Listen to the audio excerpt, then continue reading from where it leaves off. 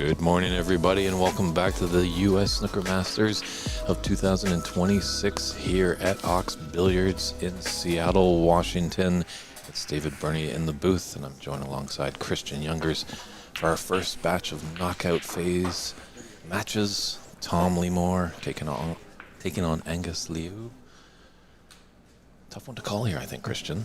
Yeah, it's going to be a clash of the styles in this one. I'm excited to watch. I think these two Americans, I think, have been at U.S. national events before, but I don't think they've played each other yet. And we know Tom Lemore has the more tactical, slower-paced style. Knows exactly the right decisions to always make, and Angus is going to make sometimes the wrong choices, but get away with it with his execution and his speed and exhilaration on the table, so it's going to be fun. Yeah, it's definitely, you accurately said, it's a tortoise and a hare kind of match. Las Vegas native, originally from Poland. Tom did a lot of great coaching over there. He's definitely takes more care into the shot. Not to say that Angus is careless. Sometimes the swifter players, they get into a feeling, a groove, and they get on with it. And we are on OX Billiards YouTube channel. We've got an active chat. If you have any comments or questions, do our best. If you have any support for either player, give them their best. It's nice. A long red to get Tom started.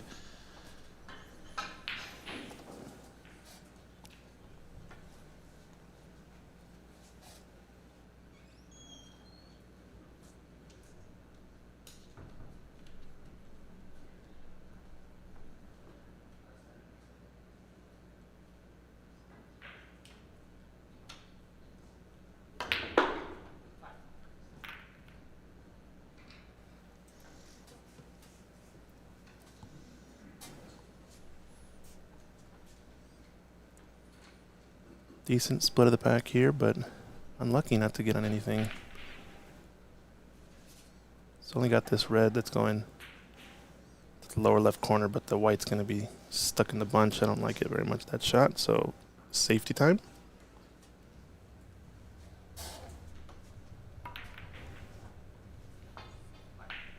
You can see Tom is using the Go Customs carbon fiber snooker cue. It's actually a full carbon fiber butt as well on that cue, so the entire length of the cue, it's a two-piece cue, but it's all carbon fiber.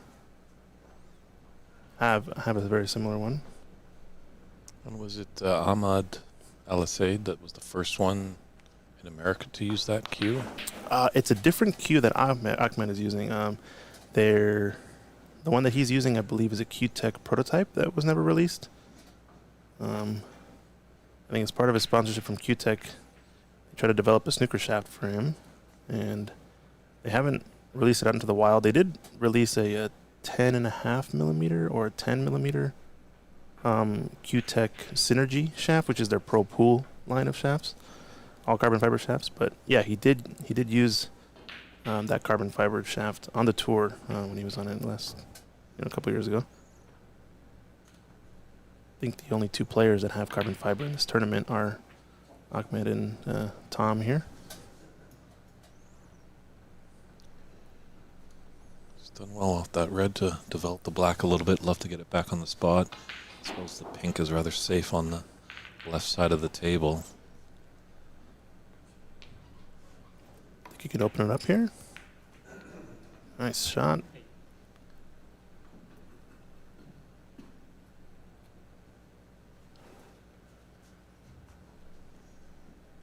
Pink spot is open to the right corner, right?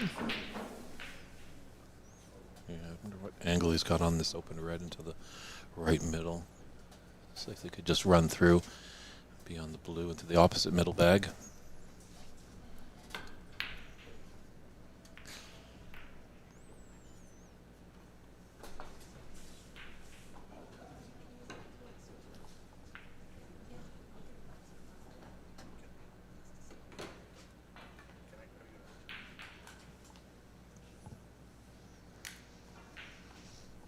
This might be a great opportunity here for Angus.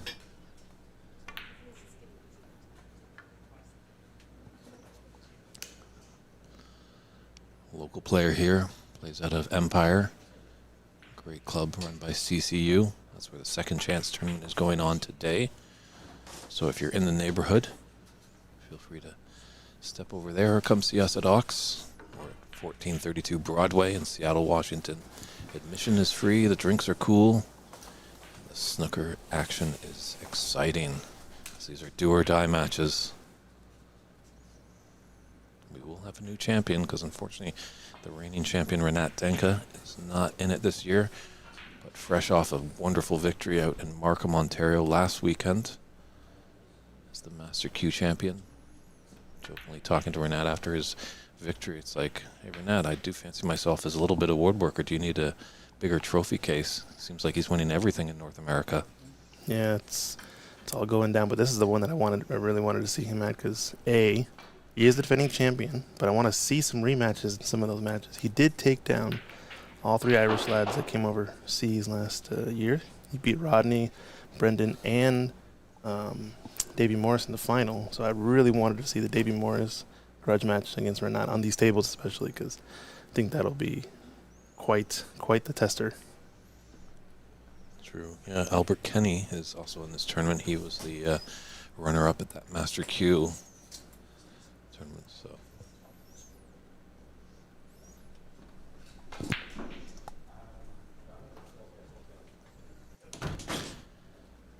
both players have got in this first frame, but really haven't made a substantial contribution.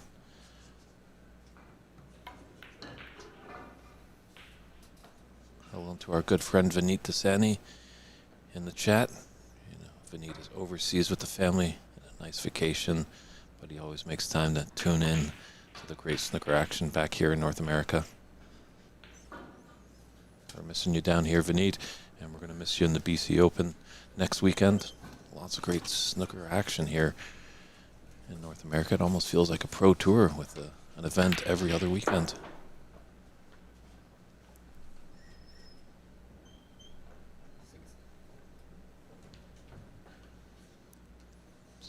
Long blue there by Tom before she dragged back a bit too much. Take this red just left of the pink into the right middle.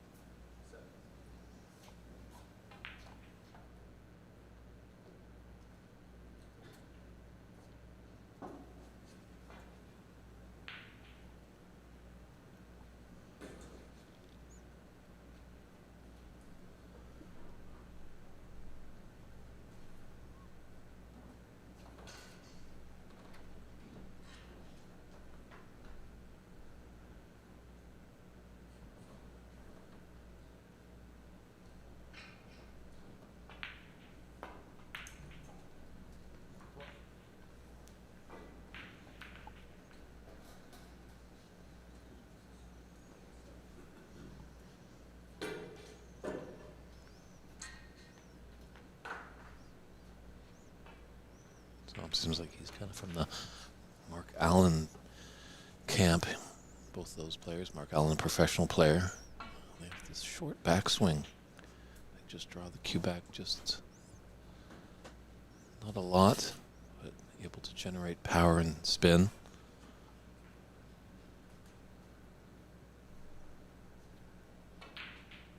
Talking to Tom just before this match, it was nice. He had a nice reunion with some of his pupils back in Poland. Margo Lisovenko and Anton Fedoshin came down and took the referee course with our head referee here, tournament director, Desalava Basilova.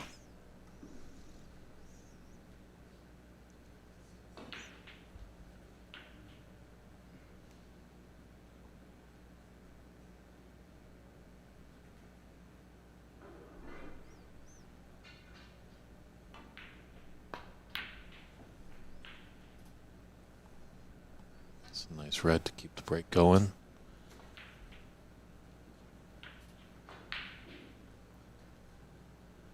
We could take this black and hopefully just cannon into the red above it to hold for that red of this cluster on the left side. into the top left corner pocket.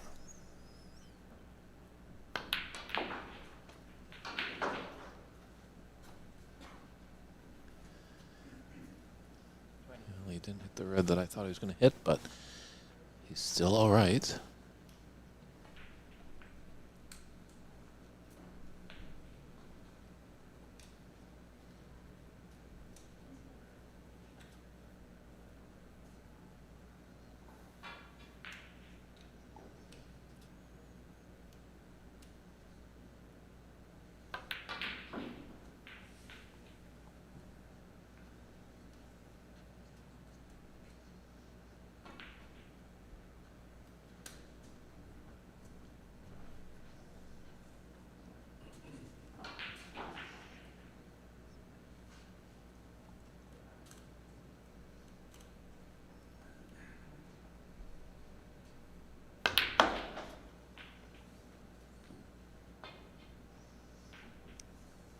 Maybe got into that just a bit too much. Left his cue ball on the cushion. Fortunate enough, there is relatively a sitter near the left middle pocket. These reds are kind of nicely open, so this is a great opportunity for Tom to take the initial frame in this best-of-7 match.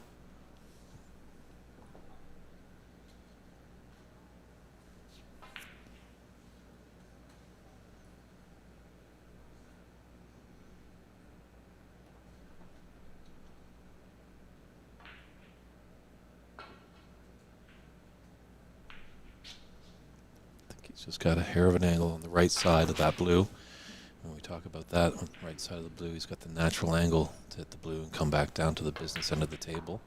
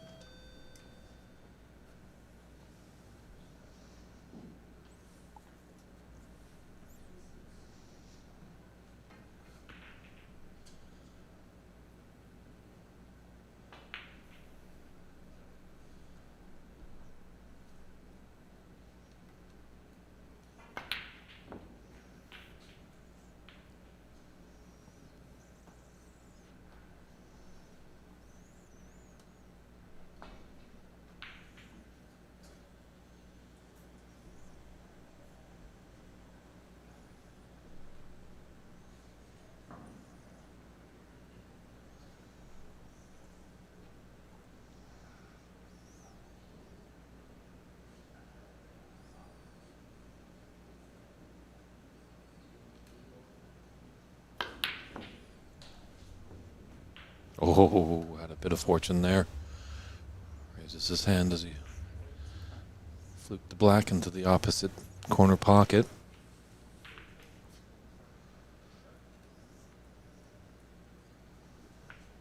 And our other featured TV table, we've got 2 channels going on the OX Billiards YouTube page. Callum Beersford, all the way from England, taking on Kevin Cue.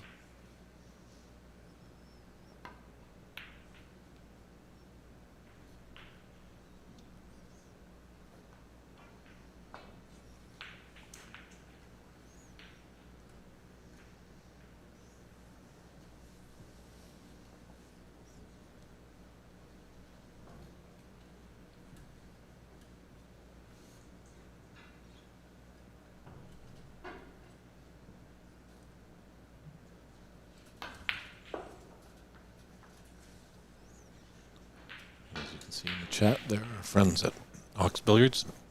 Let's put up the link for all the results. That's at snookerscores.net. Search out the U.S. Masters. The group stage is done. It's now do or die.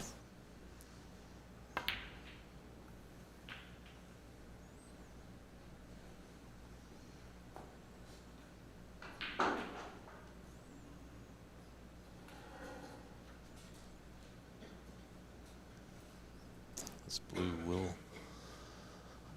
put Tom very close. Just needs the blue and a red to get into the snooker's required stage.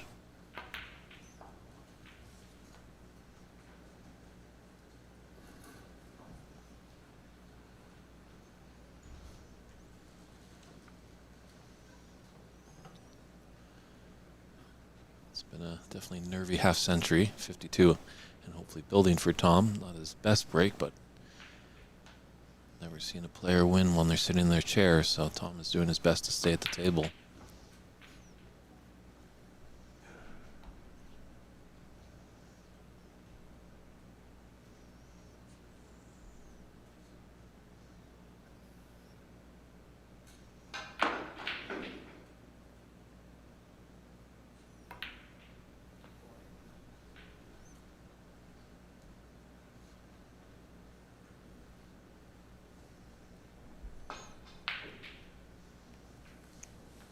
Yeah, Angus may come back to the table if Tom is to falter, just to keep warming up his back arm.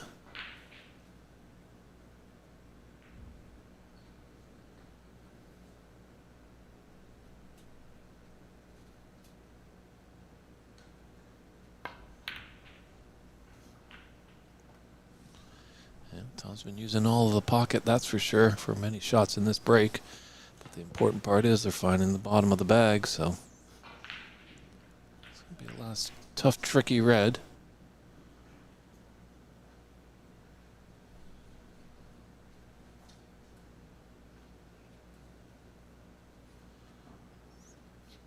Century is still on for Tom, but boy, it'd be some century if he was able to make it.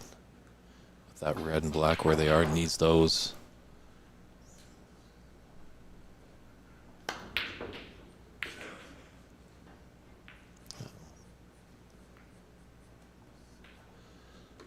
Brown was going to keep hopes of the century, but not there, so that's a concession by Angus Liu.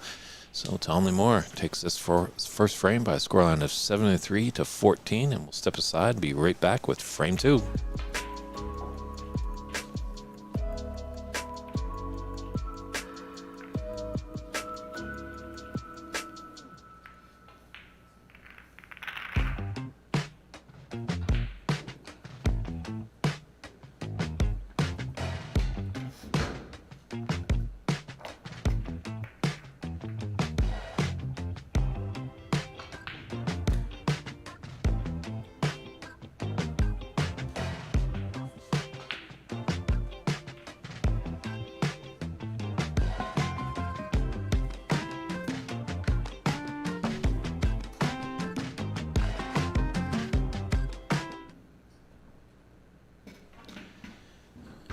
Welcome back, everybody, to the 2026 edition of the U.S. Snooker Masters here in the Emerald City of Seattle, Washington, at OX Billiards. First batch of round 32, the knockout phase. They're all best of 7 matches, leading up to the final tomorrow, which will be a best of 9.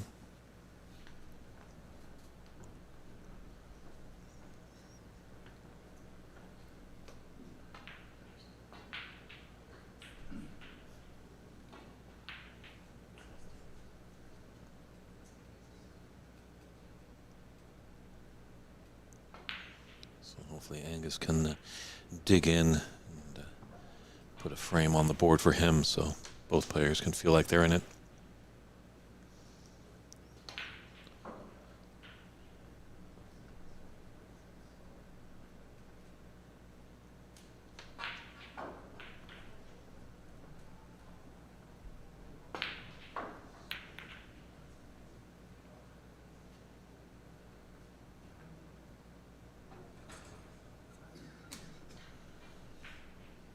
MGL CueSports, that's what they like to see. He's or she's putting in their support for Tom. Fingers crossed. That's a very nice long pot there by Angus.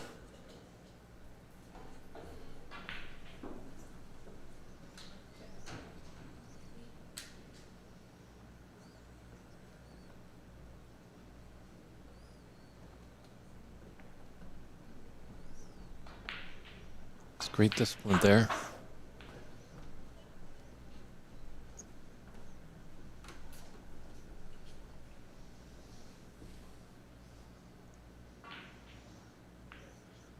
Great Canadian player Tom Finstead just once said to me, the key to this game is patience, and Angus showing it right there. Obviously down 1 frame, really would like to get back into the match, but knows to take his medicine. Great long red that he previously had, and just could delicately roll up.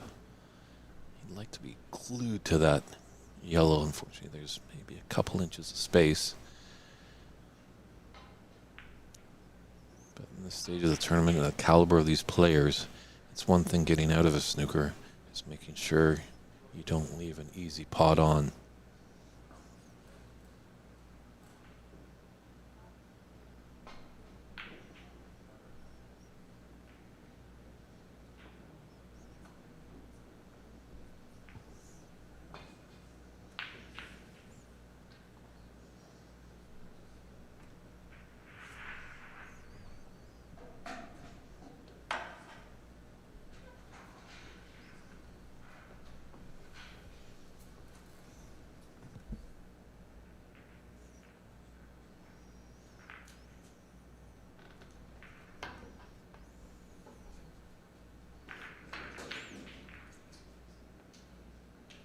This needs to run for Tom. Maybe not run too much. I think it just missed the black. So only a 4-point foul. And Angus is not going to put him back.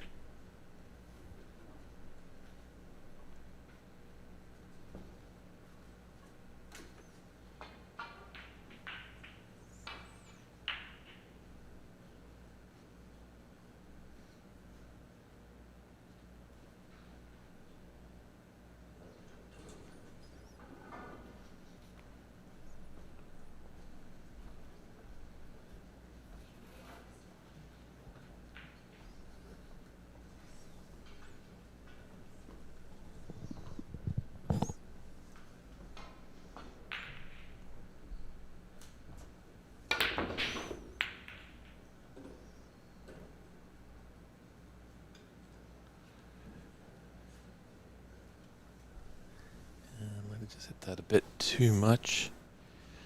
You know, it is a big table, 6 by 12.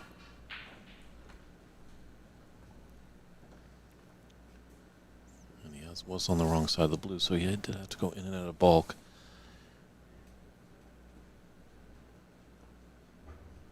But if anyone has seen the professional side of this game, they do not hit the ball that hard, and they're still able to get good action. It just comes down to fundamentals and great cue action.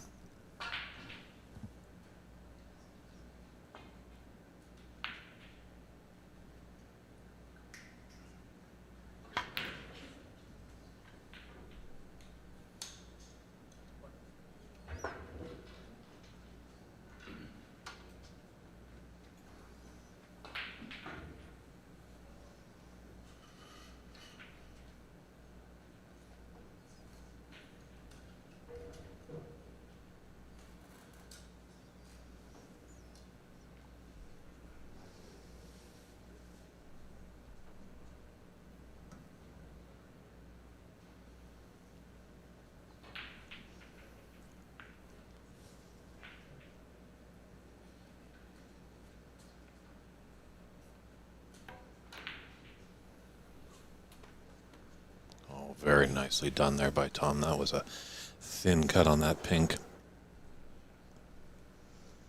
Just give it pocket weight. Through the pathway. Maybe not. Thought on first glance that he could maybe get by the black for that red, but with him taking on this other red, looks like that's not a possibility. Just hit the cushion just before the pocket. 9 times out of 10, that's not going to go in. Oh, Rodney G in the chat room. Hey, Rodney. I'm doing all right. Hope you are. Definitely we're missing you a lot down here. Rodney, a wealth of great snooker knowledge.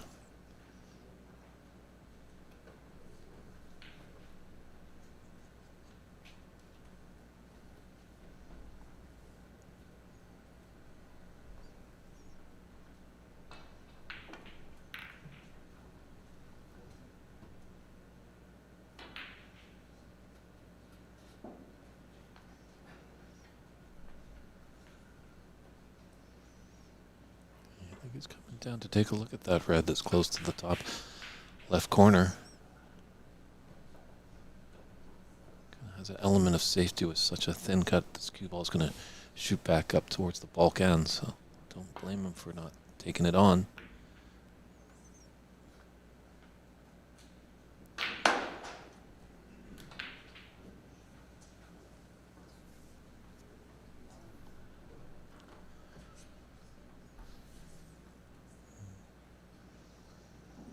Maybe coin a new phrase here. Is this a plant to nothing? Sign up the plan.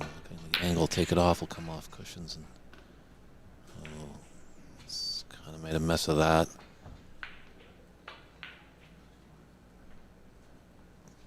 Might be all right. Is that red covering the other red? It's close to the top left corner. I was going to have to go over the yellow if it does go.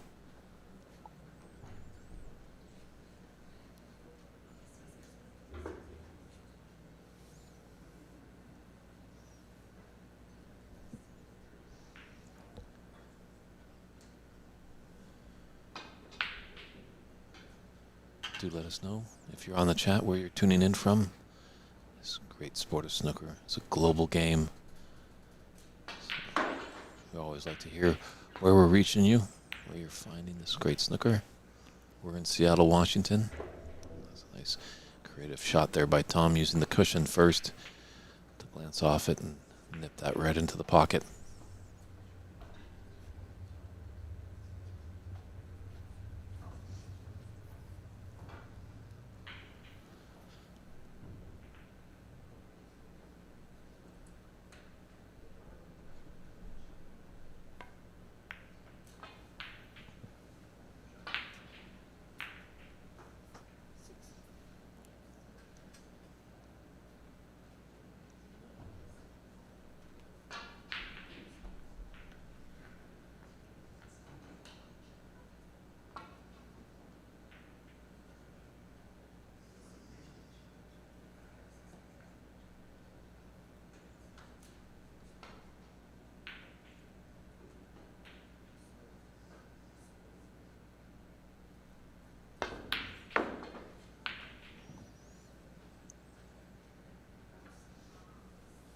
And Tom's back in business.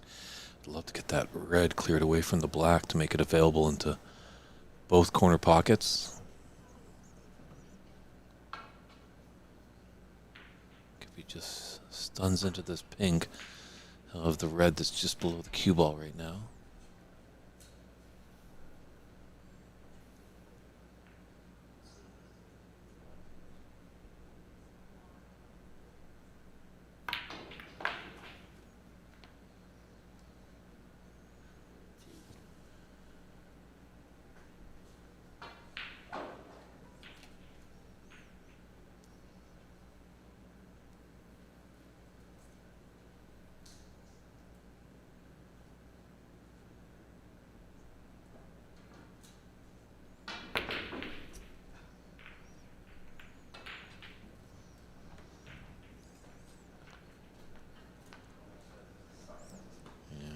Shot on that red because he had to do some work with it to get onto a color.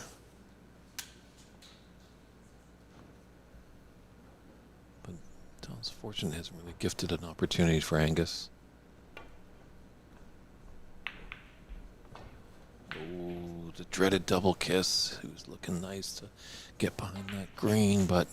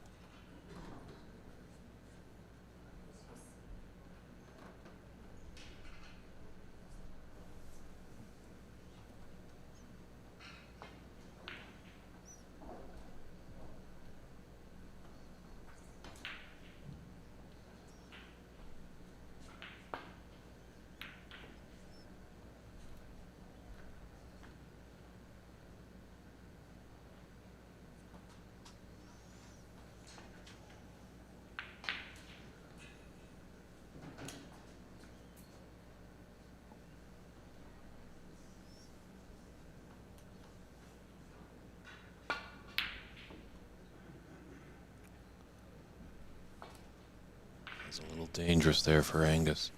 Taking on that long red. If he was to falter as he has, he's now leave Tom right in the world of reds.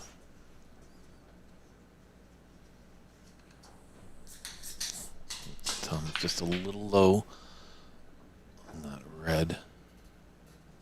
That's close to the black spot, so he should be able to just stun into it and pop up for the black, because that other red below the white isn't covering that pocket. Reds are rather spaced open, so good opportunity. Oh, but he can't convert on the first red. He's got to be kicking himself, going back to his chair.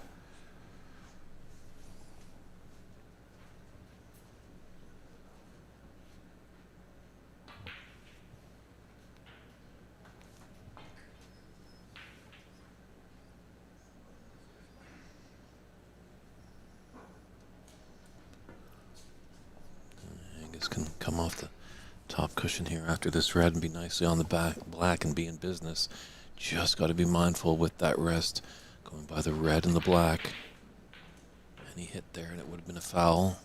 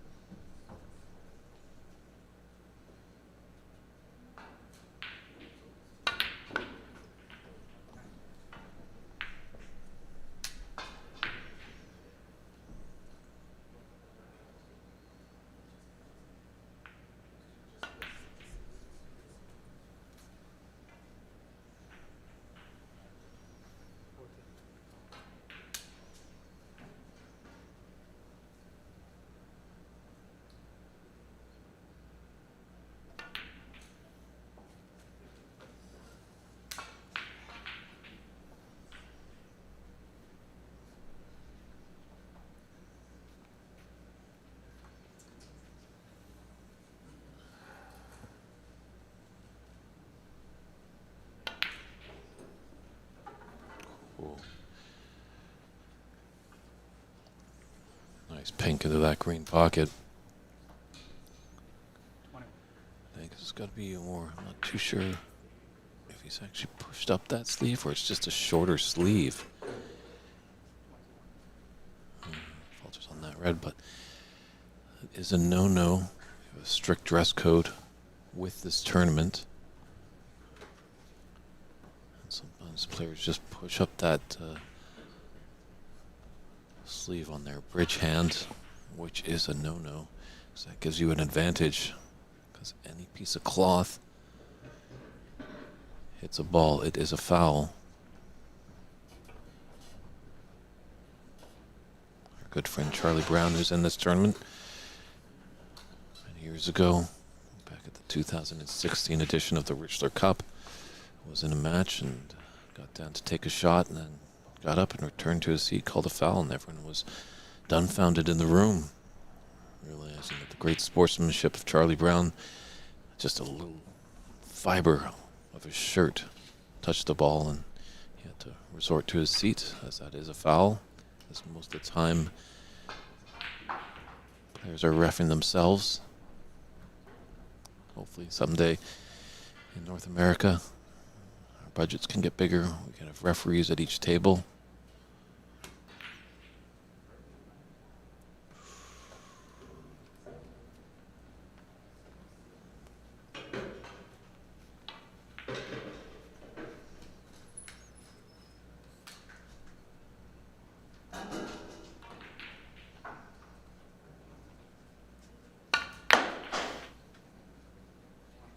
Wow, look at that action there.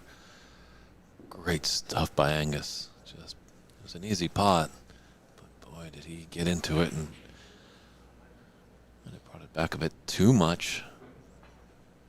It's close to the cushion.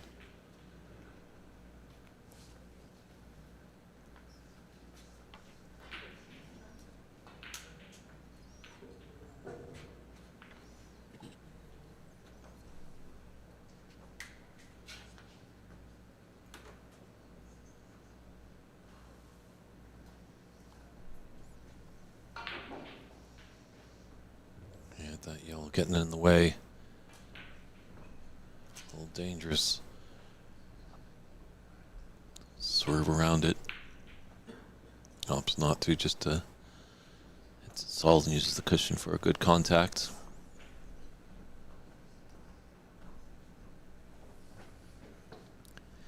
So Angus was a slim margin in the second frame, leading by 9 points.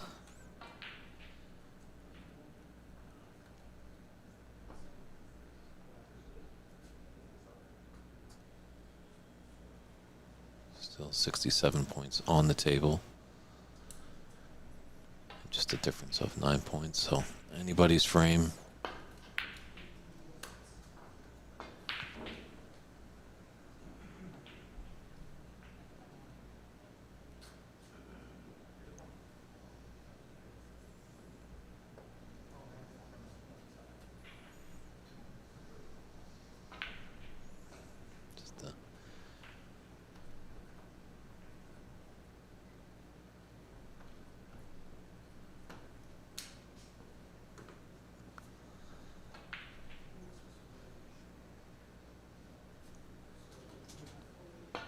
Both these players are responsible for keeping their own score there, so there's a little slip up there.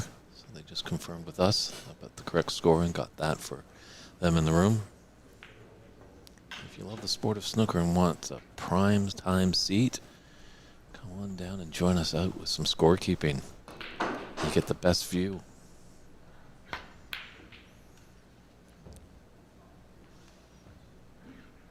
Frozen in disbelief.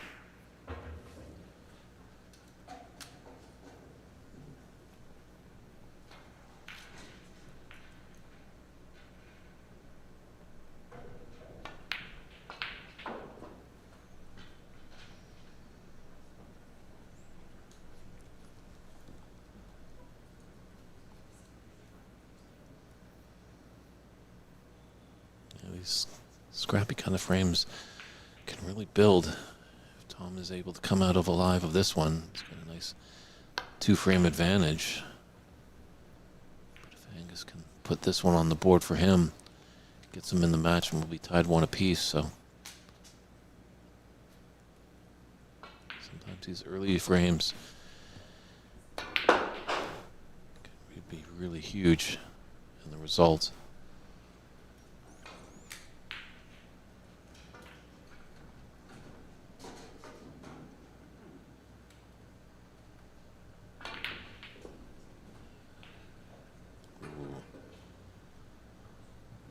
See some reaction there by Angus, just disgusted. There's a green that he should have made. As you can see, his prime position on the next red, and this should be a relatively easy starter for Tom.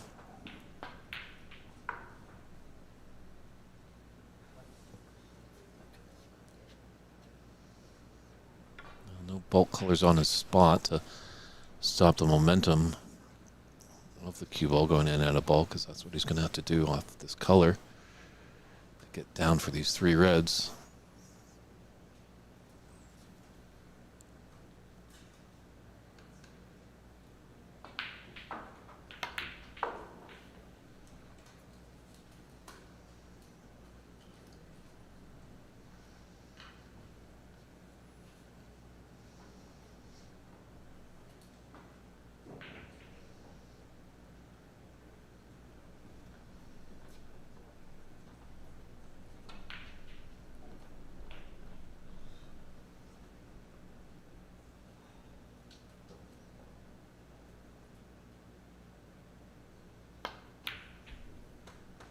Wow, lovely red there. Look out for that cue ball. It's okay. I feel like Angus might be in a bit of trouble here. Tom might just slowly roll along the cushion, getting nestled up to that brown.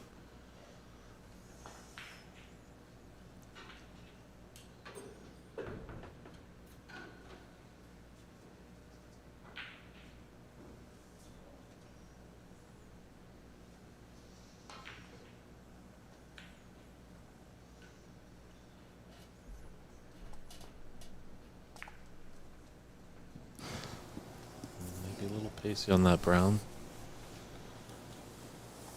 Still. Easy pot on there for Agnes. Agnes. We're back. Angus, it's your favorite name to pronounce, isn't it? It gets tongue twisting sometimes. Yeah, I hear you. I like the Andy McCluskey approach, though. I think what he does, he just says it. He doesn't care if he's wrong. He just commits full send. Yeah.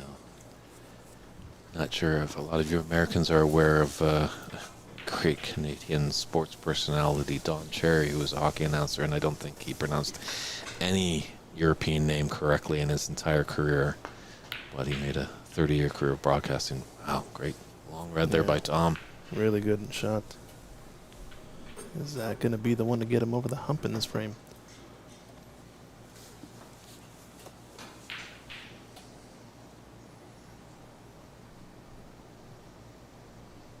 I don't know. Do you like a soft little delicate shot, come off cushion first and just kind of get nestled on that brown? Ooh, that one's interesting because then it's going to take away a lot of the escapes if you can, because that green is a big ball there on that two-cushion escape. The yellow is the more obvious safety, but it's just far enough away that your shot might be a little bit higher percentage or just as difficult, you know? But I think a tougher safety. He's gone with a tight cushion shot. It's going to fluke. It's going to fluke. He's rather fortunate it wasn't the green here, too, because I think that would have spotted right in the way. So the yellow's going to go to the left side of the... And the second fluke I've seen in this one from Tom. Mm-hmm. I'm sure he'll take it. Yeah, you don't like to win a framer match with just getting a lot of flukes, but it is part of the game. Obviously, in the cousin games of the 8-ball and 9-ball and 10-ball, it's more of a called shot. Mm-hmm. Oh, it's got to hold up. That extra, see that distance kind of from where the blue is to where the white is, that about 4 to 6 inches. That's kind of the distance we've been seeing most players overrun their position when we see them overrun. And just an update on our other TV table. Looks like Callum Beersford has a 2-frame to nothing advantage over Kevin Cue. Mark Tutti is up 1 frame to 0 over Leslie Carroll. And Chris Lamb is trailing Albert Kenny 2 frames to 0. Actually, check out snookerscores.net to find out all the updating scores. It is. I think the Facebook post also on AMC CueSports is going to have that live scoring dashboard that we've been looking for, the current live scores. Yeah, we went back and forth on this yesterday. Mark, spelled Tuite, right? Mm-hmm. You would think it's to-it, but it's pronounced shoot. Shoot. Like you're going to shoot a basketball or shoot a shot, but with a CH. So shoot. Very interesting. You know who can't pronounce it correctly still? Andy McCluskey. He still says chew it. Like I'm going to chew on a piece of jerky. Chew it. It's a cool name. I like it. Yeah, kudos to Andy. He's doing a great job. Obviously, there's a lot of stuff that goes on in these tournaments. Yeah, and he's done the rare feat, which is taking a break from playing just to focus on everything running smoothly. He did win the second chance event over in Nina. So I'm sure he's still itching to play, but I think he also enjoys this side of it where he can just focus fully on everything running smoothly. Especially it's a venue that, you know, we never partnered with AMC here at OX before. So I think that's a good thing for the game, kind of just have somebody We need focus on it. a lot more great people like that just, like, for the good of the sport, just maybe put the cue aside and focus on just the tournament direction. I think it makes a massive difference when it comes to just the organization, always having somebody in the room that's, you know, able to call shots. Obviously having Desislava here is another big advantage. True. Players have a lot of questions, and you viewing audience, if you have any questions, definitely let us know. It's David Burney of the booth with Christian Youngers. We'll do our best as we get some seasoned vets. I see our good friend Rodney Goggins and Vineet Desani in the chat. They know this game up and down, but hey, if you're new to the game, it can be kind of perplexing of what goes on.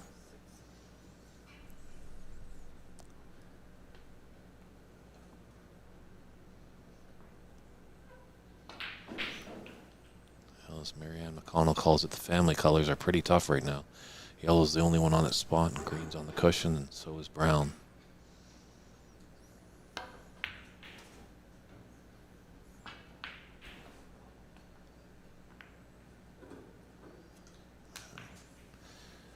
Thought Yellow drop it would have been a phenomenal shot as he developed the green nicely off that cushion.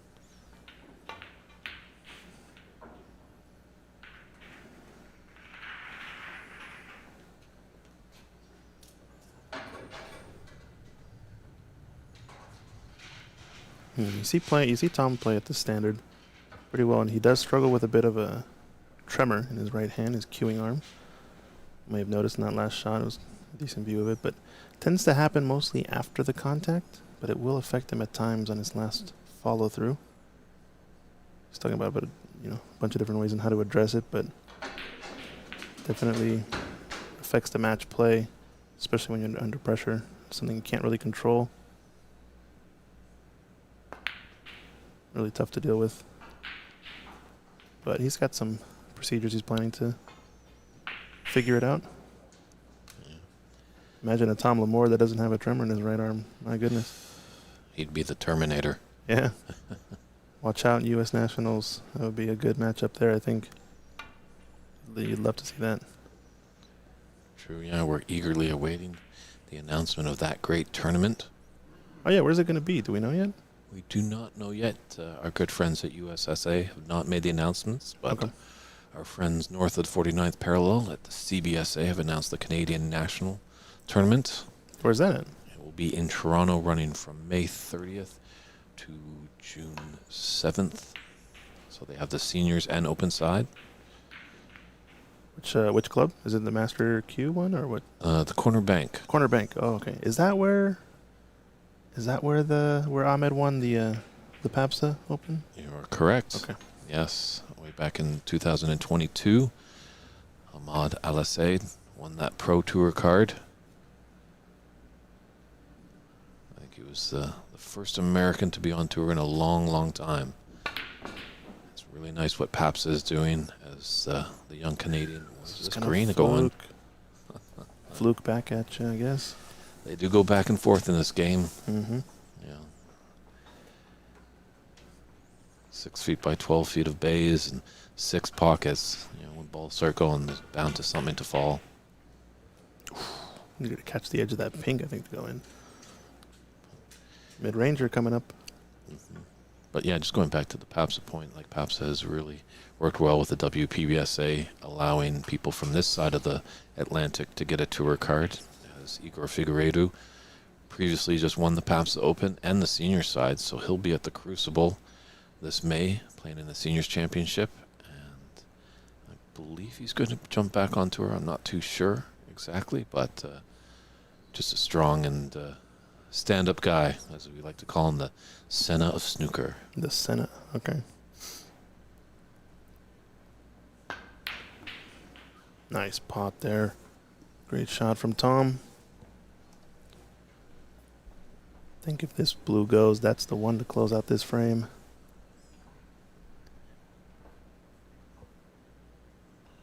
Yeah, I think he's got the nice angle that he can just hold for it, just stun into it.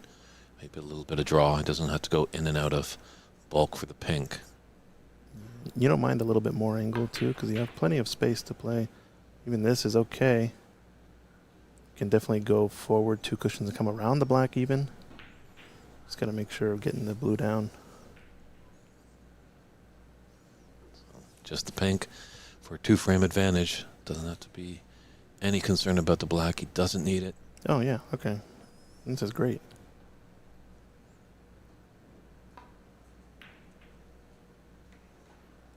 Ooh, hit the wrong side of the jaw, too. The wrong wall side to miss on.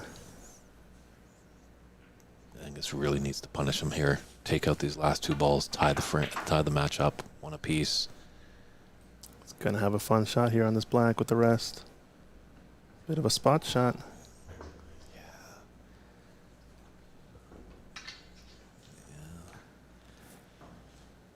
He's playing the safety. Double this up table. Shot. The space looks right. I've seen Angus over the years, and I must admit his discipline has really improved. I think earlier on in his career, he might have tried to put that black into one of the corner pockets, but he's greatly disciplined now. Knows that it was going to be a very difficult shot, and if he's missing, he's easily going to leave his opponent on. So down to a final black here in frame 2.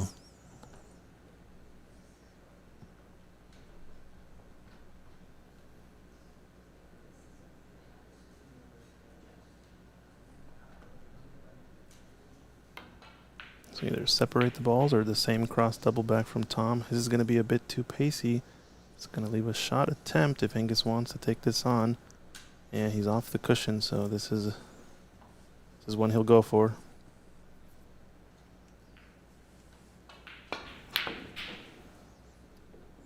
It's got a chance to go 4 rails. Oh, it's a pool shot there almost. It's a famous Efren Reyes shot, you know, when he gets perfectly straight on the last ball into the corner pocket and decides to shoot the ball 4 rails around the table and into the same pocket. It's kind of close to that line. A little bit of pool nerd junkie stuff there for you guys.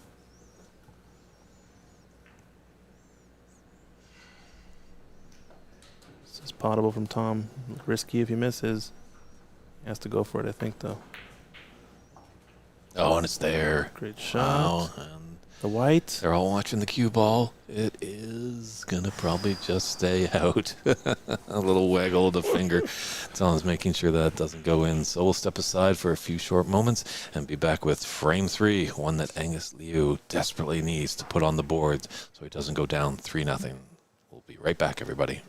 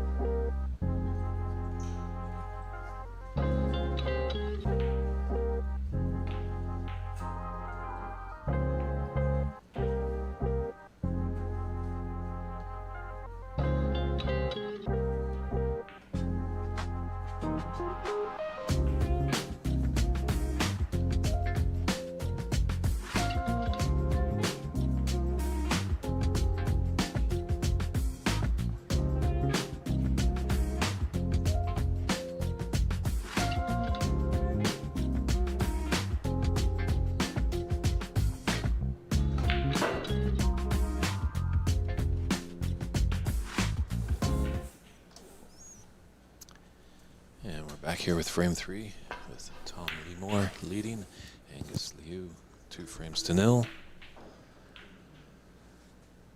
Kind of a little cagey little second frame there, back and forth like a heavyweight bout. But it was Tom that was victorious on the final black.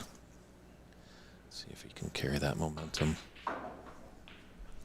in his creaseless lead and really get a stranglehold on the match.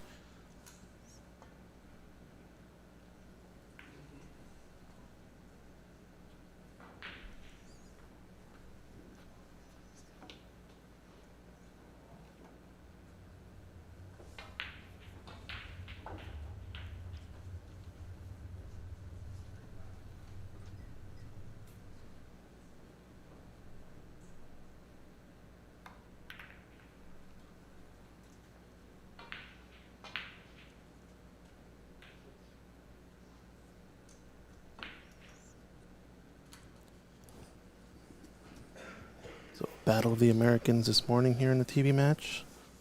We've got Callum Beersford on TV table 2. Mark Chute 2-0 up against Leslie Carroll. Albert Kenny 2-0 up against Chris Lamb. Good mix of matches this morning. I know if you want to handle this, Christian, you've got a good technology. I know some viewers have chimed in just trying to find our featured match, and it seems like they get the Callum Beersford match. Both great matches. Obviously, we don't have commentary on the Callum one. We'll be jumping back forth there, but how do fans navigate that on YouTube? Yeah, so it depends kind of where you come from. If you're looking at it from AMC CueSports, I believe Andy has made a Facebook post on that page that has both separate links. There's a main table link and a side table link. So this match here is the main table. The Callum Beersford versus Kevin Quays is the side table. But it's going to navigate you to our YouTube page at oxbilliards.com and or oxbilliards YouTube, excuse me, and it's going to be 2 different video links that are both live at the same time. So you're going to want to go to that kind of live tab and see main table and side table as separate live links, and then pick your poison. Then pick the live side match or the main match.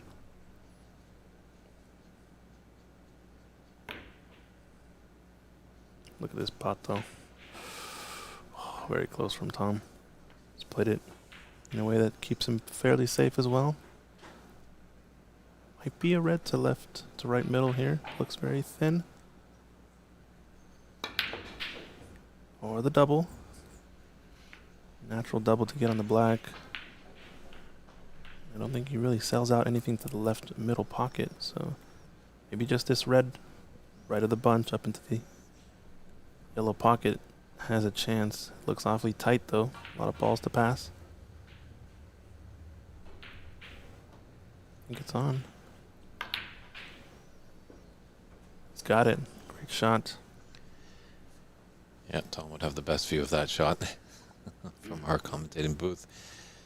I wasn't too sure if it could pass a mirage of balls in the way, but it did. He's on the black, and he could be in business here. He's got another red, just the bottom of the cluster here. He can draw back for.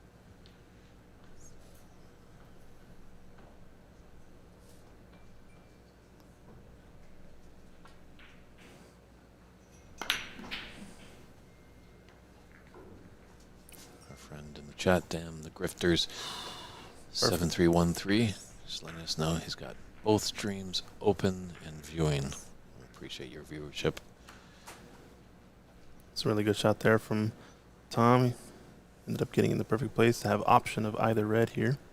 It's kind of always the type of game you want to play as often as you can. Have your choice of red just in case you end up a little bit funny on this position, a little bit strange on that one. You can, you know, pick your poison and recover. All right, is he channeling Stephen Hendry here? Yes. Nice angle on the blue just to explode these cherries. Me smash pack now. Ooh, kind of went into it light. I didn't quite like that as much. Wasn't so much of a smash as more of a tickle. And he's on a red, but it's super close queuing. Not sure if it's worth the risk there. It would be an obvious end of break to me if that red wasn't up by the yellow. So I'm not sure what to do here. He's got a tricky red to the right middle pocket. He might be forced to taking. Oh, is he going for this red up table? Ah, he does have a little channel for his cue, actually. Did not see that. Yeah, those are always kind of nervy shots, though, because when Yeah. you're feathering, it's that thin part of the shaft. But when you're driving through your cue ball, the shaft gets a little thicker, and you could go into red. But The ones I hate are when you have to swerve a ball, you know, elevate the cue and put a little bit of right-hand side, but there's an object ball on that side of the cue ball that you're trying to get close to. So your tip naturally wants to go away from the ball. Super difficult. You have to really focus on your follow through just to not foul.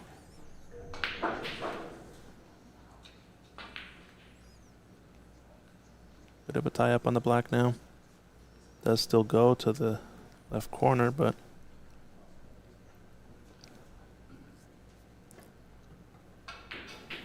not going to be immediately available.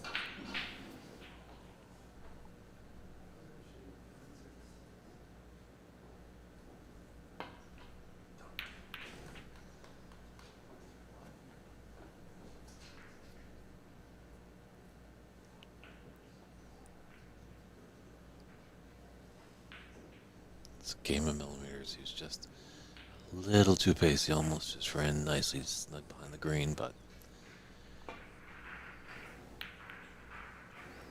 Almost caught the cannon on that second red, but ended up okay. He is going to be leaving this red onto left corner, though, because of how thick he hit the first one. Wanted it to hold along the top cushion. The tricky shot here is the fact that you're going to be running into this wall of reds, kind of the pack. You want to glance off of it and end up table to the left. You can easily hit the middle of that bunch, though, and just get stuck amongst all the reds. So gotta be careful with this.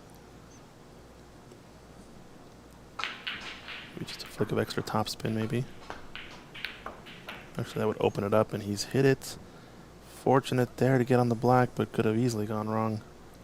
yeah, if he had missed that pot, he could have been in a world of trouble.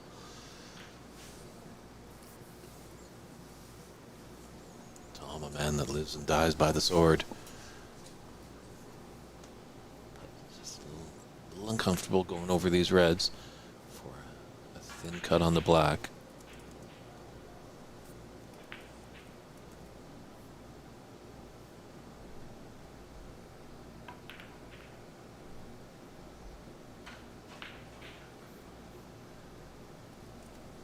It's a good shot there.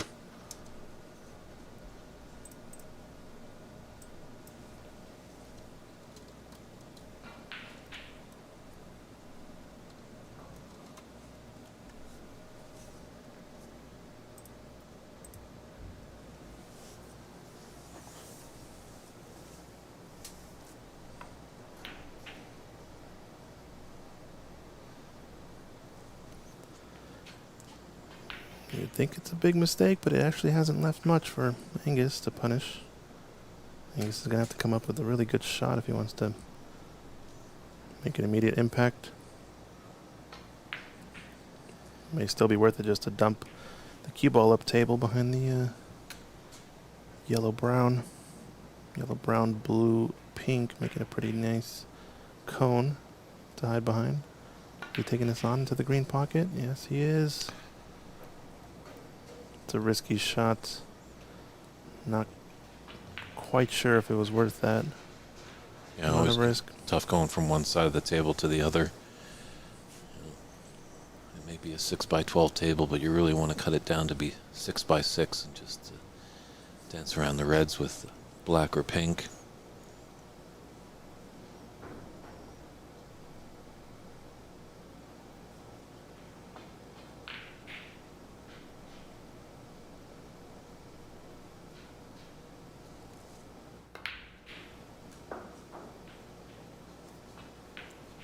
This could be the start of something here for Tom Limor.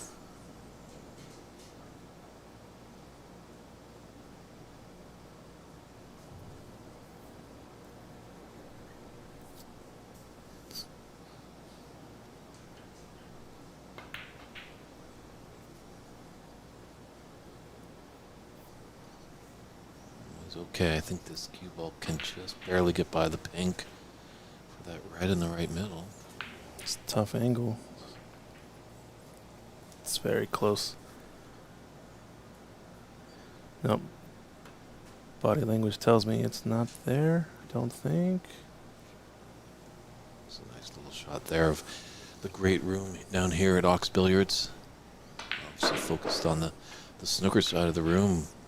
But if you enjoy your 8-ball, 9-ball, or even Chinese 8-ball, also called hay ball, they have those tables here at OX, catering to all kind of CueSports. We just need a 3-cushion table. That's the last one we're missing. Oh, look at this cut. Back cut in the red to the lower right corner. What a shot. Wow, great pot from Tom. Did not see that at all. Or even bumper pool. They're missing that. Yeah, Box. true. It's always a fun game. Small tables that can be easily fitted into a house. As these 6x12 snooker tables sometimes have a dedicated room. Yeah, it's such a huge table. We're lucky we have this amount of space to house 4 of them with the conditions they're in.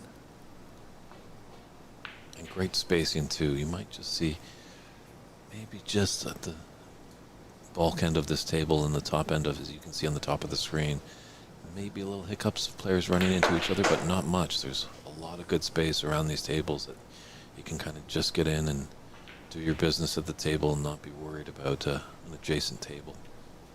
Yeah, I think the main thing is it's really just the 2 short rails, maybe the ones constructing, kind of like when you're breaking off if there's a player who's playing off of the top cushion on the other table.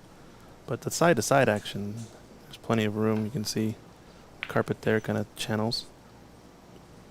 Should be very little obstruction waiting for other players. So, breaks down on a break of 19, but increased his lead 41-0 in this third frame. Best of 7 round of 32.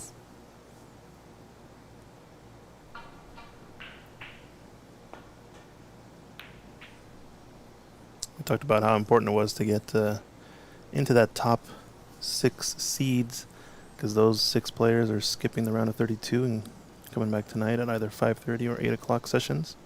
Gives them a good break at the start of this morning. Tom was in the group of players who did go, I believe he went 4-0, 4-0 in both group matches, but his high break don't think was high enough in order to get into the top 6 seed. So I think he was our 7th seed. So highest seed that has to play in the round of 32 based on the group results. They hold nicely for the black there. Still has the pink into the middle. If not, great to stun it from distance. MGL CueSports confirming with us. Thank you very much. He says that Tom Lemore did win his round robin matches 4-0, 4-0. Nice shot. Yeah, I think that's a little bit of a different format, but I kind of enjoy that distinction, is that there is really no random draw unless there's some sort of ties and high breaks that happen. The bracket gets determined based on your performance in the group stages, so getting a 4-0, 4-0 and a high break is pretty critical if you want to get into that group. And just dropping 1 frame in the group stage could mean the difference between you being in the top 6 seeds. Kind of see that with young Callum Beersford. He went 4-1, 4-0. So he did drop 1 frame in the first match he played, but he's got a couple of centuries in his belt so far this tournament. I think the only other player with a century is Davey Morris, so arguably Callum is hitting him the best, I would guess, but he's still yet not a seeded player. Yeah. What a way to kick off the U.S. Masters. Davey Morris, first frame of the tournament Thursday morning, comes in, rattles off a 127. Welcome to Seattle, Davey. It was Angus who he was playing against, who's on this table now, so sorry, Angus.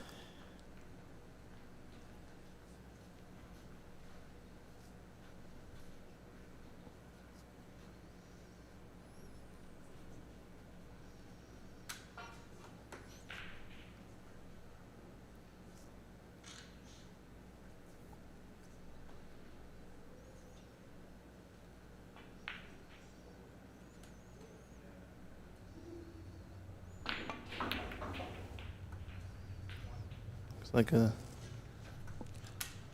his first real chance there, but already maybe have squandered it. Does his pink go into the middle?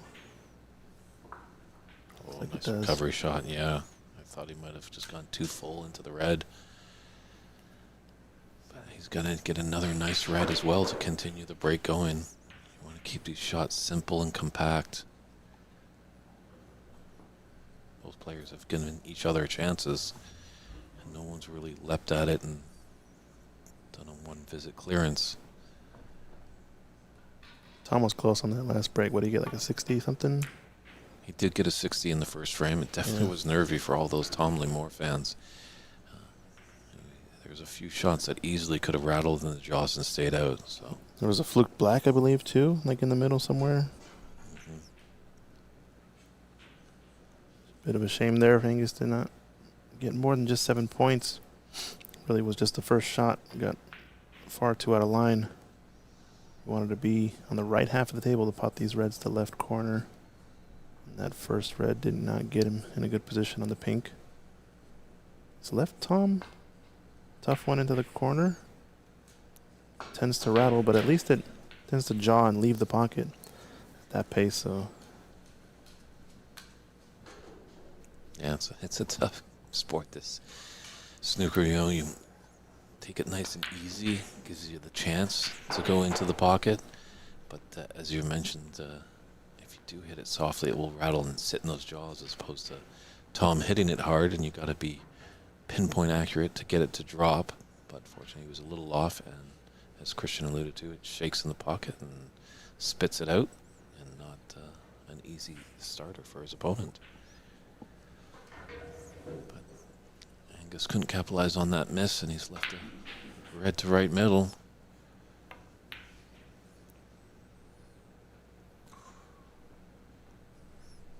That's a surprising miss there. Those are tough shots. That's the side of the pocket you tend to aim for, because you know that nap's taking the ball a little bit toward the lower jaw. I wonder if that came into play, but decent shot from Angus to start this frame. He's got a bit tougher of a black than he wanted. Just a half ball farther would have been nice and easy. I like that. He's taken a couple more practice strokes than he normally does. I think he's gotten a bit more of a consistent routine going. Still has the firepower, but needs to find the right balance of when to go wild and when to reel it in. I think it's helped improve his consistency as well.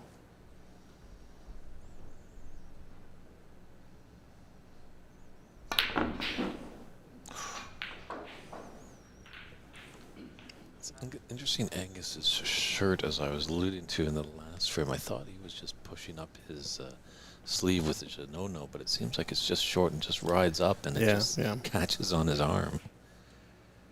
Yeah, I mean, I think as long as the sleeve is staying below the elbow, I think hard to argue that your sleeve isn't just riding up. It's a bit of a difficulty of the sport, right? A lot of players have kind of alternative cloth for their shirts at times because of that element. It's not necessarily the most athletic of clothing to wear.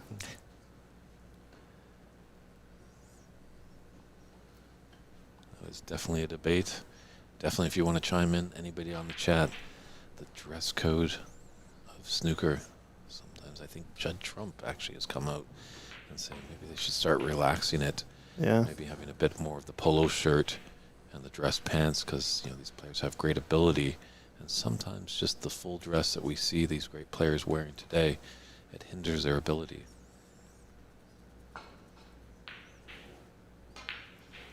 Personally, myself, whatever Judd's wearing, I think he's going to be good.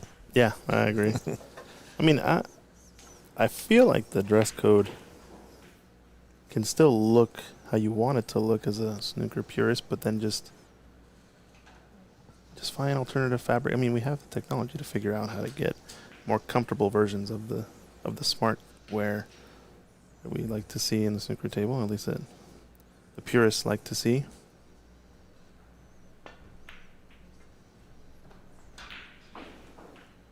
Yeah, I like to see maybe snooker as well, go back to the 1980s look. There's a lot of players that had a lot of individual colors. Thorburn definitely, won the championship with a beautiful blue suit. John Parrott was known for wearing a chocolate brown suit, so there's a bit more style. It seemed like there's not. You see maybe a little bit of flash with the waistcoat. Some of our friends from Ireland, looks like Mike Judge and Davey Morris, definitely have that little yellow gold on Yeah, I the like back. that. So I think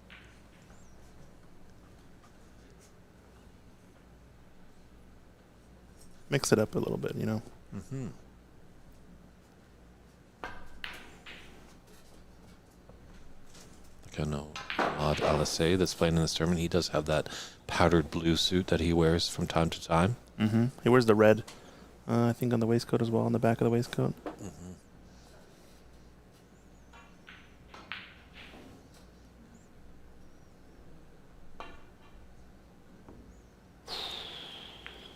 Stake from Angus. Is it a big one? He's opened up all the colors, and there's a free ball. Looks close. Maybe not. They might want to bring over referee Pasilova to take a look.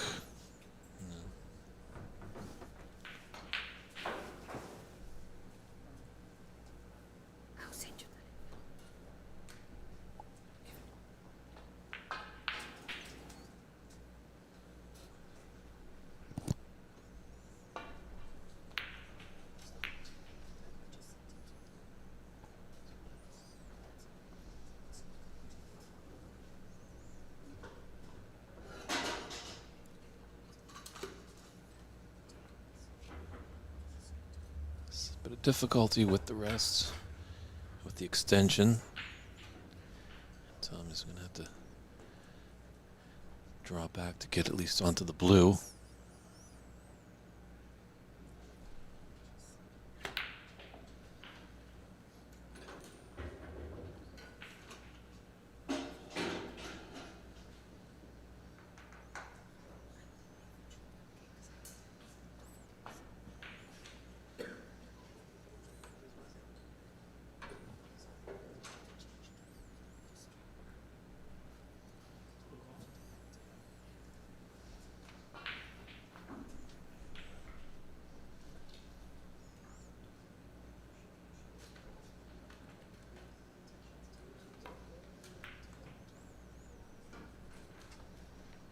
Big blue there.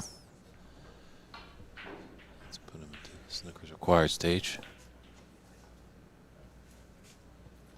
Just an update, Callum Beersford, the man from England, is whitewashed Kevin Quay. Kevin, a local player. Fallon effort. But obviously with the Irish and English players, and not sure if we have any Scottish players, but it is in the blood with them.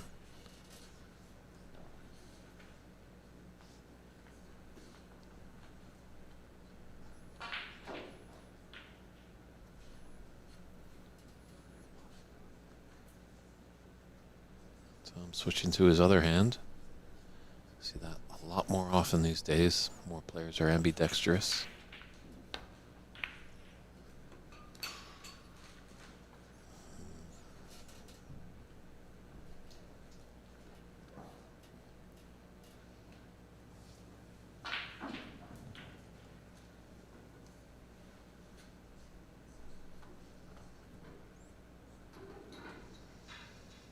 So 40 in it. 35 on the table. Always a potential of a free ball with that last red there, so it certainly isn't out of it yet. Got a nice rub there against the pink with that red. Acknowledged by a tap on the table from Tom. Tom, probably one of the nicest people you've ever met on the circuit over here in North America, but that all goes by the wayside when he steps on the table. Fierce competitor. As they always say, there's no friends on a snooker table. Maybe best mates off the table, enjoy a good laugh, but you can't let that friendship affect your match play.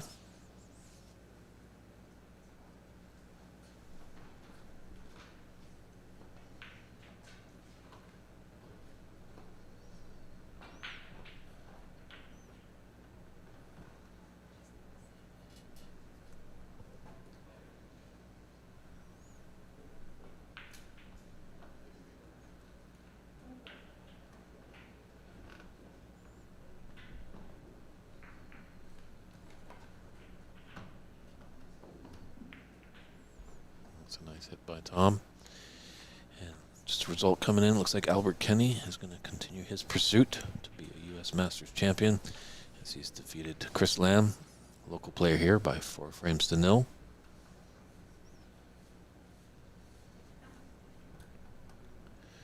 And when we get an update on the Mark Shoot scoreline, there it is. He's up 3-0. Hopefully Leslie Carroll.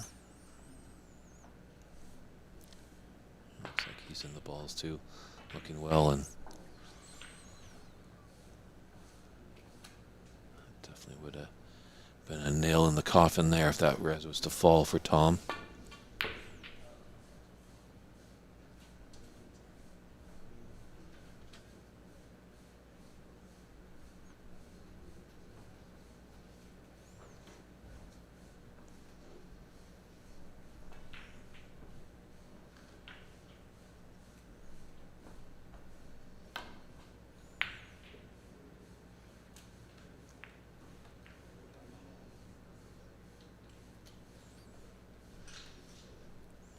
He's got a bit of fortune. I think this black is blocking the path.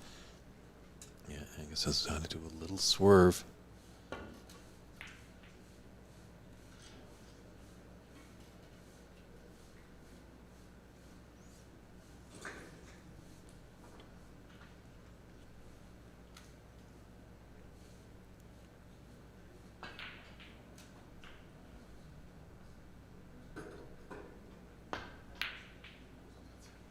Oh, what a cutback red that was.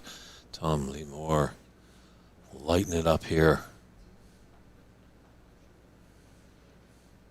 Definitely, if a color is to drop, I'm not seeing Angus come back to the table. They are in this stage when they get on the colors. If it's 3 snookers required, boy, he likes those cutback shots. That's 2 in a row. Dang. He's hitting 777s, the man from Vegas. Yeah, rifled it in.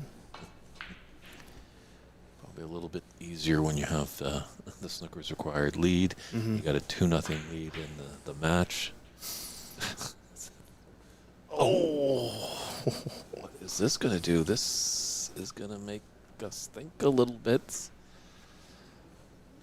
Now, obviously, that yellow does come back up, but that's going to be a concession. So, Tom Lemore, he's got a stranglehold on this match. He leads 3 frames to 0. Can Angus mount a comeback? It's going to be tough, but we'll see what happens when we come back with frame 4.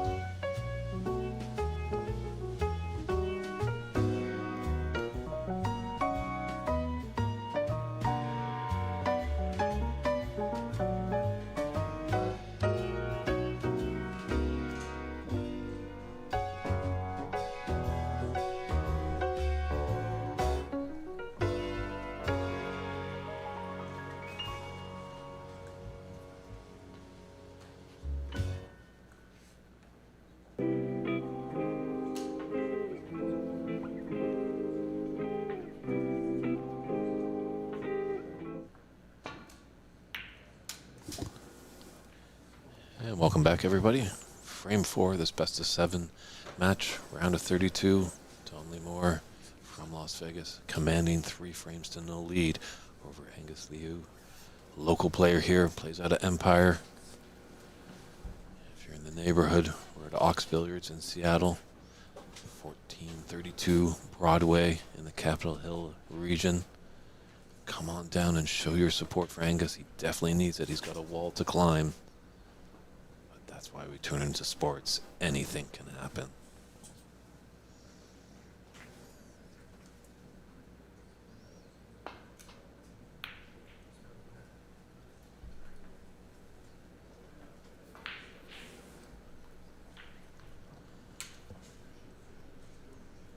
Yeah, Angus has just got to take it bit by bit. He can't, he knows he's got a mountain to climb, but one shot after another. Can't get too much ahead of himself. 3-0 down, though. I mean, this might be the time to try to come with one of those, you know, high-powered breaks where he kind of just takes over the match and he's capable. If you're going to go for it, now's the time.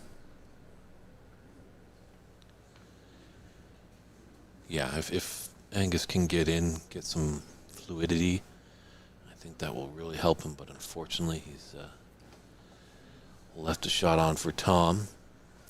Unfortunately, that red below the black is just blocking the path, and it looks like our good friend Mark Shute has won his match 4-0. So our first batch of matches are all coming to a close.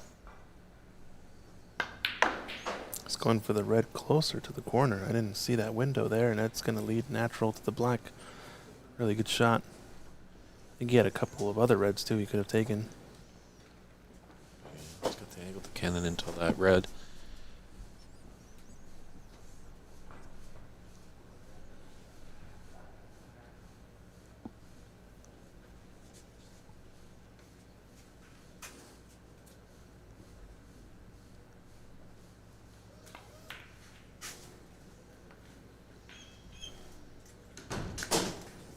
It's a bit tough. It looks like he's a bit straight on this red.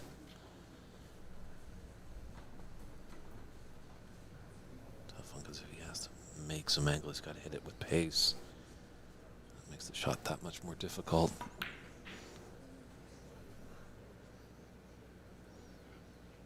Yeah, he didn't fall it in with his cue ball, so that's good. Sometimes on certain tables, you might see that ball tend to go off the cushion and then hit the cushion again and happen to drop in the pocket. Sometimes when the wear of the cloth, the balls tend to actually guide themselves into the hole. It shows you the tables are true. I'm rolling straight. And a good black there, back cut. He's just unlucky. He's not on an easy red. Might have this one to the right middle pocket. True. Are you referring to the tables at Temple? Is that what the place is called down here? I'm not going to name any names. I can neither confirm nor deny. I just know I've seen it. I've seen it somewhere. I don't remember where. Something like that. Yes. Temple has a soft spot in my heart, as when we came down in 2020 in February to christen the opening of Bay's beautiful club down in the Pioneer Square neighborhood. Unfortunately, off through the nasty business of COVID. Shut down that club, and Mike and his team regrouped to make Ox, and I think we're all the better. But at that tournament, once that exhibition was done, I believe myself and you, Christian, and Stephen Folan and one other player went over to Temple and played some pool, and it was the easiest $5 I ever won, because I think Stephen Folan did all the work. Yeah, that was fun.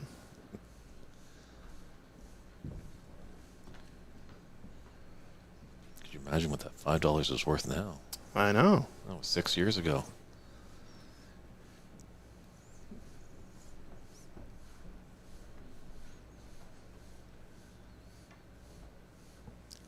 Well, in any case, Tom isn't good here.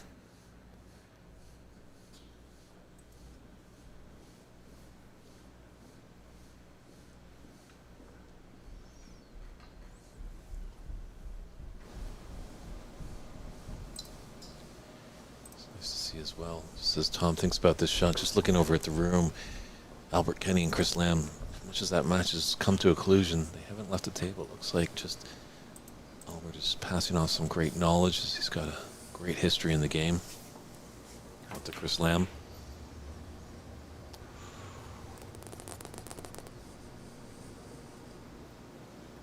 So just to break a 24 there. Tom's going to be kicking himself. That was his chance to close out this framing match in quick fashion. So now... Yeah, 3 reds, 3 blacks. Just saying, you never know. Yeah, you never know, but still. Would have been his chance to kind of upgrade to that possible ton or one frame visit territory that we have seen a lot of the players achieve so far in this event. A handful of them, probably, the Callum, the David Morrises, Michael Judge. Kind of have to get to that level because you're not going to get many chances in this event. And when you do, you gotta punch back, so to speak. And is it true that Ricky Walden is the only player here that's had a maximum? No maximums here at Ox. No maximums. It was a 146 he got. So that's the highest break here at Ox. A 146. Actually, he was playing me when he did it, and he got a little greedy to get on kind of high on the black and got too close to a red and said, well, a 146 is all right. Just flips around, pots the pink, pots another 5, 6, 7 reds, and then with blacks and runs the table. So kind of funny to call the 146 when you're on a 50 some odd break, right? Well, if you're wanting to look at some brilliance, obviously a lot of people talk about Ronnie O'Sullivan's 5-minute and 21-second maximum that he had over Mark Price. I believe it was at the World Championships many years ago. But there is another clip of Ronnie. It makes him a maximum as well. It's about a 7-minute clip. But he potted, I think, the first red and black, and then he turned to referee Jan Verhaas asking about the prize for a maximum. This is a classic and moment. there was a lot of deliberation about it. So some people have claimed that frame clearance might have been a lot quicker than the 521 that we talk about. If he had actually gone for it. Oh, no, he did eventually go for it, but Jan forced him, yeah. There was all this talk about, well, what's the prize? They had to go talk to tournament officials. If he didn't do the talking part. Okay, yeah. Okay. I didn't know about that. Oh, I thought that was in. He thought it was in too. Wowzers.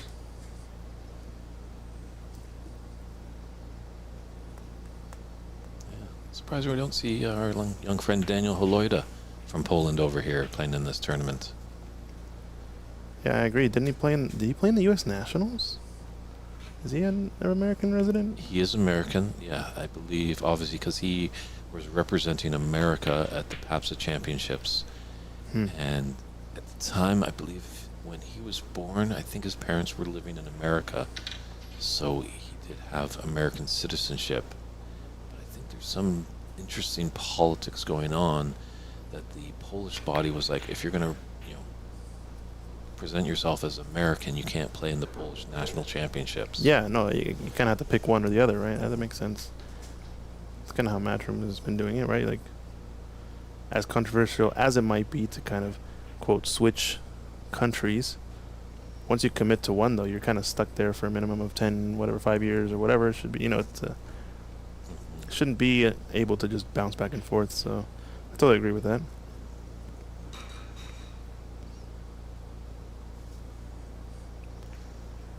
Angus has done well to claw back into this frame, leading by 1 point, 25-24.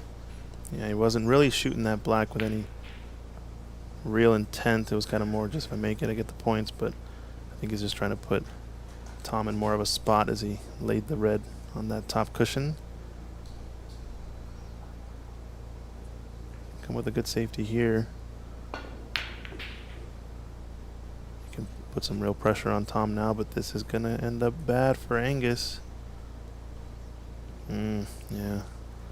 It's going to be tricky, this shot. I think if he can stop it dead, straight on, he can hold for the blue and then use the last red to clear up the black. But he might just go for the black now.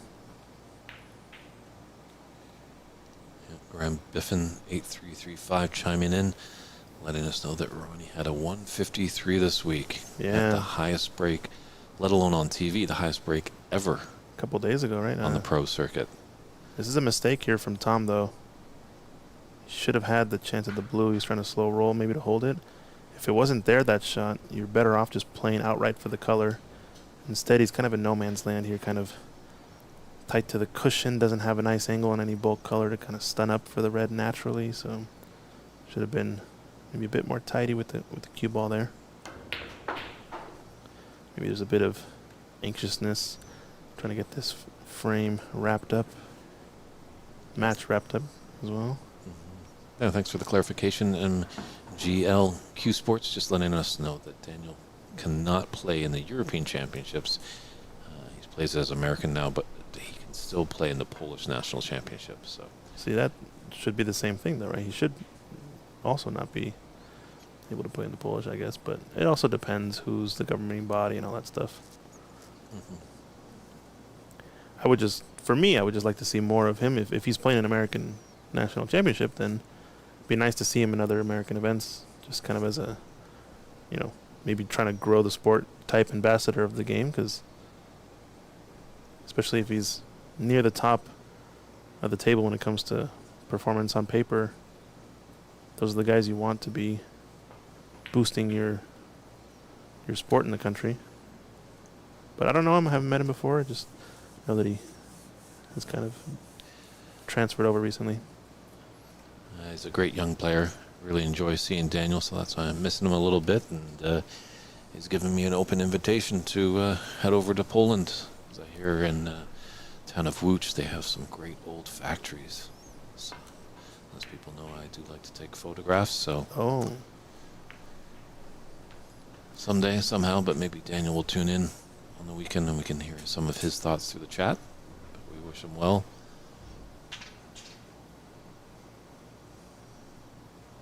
But as our good friend, former U.S. national champion Darren Taylor has said, that's a nice little cross double with safety. Well done, Angus. But I was just saying, Darren's like, usually when you become friends in a snooker form, you're friends for life. Seems like some years can pass, but when you see each other again in the arena or the room, it's like no time has passed. I think it's been a while for you and I, Christian, actually, to be physically back down here in OX. Mm-hmm. It's been a few years. Yeah, we were talking about we've been doing some remote events. Yeah. Uh-oh. A big smile there by the youngster. They have happened. It's not all one-sided. That's nice to see. That's when the sport can get really frustrating if your opponent's getting all the flukes and you don't feel like you're getting anything. So he has dual citizenship, and he can only represent one country internationally. So within the scope of each country, he can able to represent that country. Okay, that makes sense. Yeah, like I said, I think I'd just like to see him making more of a presence, especially if he's top tier player. You'd like to see him at events like this. Yeah, because Andy McCluskey, our tournament director, has done a great job to get some good funds. Like the winner takes home $7,000, so that definitely can help for the expenses of coming over here. As we do have a few players from Ireland and England, and Daniel, as we mentioned, coming from mainland Europe and Poland. Travel and lodging is not as cheap as it used to be. Mm-hmm. And in North America, Canada, and the U.S., there's a lot of travel. Somebody's saying that Daniel's playing the Polish top 16 right now. So is that tournament happening at the same time this weekend? I wasn't aware.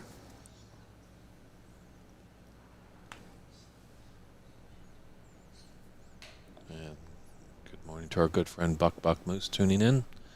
Great to hear from you again. Yeah, there certainly is a lot of snooker action right now.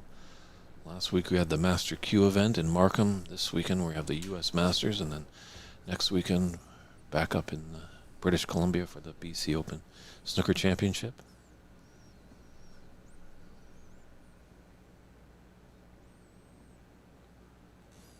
Definitely the PAPS event will be going back to Brazil in late October, early November. I think our good Irish friends are inviting us back to Nina. Yeah, I think Christian? the plan is to go back to Nina again for the Nina Open. Plan is there. I don't think the contract has been signed yet. Yeah, So, yeah. but I got to figure that out. It's the rumor I hear, at least. yeah, that was lots of fun over there. And hopefully we can see some more players from our side of the pond head over there. Yeah, last year we had, a couple of Americans. We had Yeah, Bob Himnani was there, Himnani. Ernst Besmer. Mhm. Nobody else, I don't think, right? I think that was the only two. two. And at Andy, least obviously, I guess. Andy, yeah. He's the third, yeah. He bounces back. He's the North American Daniel Haloida. I think he's full USA now. I think he's full USA. No, I think you'll ask him. He's USA to the bone, bleeds the red, white, and blue. Funny, when he comes up and plays in Canada, he says he's Canadian. No, there's no way. I doubt that one hardcore. If he's true American, he'd only make fun of the Canadians. Oh, wait till he tries our maple syrup. True. Or poutine. Poutine. I haven't heard it pronounced that way. Okay. We're used to the poutine over here. I saw a street vendor actually he was selling last night, said cheese fries. I wanted to ask him, I'm like, don't you mean poutine? Okay, so it looks like Daniel Haloida did just qualify in the round robin to the quarterfinal over in the Polish National Championship. So yeah, very good, very good.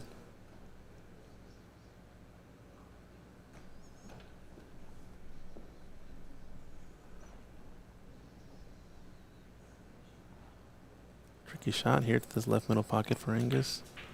Selling the world out if he misses it. Great pot. Yeah. That had a lot of danger on that one. Seems like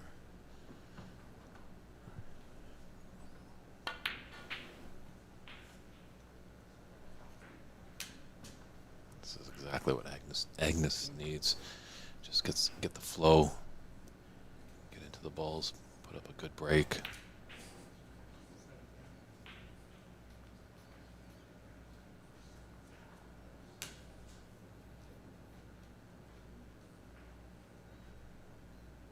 A little bit tricky on this. It's a bit farther away from the black than he wants to be. Have to get a bit of a punch shot in order to get up and past it. Yeah, needed to go forward a bit more as well to shoot red to right middle next. That slight hesitation, I think, is what left him out.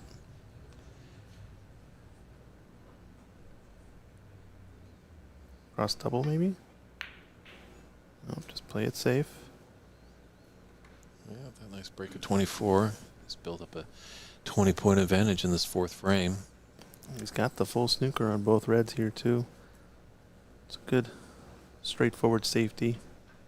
Taking his medicine, so to speak.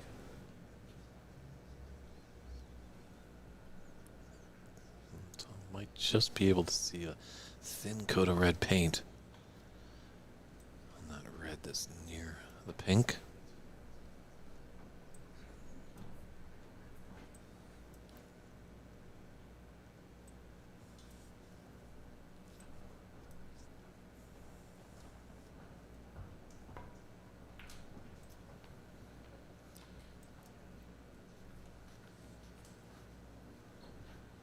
Not his best safety shot. He's done well to hit the red, but it's gifted an opportunity for Agnes to put this red.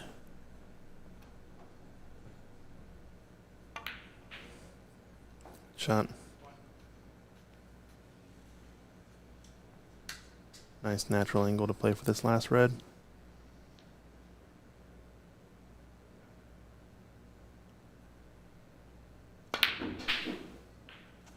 Shot middle. Ooh, he's going to overrun shape. He's come around it, maybe. It's a bit fortunate there, but really should have had the nice, easy red to clear up this frame. Also, he done well to put that black in. I've seen previous in the match where he had to really run around the table and he put a lot of force to pot his object ball, and unfortunately it didn't fall. So This is his frame ball, though, so you'd imagine there was some pressure on that pot. Once again, playing the statistical shot. I wonder if Tom takes this red on the right side, potentially come off a side cushion, get near the black. Up the cross double. Up table is going to hit the right half of the green, and this is a shot on now. It's a bit thin, but Angus goes for these. He does like his long pots. Chance to get on black or pink here. Yeah, he might not have the proficiency of Neil Robertson, but it's nice to see him taking on because sometimes he'll dial it in. Uh-oh. Does he fluke it? Does he fluke it? Wow. Big fluke there. And it was frame ball. So he's going to get one on the board at least. He's starting to climb the mountain.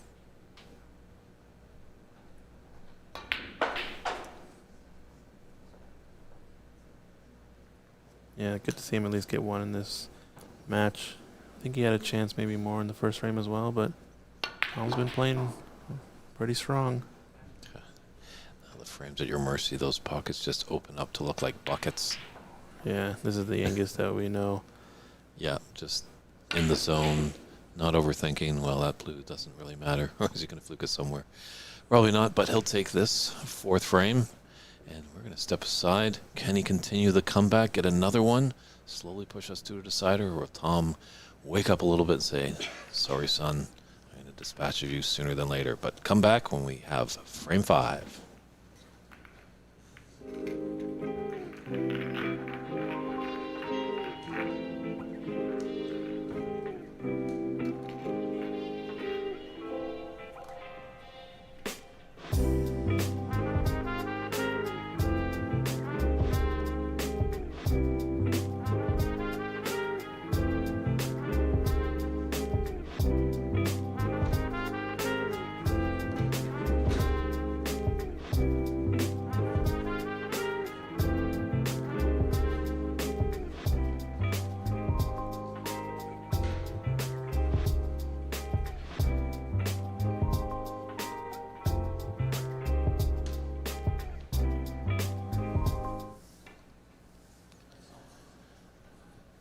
And welcome back, everybody, to the 2026 U.S. Snooker Masters here at OX Billiards, the lovely Emerald City of Seattle, Washington. David Burney in the booth, along with Christian Youngers. We're happy that you're tuning in on OX Billiards' YouTube page. It's a round of 32 match. Tom Limor has got a big advantage here, leading 3-1. He's on the verge of winning the match, but that last frame to win the match, always the toughest to get over the line. And Agnes Liu with a frame win in the previous frame, looking to mount a comeback. He's definitely got the local support as he plays out of Empire Billiards. That's the site of our second chance tournament. And if you're in the neighborhood, you can check that out. At Empire Billiards, that's in Bellevue, is it? Bellevue, Washington, I think, Okay. or Renton, one of the Redmond. Sorry, Redmond or Bellevue. Yeah. I'm not. He just moved. Yeah. But I think it's somewhere else in Bellevue. So admissions free, and admissions free here at OX Billiards, 1432 Broadway, right in the heart of Capitol Hill. It's not the best day to be sailing. It's a little overcast here in Seattle, so come on down. Some great snooker action here. As by the end of today, we'll find out who are the final 8.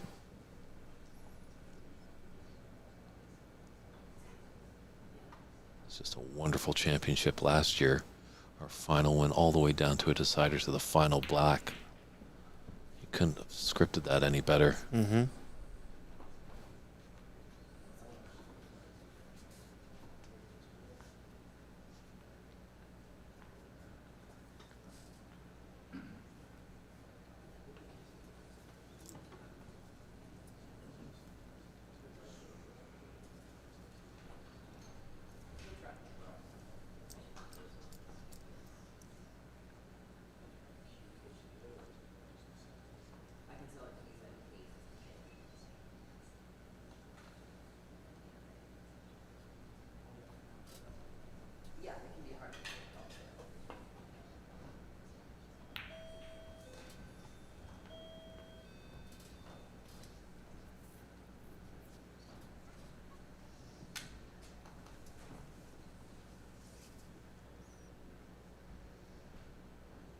little bit slower of a frame here.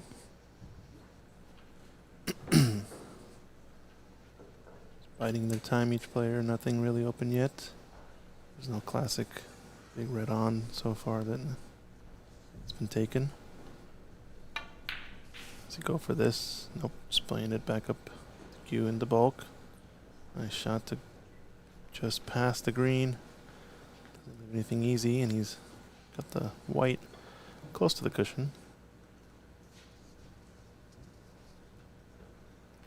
I think the key here is going to be who can get that cue ball up into the sort of the left third of that bulk cushion behind the yellow, since it'll take away the right half of this pack of reds to use as an escape. So look for Tom here to try to load this up with a little bit of running left-hand side maybe. Try to get the gap between blue and pink off of the two cushions. Or does he have an escape this way?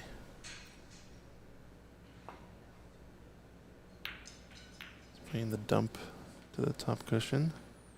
It's not a bad shot. Does give it up advantage, I think, to Angus, though. Like I said, I think if you can get this cue ball in line with the yellow along the bulk cushion, that part of the rail is ripe for a tough, forced shot from either player.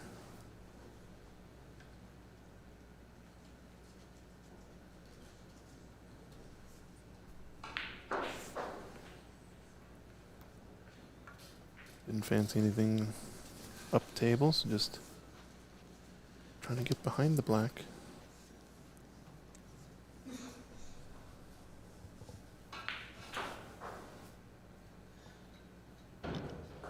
What if he can just get, looks like he can get by this black for this red into the left middle.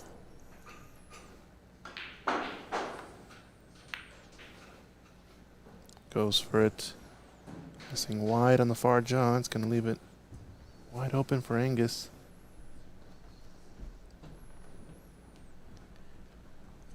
This is where Angus needs to just survey the table. Been gifted a good, easy starter.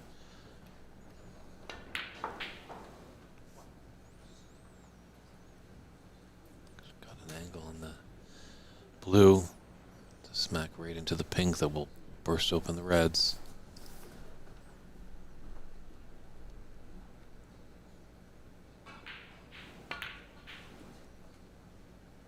Yeah, I think for me there's kind of two phases. There's the decision-making part of your shot routine, and then there's the physical get in line and align to the shot and execute the shot part of your routine. I think when Angus focuses on making the latter half of his routine quicker, in sort of in rhythm that he's used to, is when he tends to execute a lot better. It's when he skips over sort of the decision-making process a bit too much, where I think he kind of struggles, sometimes makes some errant shot choices. So you like to see him still stay in rhythm and motion and keep his quicker routine going while he maybe hems and haws a bit earlier on in the process. Shots like that just show you he does have the confidence.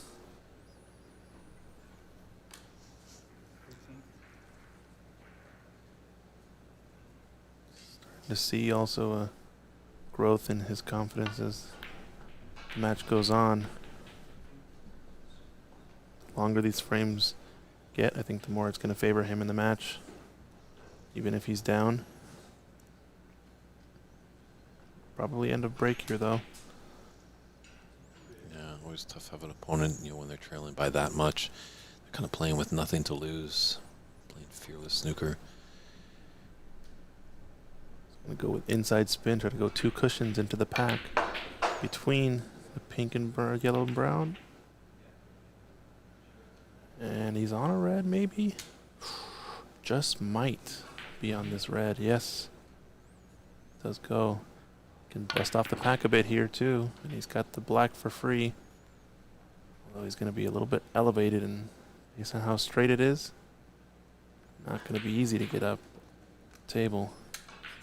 I think that's an example there. If he just takes a look at where he's going to go with the white into the pack a bit more, he can still get down and shoot it quickly like he normally does.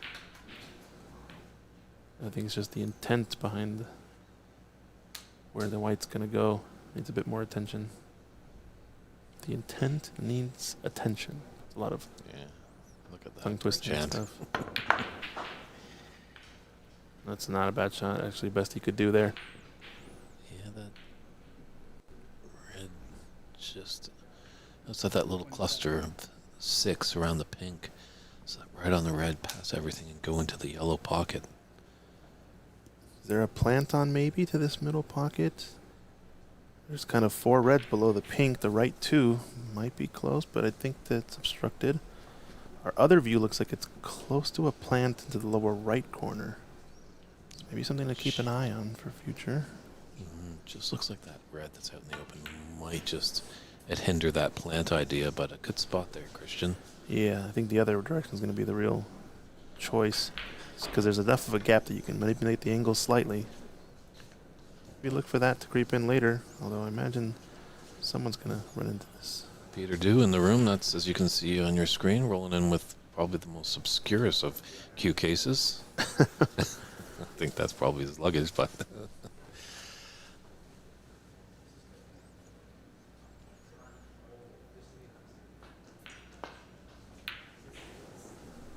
So my plant is gone now, but...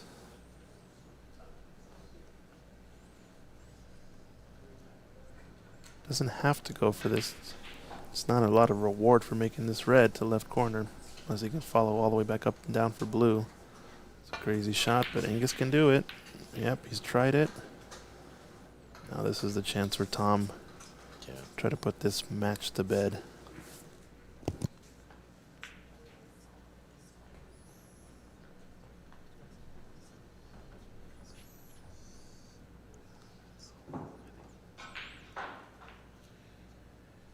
I think that red goes through those 2 reds into the middle. Obviously, if it did, I think you'd be playing that more than this red. So you'd have to come out the cushion for the blue. Maybe Tom's just getting a little cold. He hasn't had a lot of table time.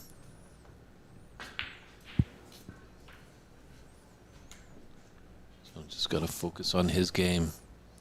It's always tough sometimes when you play a player that's quite swift.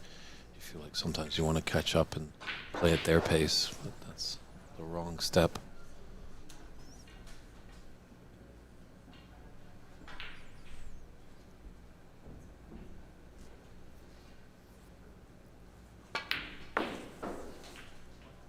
Yep. I think Angus's strength is growing as this match goes on. Felt like the last frame there was a bit of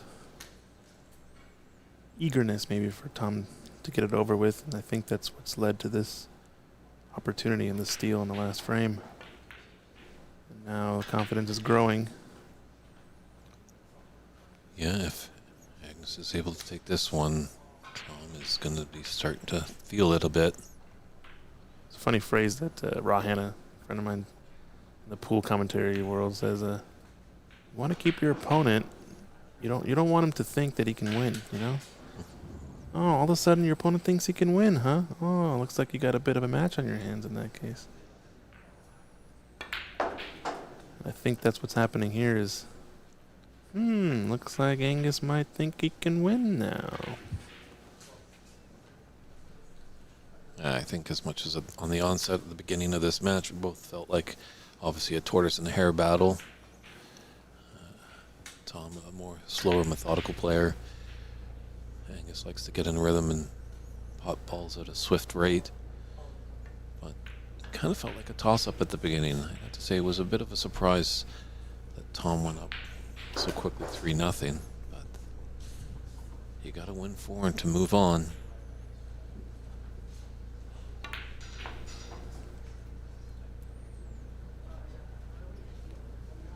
Yep, I think if this frame goes in Angus's direction, it's game on. Practically, like the next frame would feel like a decider. Because if it goes to a decider, I think it's Angus all day, but just a lapse in judgment there. took it for granted. It's only 45 ups. This is still anyone's frame. Yeah. I think he might have just got up a little too quick on that last shot. Just kind of taking it for granted, as you alluded to, Christian. And you notice with the very highly proficient players, usually they lift their head after the object ball has gone down into the pocket. Good practice to do for all you youngsters or new players to the game. As you can see there, Tom's head didn't really move that much until that ball went down. Unfortunately, she's not really on a color.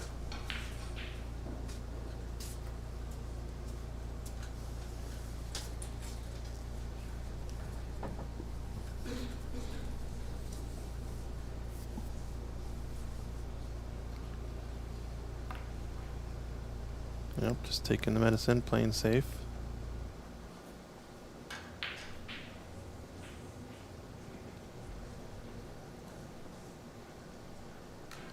Nothing really on, so decent snooker. Or not snooker, but decent safety.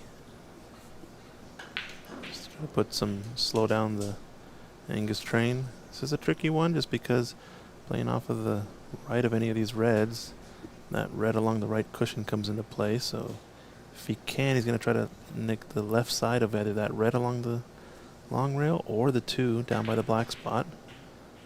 It's going to be tough not to leave anything on in either case, though. He's gone for the pot instead. Don't know if that was a risk worth taking. Yeah, he's hopefully just maybe banking on his opponent just being a little cool. But just looking around the room, lots of smiles in the room. That can only mean one thing. Mr. Charlie Brown winding everybody up. That's the Canadian in the room, always likes a good laugh off the table. But when he gets down, it's all about business. And Anton Fetishin as well in the room. I think he might be doing some refereeing for this tournament, which is great to see. And this is some kind of fluke here by Tom. Wowzers. Big moment there. Yeah. I think this has been the fluked match of the tournament. We've seen a lot of them. A lot more than normal. They are playing not incredibly the tightest pockets, but definitely tight pockets compared to your average club table. They do play a bit more generous when the cloth is brand new and a bit more slick. Actually, a couple frames ago, you alluded to that, Christian. That's a great shot. Last one by Tom. You could see that he has that tremor right afterwards. It's good that he does it after the shot. He's doing it while he's driving that cue through the cue ball. Could be disastrous. Oh, and another big miss by Angus. He's gone back to his ways earlier in this match. There were shots I'm sure he could have made, but he was faltering, and maybe that's the reason why Tom had a strong advantage.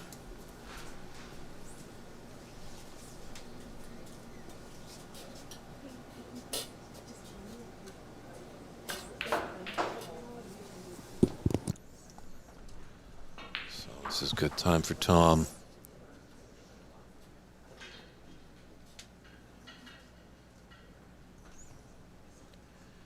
Nice open reds.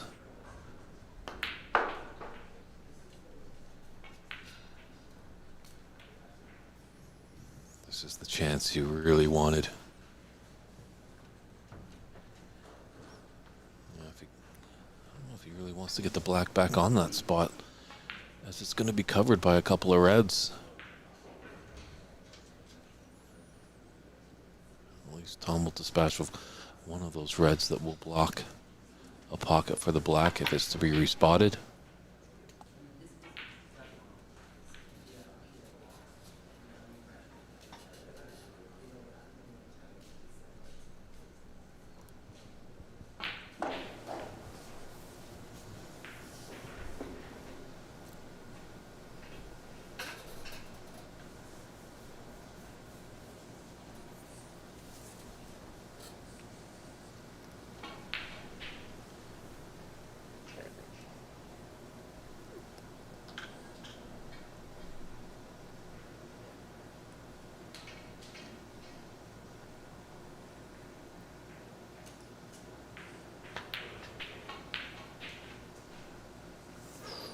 Good shot.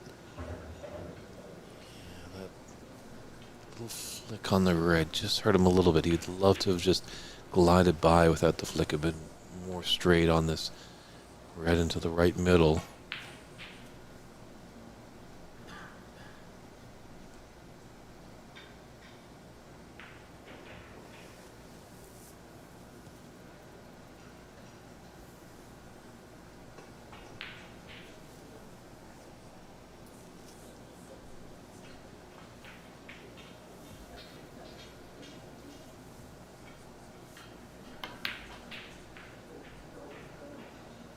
A lot of colors to hide behind.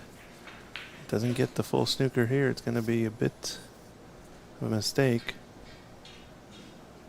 Yeah, it looks like the Berlin Wall up there. Easy to hide behind.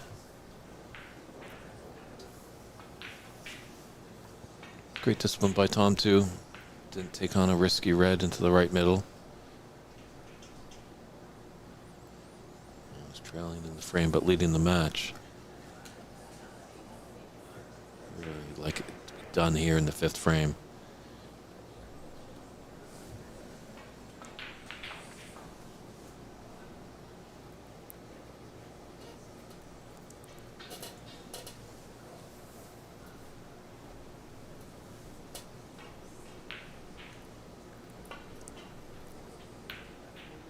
Oh, wow. No, the flukes end there. That would have been some shot. Yeah. Great to get out of it. And Wow. kind of went from a hero to 0 there. This is an opener, though, for Tom to try to get some points back and level out the score. Looks like CCU has entered the building. It's going to be playing Tom Tan over on TV Table 2 in a short while.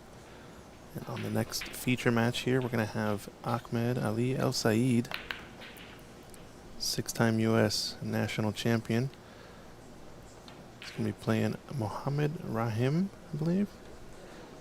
Player out of Sacramento area. Plays at the Sacramento Snooker Club or Snooker Academy, I forget which one, that we hosted this event last year at.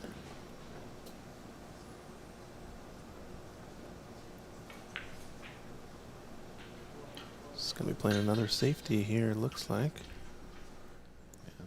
Trying to get it tight to one of these colors, but it's a poor mistake there from Tom. Yeah. Wide open red for Angus.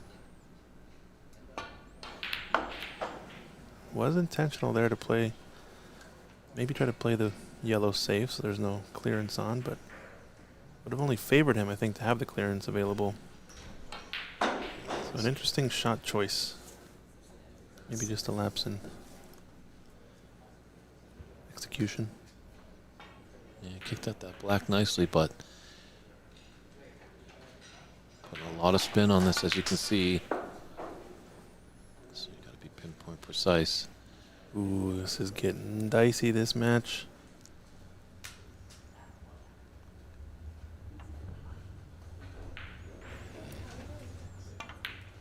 Needs this red and a color for frame ball. Just as Tom spotted that blue before, and I guess it just looked like a trace of worry might have been on his face.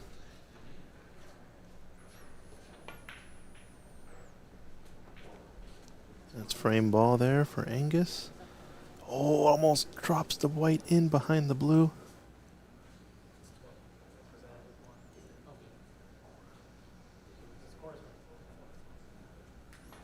Just making sure the score is correct. That is all good.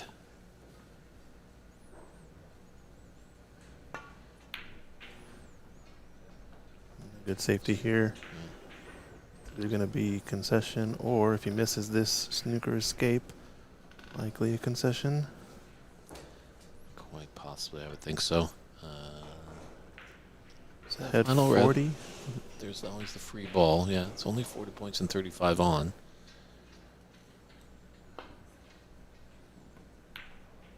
Good hit.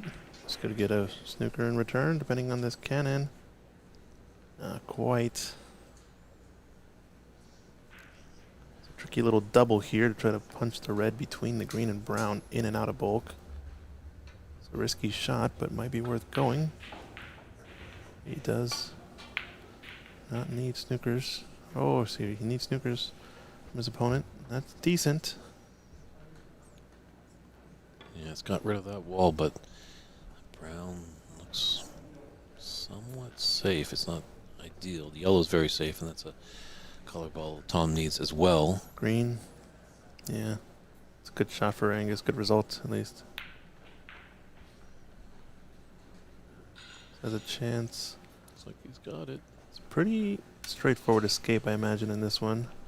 Also kind of like slow rolling this a little bit just to get the red to push toward that corner. Maybe there's a chance to go in off, but it's going around the other way. Watch out, brown. Oh, wow. Colossal. And look at that foul. That's a free ball. It's a free ball.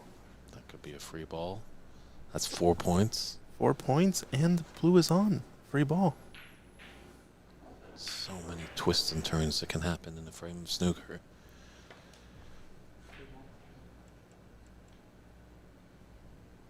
In the free ball, probably going to take the blue pink or brown. And the clearance is not on, though, so like you said. Yeah, it's going to come down to that yellow ball. But at least Tom can get himself nicely back, as you said, using that red, or that blue as the free ball. And that counts as 1 point. Now he's on a color. Nicely on the pink to be on this next red. He's in business. Might even be able to get an angle on the blue after that red to disturb the yellow. Oh, he's done it there. Oh, perfect shot. You've called that. What a shot. It's been a little bit unlucky that it's blocked the blue a bit. Don't know if the blue passes anymore to right middle pocket, but it's at least opened up the table now. Green and still a little bit safe, but much more potable than where that yellow was. Could we see a big steal here to close out the frame and match? Still a dicey one. Yeah, I thought he was going to break out the yellow in a couple of shots, but he did it earlier than I thought. He's on the blue here. Mm-hmm. Got to figure out how to get on this yellow to pocket it into one of the corners, most likely. It's a more risky shot, maybe, to go in between green and brown and try to get, yeah, right around there off of one cushion. Don't think shooting the yellow into the yellow pocket is the shot now. Yeah, main table showing both same match right now. We haven't started yet any of the 12:30 rounds, so we will be switching over to TV table 2. And like I said, that risk is there. He just pulled up enough. Don't know. What's the body language say? He's looks like it's there for him. It's just didn't see a drop of the shoulder or anything, so obviously he can hit the yellow. Just does he have the potting angle for it? He's got the angle definitely to get up to the green after it, so looks like he's taking it full-blooded. Big shot, yellow to green here. Nope, Nope. Didn't have it. This is a frame, though, all of a sudden. Put it nicely safe, and he might even have that snooker behind the brown. 100%. It's going to be a decently easy escape. Oh, no. Maybe there's an edge. 23 points in it and 27 on the table. Yeah, there was an edge. Watch out, middle pocket. It's going to be past it, and he might get the reverse snooker. Nope. All right, we're in one now. It really was just a bit unfortunate. Had Tom landed that yellow anywhere else except for blocking the blue, I think that would have been a frame winning clearance attempt, but we're now in a close one. He's going aggressive. Needs this to bounce to get behind pink. This is a mid-ranger that Angus might be taking on, though.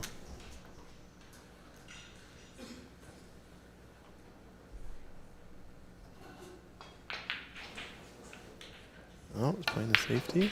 Never mind. Oh, everything's running around. It's a shot on, maybe. Yep, shot is available. He's got a natural cannon into the black to send him in the right direction up table.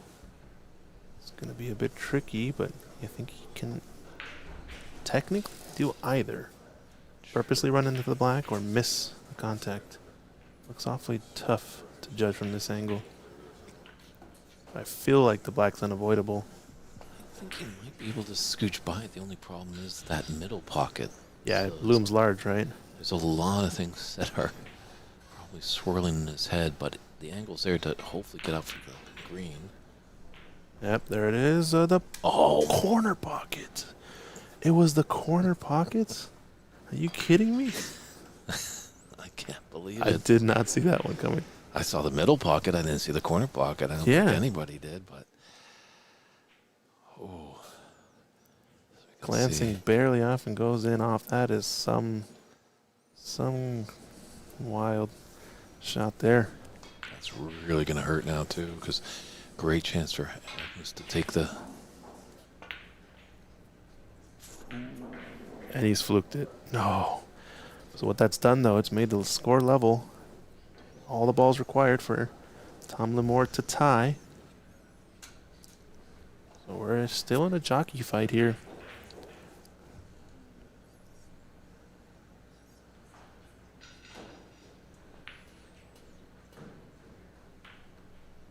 CCU warming up on our second TV table, playing Tom Tan. Shoot a few short minutes. CC, the inaugural first ever Seattle Snooker Open champion. Mm-hmm.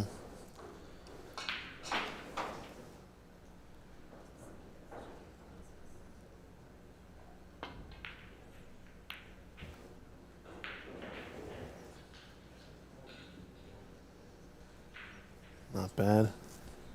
Gets the yellow tight to the long rail.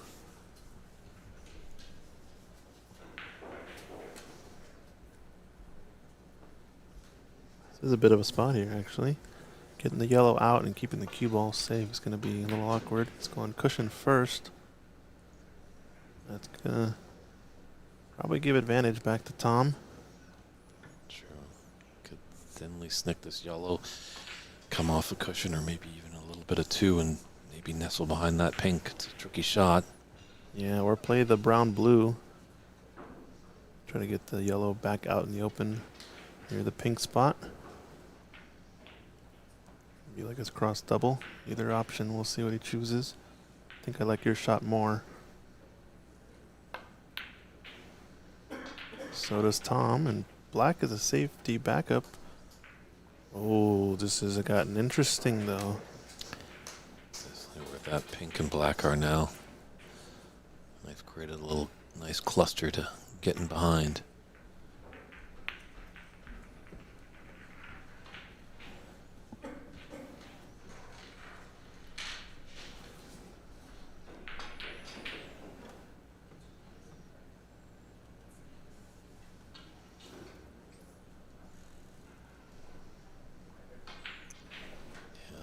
This frame goes, the more tension builds, the more colossal damage it will do to Tom if he's to lose.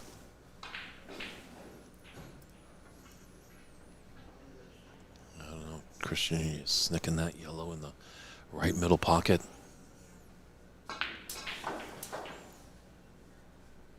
Yep, this is a big shot here. Watch out, corner pocket. Not again. Watch out, corner pocket. He can't believe it. Wow. As you can see in the picture, Jared just throws his hands up in mercy.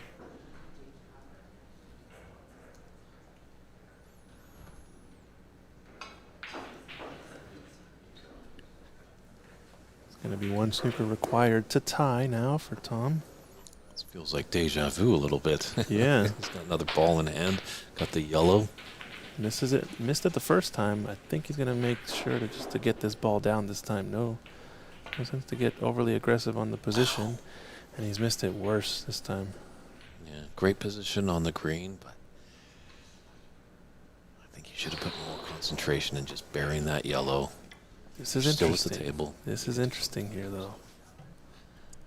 Can he open up the 2 balls here on this pot the yellow?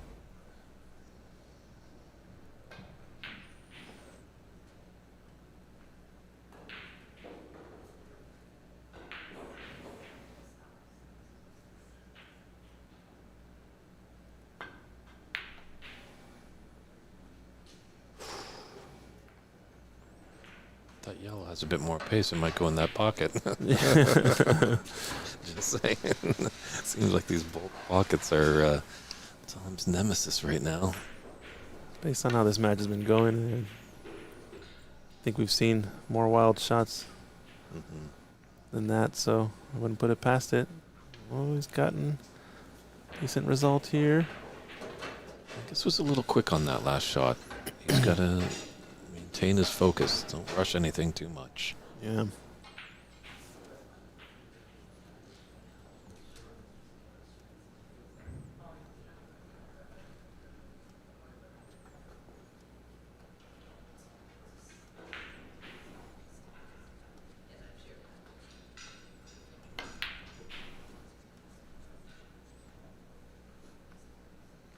Trying to get behind that wall of black and pink. Ooh, all of a sudden the yellow kind of getting a bit of a boost there. Didn't think it was going to come up that far.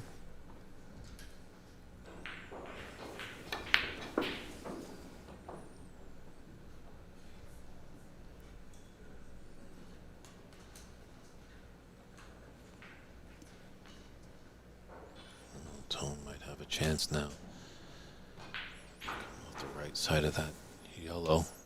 Could can it into the pink or the black and get some cover.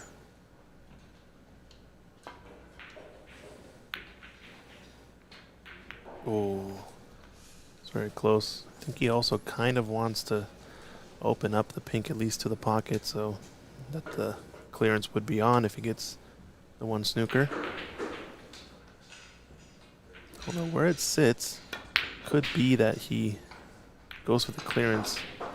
Well, not going to matter anymore, but I was saying if he goes for the clearance and uses the pink as his last snooker to get the points available, it's riskier, but not a bad choice.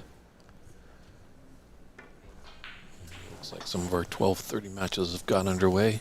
I'll get you updated with those scores, but I think they're just at the beginning stages. Got some great matches of CCU taking on Tom 10, Peter Du taking on Charlie Brown, and Jackie Wee and Jai Wuhan. But right now we're in our first match of the day. Tom Lee-Moore roared out to a 3-0 advantage. Angus Liu came back and won the 4th frame and is looking good in this 5th frame. As his opponent needs a snooker. Oh, he's gone for this middle pocket. Wow, what a shot there. Yeah, that cue ball almost followed it in.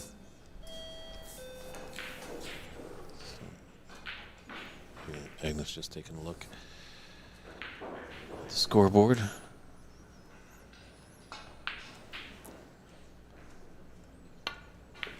It's 33 ahead, 25 remaining.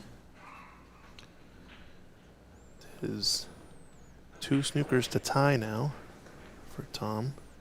2 snookers plus all remaining balls, so no forced concession yet. We are in the knockout stage, I guess, so there is no forced concession anymore, right? Correct.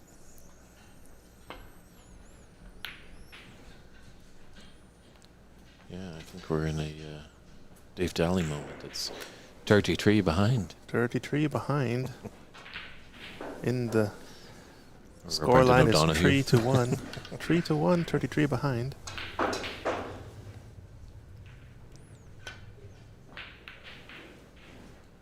Good snooker here. Good shot. Very nicely done. If Tom's the falter here, I think it's going to be a concession. Yeah, Just lick your wounds. This is. Start the canvas anew in the 6th frame. I think he's tight enough to this blue that it's not going to be a one cushion escape around the brown either, or between the brown blue. So he's looking at maybe multi cushion or playing. I don't think he has any one cushion escapes. Can't even go the other way around the blue. So this is a really tricky spot. Does he have to zigzag, play it 2 times across? Can he go 2 cushions around the blue maybe? Is that also an awkward shot? If he goes this way, oh, he's thinking the 3 cushion. Oh, he's got a hit, yeah. Close to where his hand is, if not higher. He's coming up to that corner with a lot of spin. Kind of almost like him hitting where his hand was coming off that ball cushion. Oh yeah, brown was a big ball though.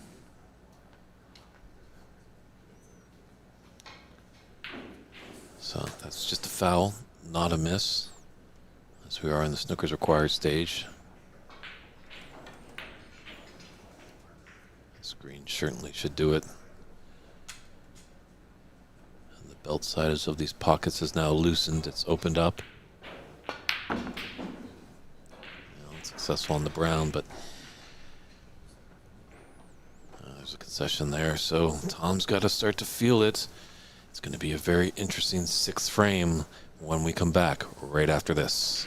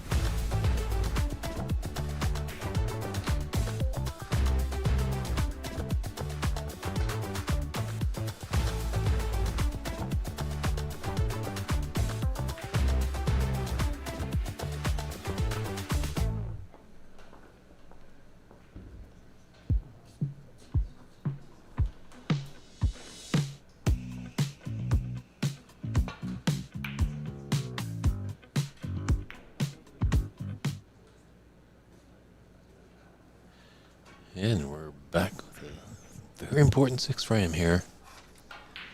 And we're going to see a decider. Can Tom weather the storm? Not the greatest break there by Agnes.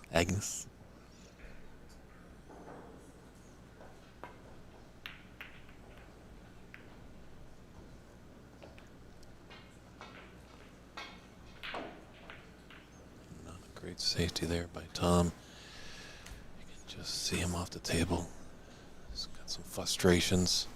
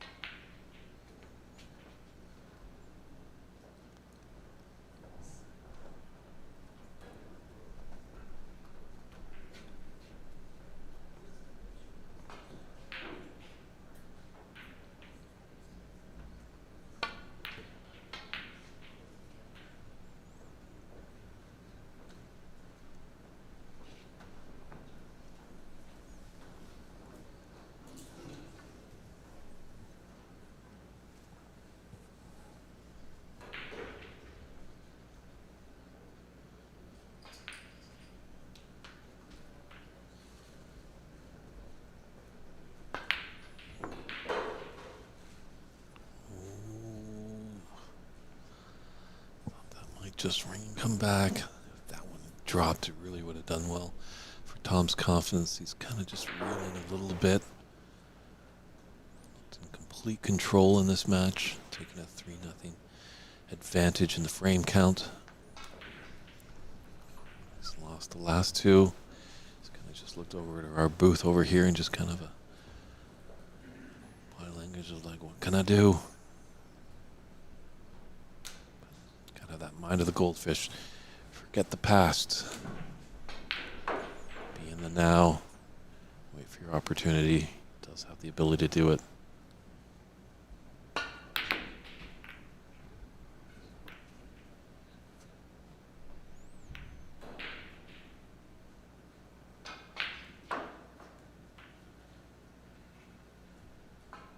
This red block the path of the pink. Boy, would he have loved to have that blue on its spot, but he does have an angle to come off this red. Go up table. I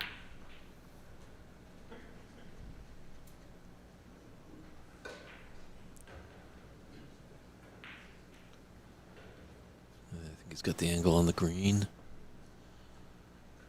Shoot back down the table. Or does he elect the blue? Come off the vault cushion. He's eyeing up that blue.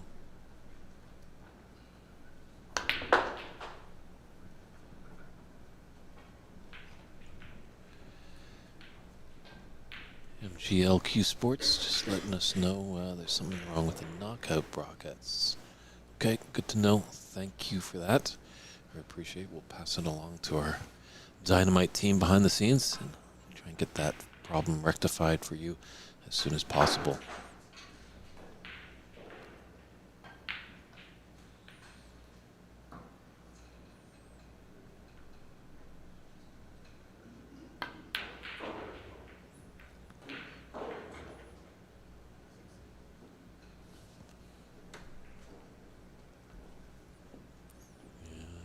Hour or so ago, those were easily dropping for Tom.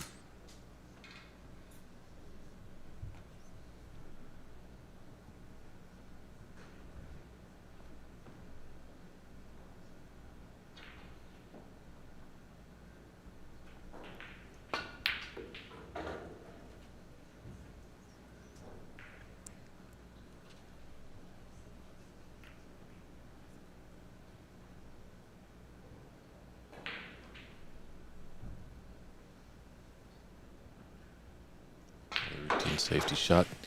Come off two cushions. Love to find some space behind a vault color.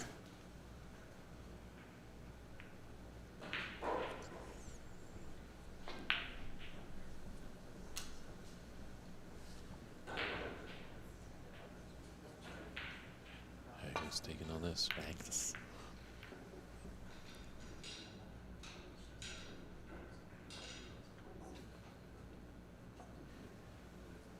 Agnes with that tough long pod, but done well to not leave it down on the miss.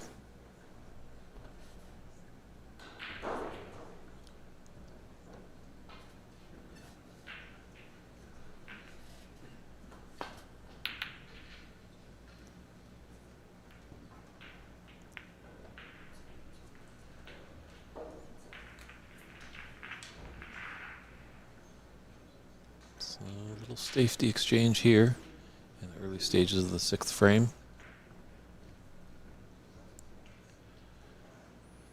This is when play starts to tighten up a little bit.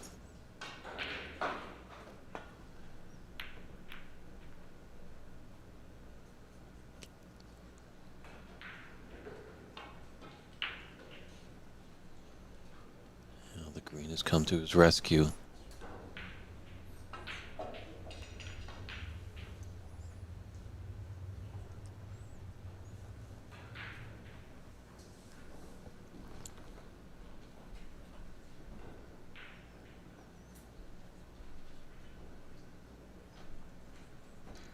Green is covering enough for a thin slice on that red, just to the right of the cluster in the middle below the pink.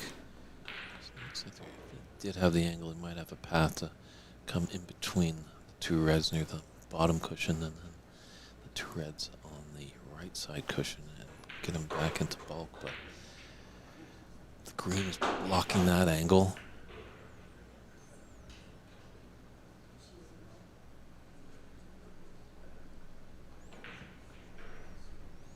This is dangerous.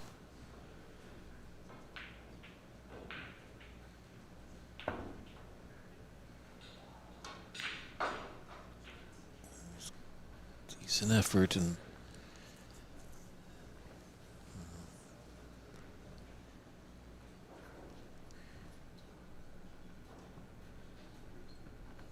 he's really gifted an opportunity.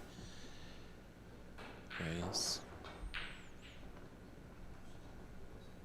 He's going to have to be using the old redwoods. Got the big stuff. If he can just come off that top cushion, he should have the pink and left middle. Always be aware. Agnes with these long sticks, the more weight. Just got to be a little bit more delicate on the shot.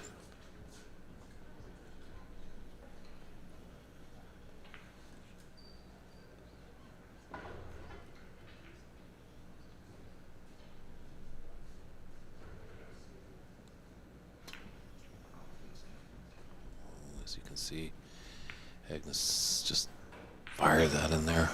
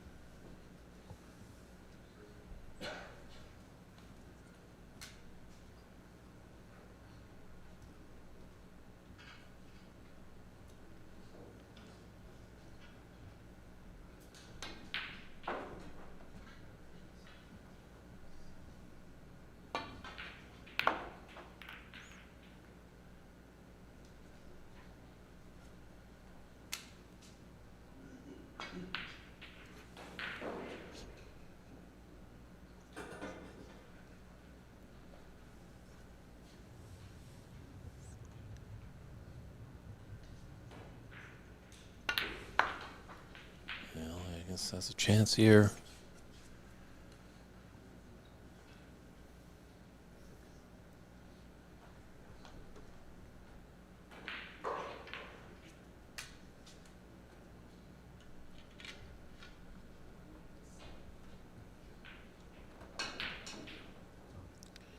Well, he did push up his sleeve. That's a no-no. Angus, you know, if the referee sees that, they might penalize you.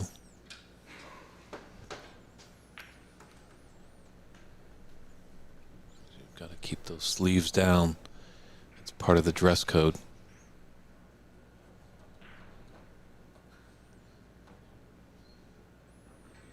Does give you a little bit of advantage. With the long shirts, sometimes they can drape over and hit a ball and causing a foul.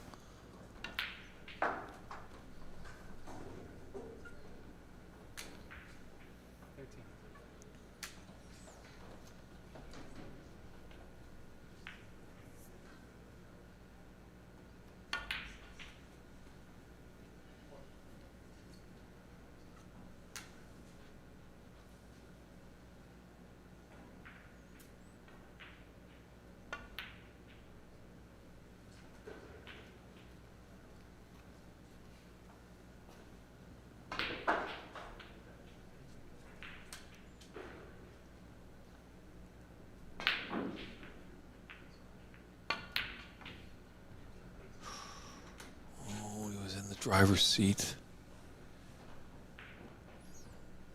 Lots of potential there. So he falters on a break of 18. But Angus Liu with the lead in this sixth frame, 19-6. Needs the frame to force us a decider.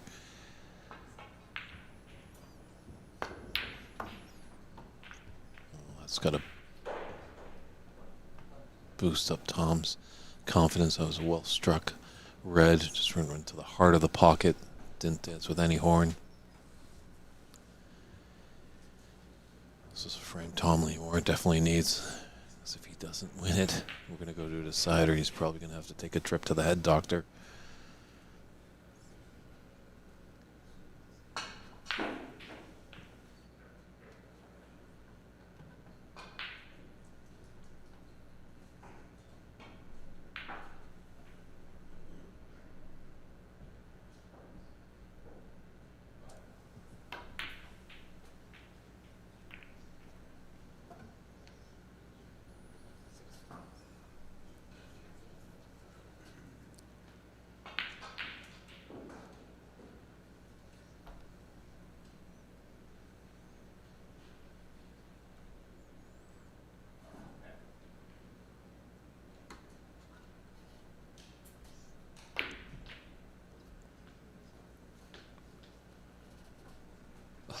Can you believe it? Another fluke goes down. I don't know if anyone is in our chat room doing the statistical side of our work. It'd be interesting to see how many flukes have gone down in this match. There certainly has been a high level of them. Yep. Just dealing with some technical difficulties, but we have fixed the knockout brackets. If you refresh your browser for the YouTube link, the up-to-date link in the description is going to show the correct bracket for the single elimination portion of the tournament. Something about how the buys worked out. We couldn't figure out how to get the bracket to work, so it's just a totally new tournament link. Check it out. Update your YouTube description. You'll see it there. Watching a little bit of this too on the side, and it seems to be getting the better run of the balls recently. I think, yeah, this to me seems like the deciding frame, really, this one. True. I think the best way to see the bracket is come on down to OX. You can see the bracket, see how everything's unfolded, see how your favorite player has fared in the group stage. It's all up on the big board here. Oh, and wait, there's also some great snooker action on the table. So, best of both worlds. Owner-operator Mike Dominguez in the house has always done a tremendous job of creating awareness for snooker in the Pacific Northwest.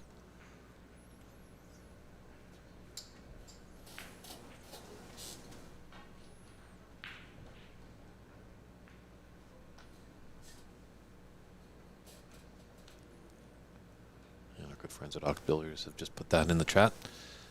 So there's your resource for all up-to-date scores.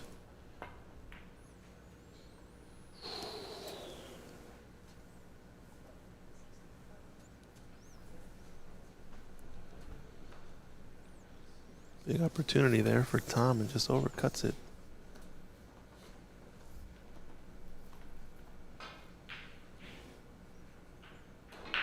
Yeah, it's nervy like a decider. Yeah. Not sure what will happen if we do go to a 7th frame. I think it's Angus's match to lose at that point. 'Cause it'll feel like everything's rolling his way. He's gonna have the momentum.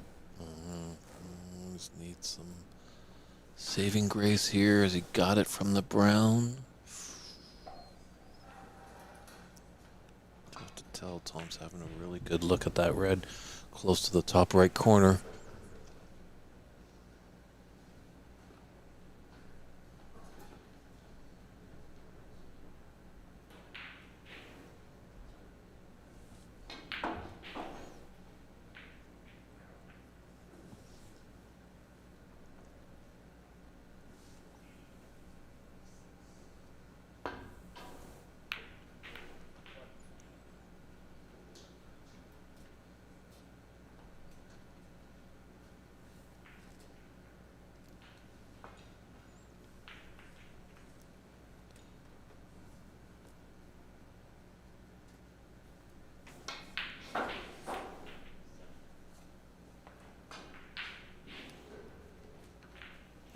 Oh, his heart was in his throat there. Pink just finds the bottom of the middle pocket there. Definitely see a snooker player taking a lot more straight in shots to those middle pockets, where pool players do like the doubles. Somebody in the chat asking who will be playing next on the main TV table.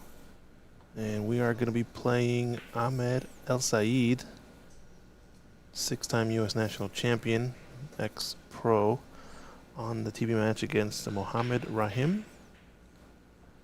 It's going to be a round of 32 match. Also, somebody asking, is Nitin Sharma's match going to be streamed? I don't know the answer to that. He is playing later today, I think, in the 8 p.m. session. And he actually is playing the winner of the match I just mentioned, Ahmed and Mohammed. So the winner of that match is going to be playing Nitin Sharma, 8 p.m. tonight. There's a chance that'll be in the secondary live stream. Most likely won't be the mainstream table, since I believe Ahmed would have just come off of that table. Try to give players a variety of tables to play on, even though they're all very similar. Yeah, well, that's why we have the chat. Put in your vote for if you want to see a player. If you get the votes, we'll definitely pass it off to our tournament directors, Desalava Baslova and Andy McCluskey. Maybe hope to sway their vote. It's a really good shot from Angus.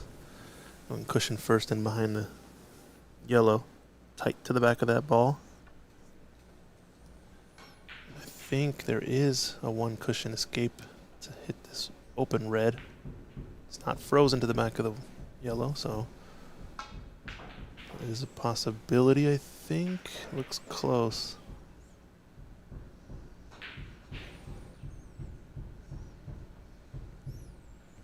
All right, we got our good friend the Potter, and hello to you as well. He's putting a vote in for Nitin Sharma. So For the TV match? Yep. Oh, yeah. That's I don't one know. vote We'll for see. Nitin. It's out of my 0 control. votes for everyone else. It's up to tournament director Desislava Bojilova. She's going to be choosing some of the matches since she knows who's been assigned on what.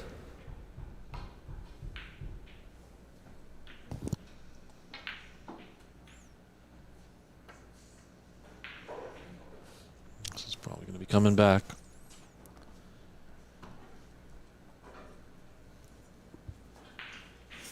At this stage of the tournament, it is 4 attempts, 3 putbacks. There's a foul and miss situation.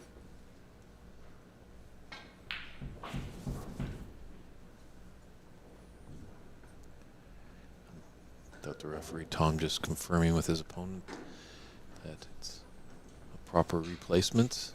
And both players agree, and attempt number 2.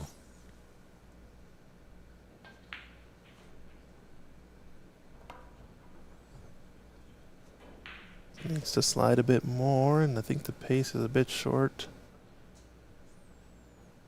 Oh, very close. Good attempt. I think he's a favorite now to at least get the hit this time.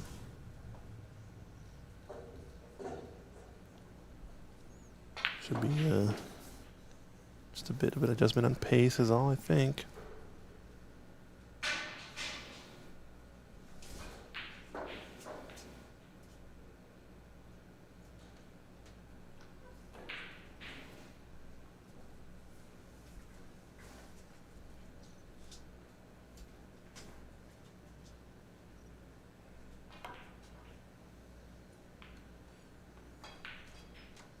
This looks good. Yeah, he hasn't really sold that much out, so only 8 penalty points sacrificed there by Tom.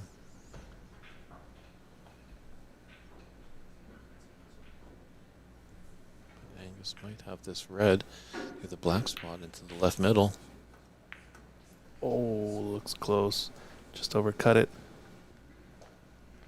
Don't think it really got affected too much by the nap. He was shooting at that pace where it's a little bit quicker.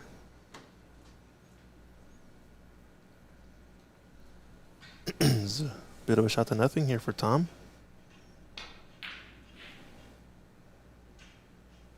Somebody asking in the chat, what if he had fouled a third time? Talking about Tom's miss. Ooh. Fluke number 487. Oh, man. But yeah, going back to the foul, that escape hit. He fouled a third time. It still would have been one additional putback available. So one more miss could have been called. But they are playing a maximum of 4 fouls from one position. So would have had the choice to put one more time back and then would have had to play it as it lies, assuming a valid attempt. Correct, yes. If Tom was to falter on his 4th attempt, it wouldn't go back. His opponent would have the choice of letting his opponent play from there, or Angus could have played from where that ball landed. But unfortunately, that's not the case. Tom only got out of it with sacrificing the 8 penalty points.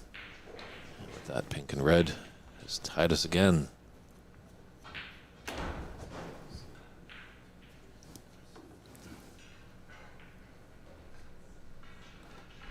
This is a kick and stick situation, but might be potable. Known Angus to go for these as well. He's gone for it with the outside spin. Does he open up the reds? What a window to hit. True. When you want to hit the gap, you don't. And then when you don't want to hit the gap, you do. Funny little game. It's probably about as tight of a gap that it can be without making any possible contact. Yeah. Let's take a look at that shot again, though. Just knocks it in with outside spin and then just kind of cruising. Perfect. Wow, I can't believe it. That's Not even per the course for this match. Not even a nick. Not even a slim kiss. Nothing. Just complete air right through. Unbelievable.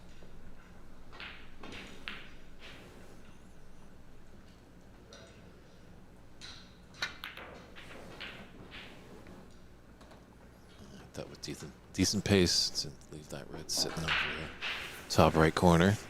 So seesaw and affair in this 6th frame. Looks like there might be a pathway if Tom wants to clip this red that he's closest to. I think there's a path behind the black that he can get out of trouble.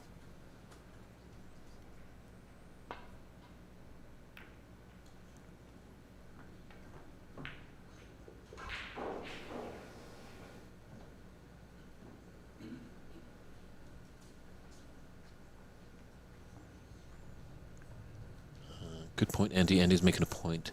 Andy J, that is, in the chat. That he said there was a case yesterday which you were showing on our TV table where a player didn't go for it because he was 24 inches short of the target and the ref didn't call a foul. One didn't. The one issue, obviously, that we have here is we don't have referees designated to each table. Yet.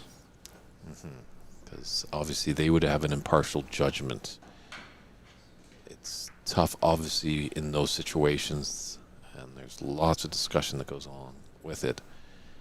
Because really, in that situation, your opponent is acting as the ref. Yeah. It's one of those funny areas. So There's a bit of subjectivity that goes into whether or not they were going for it, making a valid attempt, obviously. It ascribes to the player's intent, which is kind of a judgment call based on the ref. So, oh, look at this pot. Wow, didn't open up the black either, so unlucky. But I think it's, it's a mixed bag, obviously, that the decision and discussion, but don't know if it was that impactful to the end result of the match or tournament. So I think Tom opened up the yellow pocket a little bit with that last right. It rattled in there. But that was the case with the way back, I think it was, and someone can correct me if I'm wrong on this chat, on the pro circuit, maybe in the 80s, maybe late 70s. I think it was maybe in the 80s when they introduced the foul and the miss, because players were just missing it on purpose to gain an advantage. Mm-hmm. So now that the foul and miss brought in, because these are professional players, their intent should not miss. And I know in North America we like to echo the professional game, but not make it too punishable, as that's why there's limiteds on putbacks and attempts. It's going to be good contact, but there is a shot on now on this red. Is this the chance Tom needs? I think he has a chance here. This is the trickiest shot, though. Sure. He's going to have to force follow and probably going to cannon the black slightly, but it's going to be a tight, short stroke. Can also choose to screw back a bit, but I think he has to go forward. Mm-hmm.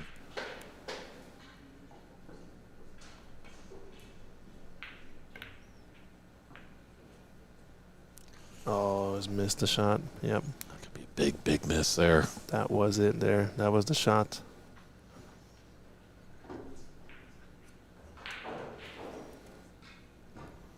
Andy J saying, oh, it was a different video. It was a female ref and a commentator with a heavy Irish. What is that? Brog? I don't know exactly, but I think we might be able to replicate that, actually.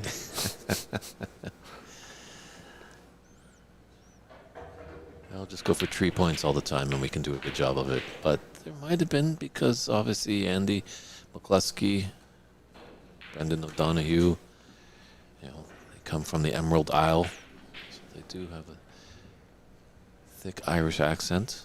And Desi is our female referee, but she's not designated to any table right now. Obviously she will be doing the finals.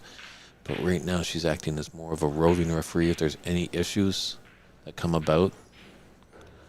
Obviously, these players are instructed to do it before the shot, as these referees cannot go back in time.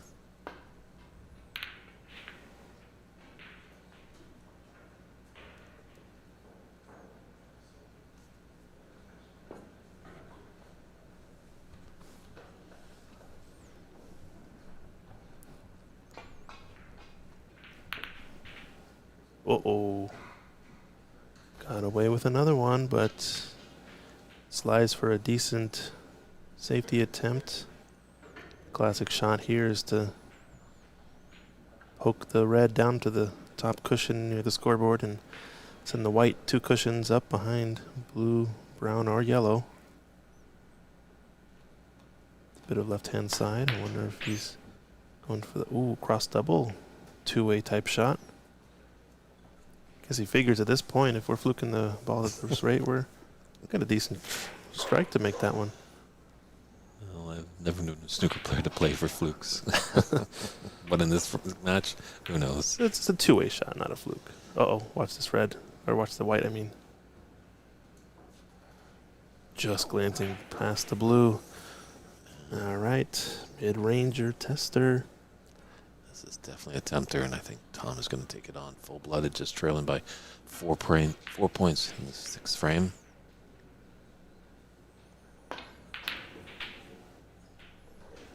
Bit of movement there too. He kind of jumped his head up. Don't tell me. Don't tell me. Nope, I won't. But holy smokes, this has left Angus with a golden opportunity. Got up we're over 100 viewers now concurrent on YouTube. How's it going, folks? Thanks everybody for letting us crack a century. Right now, I think it's still, is it Davey Morris with the high tournament run of a 127? No, 128 was made by Callum Beersford afterwards yesterday. Callum only beaten it by 128 by one. He was also on also had a 123 before that, and that 123 came short on the position and had a tough pink to go pink black for a 133. Or no, 135, I guess, right? Yeah. Anyway, 1-3 something, and missing that trick means you have to put in another century to get the high break. So 128. I think most players agree that it's probably not going to stand for the rest of the tournament, but we will see.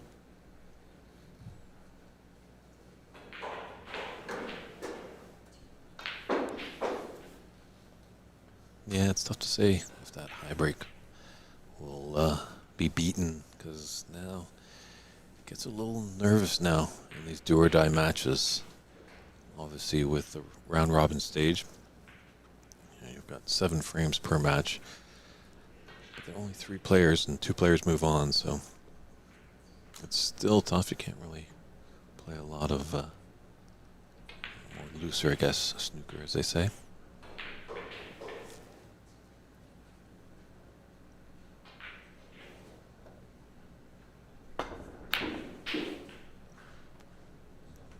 Good pot from Tom. Never going to really get position on the green, so we're just playing all out for the pot there. Somebody asking, is Renat not playing in this? And that is correct. He's the one player that was so sad to hear wasn't being here, besides our very own Rodney Goggins. He really wanted to see a rematch of that Rodney Renat match, as well as the Renat Davey Morris final from US Open 25 edition. Oh, this almost fluked again. But the fluker, maybe? Nope. A lot of emotion on that last shot. It was going all over the place. As Tom baited his opponent into this long green.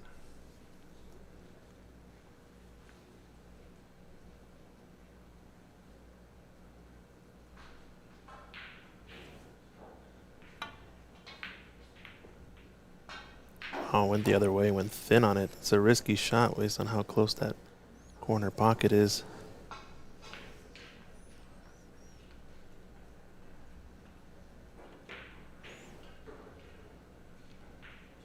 Is this a pot attempt you think Tom takes on?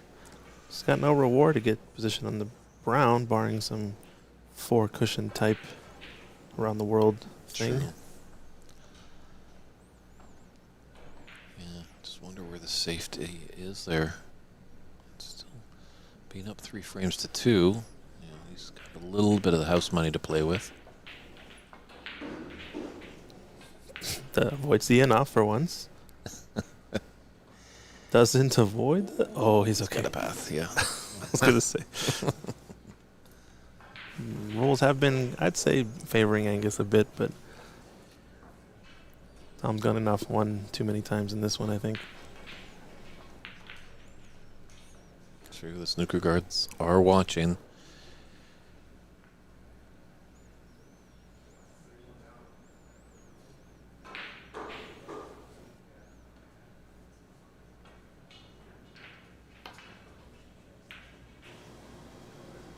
Oh, man, another in-off. No way. Oh. Brutal miss for Tom.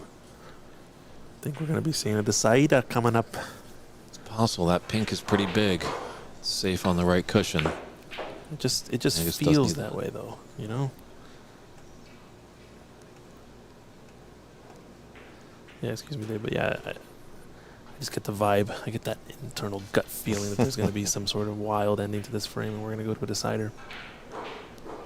Intuition is a big thing.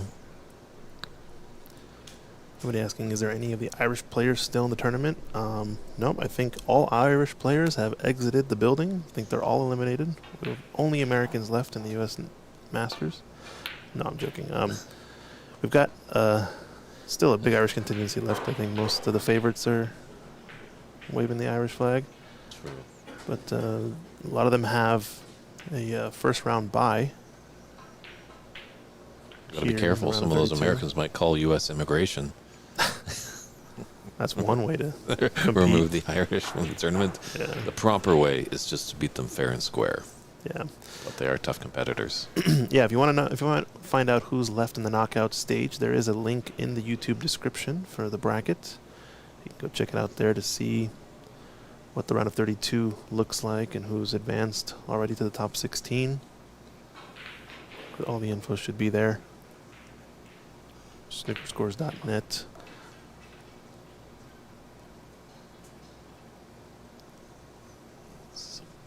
Big blue to take on.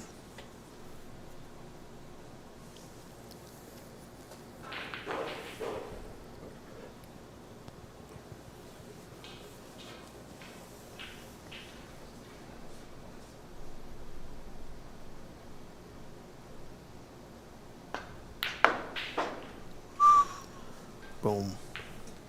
All right. And then there were two. It's definitely solid at those type of shots. You've seen a few of them just pop them straight in. They're almost near dead straight and just power them through. Nothing fancy, just stop shot. Boom. And right in. Didn't even use any of the horns. Like Gary Payton used to hit it from downtown at the Key Arena. Swoosh.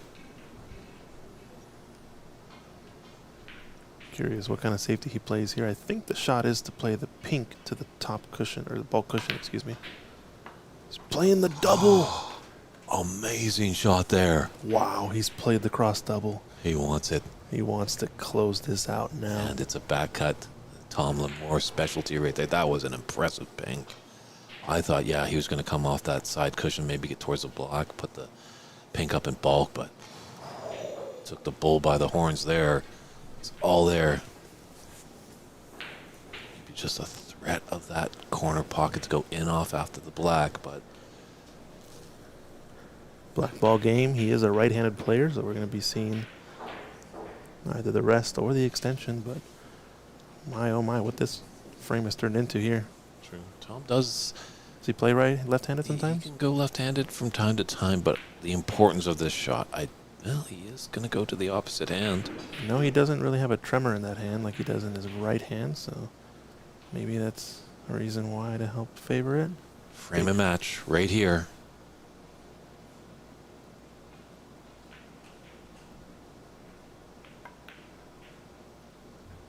Oh, and he's got it. That emotion. Big let off there. What a match. Big embrace by both players. Holy smokes. What a match to get our day started here. We're probably going to step aside for about 10 minutes. So we'll give our players some time to warm up. It's going to be Ahmad Al-Said going on Mohammed Rahim. Stand by. Look at that beautiful venue. Here we are, the evergreen state of Washington, Seattle. Beautiful city, beautiful venue here at OX. Stand by, everybody. We'll be back in 10 minutes with our next TV table match.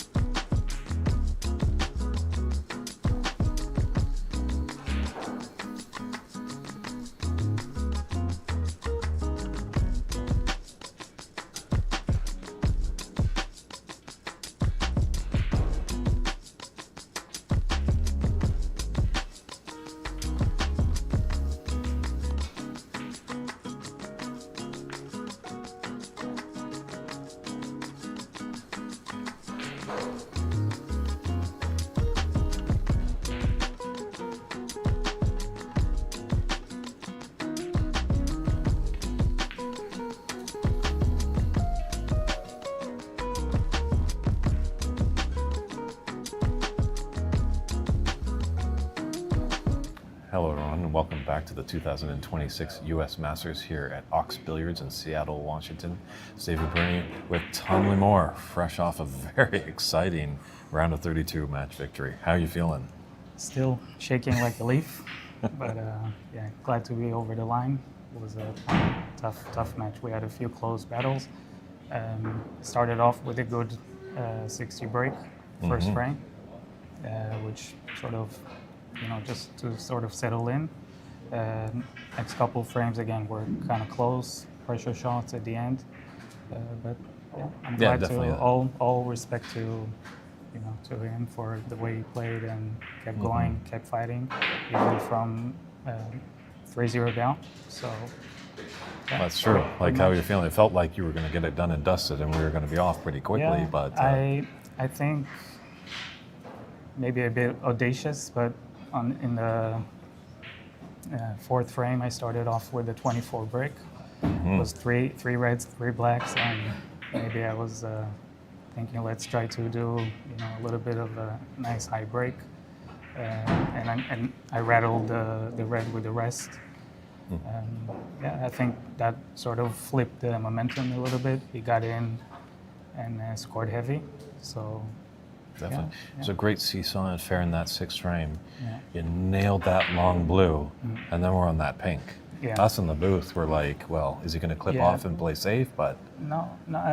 I mean, I could, but the thing is, as many people here know, I have tremors when I play, and sometimes when I play a safety and it's not a good safety, I'd rather go for the attack. I'd rather lose attacking and feeling that I went for the shot rather than playing a bad safety due to lack of touch. Yeah, so the blue was just off straight. I could either follow through with the cue ball and try to develop the pink, but I thought maybe it would be a little bit less control over the shot. So I decided to just stun the blue in and then face the ping and see what angle I'm left with. In Vegas there's no snooker. I play mostly pool, so there's bank shots is a big part of the game. So I'm glad this one went in and managed to finish quite nicely on the black. oh, yeah, you faced the music and you sung beautifully.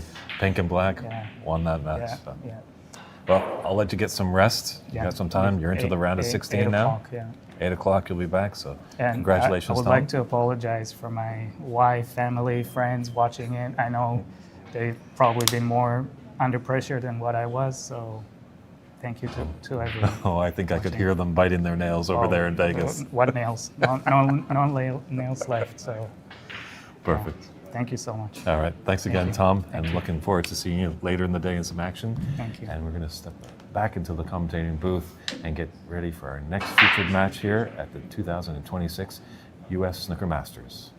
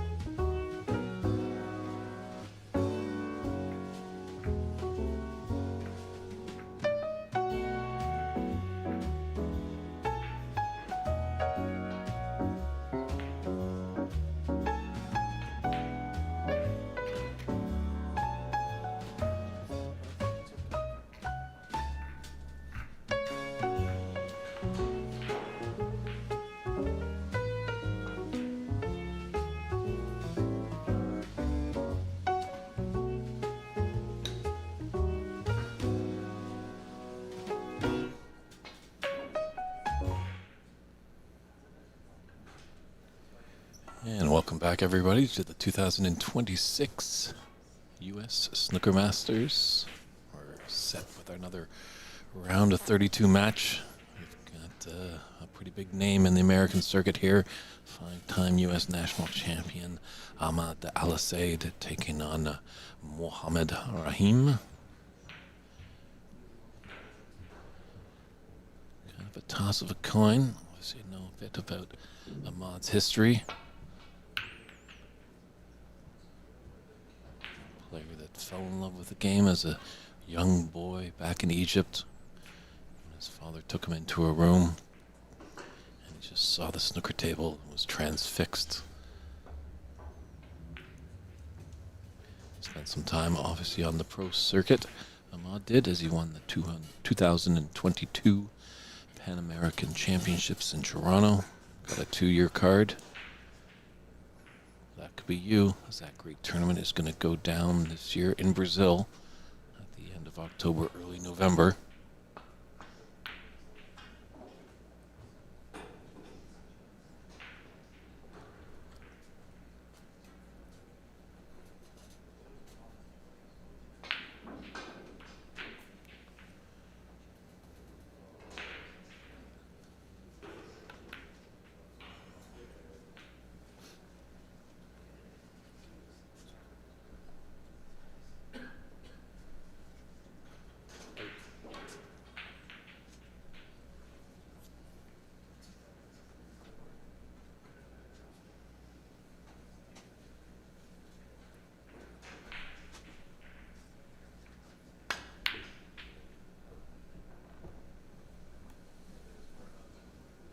Yeah, a little element of safe on that double.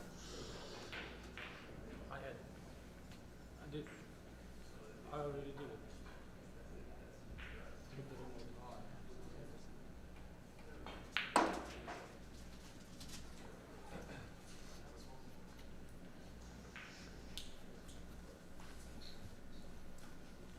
It's David Burney in the booth. We're glad that you're tuning in on OX Billiards YouTube channel.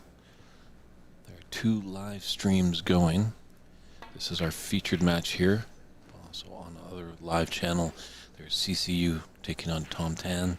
CC is up 2 frames to 1 and leading in that 4th frame at 55 to 88. An active chat as well.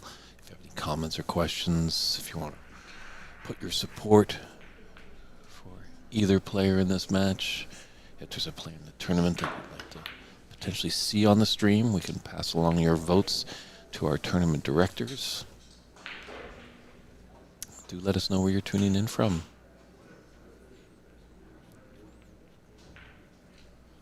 This great sport of snooker reaches over 100 countries in the globe. A lot of good representation here.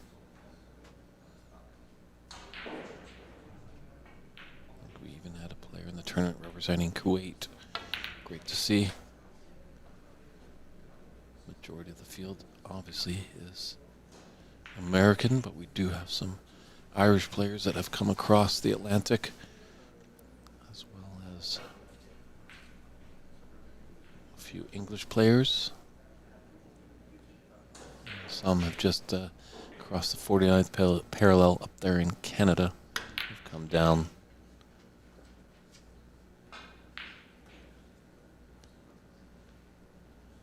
I know we could be seeing quite a hotbed here. There's a lot of great snooker action here in Seattle, just up the road in Vancouver, southern BC. A lot of good players out there.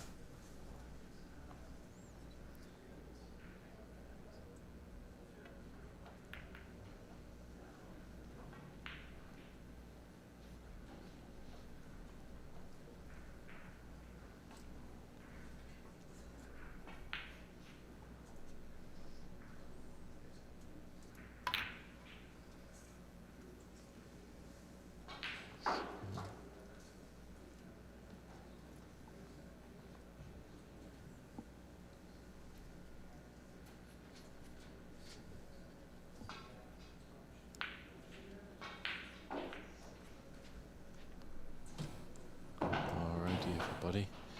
We always like to bring some great guests into the booth here. Always a man that's ready to make an impression. Matt Herm, how are you doing? Just great. I'm really excited to introduce myself.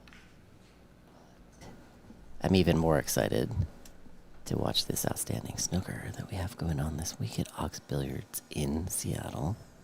This is my first snooker tournament ever. Fantastic. But I am here sponsoring the event with Impression Cues Thailand, who is a manufacturer of really top-notch snooker cues, among other things. And I encountered them first as a customer. So I bought a couple of their cues through dealers in the United Kingdom and in Scotland. And I loved them so much that I ordered one of their custom cues direct from the manufacturer. And now I've got an arrangement with them where I'm helping them grow the sport, really.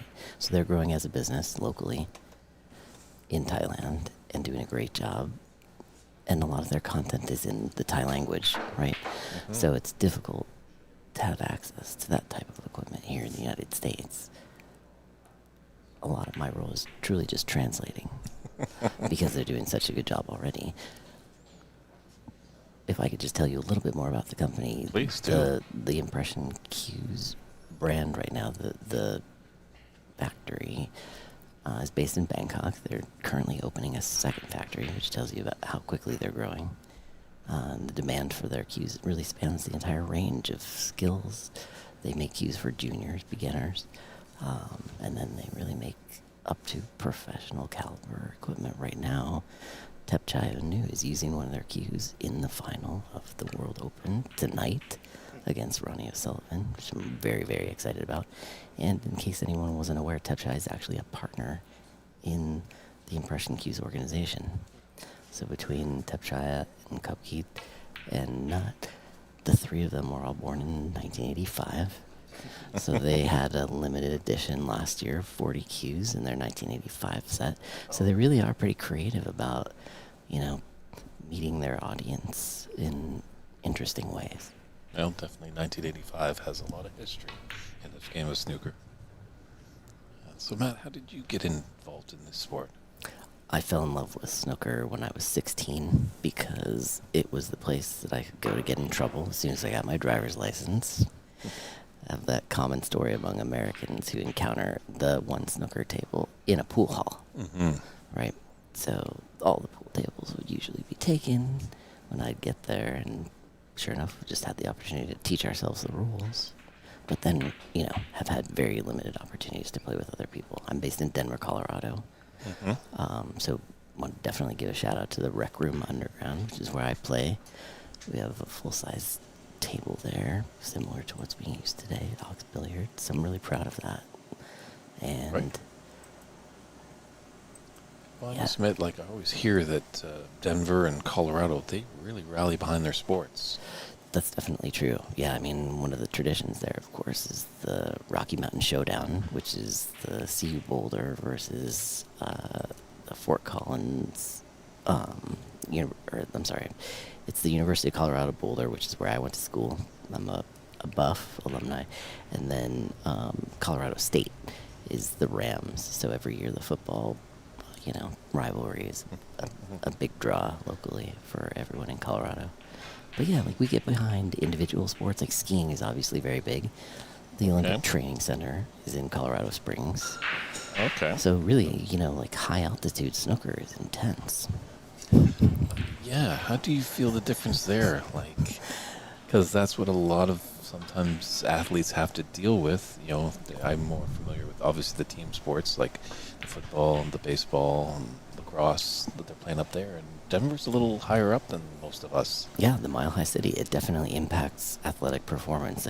For people who are traveling from sea level, they get there and have altitude sickness for, the first 24 hours. You got to stay hydrated, get your rest.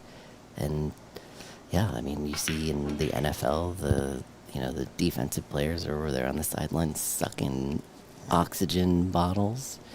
If you're not prepared, the home field advantage is rich where I'm from. But in terms of snooker, it really is interesting. I do want to share, in the Denver climate, it's very, very dry.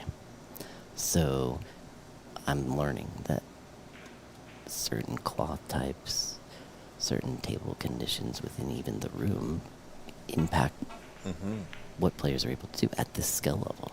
You know, Definitely. for me personally, I notice those things and I enjoy the differences, but I'm not really able to take advantage of them and have that be a part of my game to the extent that these talented players are here.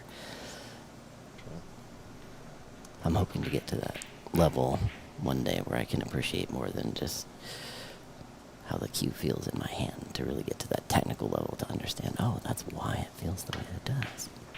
Okay, because ANW3997 is wondering who the best American snooker player is. Is that you, Matt? According to me, the best American snooker player ever, I would say Ahmet here would be in the running for consideration of one of the best ever. I think Renat currently is definitely among the best American snooker players. But I don't know, would you consider all of North America to really be the region to choose the best from the North American country? I mean, what I hear is in Brazil too, Sinuca is very popular.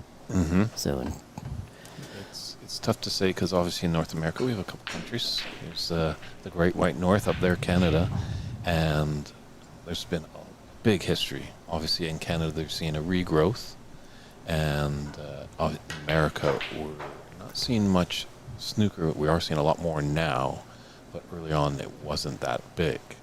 So as well, we'll just chime in. Great to hear these questions coming in. The Potter's asking you, Matt, how are we able to order these cues? that's a great question. Yeah, thanks for asking. And really my role as the North American distributor for Impression Cues is to make them available. Yeah, access, exactly. So right now we can definitely direct people to the manufacturer's website where they have all the most recent information and you can order direct from Thailand. Otherwise, if you're in North America, the best way to reach out to the existing dealer network would be through Instagram. So for anyone who's in Canada, there's an existing dealer. And then for me in North America as the distributor, I work with multiple dealers, multiple points of sale. Right now, that looks like working with your local club. You know, if you have a venue owner that can help with logistics and things like that as a point of sale. And then, you know, again, as I was getting back to earlier, my role is in translating all the existing content. Because, you know, if you have contacts in Thailand or speak the language, then you certainly don't need me, right? All I'm offering is really the chance to introduce and to share my experience. Great. You know, as a newcomer to the sport, I experienced this in Denver, Colorado. There's nowhere to buy cues, nowhere to even see snooker cues. So my options were order online, blind, or maybe travel to the United Kingdom and have like a shopping spree. And I just decided I'd bring the store experience to me. Okay. Because that's really what I wanted for myself. And then it worked so well that I, you know, fell in love with the sport, fell in love with the equipment side of the sport. And the response that I'm getting here among the players this weekend has been really encouraging too. You know, for these players, they also don't have a lot of opportunities to get their hands on these cues. How long has Impression been around for, Impression Cues? That's a good question. I think that, you know, in their current capacity right now, at least as long as 2021. Okay. Yep. So they're relatively new to the market. Yep, I would say so. But, you know, definitely have that sort of Thai cue maker lineage tied to their whole craftsmanship and their approach. Like, it's very important to them to be kind of, you know, purely a handmade shop. So they're not dealing in significant volume for their, at least for their, you know, top tier equipment. They're only able to produce so much. That's why they're bringing on the second factory. But right now, one of the limitations is, you know, finding local talent like a cue maker right, in Thailand. Because it looks like SC Manhattan is in Canada, and he's wondering who the dealer is up in the Great White North.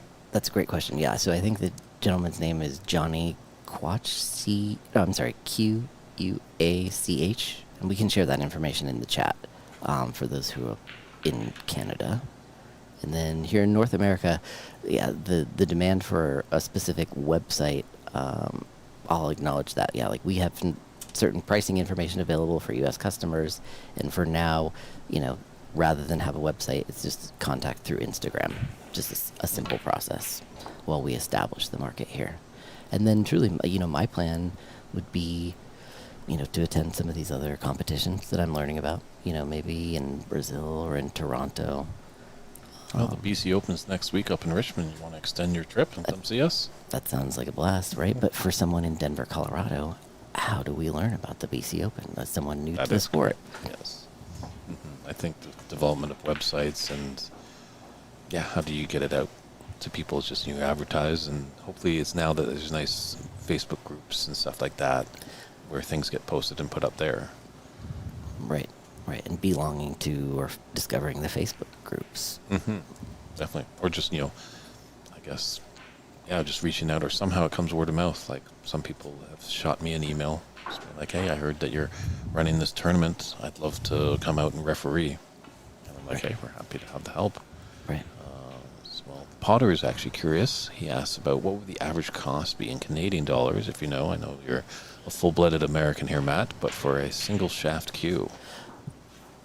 So in Canadian dollars, the single shaft cue is probably going to be neighborhood of 1,200, I want to say. Okay. Yeah, which is the same technology as what they have in their Spectre model, which is their true pro tier. It's the same construction, same single shaft. It's just it's been tested for performance in the hands of that type of player. And then the full custom tier, also single shaft construction, is just sold as more of a custom luxury model. So for collectors or people who are very interested in the aesthetics of these things, which they're beautiful pieces of wood, in addition to like high performance sporting equipment. So Fantastic. yeah, hopefully that helps answer the question. But really, there's a range of prices. For me, the number that I just offered and the hesitation behind it is what is known as sort of the basic all black handle, right? The ebony and ash only for people who are interested in the splices and veneers and those types of things. The ebony and ivory kind of look. Right. But no, I think one of the other cue manufacturers had a magic mink cue that had tulip wood, which is very beautiful. So really giving people the opportunities to even learn that those kinds of exotic woods exist and that you can choose from them as a menu, right? Excellent. It looks like Fred Wedgman, 1951, saying touch base with the clubs who host tournaments in Canada, like the Corner Bank in Massachusetts and Toronto. There's other cities. It's there's a lot of people doing pockets, and we're such a big country in Canada as well as in America. It's tough to get the information out there. Wish there was kind of flyers or somehow that we could, if we just had a press person pretty much just stating all the events.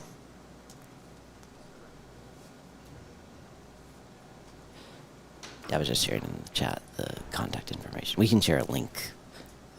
A link, I think, would be fantastic. That, the day that that should we're help in. people Google and get in the right direction. So the Potter was asking about trying out the cues. I guess you brought some cues here. So bring cues here, yeah, and the players have really enjoyed getting the experience of, with the single shaft model in particular. I brought some prototypes with different tip diameters, different weights, different tip hardnesses. So for those who have actually formed preferences over the course of their career, this is a chance to validate that, oh, I do still like that feel, or, to slightly tweak those preferences. Mm-hmm. That's it. Yeah, perfect. And once again, I don't think Johnny necessarily has his own website, but can certainly, help fulfill my role of making the ordering process as efficient and useful as possible.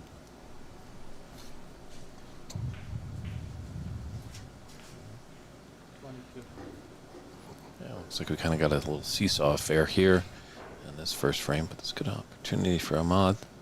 Score heavily. How was your tie? My tie? Do you want to take over and do some tie commentary here?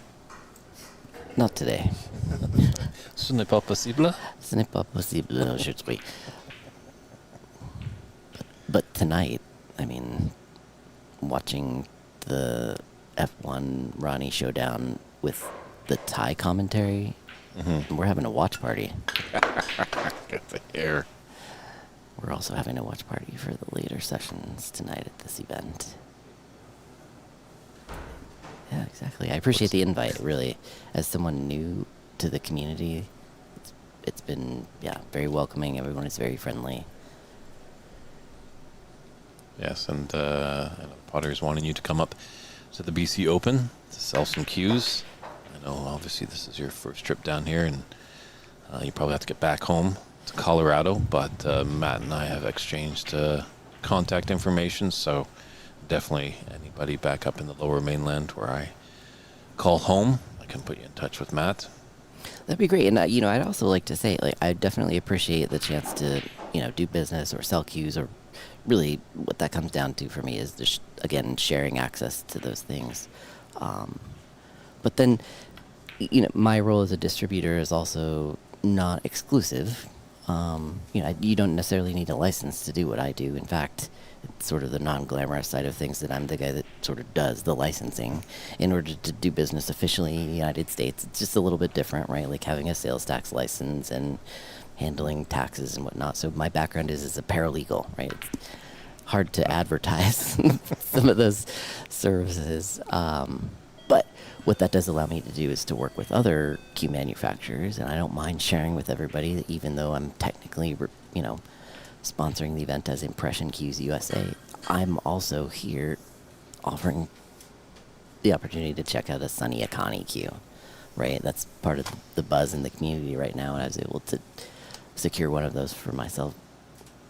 And I also ordered one through Sahil Nayar, Okay. who a lot of people are familiar with. So he's working with Sunny out of Canada. And as a group, we're trying to, again, help Sunny make his equipment available for U.S. and North American players who can take advantage of that cue.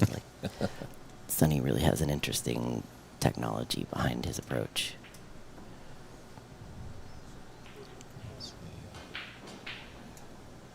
Someone tuning in asking about snooker events in New York again. Unfortunately, we don't have any public rooms, more than 3 tables, but there are 3 rooms in close proximity with 3 tables each. Flushing, I guess, New York. That's fantastic to hear. And, with Ahmed playing right now, he was actually sharing with me that he's based out of New York. He's originally from Egypt. But right now, he's basically a full-time job as a snooker professional in addition to competing. And I think that might be the way that we're going, because these are big tables. They take up a lot of space. And I know last year's Seattle Snooker Open, they did actually have OX and Empire both working together. Yeah, and again, Myself, back in Vancouver, British Columbia with our BC Open next week, we'll be at Top 147 and Van 147. So we do have 2 venues. There may be about a half an hour drive between, but we do have it kind of scheduled that, day 1, you're playing all your round robin matches at one venue, then day 2, you're at the different venue. So I think it can be done, and that's kind of where I think we need to turn a little bit, because there's been always that old mentality of it's just got to be all in the same room, but the size of these tables just makes it difficult. And if we get great people behind the scenes, that's another thing we need. We've always got great players, but the thing is, if we really want to grow, we need commentators, scorekeepers, tournament directors, even just runners that are around. So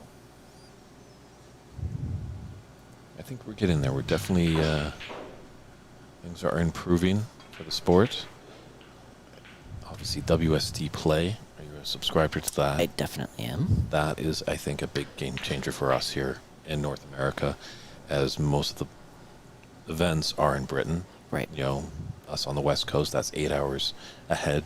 Even Colorado might be 7, but most of the time we're in the middle of our workday while they're having a primetime match. So it's nice that we can, after our workday is finished, they've already uploaded it. It's on demand, and you can watch it. So Right. The YouTube clips that are available, there are a lot of them, right? So it can get a little overwhelming, and finding the most recent ones or the ones that people are discussing in the community. as well. SC Manhattan is also asking if he buys a couple of Impressions cues, does he get a discount on your paralegal services? I would say yes, absolutely. Why not? There you go.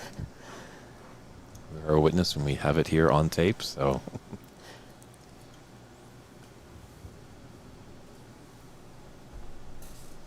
Looks like Ahmad had a nice break of 53. Snooker's acquired stage, as there is 35 on the table and a difference of 45. I also had the great privilege of playing a couple of frames with Muhammad yesterday. He shared with me a little bit of his background. Most recently, professionally, was based in Afghanistan.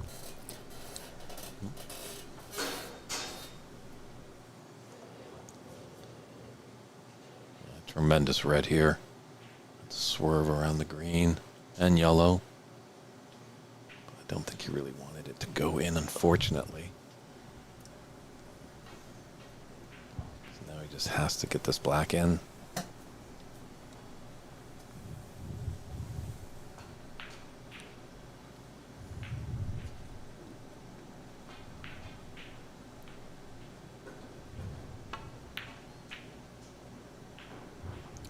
Greetings to Islander 5000 THB, tuning in from Vancouver, Canada. Great to hear from you. Andy J has been in the chat for quite a while. Just wondering about the inclusion of the word Masters.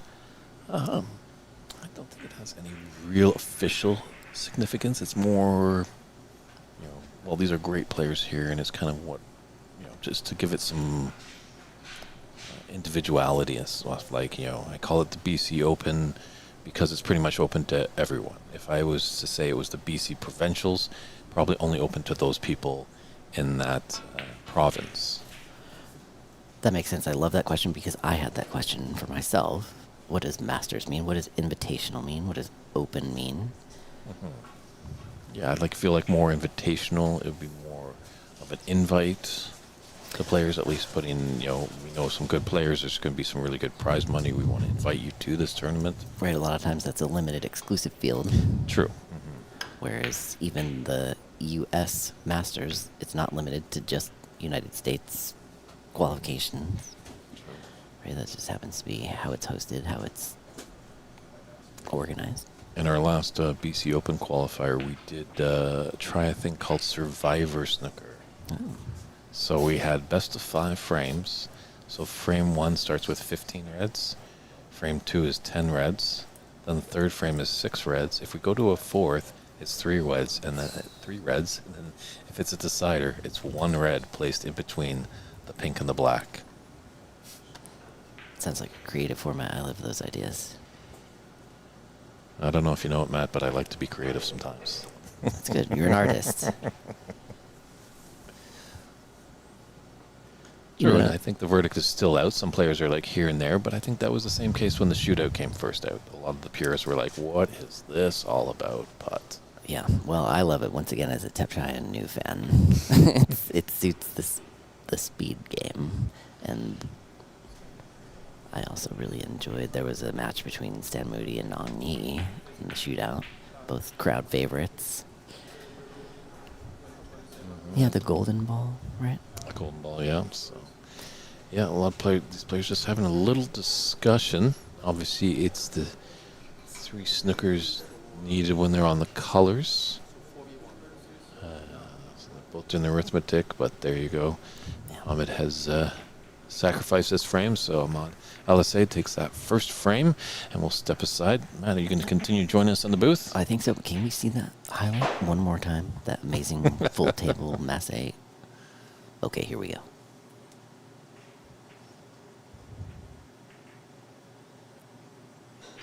That's an exciting shot. Fantastic shot.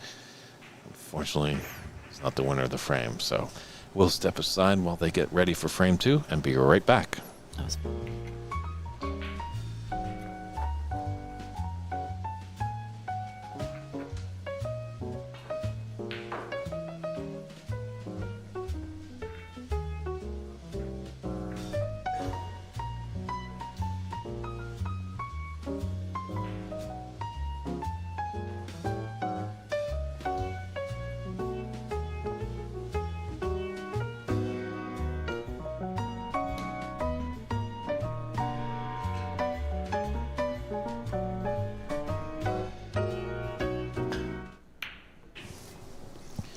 And welcome back here to this round of 32 match between Ahmad Al-Assaid and Mohammed Ramin. It's David Burney in the booth. I'm joined by Matt Rem from Colorado, the Rocky Mountain State, home of the upcoming Colorado Open, I believe. Any information on that, Matt, for our viewers? I would like to share some information on that. A friend of mine, Mark Wilson, and I are helping organize a second edition of the Colorado Open in Denver, Colorado.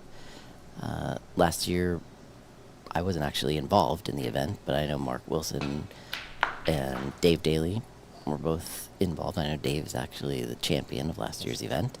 And so organizing plans around having him come back to defend his title with a slightly larger field. So we're growing. And, working with the resources that we have locally and trying to put on a version of these professional level events for amateur players. I think the big thing when we do, as us behind the scenes, do try and go out and get some money from sponsorship, it's good to go to who you know. Sure. That's what I preach to everyone pretty much. Like, talk to your dentist. They might not know anything about snooker, but they see your passion for it and they want to help you out. So always a good place to go. But Right. nice long red by Mohammed to start off this second frame.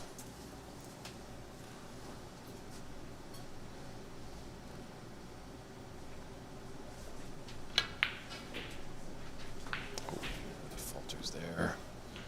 Andy J is wondering, question for you, Matt.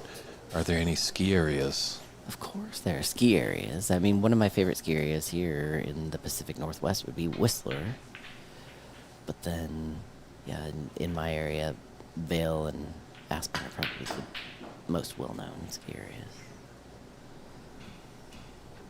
True, I'm pretty sure Dumb and Dumber made that famous, right?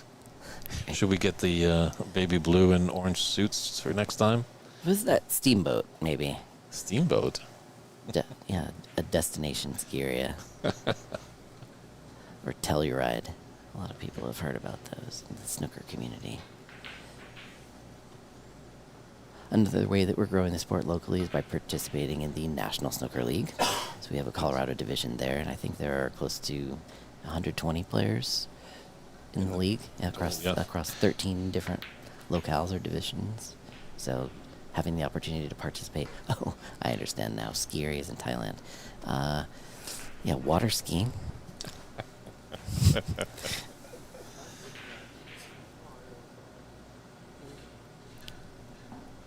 True, that National Snooker League is getting a lot of momentum. Really great thing for the sport.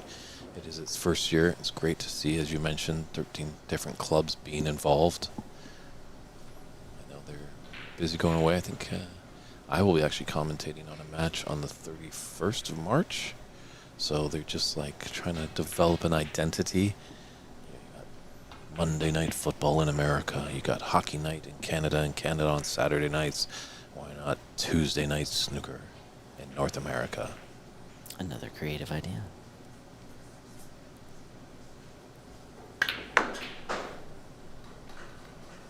We just got our head referee Desi come in and spot that pink.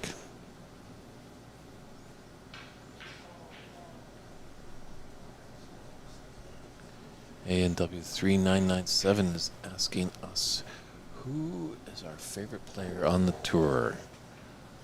Matt, do you want to jump in on that? That's putting me on the spot a little bit, but I was prepared to answer this question. So in addition to Tapchaya, it would be Wangharunthai or Mink Natcharat. Okay.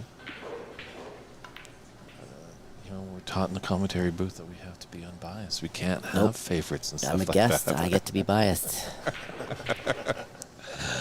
And I cannot, so am I baiting into the trap here? But no, that's an easy question to answer for me because I enjoy the entertaining aspects of the game. So for me, Tapchaya, the speed, his average shot time, to me, makes him stand out. I am also personally of shorter stature, and so I look to players like Zhang Anda or, some of the women on tour who, we don't consider that a disadvantage, but it impacts our style of play, right? So we use the rest a little bit more. Mm-hmm. Have a different perspective. Back pain. Different back pain.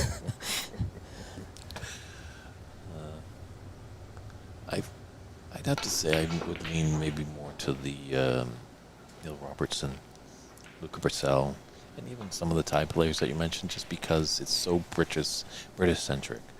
I kind of feel like I could identify with the outsiders. You know, coming into an established world, you don't really know it that well.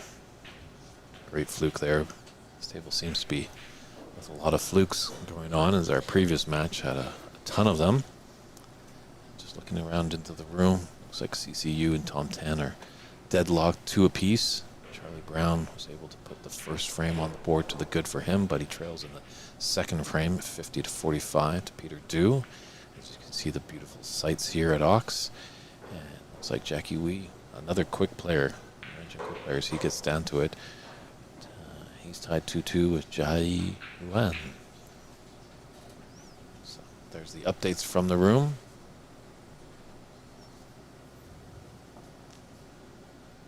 Yeah, just quick shout out here locally. Jackie is one of my favorite players to watch among this group.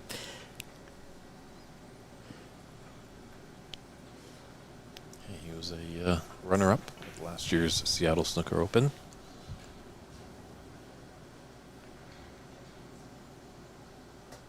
For anybody who didn't get a chance to see, or if it hasn't made it into the highlight reel yet, I also want to recognize that Davey Morris got us off to an incredible start for the tournament. Just, you know, ripping off a 122 break first frame. Thank you for supporting the event, Davey. And last year, I'm not sure if you tuned in, our final went all the way down to the final black-ended decider.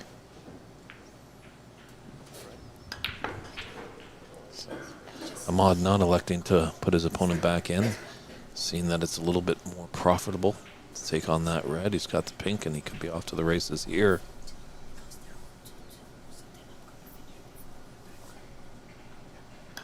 I don't know, Matt, do I put you on the spot? Who's your favorite commentator? How's your tie, Dave? Do you want dinner tonight? Exactly.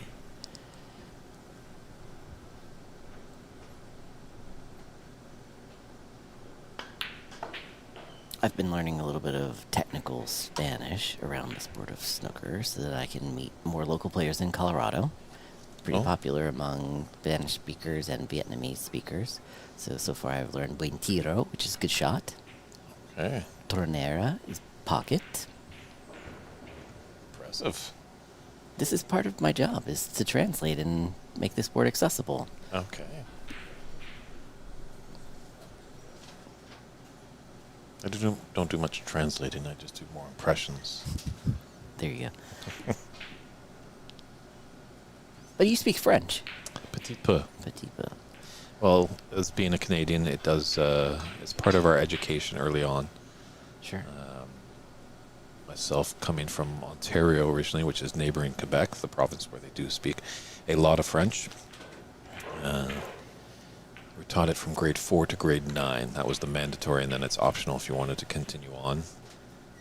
Quite funny little story. When a couple years ago, we were in Montreal for the Pan American Billiards and Snooker Association Snooker Championship, and Andy McCluskey, who's the tournament director here, was like, "Oh, Montreal, you know." I'm like, "That's Quebec.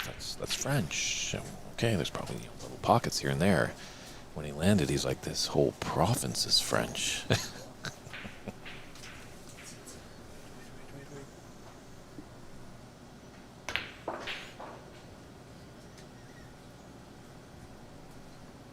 has been good stuff by the 5-time U.S. champion.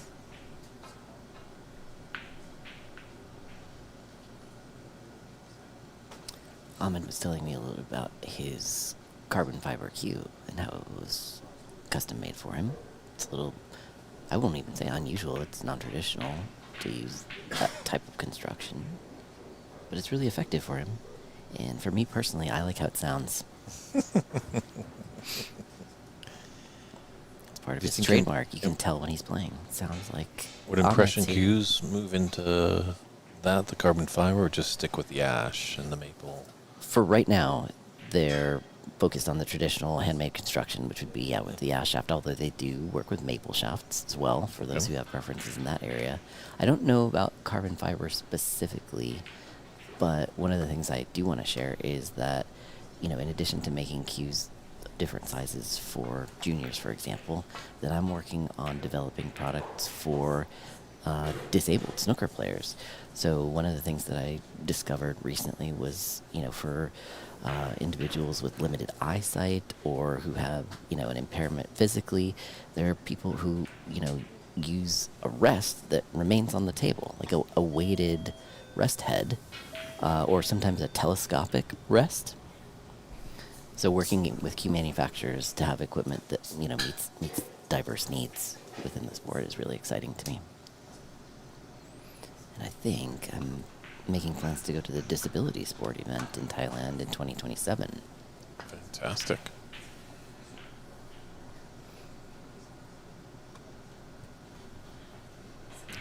How's the junior scene for snooker players in Colorado?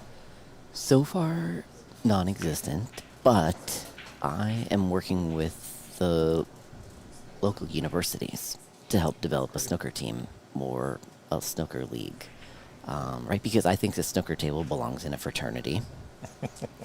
As someone who helped form the AEPi chapter fraternity at Georgetown, I've seen that be successful for a way to grow a community, around a shared activity.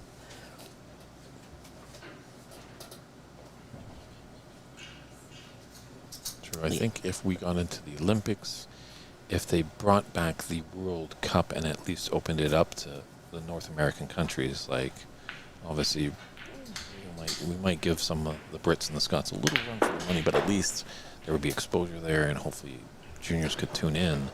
Because once you see it, you kind of like, oh, that's a fellow country person. I think I could do that. Right. I mean, for me now, it's a generational access thing. Whereas, for someone like me, I'm 43 years old. I'm probably one of the last people that encountered snooker before YouTube existed. Right now, people are often seeing that for the first time in their clip, their highlight reel, their algorithm is showing them something because they've, expressed an interest in pool. That's oftentimes how Americans come across this. But then what I was going to say about that is now that I've, reached a certain age, I'm ready to give back to the next generation and teach them what I've learned about snooker. And I'm seeing around the room here that people are also of that age. So for Andy McCloskey, who's been, the United States snooker coach, now taking on this role and giving back to the sport as an organizer, certainly finding ways to do youth outreach, community building. It's definitely ready to do that. It's exciting.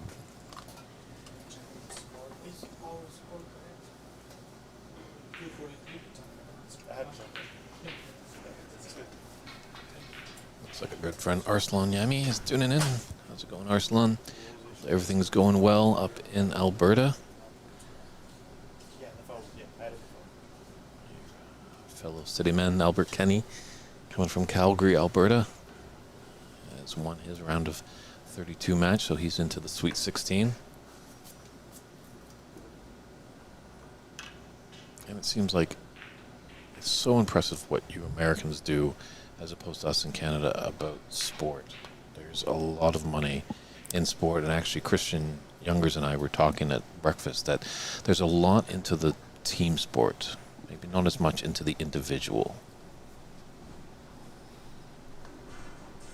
Yeah, or the big ones, shall we say, like baseball and football, all that. But yeah, I've been thinking out loud about that a little bit. My father, who's 76 years old, has been participating in a different type of Masters, which is Masters ski racing. And that Masters does have a technical definition. It's an age bracket. So for people who used to compete, semi-professionally, or who may be retired now, they still have the outlets for those types of things. Ooh, I'm very interested in tuning back into the chat here. But if I could just wrap up my thought about the individual competition and sport for that, I think you're exactly right. Like the ski team exists, the local mountains exist, the sport is organized around the Olympics, right? So top down and bottom up support. yeah. I'm very lucky that he didn't go in off there. A little bit of bother. See, it's tough bridging. You got your hand in that pocket for Ahmad. But while he thinks about it, a good question here from our friend S.E. Manhattan. It's a friend that has MS. He took a rake and cut it down to the last 4 inches so that it's a post with a rest. And he holds it in his hand to kill the shakes in his bridge. Brilliant. It keeps him in it. So that's nice to see. That's great that they've found a solution that works for them. I mean, I think it was shared earlier, like Tom, one of the players here, experiences a bit of a tremor. He has a lot of self-awareness about that and manages it part of his game. I don't think it impacts his choice of equipment too much, but it very well could. You know, and it's great that the rules of this sport are structured to accommodate those types of things. True. Right. I think, for my knowledge, if you get your equipment approved ahead of time, you know, if you're using a carbon fiber shaft, for example, or maple or ash, or, you know, have needs around a certain rest, that can be negotiated so that you can compete fairly. You know, it's fair to everyone. I think, like, the one big challenge in this sport is what's between the ears. You know, you could be as tall as Robert Walden, tallest man in the world, or be an Oompa Loompa from Willy Wonka's, and you still probably could be battling the same. It's just what's going on in the brain box. Right. And I love hearing that those disabilities don't hold people back from enjoying this game.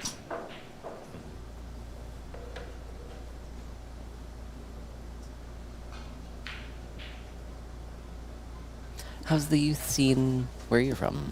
It's going quite well. We ran a BC Junior Open tournament in February. Had 6 competitors. Okay. So there's a young gentleman named Rian Desani. He's actually just traveling over in India with his father right now, or his whole family. And he's really grasped the game and really trying to go at it.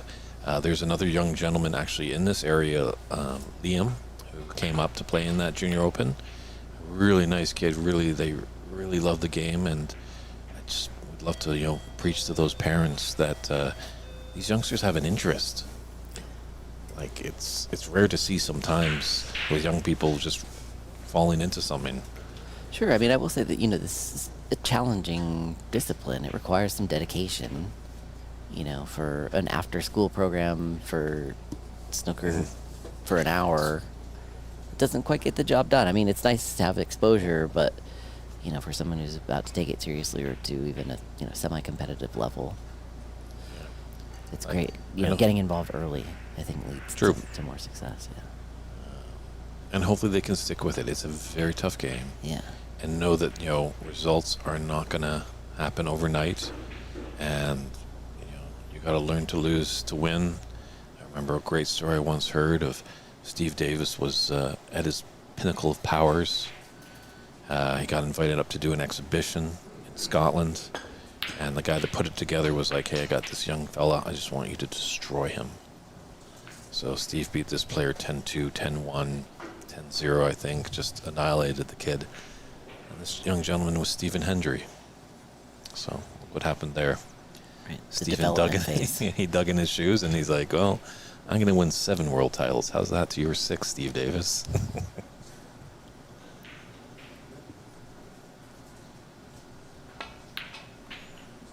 It's a nice pot by Muhammad. He's got a good chance here to make some points, get back into the second frame. Yeah, when I had an opportunity to share the table with him, he has a very calm demeanor, very consistent, and kind of plays shots with a passion. You know, he's driven to make this.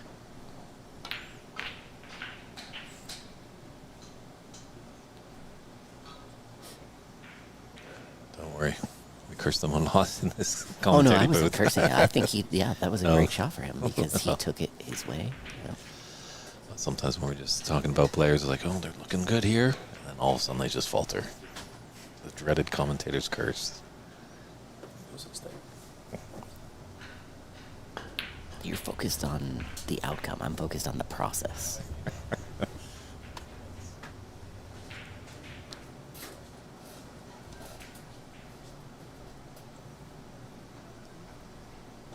Andy J chiming in as well with a good question. Is it good to eat a big meal right before a snooker match?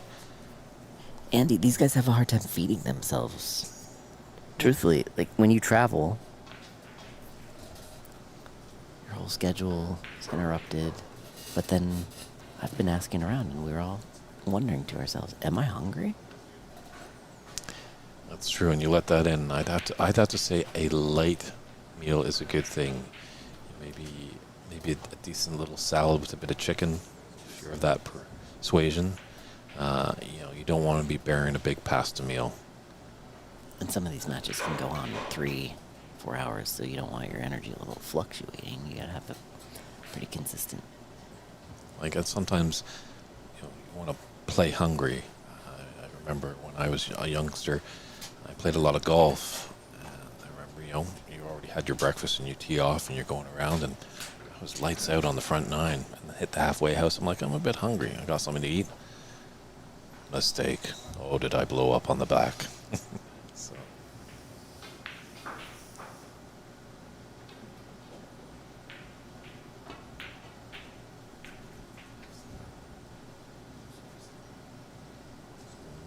That might be a concession here coming up pretty soon.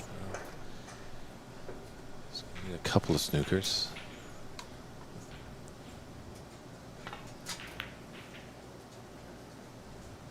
I think as well with these players, they like to keep a similar routine. Obviously, definitely coming down to the table, they judge their certain amount of feathers and all that stuff. And as we know, athletes are very superstitious, so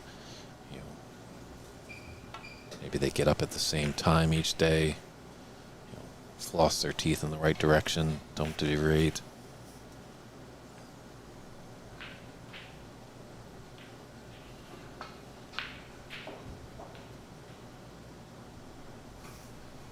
I remember that was one of the comments that Onni made with your discussion was fitness training. Mm-hmm. It has definitely come a long way. I think if you talk to the great Canadian Bill Werbernick, his first fitness training was having a pint of beer. Obviously, he had a Nice pot again, my helmet. He also had a tremor, and he found that the alcohol calmed his nerves. And fortunate enough, the lager helped him out tremendously. And then actually a little unfortunate later on in his career, he found that the beta blockers were helping him, but then that became a banned substance on the IOC list. So unfortunately, he got fined for that, kind of just destroyed his career a little bit. As he famously said, I should have just done cocaine. I would have got a lesser suspension. So, but we don't encourage that. But Ahmad Ali Al-Said has taken a 2-frame advantage. Look at this beautiful room here in OX. So we're going to step aside for a few short moments. That's Matt. I'm Dave, Colorado, Canada. Here we are. We'll be right back with frame 3. Thanks very much.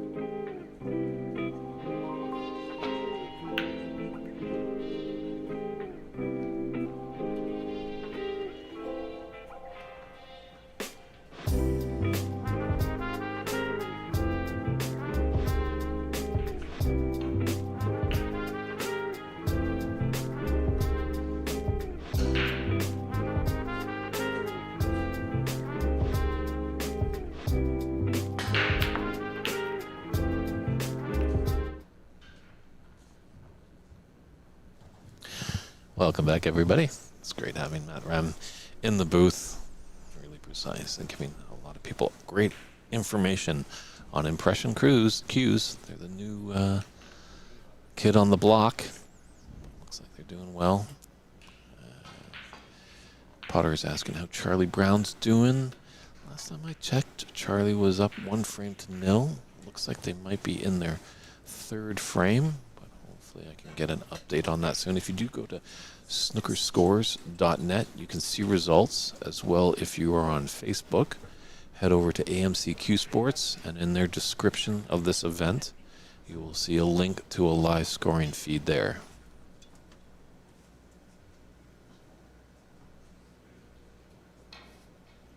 Steve Hancock, 1953, is asking, how would anyone from Southeast get into these tournaments? I'm assuming you're calling in from Southeast USA. If you are, it's a thing I think a lot of us have discussed behind the scenes. It seems like somehow there should be some kind of funnel that organizers of these tournaments can just send their particulars to a hub, and then anyone that's interested in snooker can kind of go to the Snooker North American hub, and they can find out where all these tournaments are.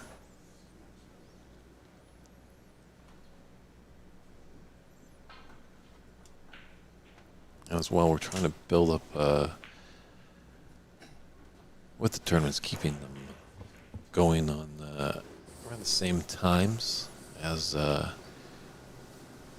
it's obviously tough with availability and time, as obviously a lot of us are doing it with the labor of love. Nobody's paying the bills with what we're doing here. And it's good to give these tournaments kind of an identity. I know Andy is definitely wanting to take the U.S. Masters around America, but hopefully if you could continue having a similar date. I do put on the BC Open, and I think for the past few years it's always been at the end of March.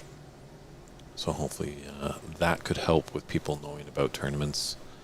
If we get it stayed in a specific date and time, then people will know that, it's May. That means maybe the Canadian Nationals or the U.S. Nationals is starting up. Yeah, I think the big draw for why this is the specific weekend I think that Andy chose for this is that there's a lot of amateurs that are kind of, at least in Europe, on that cusp of high-level amateur, low-level pro, and they're either playing in the Euros or not. And I guess the European Championships are this weekend, and for those who are not playing, this becomes a good opportunity for a lot of those players who basically have the week off if they didn't qualify, in order to come and make a trip somewhere to play in this event. So that's, I think, the allure of this specific weekend, this 18th of March, right? It tends to be kind of the best time for a lot of the availability for those players. It's actually, as you say, Christian, it is the first day of spring. Is it? So things are starting to bloom. It does look like it's a beautiful day out there in Seattle. Oh, yeah, the vernal equinox, right? Something like that, yeah. Yeah. Somebody went to university. When the days are just as long as the nights, right? Yes, Andy J as well is asking. He's got a snooker buddy that's coming to Vancouver this week, and it's asking where you can play snooker. Well, this next weekend, from pretty much Thursday to Sunday, Top 147 and Van 147 will be pretty busy with the BC Open, as those are the two venues. See, Van 147 will probably be available come Sunday and later in the day on Saturday as we funnel down to the final stages of that tournament, and the finals will be held at Top 147. There's also East End Billiards. Some old Italian guys run that. Tables could be in a bit better condition. Star Snooker Club. There's also Choices Billiards, Marsden Billiards, and as well the Surface Club, the Anavets, and the Royal Canadian Legions. Those are always good places because there's a lot of the old timers that love to play the game of snooker, and they have the space in these buildings to put up these big 6x12s.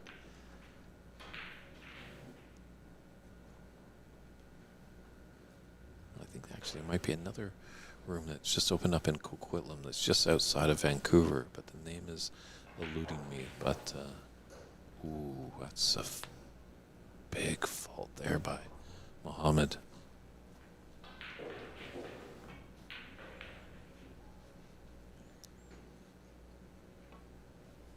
Also Snook D. I should mention as well. They helped out with the BC Open last year.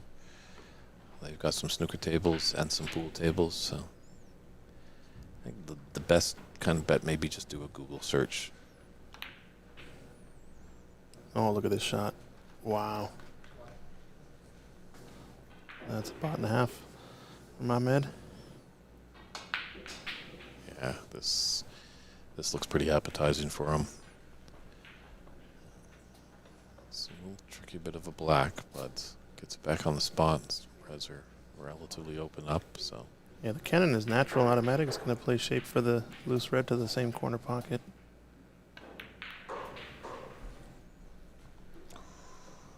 Dribbles it in. That just hit the rail just before. But here's this, once again, this beautiful red. Yeah. Talk about a starter.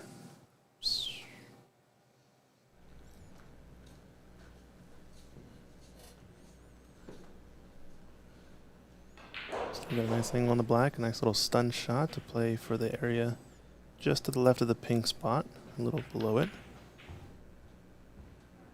Oh. Was a big Just- chance. Just get ahead of the game there. It's so tough when you see the world in front of you to just bottle down and just stay on the one shot in front of you. You've obviously in your pre-shot routine we had Anyi in here. She was greatly saying that, yeah, I'm at the table. She's like, I'm doing my mapping out. I've got my, 3 balls ahead of where I'm supposed to be, but then when I'm down in this position that Muhammad is, it's all systems go on the shot ahead. Or in front of you, I should say. Well, now the chance has flipped for Muhammad. All the reds are out in the open. He's got a nice little opener, and as long as he keeps the tidy cue ball, should be okay.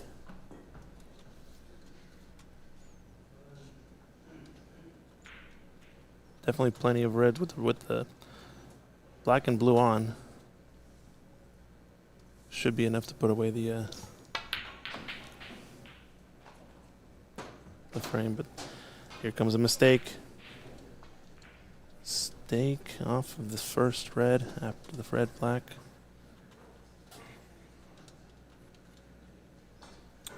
That's not going to be something that is going to be able to see him through in this match if he makes mistakes like that. We are in the knockout stage, and standard's only going to get tougher from here.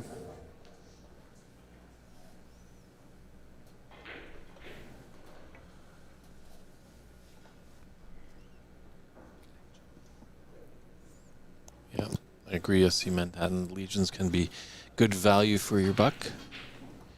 But sometimes those places can be a little rowdy.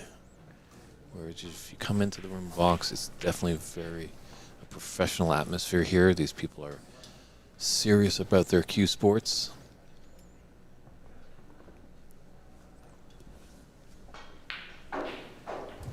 Now we've got another wonderful guest coming into the booth. The man, the myth, the legend, the top dog, as he's like to be called around here. The one who makes all this happen. Yeah, he's not a beastie boy, but it is Mike Dominguez. How you doing, Mike D? How you doing, Mr. Burney? Christian, you guys are doing a fantastic job. Unbelievable work. Great to have you here. Thank you. It's been a while. It's great to be back in Ox and Capitol Hill area. Yeah, it's a lively day outside, but it's pretty lively in here as well. It's brisk and sunny. Yeah, I couldn't help but jump on here just for a little bit. I don't like being on the mic, but I know that there are some really good friends watching over on the East Coast from the New York Athletic Club cheering on Ahmed. Oh, yeah. Yeah, tell us about your time. You were in Ahmed's shoes, right, in a way, for a couple of years while he was on tour, huh? Yeah, the interim billiards manager. But I think it all started really because of the International Snooker League. Yeah, that's where we met, kind of. We were all having dinner at the closing dinner, and I asked Ahmed, hey, who's looking after your room? And he said, I don't know. And then Caroline said, "Why don't you do it?" And after a few scotches, I felt like it was a great idea. Question mark? Turned out to be an excellent idea. Oh, goodness. That was a miscue, I think, too. I think a little bit, yeah. We're going to see Ahmed get on a big run here. I can feel it. Yeah, so we don't have, as Mike has said, he's usually not in the booth, so get your questions going for him. He's only here for a limited time. He's done great work here in the Seattle area, promoting the wonderful game of snooker. I'm pretty sure he could help you out if you had any questions about opening up a room. Yeah, here to help. So it's going to be a tough shot here. Not going to be automatic position for a red, so going to have to get a bit of good fortune. Gonna land it on the rail, so gotta have to come with another couple good shots here to extend this break. Someone's trying to play peekaboo with you, Mike. Was that Andy J? Buck Moose saying he's gonna come to Seattle at some point, maybe. Buck, let's get you in here. Give me a heads up. Love to have you. And Andy, no, I don't know who you are, Andy J. Nope, me either. Give me a hint. We'll play 20 questions. Are you a jealous ex-girlfriend? Well, I'm gonna just hit a pretty good shot on that brown. If he's on this red closest to the right corner, I think chances are decent to get a bit heavier scoring. He's gonna have to make good sense of the pink, though. No man's land. Yeah, just overdone it a bit there. I think he was actually trying to stun across all the way to get the pink into the right middle. And I don't know if there was enough angle for that, so. Yeah, we're talking about Nyack, too, not New York Athletic Club. Super cool room. 11th floor? 9th floor? 10th. 10th floor. I'm splitting the difference in. 10th floor, bottom edge of Central Park. Amazing room. One Insane. of the most fantastic billiards rooms in the world, and room in general. The view of Central Park is a $1 billion view. It's just amazing. Very historic.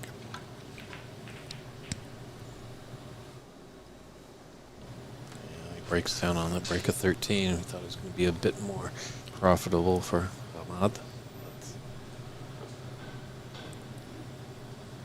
Interesting choice there by Ahmed. He could have decided to play safe up the green and behind the brown, but I think he played safe on the black just to get it off the cushion, put it in play, putting the pressure on Mohammed right here. Mohammed knows that black ball's there, and if he doesn't make a good safety, then Ahmed. Oh, but he does make a good safety. Little flick off of that green last second. Wow. Not sure he meant that cannon, but that was a great shot.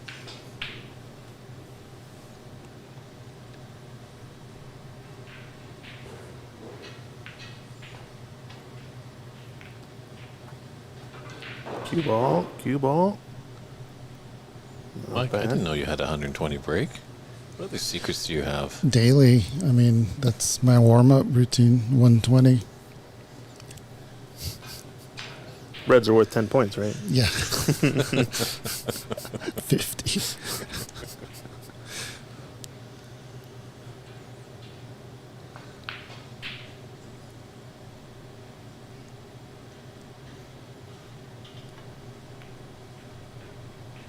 Game starting to slow down now a bit. Feels like the next person who gets a good chance can take advantage of some scoring. Pink is available now, I think, to all 4 pockets. All 6 pockets, I guess. But I think Ahmed is starting to get a little bit frustrated with how the match is going. I think he wants to wrap this up more quickly.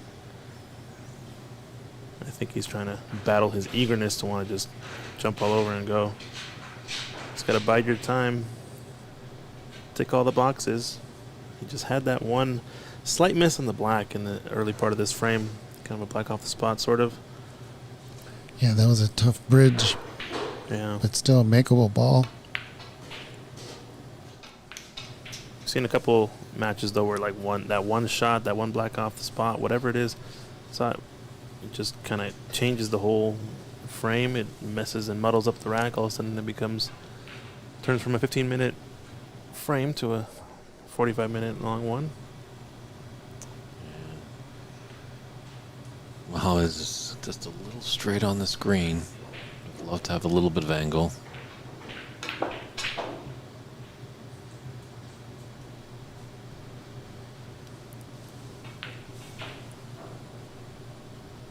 It's a tricky spot. The pink is in the way kind of any sort of right edge escape, so he's going to maybe have to just dump the cue ball to the top cushion off of this red from the rail. Don't think it's far enough away from the right long rail to avoid any double kiss, so the double may not be on.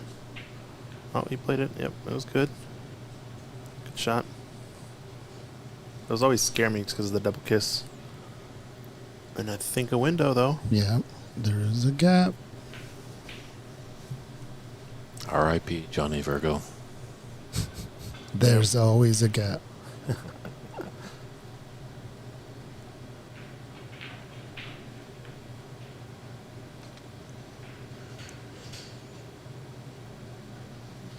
Off camera, you can see Ahmed kind of measuring the shot in the table, looking a couple shots ahead.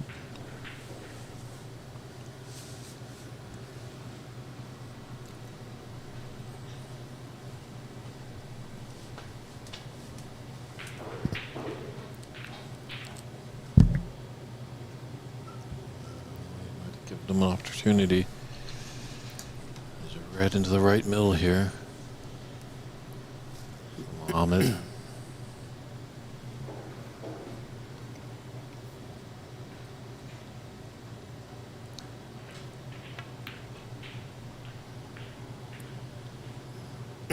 Good shot. Yeah. Damn, the grifters making a good point. There is a battle between Tom 10 and CCU. Tom is up 3-2 in the match, but CC has a 58-6 lead in the sixth frame, and there's only 35 points on the table. Yeah, two club owners, Tom and CC. Tom has Chicago Snooker as part of his restaurant. Two longtime American snooker stalwarts. Kind of. CC had his first club really in the Seattle area. It was a quality snooker club. I think Renat Denka plays out of the Chicago club, right? Or at least he plays there somewhat regularly, I think. No, I mean, Tom's really cool. He's Yeah. a good guy. Both of them are. Too bad they're playing each other. I think they put each other, though, plenty of times in the U.S. Nationals before, so Yeah, they know yeah. each other well. It's a good rivalry, I'm sure. I think over the years, CC's gotten the best of Tom, so this is a big match for Tom if he can pull out the win.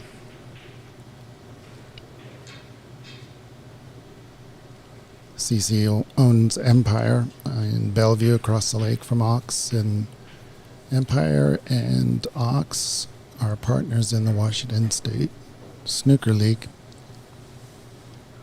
Yeah, we co-host the Seattle Snooker Open every year, Yep, right? yep. And that kind of is fed by the Washington State Snooker League. You can qualify directly, actually, for the Open via winning the division, right? There's some process for that, and there's some qualifiers as well for Washington Snooker League players. Yeah, the scratch champion and handicap champion get a variety of prizes to choose from, one of them being an entry into the Seattle Snooker Open. Another's cash, and another is a free snooker cue. How are things looking for this year's installment of the Seattle Snooker Open? We're going to try to get it back in its normal position in June. That's usually when we have it, but it's been, for one reason or the other, just not in June. We've had to fiddle around with the calendar, but that's the goal.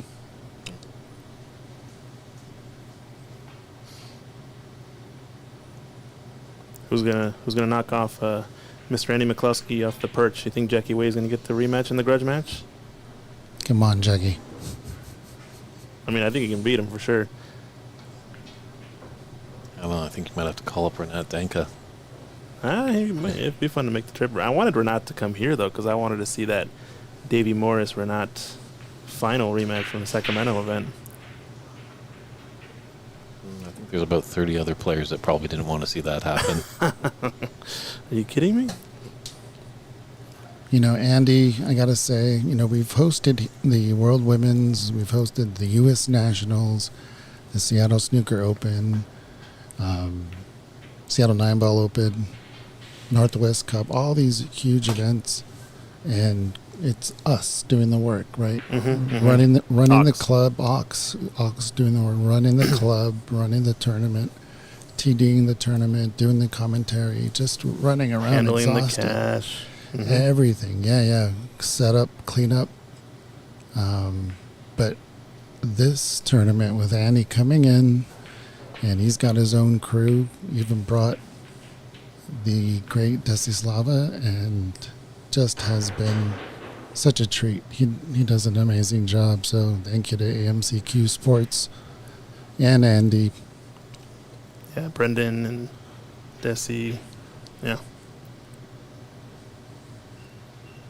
Can't be understated or overstated. I guess it could be understated. But yeah, man, it's just been a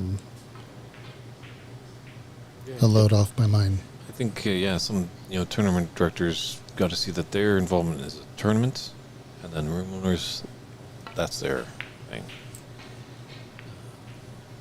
Because you got to know that right at the moment, obviously, all the snooker tables are taking up, and there's not a lot of big profit for room owners when this happens. They do get exposure about these prestigious events, and that will bring in clients. But at the beginning stages, it's a tough sell sometimes, saying we're going to come in, taking over your room for these days, this long days. So all you got to be is respectful and thankful, and I think Andy, as you guys say, is doing a top-notch job. Yeah, it's even as simple as just brushing the tables in between matches, you know? Like, that's like... Something as it's simple as that. So simple, but it goes such a long way, right?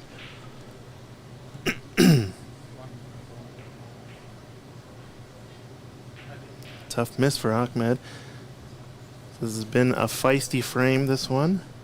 To me, it feels like if Mohammed doesn't win this frame, it's going to probably be a good chance of a 4-0 victory. But if he can get it to 2-1, I see 2-2 in his future. Man. And that's not what you'd like to see for Mohammed's.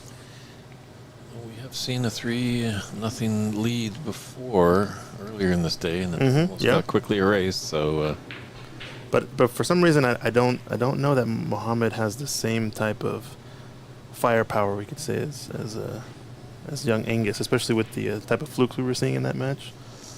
It was very much swaying the balance. I think Mohammed, if he's going to win this match, needs to get a frame early. And if it gets too big of a lead too late, it just feels like it's going to be over quicker. yeah, as they say, you're never in the match until you get that first frame on the board.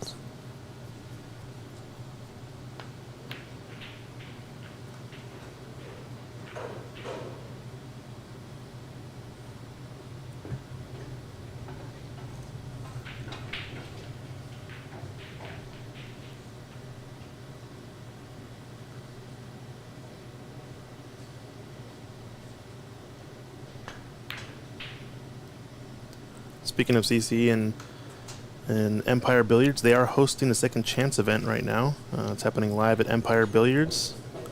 If you guys want to check out, there is a live stream going for that over on the Empire Billiards Facebook page. I think he's using a super cool AI scorekeeping scoreboard over there, so do check that out.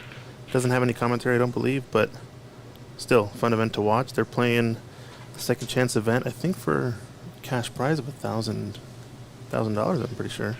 So the final's going to be played back here at OX on Sunday, but they're playing all the way down to the final today. Best of threes and best of fives. Wow. That's better than the $10 for second place in a beauty prize. Right, yeah. And a can of Coke, yeah. Where was that in Monopoly? You're playing a different game than I was?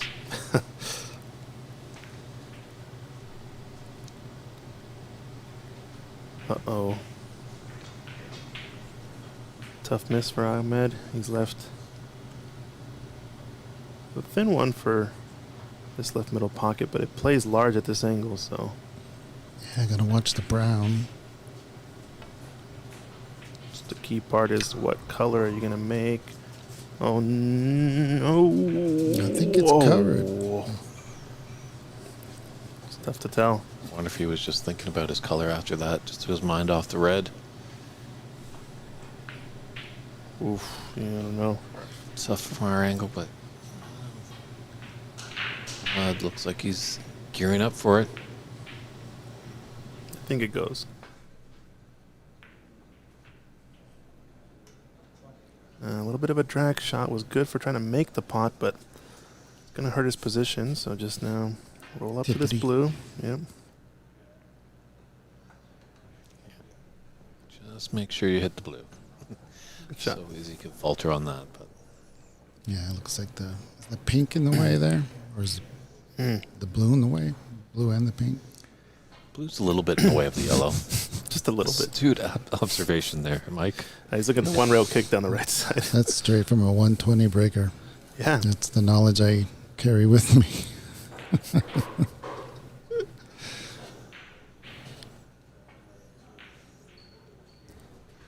This is tricky. I think he has to go left of the pink here, come short of the brown if he's going to go that way. Or I honestly just prefer the two cushion escape, probably. Just don't know if the blue is blocking that or not. It's a tough one, this. If he's frozen, this is a really tough escape. Might have to go down to the right corner, two cushions. Yeah, that's what I was thinking as well. It could be obviously a little tricky queuing over the blue with that escape that you were mentioning, Christian, but... Whoa. Okay. So I thought he had to get as close as possible to that brown to hit the yellow, and that shows didn't actually need to do that. So brown not so much in the way. Should be a pretty minor adjustment to hit this ball. Just wants to hit it on the low side. I wouldn't put him back. I think that was a bit closer. I mean, I don't think it matters that much, but I definitely wouldn't put him back because he would like his chances to hit it this time. Yep, he hit it perfect. He hit it just that side, so it wasn't going to leave it to the pocket. It is risky, yeah. I mean, if that goes wrong and hits a half ball the wrong way, that yellow's sitting over the pockets. Maybe that's Yeah. what he's hoping for. I don't know. Hopefully, yeah. This is tricky. This shot to nothing. I think if you get in the jaws at least, you're not leaving the yellow on, especially by just stunning or screwing back a bit. Yeah, it looks like he's putting some stun on it, just from our vantage point. Yeah, I don't mind that attempt at all.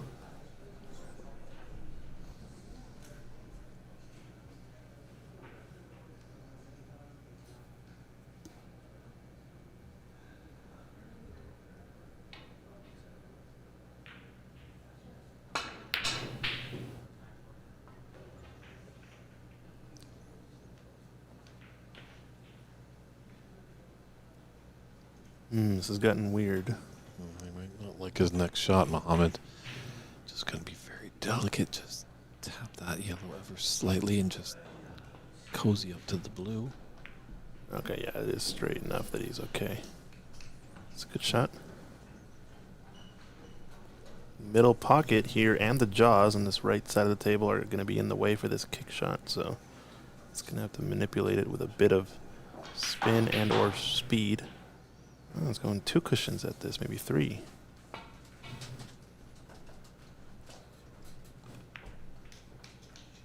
Figured he probably could make it that direction. A good shot. Or if he's using that nice trick there, sometimes when you're in a snooker, you find the middle point between your cue ball and object ball.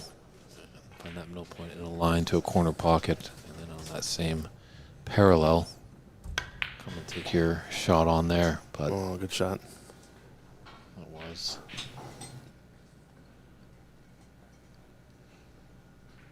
CC's in a big lead over on table 2, but Thomas just put him in a pretty good snooker. And looks like Muhammad's going to be in a bit of trouble here. As Ahmad Al-Assaid looking to CC. take a 3-0 advantage. Why is CC so good at those escapes? Just roll up on the ball.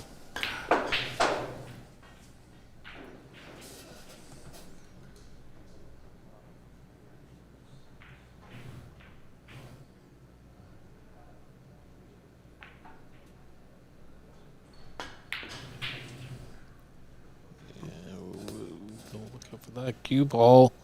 Brown was frame ball. No foul on the blue means surely concession, I would imagine. You know, just later in the day, it kind of pulled up. It seemed like for Tom Lee Moore, those cue balls were dropping in the pocket he didn't want. So 26 ahead, 13 remaining. Means that 2 snookers would not be enough. 3 would be required on this pink in order to win, plus black and pink.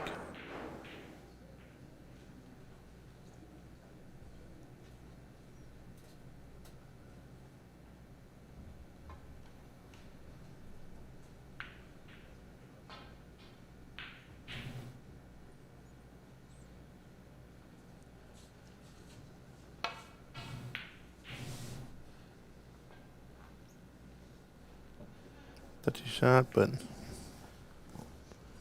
think, yeah. just needs to roll this to the yellow pocket. If it drops, great. If it sits in the jaws, equally as great. A little bit risky with that cue ball. Yeah, you got to make your opponent earn the points here. You don't want to gift it to him on a silver platter. Kind of feels like Ahmed style, though, right? Trying to True. really pot the ball as opposed to just force it.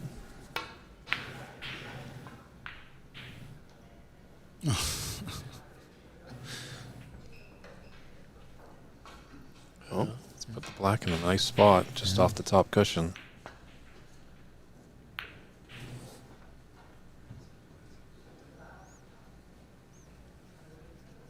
yeah, I think he just needs to do the in or over type situation here.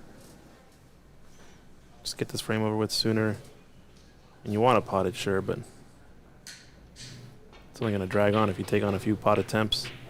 What your opponent's looking for here is for you to just kind of get out of the rhythm and the swing of things. Yep.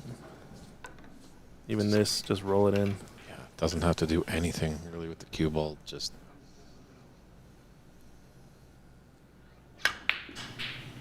well struck. So that's a concession there. So Ahmad Al-Assaid takes that frame and extends his lead in the match by 3 frames to 0.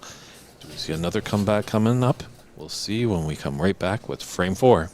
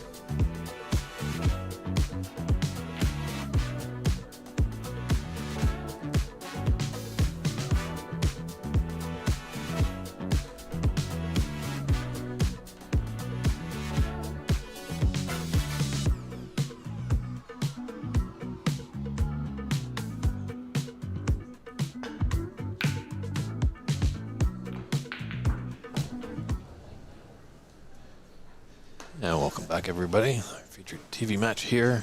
Still in the round of 32. Mohammed Rahim taking on Ahmad Al Said.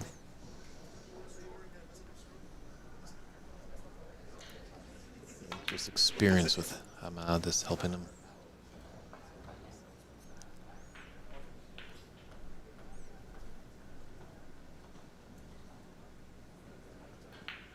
But as we saw in our previous match, Tom Moore roared out to a 3-0 advantage and was put under it. Angus Louis crawled back, got 2 frames, made it a little nervous, and then a very exciting 6th frame propelled Tom to keep his chances alive of being the 2026 U.S. Snooker Masters champion.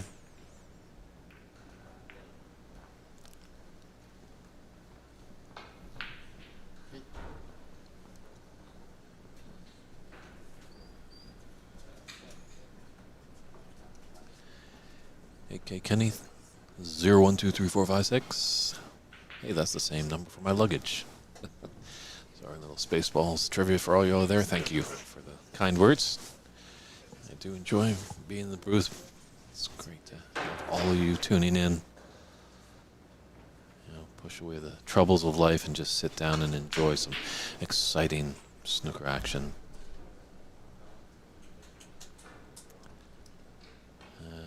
Albert Kenny, I'll do my best. See if you and Brendan's match is going to be on the TV table. I will reach out to our organizers and let you know. Right now, we don't know if Albert, you and Brendan will be battling it out. Obviously, you will be, but will it be on the TV table? We're just not too sure right now. Thanks again for the kind words, Nitin.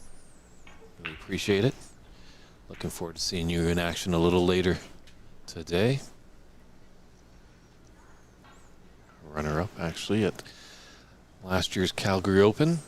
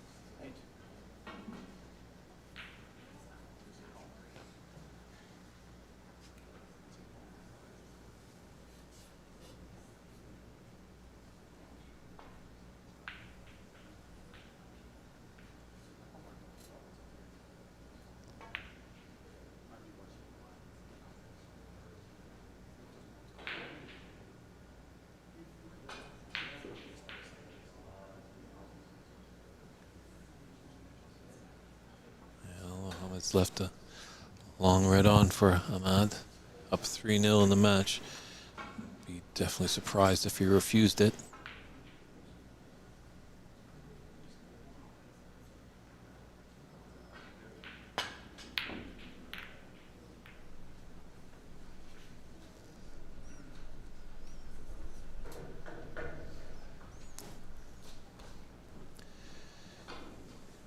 Tough, tight pockets.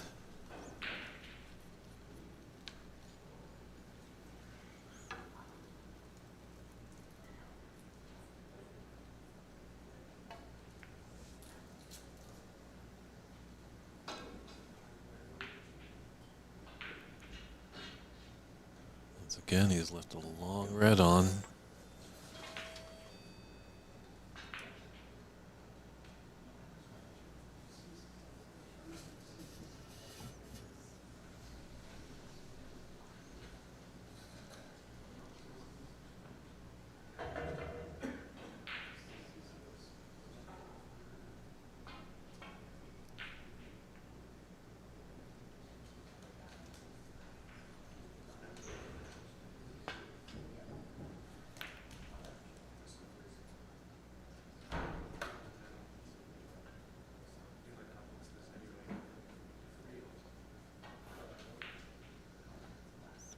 pathway for that red just left of the black. Just being that low might not be able to hold for it, so.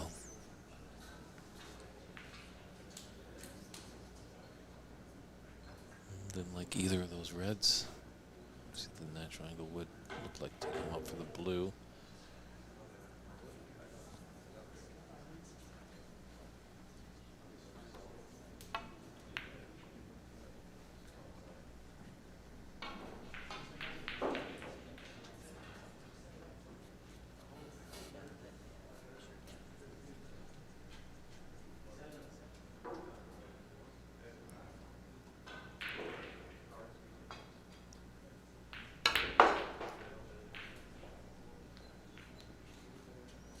It's done well to avoid the bulk colors. I can just pull up. Ooh. It's okay, he does have this, red to right corner. I'd love to have that cue ball pull up a few more inches and be on that red left of the black.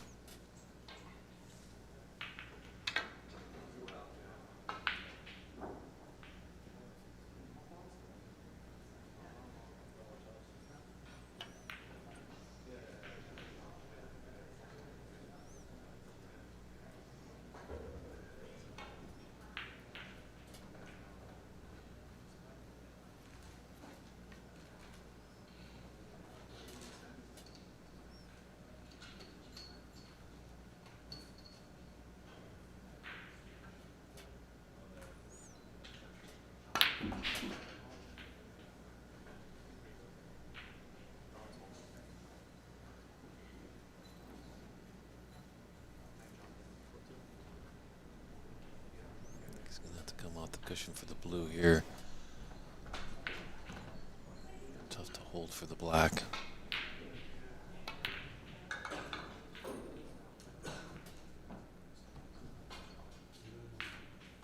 Even around a bit farther than have the blue, so brown is there, but it's a bit straight on it. Putting a deep screw. Gotta be superiorly accurate here.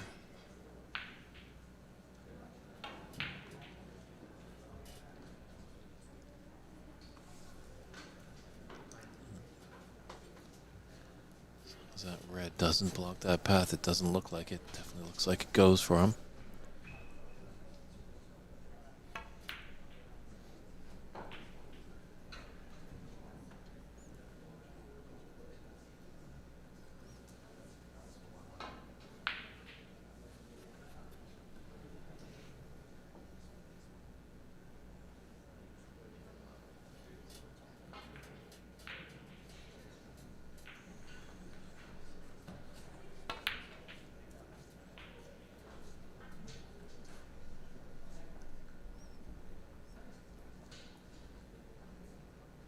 Good stuff. Break of 27.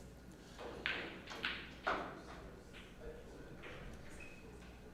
you can get a position on this red and be relatively low on the black, you could just stun him and take those two reds below the pink. It's done nicely there.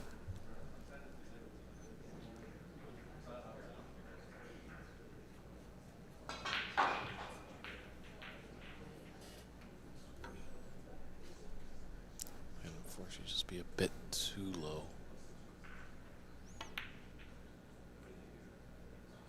Oh. Did he think of the red?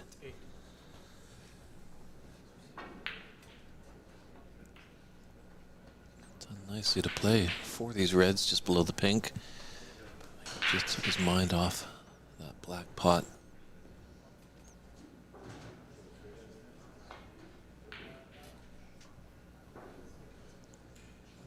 Tricky with these reds in his eye line.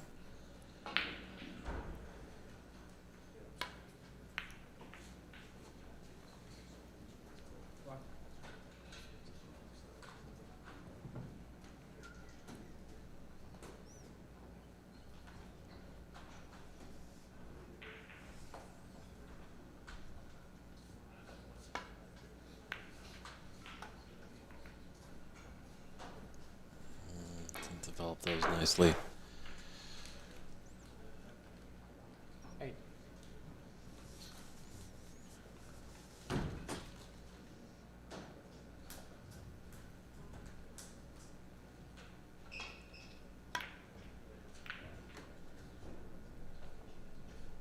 Well, that double kiss might help him.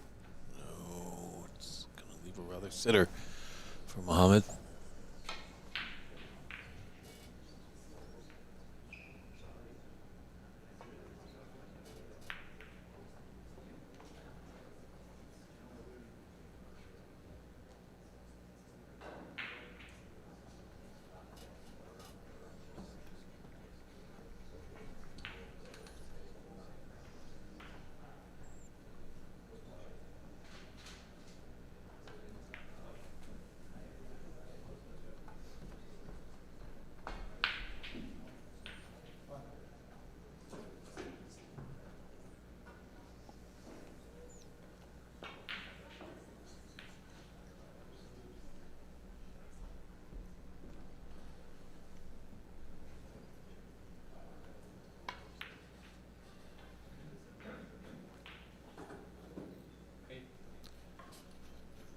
Looks like this frame and match is there for the taking for Ahmad.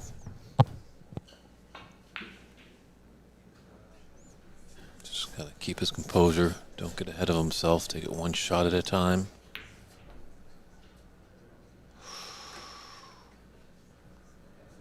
I can't believe it. He can't believe it. He's frozen in disbelief. Come on, Steve. I did.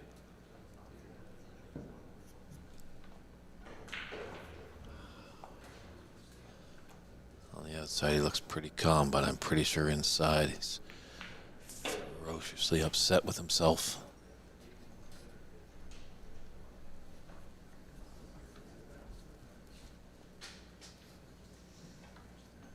Can't give your opponent too many chances to get back into a frame.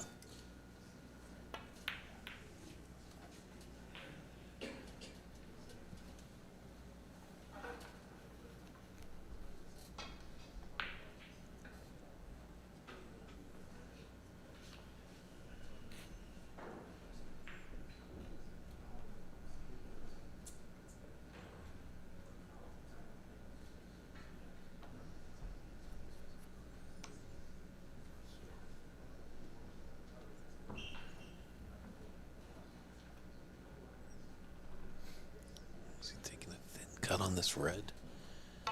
Top left corner, he is. Wow, it was tricky. And he's left it.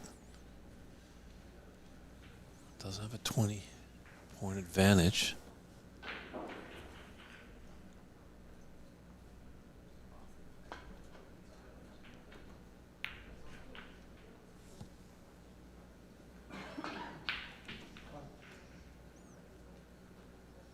Just one tough red on the right side.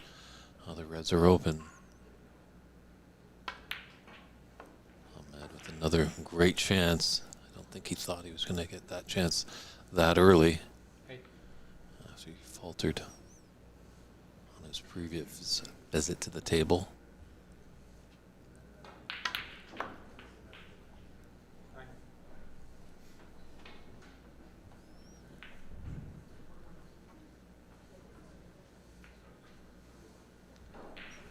That might have just been a little wake-up call there. That last miss that stunned him in disbelief. Home again. 5 times U.S. national champion, just feeling it a little bit.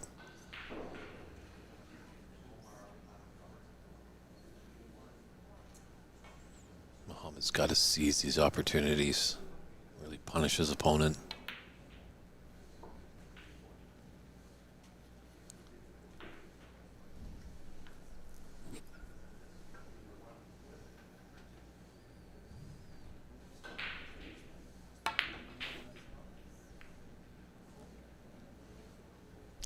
Oh, I think the pink is going to block the pathway for this red. It's got potential on the cutback double here into the left middle pocket. Shoot him down towards the black. But he just elected to play safe. You gotta know your percentages. Important part of the game.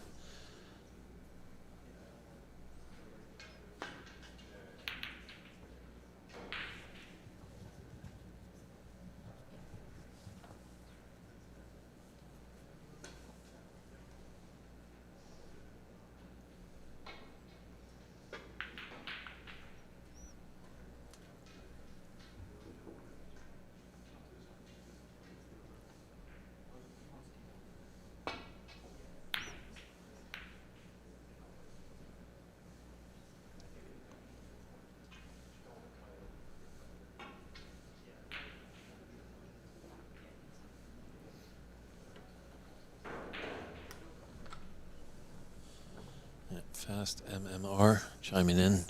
Yes, no, both players are just a little short of skill required to make that 40-point break.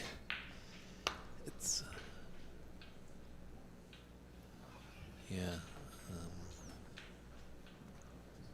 it's interesting. I don't know a lot about Muhammad. I do know Ahmad's skill. Commentated on when he won the tour card back in 2022. I've seen him at some U.S. nationals. So he certainly is capable of putting a high break together, but when it's do or die, it can get just a little bit nervy.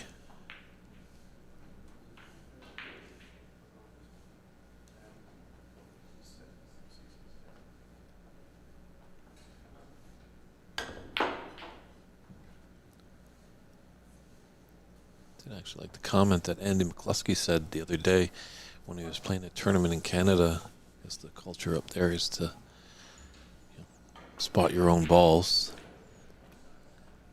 And he kind of felt like that was practicing. Oh my. Goes in off on the black.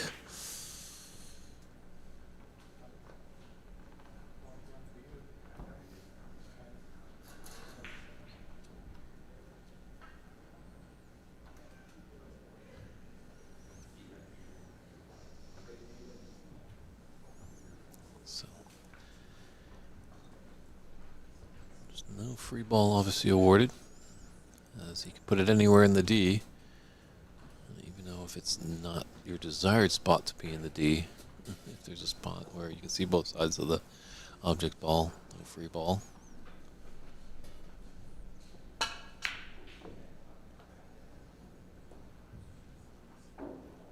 So 24 advantage for Muhammad Rahim.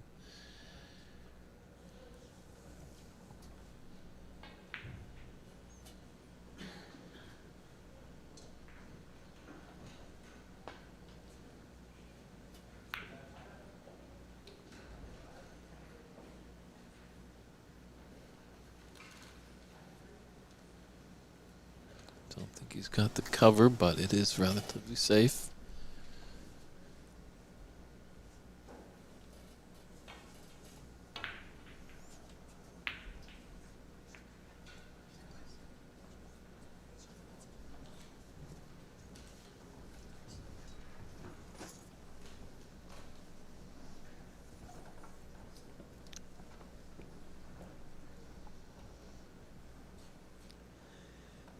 This cut is on here for Ahmad.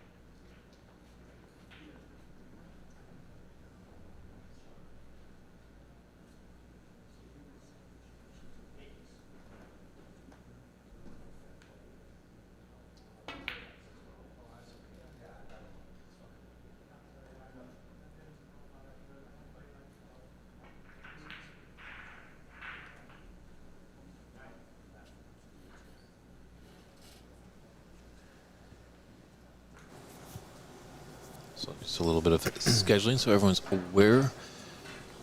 At the conclusion of this match, we will be taking our lunch breaks. There won't be any commentating, and this table will be rather open. But on our second TV table, we will have Dave Daly and Ernst Baziemer battling it out there. Once the conclusion of CCU and Tom Tan come to a conclusion, they're in a decider there. If this match right here wraps up pretty quickly, we'll go over there for some bonus coverage. And then at 5:30 here on the West Coast, so that's 8:30 over there in the Eastern Time Zone, we will have Brendan O'Donoghue taking on Albert Kenny. So that is fit to be a wonderful match there. Some big hitters there. So dial that in. And as well. Just not sure who is going to be in our final match of the day, but that's the schedule we have, and when we get updates, we will let you know. So definitely tune in, 5:30, Albert Kenny, Brendan O'Donoghue. That one's going to be a Pretty good. fun one. I think that's the match everybody wants to see on the TV table, so we're going to have to load that one up. Andy, if you're listening to us, you're going to come join us in the booth or what? Uh-oh, free ball situation. Doesn't want anything to do with that. I guess the lovely Tanya put in her vote all the way back over in Tipperary. She's missing her man, Brendan.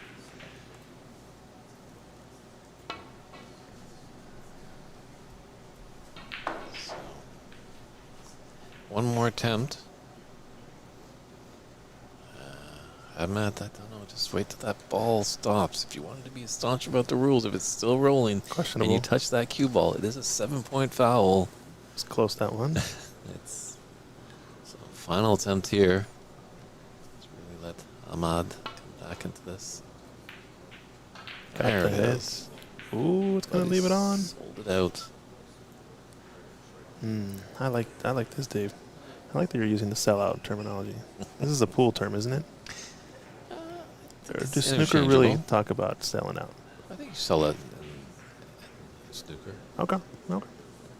I think- haven't heard Hendry say sell out, for example. Yeah. He's a player. Is he a commentator? True. I think just with the heavily influence in North America with both disciplines, 8-ball, 9-ball, and snooker, we do overlap a little bit at times, sometimes just to bring in our friends in the pool world. So when we start talking doubles, they get a little confused, so sometimes we have to slide and let them know that the terminology in snooker is a double, also a bank shot in pool. And I think we've had some great discussions on the chat in previous tournaments is what do people feel? Do they want to hear the snooker terminology when a snooker match is going on, or do you want us to, bounce back and forth, be like, that was a great bank shot, or as Christian's alluded to, selling out? Yeah. I just know selling out is heavily used in the pool world, and commentators sold the farm, sold it with all the kitchen sink included, Yeah. sold the house. It's all gone. I think a big thing that we don't do is, this match goes 3-3, we go to a decider. This match 3-3 in pool, they be hill. Right. So that's the one thing that really never goes into both worlds, shall we say. Mm-hmm. And we could talk forever about, pool terminology versus snooker terminology. I was just curious in that one. I was like, is that really a snooker phrase? And great shot there from Ahmed. Sorry, it's the jet lag, Christian, but yes. All good. Ahmed Al-Said whitewashes Mohammed Ramin, and we're going to step aside and get a post-match interview set up. Oh, we got maybe some bonus footage. We'll go over and check out Tom Tan and CCU, so hold on, everybody. We'll be right back.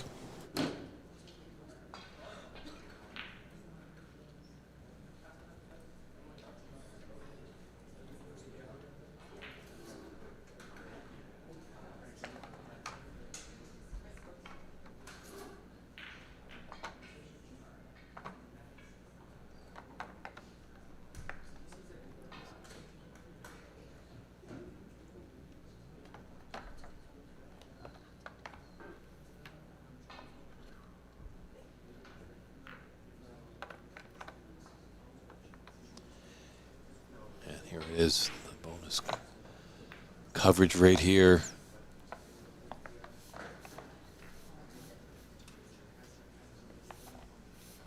CCU and Tom Tan going at it as a decider here. 27 in it. And there's 25 on the table. So CC is needing a snooker. Big ball's in a nice position there to get behind if CC can do that. Yep. After this match, we'll bring you some live interview footage with Ahmed Ali El Said coming off that win. Was a 4-0, but it felt like a dirty 4-0. You know, kind of not quite as simple and as easy as it always seems. But a win is a win nonetheless. It's always about the players who can get out those wins when it's rough and not going well. Yeah, the great Cliff Thorburn said, everybody can win when they're on their A game, but can you win when you're playing your B game? Yep. And that's the difference most of the time between a good player and a great player. Yeah, you sometimes wonder, CC being local here, does he just have a little distractions of, you know, what's going on at his club? That was the site of the second chance. Not sure if we have any updates from that tourney.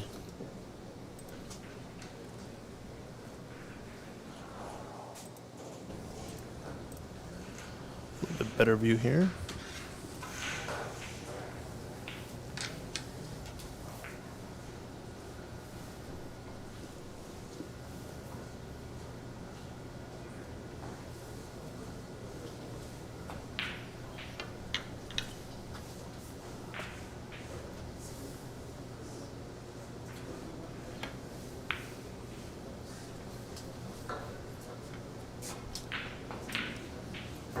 Decent snooker there, especially if he hasn't left the left edge of this brown. But if he has, it's going to be somewhat straightforward escape. Yep, looks like I can see it. He's got a path. Just barely double kissed it on the way out, but didn't really affect the path. Blue's in a good spot for a snooker, I think. Usually looking for that ball that's about 1.5 ball lengths away from the cushion, in that range, 1 to 2 ball lengths away. Feels more of a bigger target to aim for.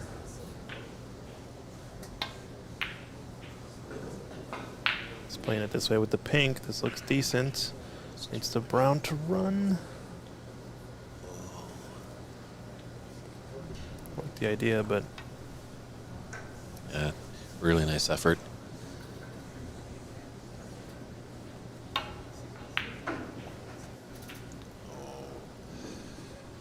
This might be curtains here. it's going to hold up. It is. Inaugural winner of the Seattle Snooker Open, CCU. But he'll be back in action next week, the BC Open. Yeah, he's coming. He's coming. He's one of the qualifiers. This year in the BC Open, we held 6 qualifiers. And also last year's winner and the shootout winner all get a spot in the knockout phase, so they don't have to play the round-robin stage of that event. They bypass the Thursday-Friday play, so we'll see how that turns out. Sometimes some players like to, get those couple of days under their belt so they can get the feels of the table. Whereas these qualifiers will come in rather fresh to the tables.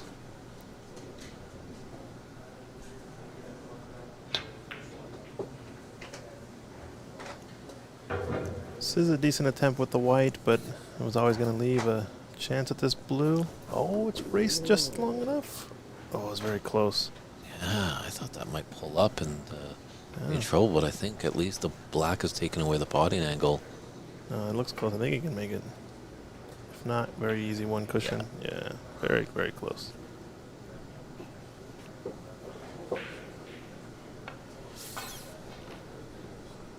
Two cushions. maybe 3 around the table, getting the black. Blue's going to be flying around. It's going to be close to that corner pocket, but it's going to come up table. He's gone too close to the corner there with the cue ball. He needed to get closer, about halfway between the pink and the pocket. That's where he was looking to aim. Tom Tan just needs to make this, and I think CC will give it up. Very close to the tie-breaking procedures. The blue ball off the spot. Do you have that at all in this tourney? No, we talked about it. Yeah. I mean, late last night, I think Andy was saying, "Oh yeah, if there's tie breaks based on high break, we got to figure out how to do blue ball spot shootout." But then sat there and thought to themselves and said, "Hey, all the players have gone home. It's like 1 a.m. What do you mean? How are we going to make them do a blue ball shootout right now?" What, you weren't there? Yeah. Okay. Well, we'll let it lie then, I guess. Did so happen there were some players there, but I don't think it would have been fair to anybody. But it's just it's a funny thing to mention. It certainly does get exciting when that happens. We've done it a few times at the BC Open. And it is kind of like one of the last things that we do, because it is almost kind of like penalty kicks in the final of a World Cup of soccer or football that they call overseas.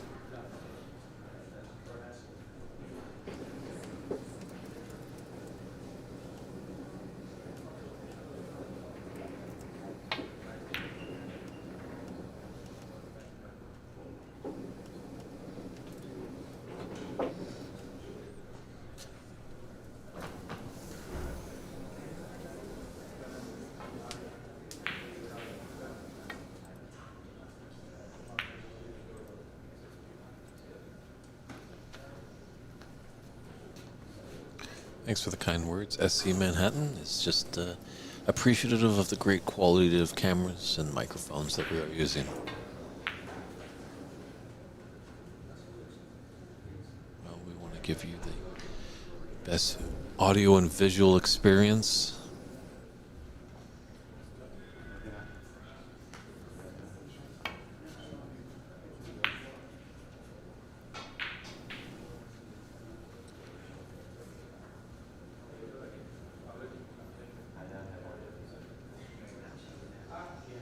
So first tournament life, CC still trying to hold on, but Yeah,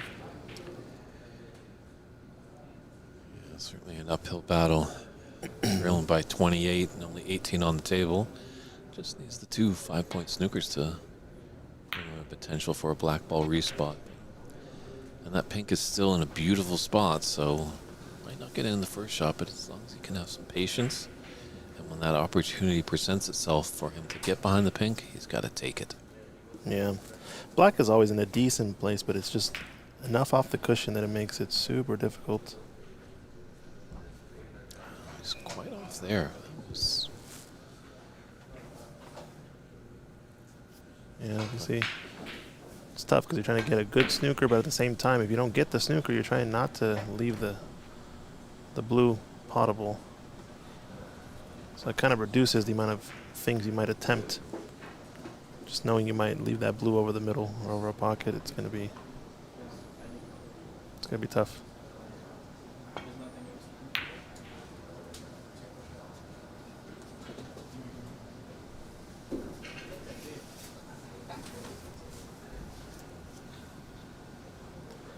Other matches are continuing. Peter Dew gets 1 frame back against Charlie Brown in their match.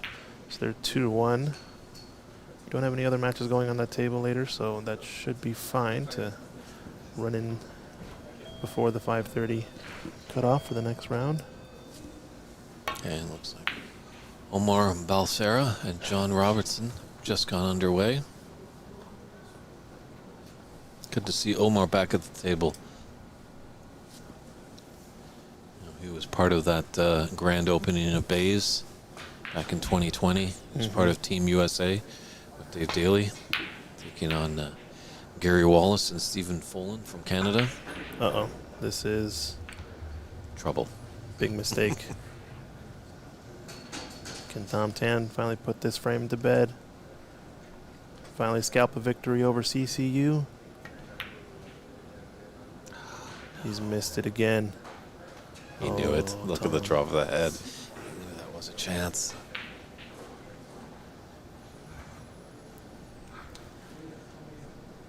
Arsalan Yami in the chat making a good point of asking why Tom is not just rolling that blue over a pocket. I wholeheartedly agree, but just nerves there. It's 3-3. Seems like he's missing it by a big enough margin that rolling the ball over the pocket might be more difficult than it seems. Even dropping a dead weight. I don't know. It's interesting because CC does need the 2 snookers, so like I can understand maybe a bit nervy when it's only 1 snooker. But Just potting it. Trying to use the pink, I guess. Not going to make a difference to upgrade to the pink, right? It still needs the 2.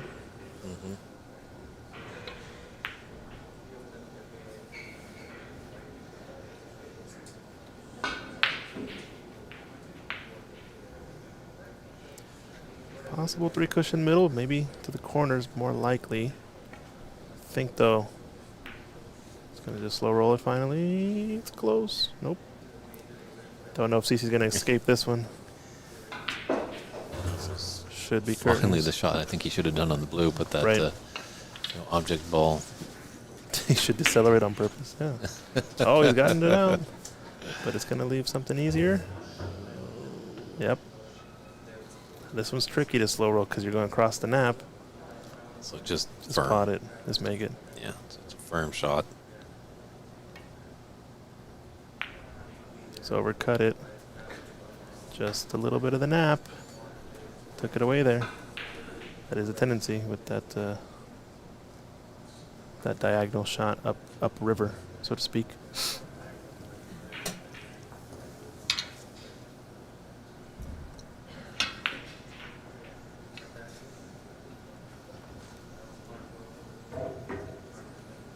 Oh, is there a snooker on here? Not quite. There's a path. There's a path to Nirvana there for Tom Tan. Long pink for frame and match. Got it. Great shot. That's it. There's the match. Can't even believe it. Great match there. Went all the way down to the 7th frame, but Tom Tan is moving on to the round of 16.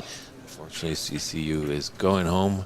We're going to stand by for a few short moments, set up our post-match interview with Ahmed Ali Al-Said, and then we will be taking a little lunch break, but we will have on the stream Dave Daly and Ernest Bazemere.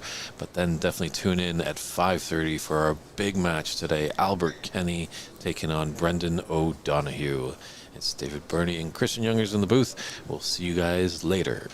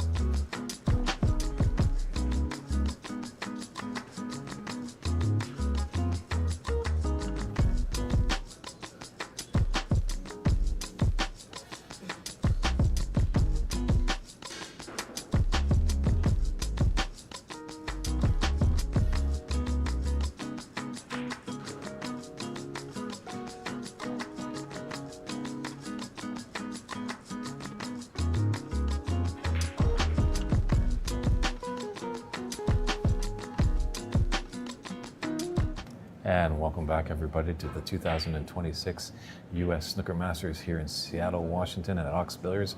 I'm here with Ahmad Alassay, fresh off a whitewashing victory. How you feeling? I'm feeling great, like happy to win, to get the W, like hopefully, I keep going. True. Well, the score sheet is going to look like 4-0, but it wasn't as easy as it looked. Honestly, I played the first 2 frames solid, but after that, I slowed down. I missed, I believe, 1 black after I opened the red, and, it get me, I'm glad it didn't turn around. That's true. He had some chances, but it seems like you took more advantage of those chances when they were presented to you. Yeah. So.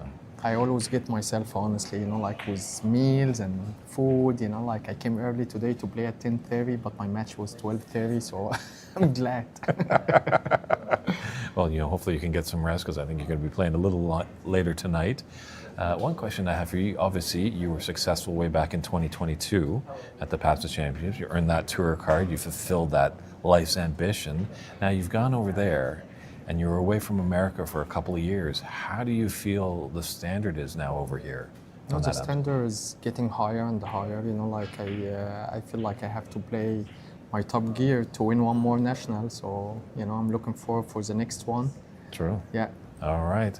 Sounds good, but I know you've had a long day and it's going to be a little longer, so we'll let you go, but congratulations. Thanks a lot, Dave. Good match I would win. like to thank all my sponsors, especially New York Athletic Club. I will do my very best, and I have a big family in Nyack, and I'm glad to get the W to make them happy.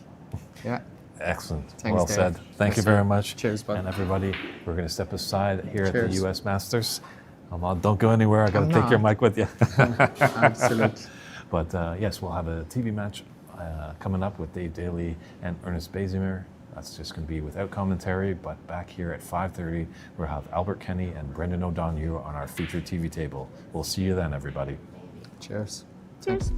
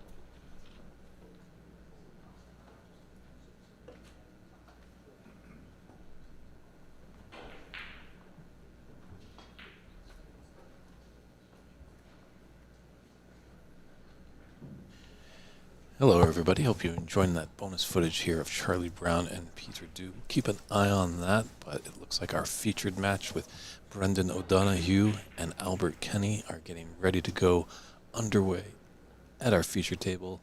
It is a best of 7, and we're just going to take a word from our sponsors and be right back.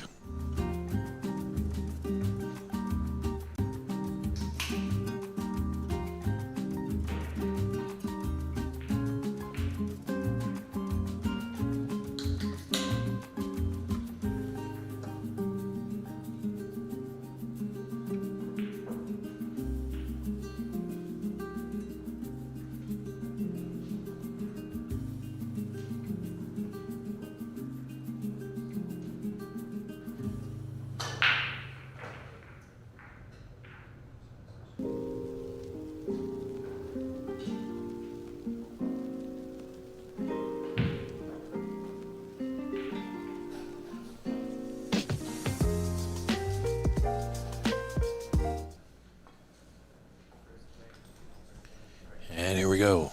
Albert Kenny set to break off. We've got referee Anton Fedishin manning the table. Great to see Anton, very skilled, proficient referee to keep it in order, because this is definitely a grudge match. These two have a long-standing history. Let's see. Albert now lives up in Canada, but back when they were youngsters, they battled hard over in Ireland. So David Burney's in the booth, alongside with Christian Youngers. Howdy. Glad you're tuning in on the OX Billiards stream on YouTube. Any comments, questions, curiosities, send it our way in the live chat. Feel free to let us know where you're tuning in from, and give your support as well for either of these players. This could be a final, actually. Yeah, it's got potential. I think it's definitely. I mean, the two TV matches are this one and the Mark Chute and Callum Beresford match. Although that's going to be going up on our second TV table with currently Dave Daly is up 2-0 against Ernst Besmer. So that one's going to be a little bit delayed on the start time, but I'm sure those boys will make the matches work out, get us back on track. Yeah, Brendan O'Donoghue, the reigning Nina Open champion. And Albert Kenny was runner-up last weekend at the Master Q Snooker tournament in Markham, Ontario. Not a bad pot there to start for Brendan. It's come a bit short on the wrong side of the blue, but as they say in Nina, no bother. Well, this one's going to bother him for sure. I think he's just shooting out with that bit of outside spin. And it's trying to go in between yellow and brown and come back out the same direction. And we're talking about it, a little bit of that outside spin flick tends to shoot that shot thick. These tables are deflecting a bit. Maybe a bit more than what players are used to.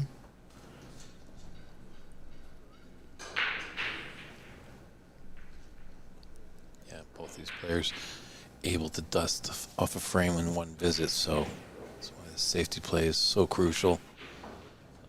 One mistake could have you sitting in your chair for quite a while.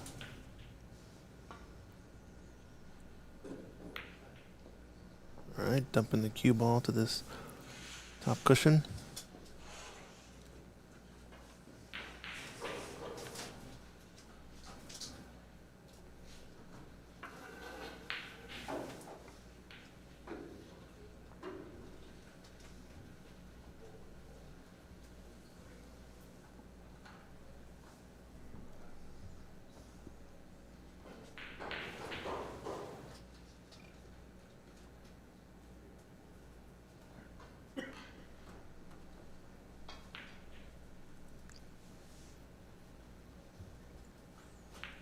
He's just coming over to the bulk end to figure out exactly what parts of the table he wants to land.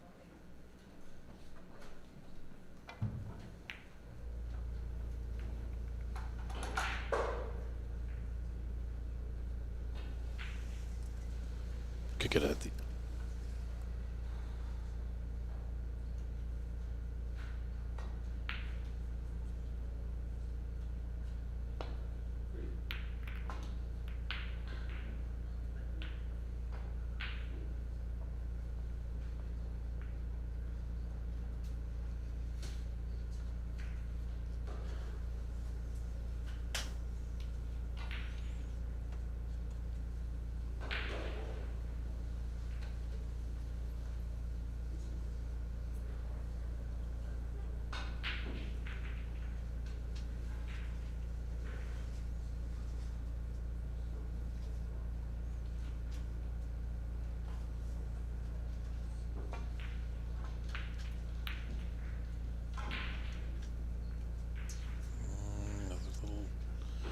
jump shot, but he's left a blind cut here for Donahue.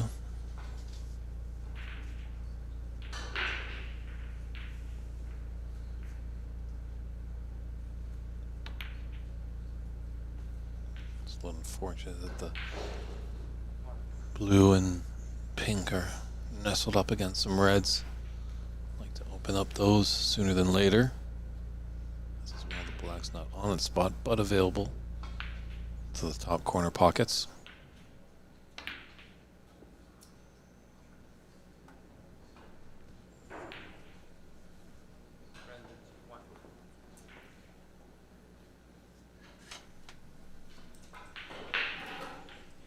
This is Brendan's first match of the day. Albert already has one match that he's played today, so it might just be a little bit more warmed up than Brendan is.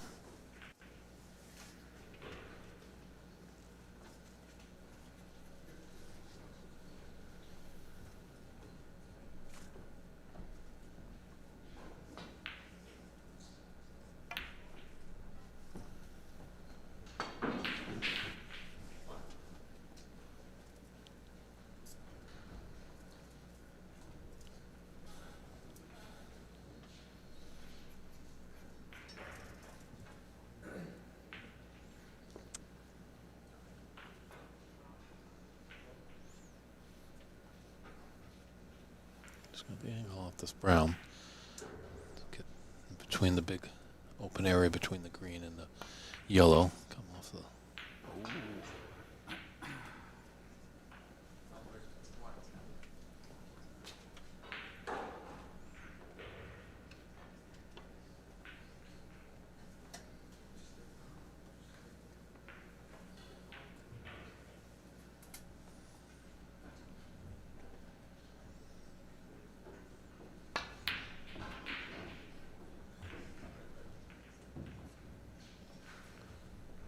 Brendan would really like to put that right into the bottom of the pocket. Just give him some confidence. Just kind of reeling just a little bit here.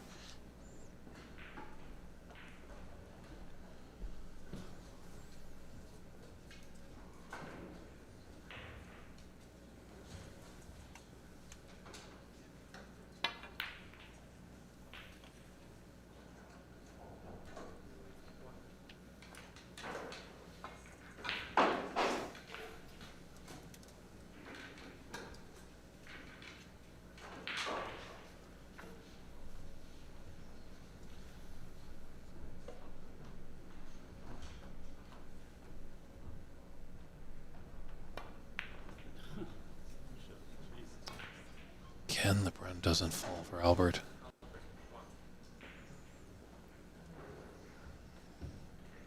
Sooner or later, he's not going to be let off with those misses.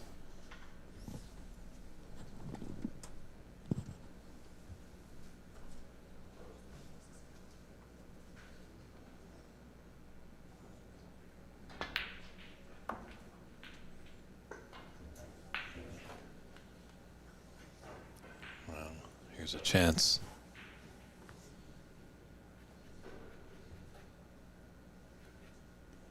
Might be just a little straight. Hoping for a little bit of an angle.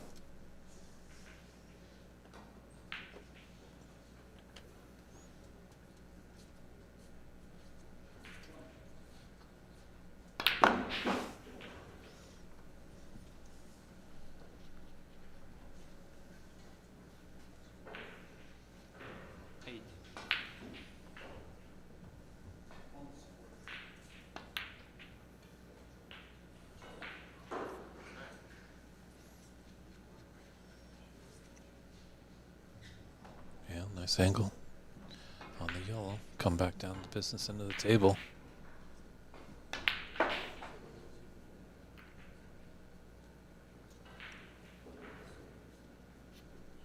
I think this is going to unfortunately be end of break here.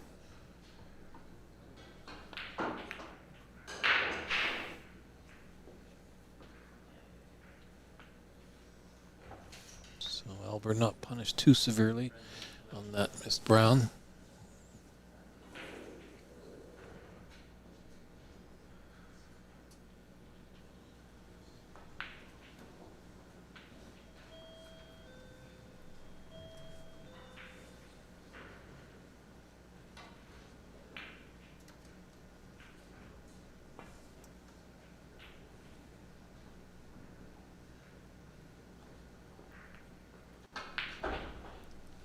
referee Fedishin just coming over to inspect, taking a look just to see if there's a touching ball. I believe it is. So in that case, with the touching ball, it acts as the first contact. So Burney is allowed to shoot away, and there's no foul incurred.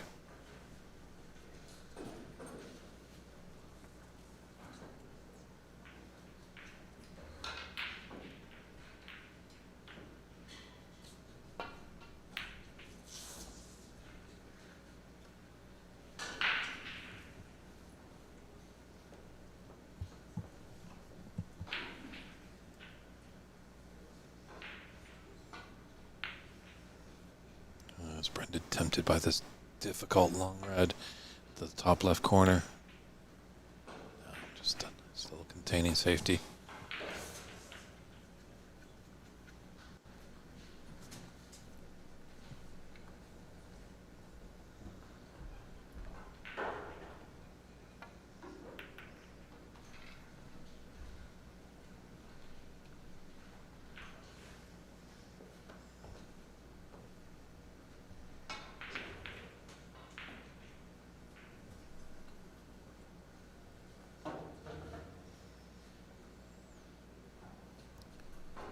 Just got to be careful a little bit here. The top left corner, skimming off the reds.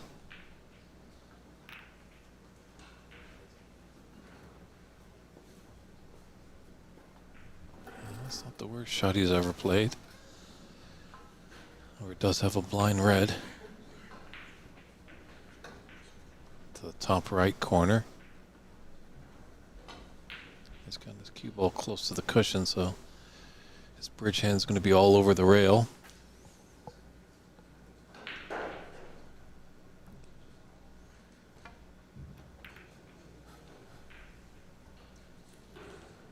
Yeah, our head referee Desi put on a referee clinic previous Tuesday and Wednesday, I believe, leading up to this tournament.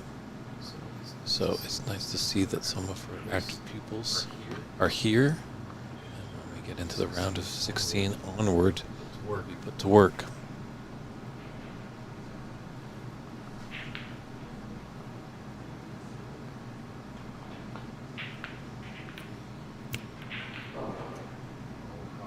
How's this for a plant?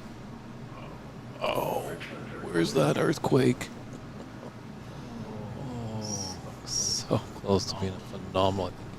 Obviously, you can see where his cue ball is. Safety was the utmost important on that previous shot, but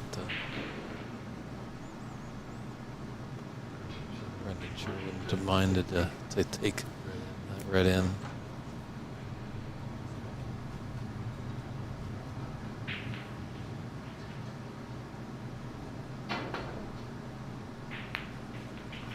Oh, ouch. So there was a threat there. That's why he was always shooting down, giving a little swerve.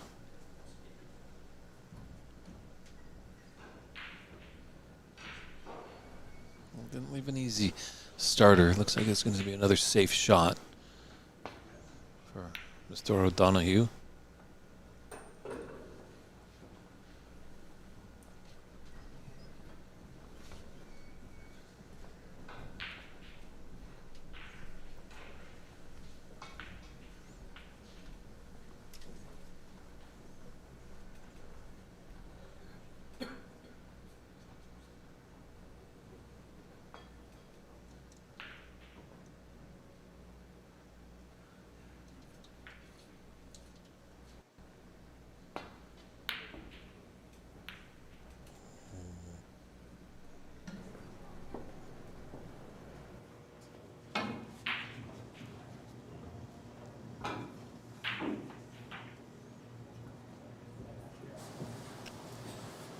All right.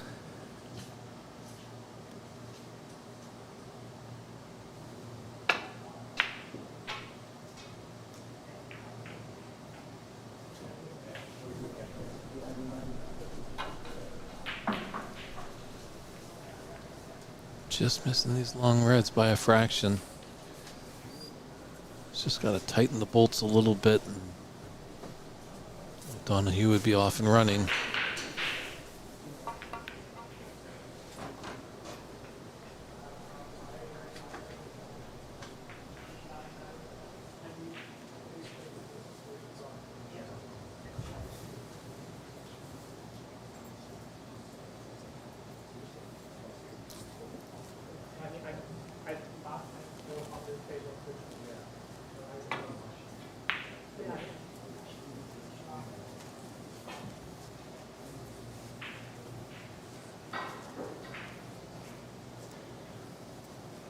Just getting our referee mic'd up so we can hear the calls of the colors. And the awards of free balls and touching balls and fouls. Yep. It's that extra layer of pizzazz when you can hear the referee calling out the break.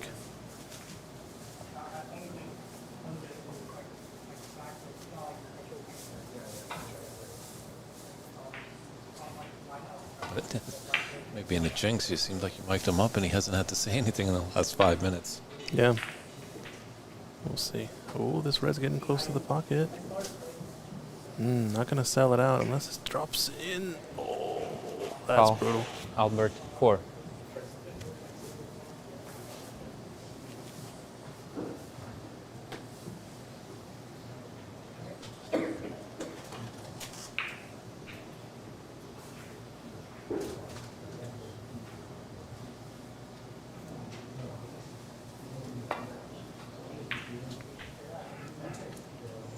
Can't convert on that long red. Left a mid-range shot here for Brendan.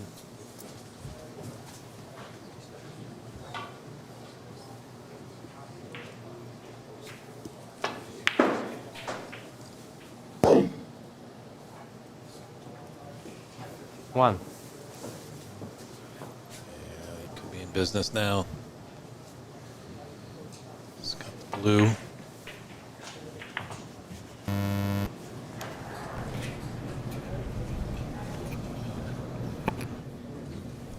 Six.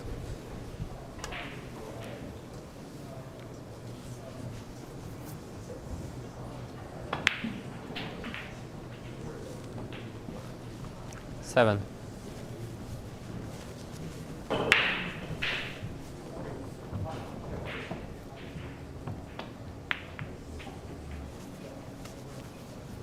Nice little cannon on that blue to hold for this red into the same middle pocket as that brown went into. 11.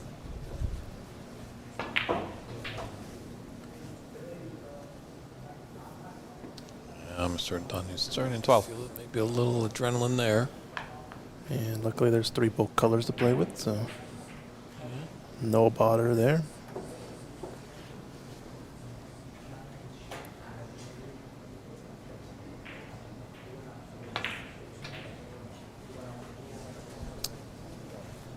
Wants to make sure he gets past this red. Oh, nice. 14.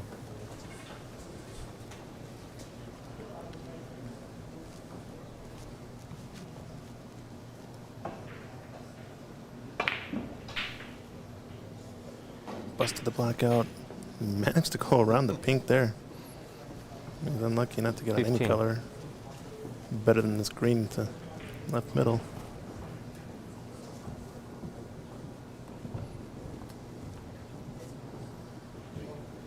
Green ball. Just playing the safety, it looks like. Brendan, Oh, nice touch 15. on that brown. Break of 15 and run and hide. Sometimes when neither player is able to score heavily in a one-frame visit, that's what it's going to take to get over the hump in some of these.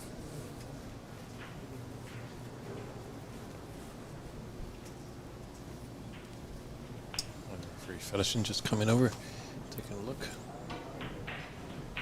Just in case a respot needs to happen.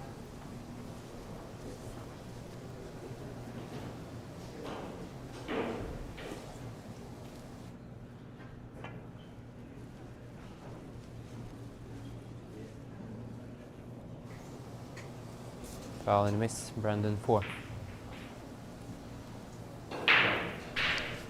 Actually, it looks like Charlie Brown has been beaten by Peter Dew. Always a fan favorite.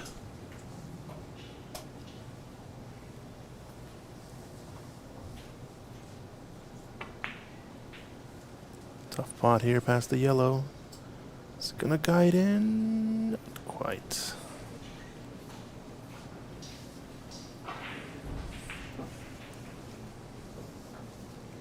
So now this could be a great chance here for Albert. 6 points may look like a lot, but for these two players, they could erase that deficit quite easily. Potted the red. Just got in line with the green to be on the correct side to come down for these last two reds. So Yeah. you'd look for him to clear these up. Realistically, it's gonna probably put him pretty even with Brendan. So this pink might come into play ultimately. 4.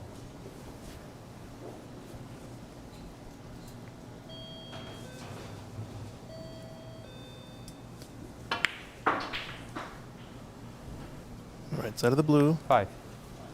Not bad.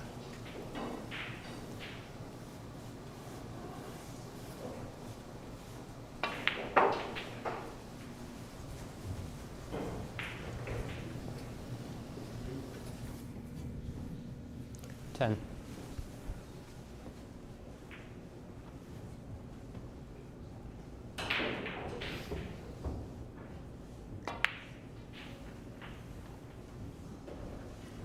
$11. Well, Christian, I wouldn't be surprised if this one went the distance. Ooh, wrong side of the blue. I think you might be right. We're early on 0-0, but it's just the It history feels of it. these two. It feels like it, right? I think this is the match we wanted to see here on the TV table in this top 16 round at 5:30.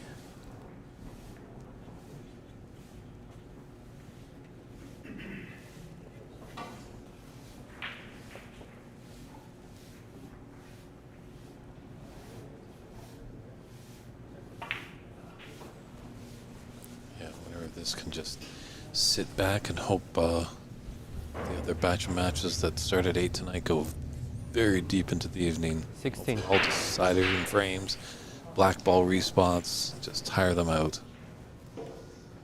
As we will have the quarters, semis, and finals on Championship Sunday tomorrow. Oh, very nicely done there by Albert. 17.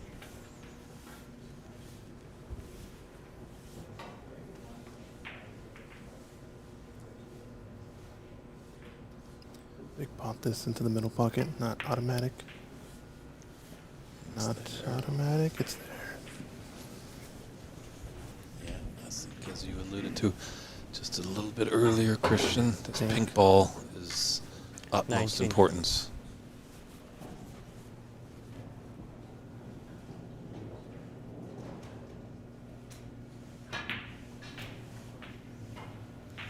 And if he's able 21. to steal this frame, Albert, that's when it really hurts.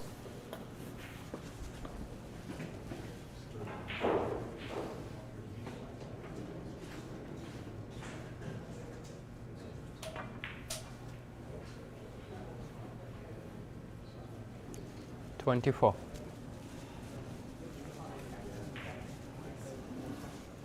This is always a big shot with the runouts going from brown to blue.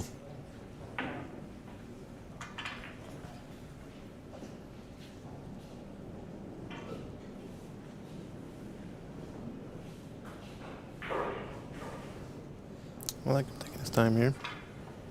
It's good. Important shot, and it's tricky. It's not a guarantee, this one. It did not end up very nice on it, huh? It's not the shootout, so there's no shot clock. Shot it a good way. He wants a fairly steep angle on the 28. blue, so it's actually ideal, that angle he had, now that I think of it.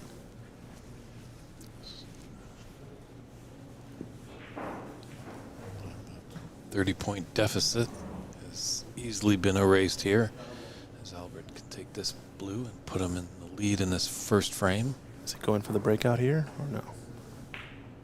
Just going to pot it.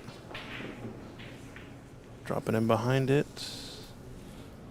33. Over chance. It's tricky, this one. Wanted to be a couple ball lengths to the left. Doesn't need the black. Just wanted to get in right behind this pink and drop it in. Now this angle has made it just a bit trickier.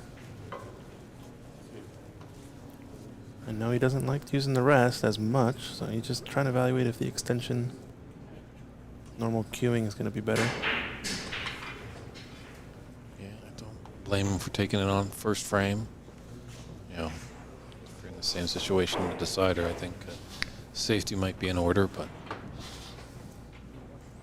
as we heard from Tom, actually, in his post-match interview, he was saying he'd rather lose by being attacking.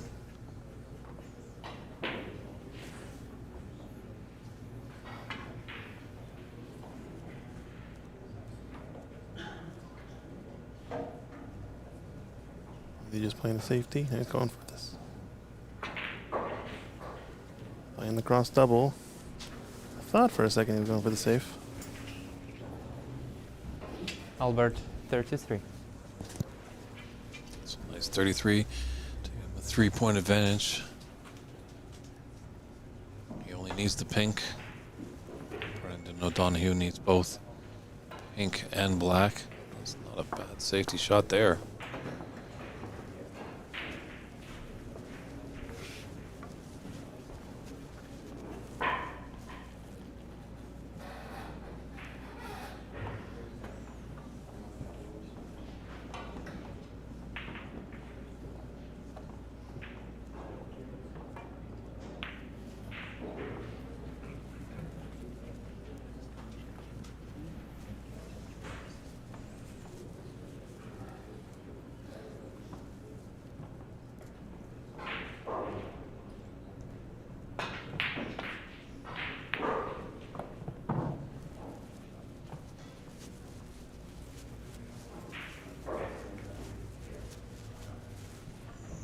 Could have the snooker here.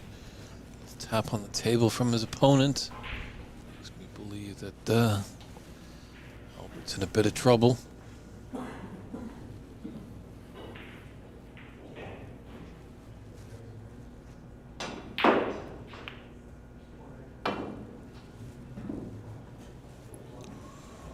Foul and a miss. Brandon, 6.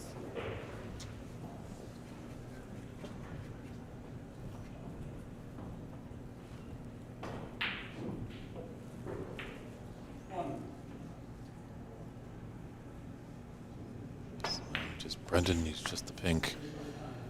And he's done Brandon, that. 6. And So, the frame. Brandon. seesaw affair. I think that's just how the match is going to be, but we'll step aside and come back with frame 2 action of our featured match between Brendan O'Donoghue and Albert Kenny.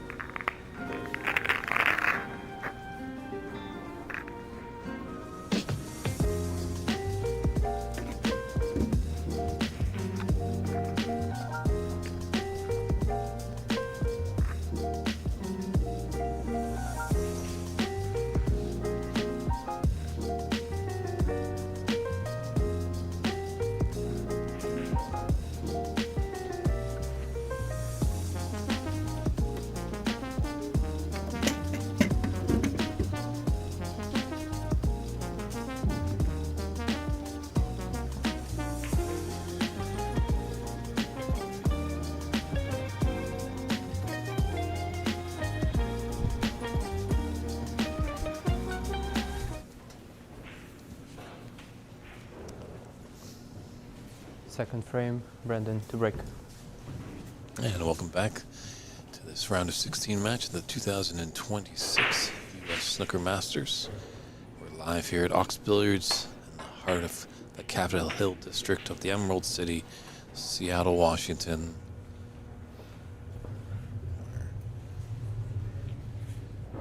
It's just been a great surge of snooker in this community.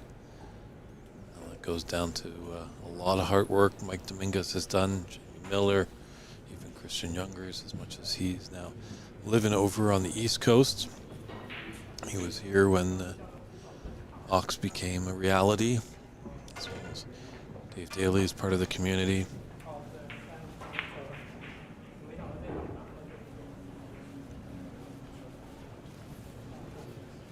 Such a great group doing their best to really push snooker into the limelight.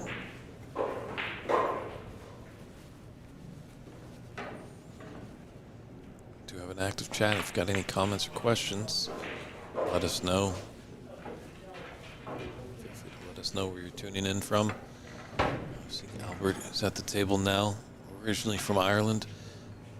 Takes up residence in Calgary, Alberta, Canada. And Brendan O'Donoghue, a man from Ireland.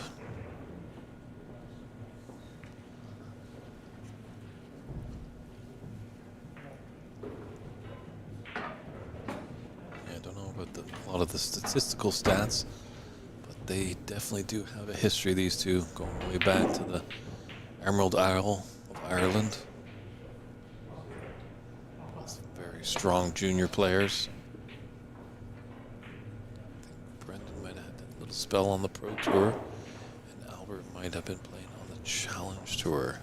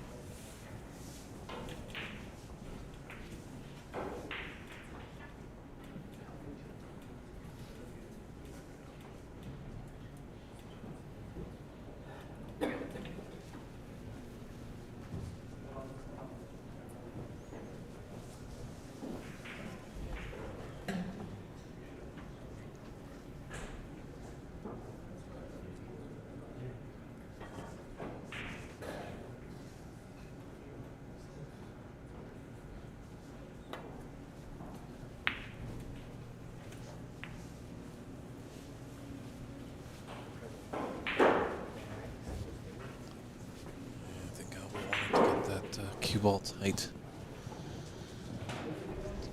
to the top cushion.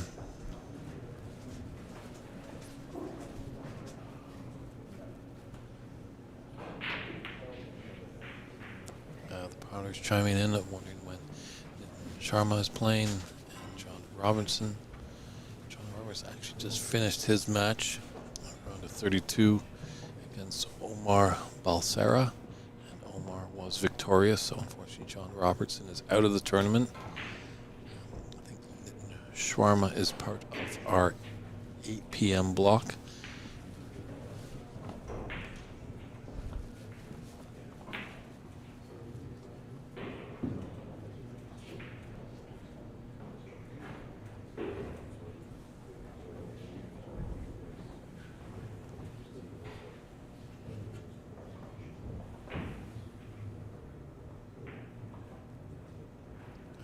Forced him into taking this long red on.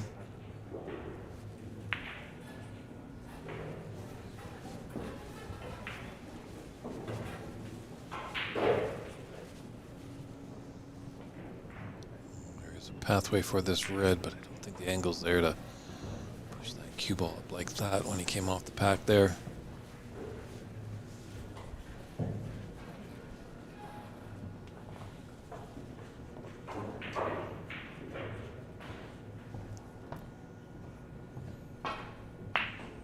Yes, if you head over to snookerscores.net, that's snookerscores.net, locate the U.S. Masters Snooker Tournament, and you can see all the results there. As well, if you Follow AMC CueSports on Facebook. You should see a link there in the description of this tournament. A link to the live scoring. So unfortunately, a blunder on the safety attempt there by Albert could open the door here for Mr. O'Donoghue to put a good break together. 1.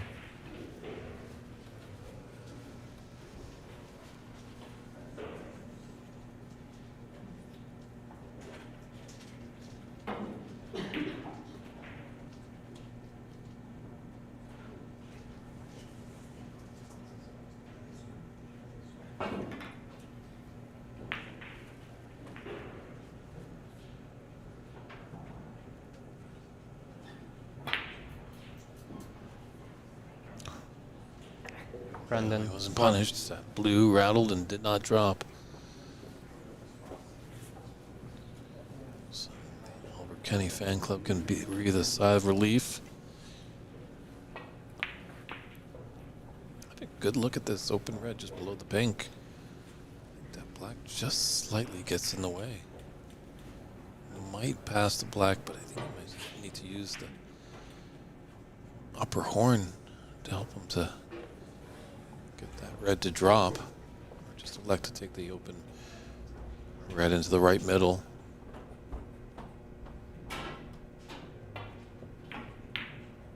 Ooh, that was quite a miss.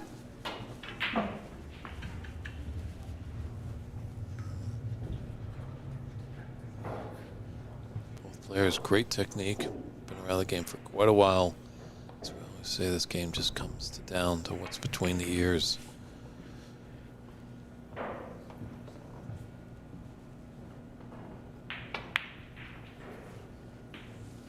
One. So Brendan not punished severely for that last mistake on the blue. Trying to will the potting angle on that black, trying to get behind, past that red.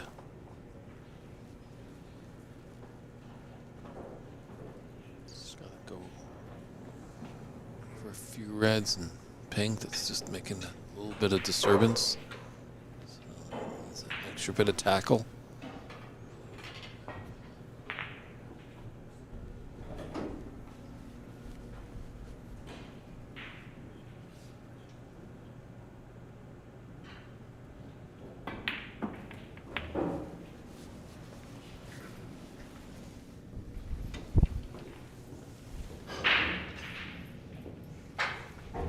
Six.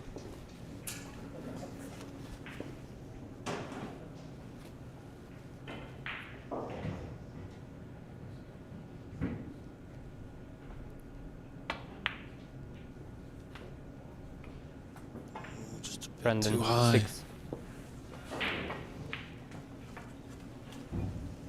Both players just early on, just struggling with a little fluidity.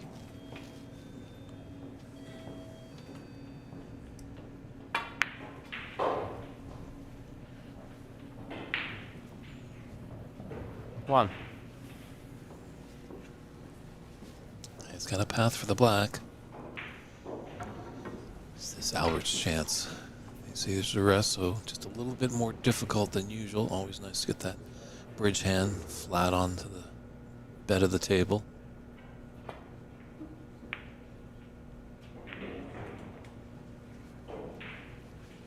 Albert. 1. Stunned in disbelief he was, and so are we.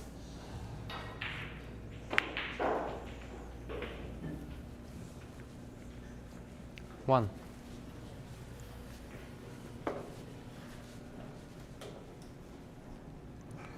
Nice angle on the blue.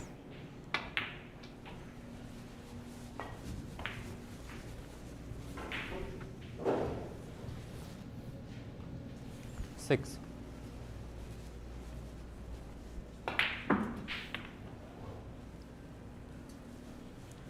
Seven. It's okay that he's on that side of the blue, as there is a red bulk side.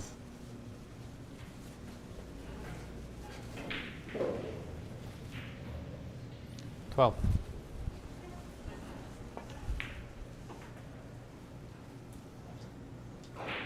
13. Just wanted that to pull up a little bit.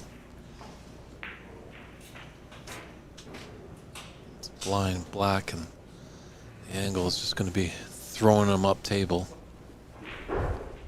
So looks like he's just going to opt for the safe shot. Brendan, 13.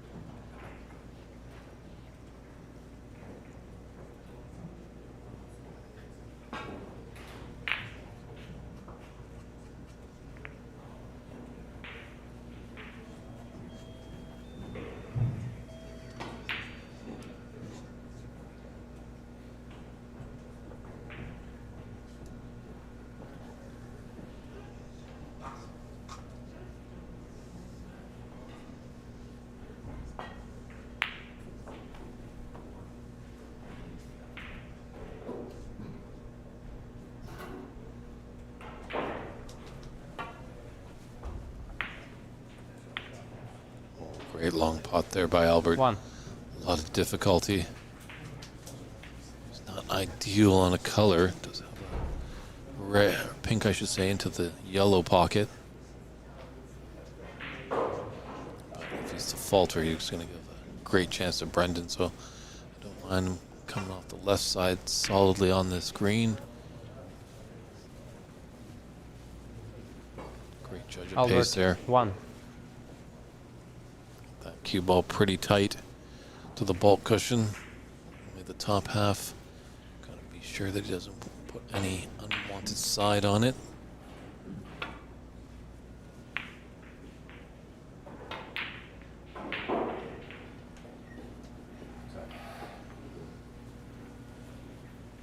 It's got a luck of the Irish right there.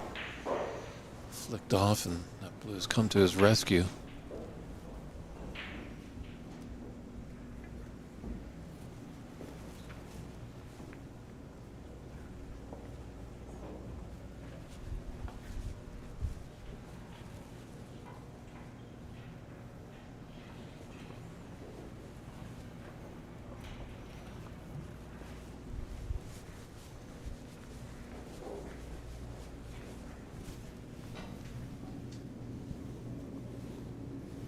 Touching ball. So touching ball has been awarded, so we're able to shoot away from this red that he is touching. Time to get the pace just right and get behind that yellow or brown. It's just that nice to get onto the cushion.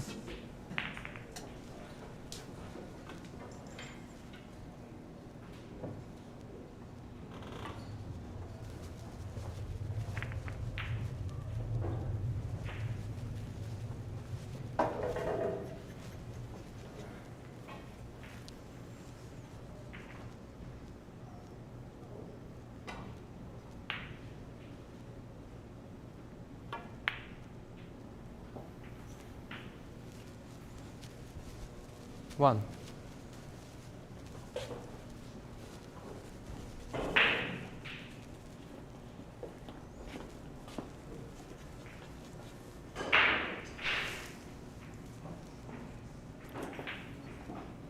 So the blue can stun down for the bottom red of the 4 by the pink.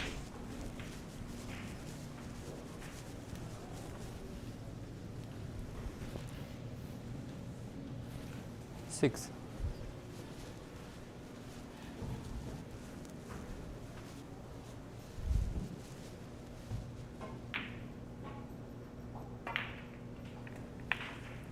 Seven.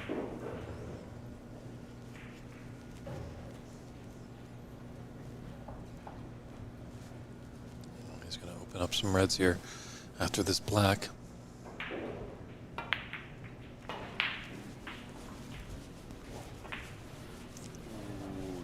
get a great result, unfortunately. 14.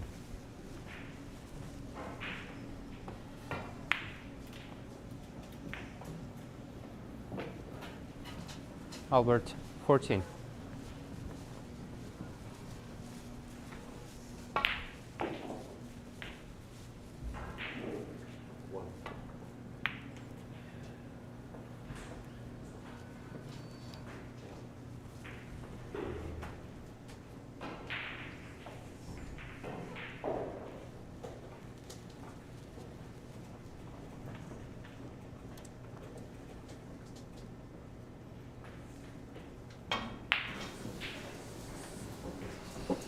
Alrighty.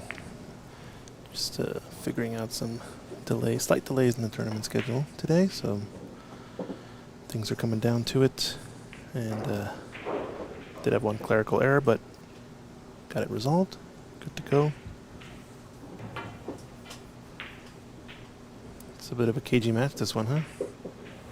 Definitely the second frame has turned into it. It was kind of seesaw affair.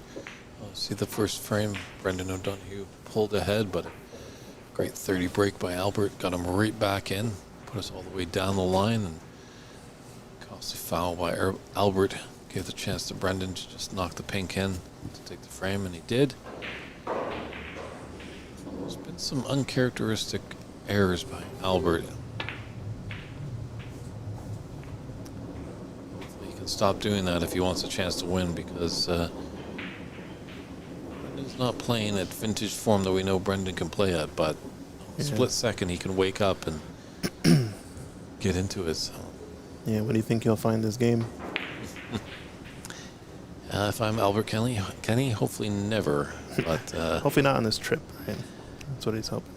Yeah, never say never. No, as far as I can tell, I mean, if the match continues kind of how the feeling of it has been, it's going to be Albert's match to lose, really. Like, he's got it. I think he's got the edge over the gameplay. He's definitely playing a bit better than Brendan right now.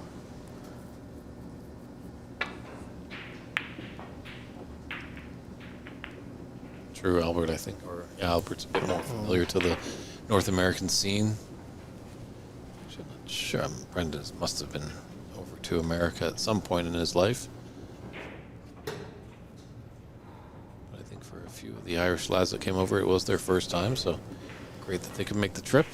A little bit of jet lag too, maybe. I know you're jet lagged, but that's always the case. Always. 1. And, Brendan also is, part of the team behind the tournament. So that can be tricky sometimes, but he does have great support. Andy McCluskey hanging up the cue for this one. Just wanted to solely focus on behind the scenes. Kind of in the shadows of Jason Ferguson, the chairman of the WPBSA. Was a player in his own right. Actually played in the under-21s with Charlie Brown and Ken Doherty. 8. At one point, Jason decided to be more on the administration side of things. And I have to say, he's done a fantastic job. I always enjoy our little chips and coffee chat over in Sheffield. Nice. I think I went over quite well in the household last year, as I brought a nice bottle of Canadian maple syrup for the Ferguson household and his youngest son. You would do that. I love it.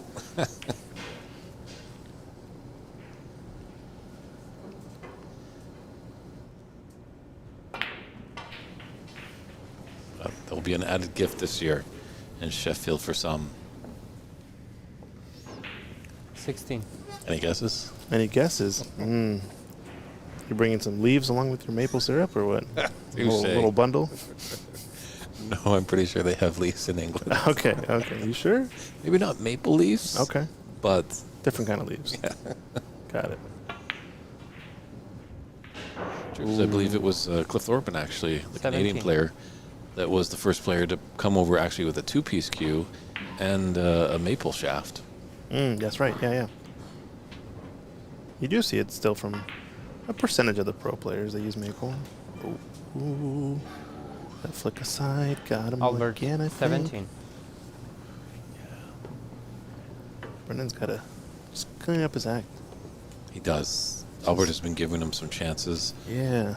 and he's got to jump in and punish him if he wants to win this match. Just got to find it. Find the stroke. Figure it out.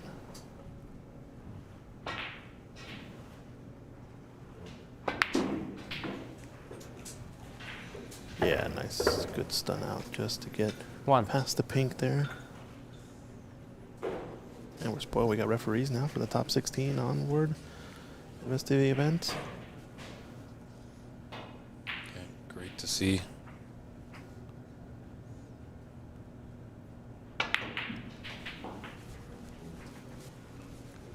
Oof. He was dancing with the devil there.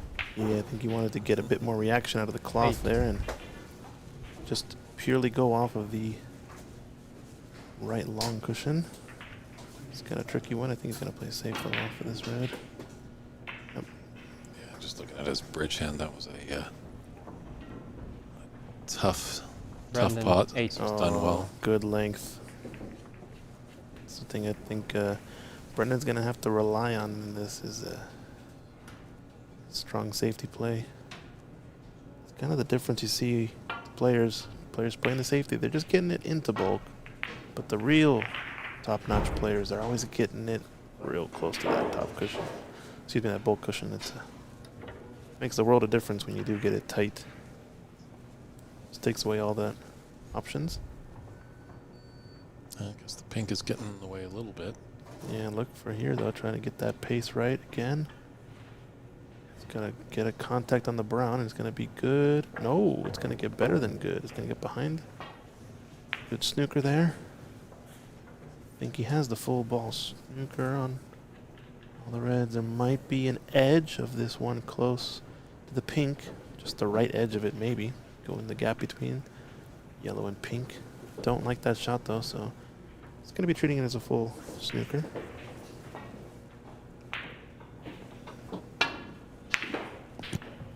Oh, what a shot that was. Never mind, he had it on. Unintended, but 1.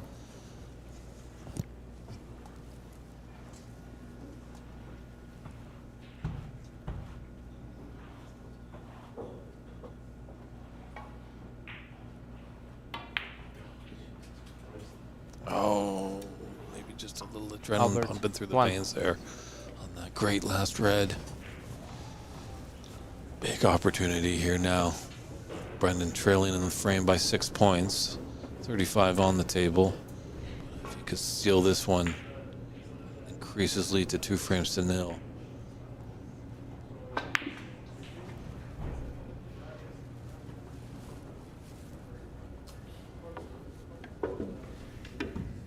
One. Okay. No man's land. Does that blue pass the pink?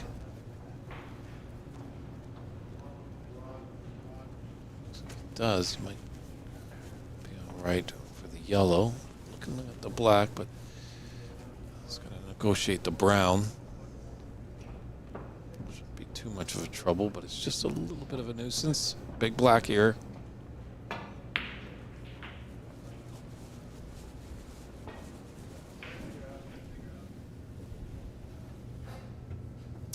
Down to the colors, as we allude to so many times in the amateur game. A lot of these frames come down to the final colors. The bad philosophy to have, just get to the colors with a chance, and then it's your destiny at the table.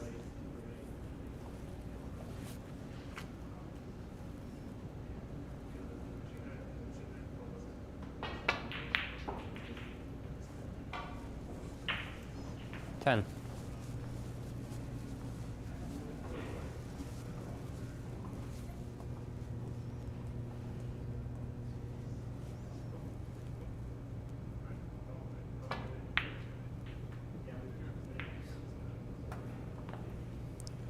Brandon, 10.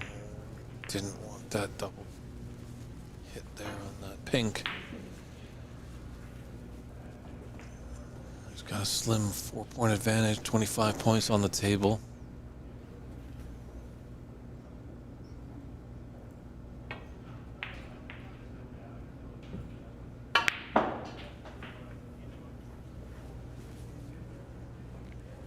Three. Get to run a bit more. Let's give him a chance at least on the brown.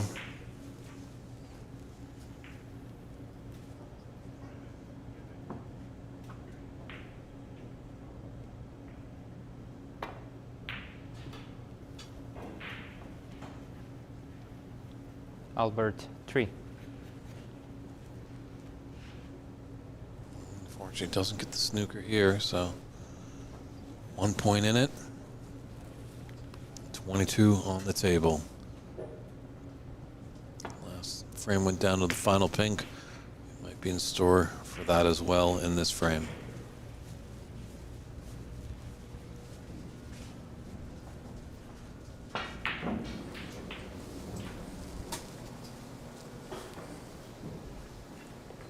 It certainly is a thin cut into this right middle.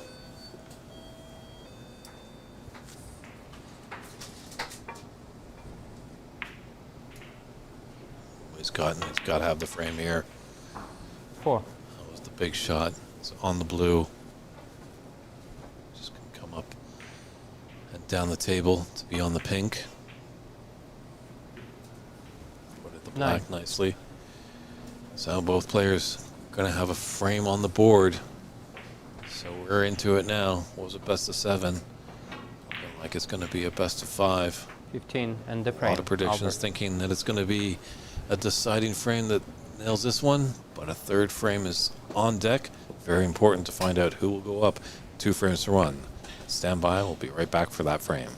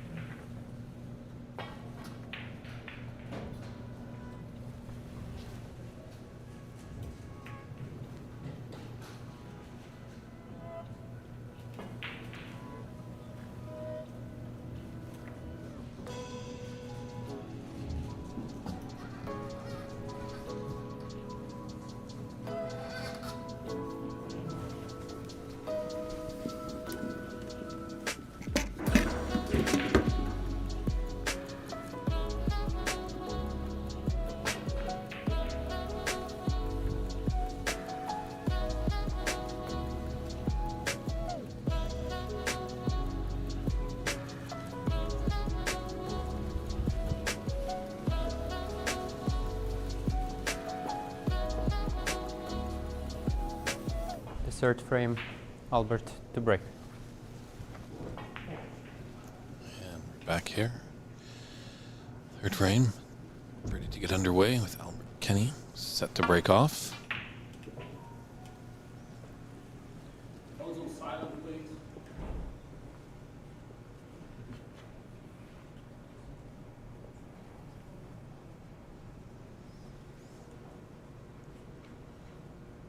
I think I might just have heard in the room a cell phone going off, and Ernest Pazimer, who's in a match with Dave Daly, does great work as a referee as well.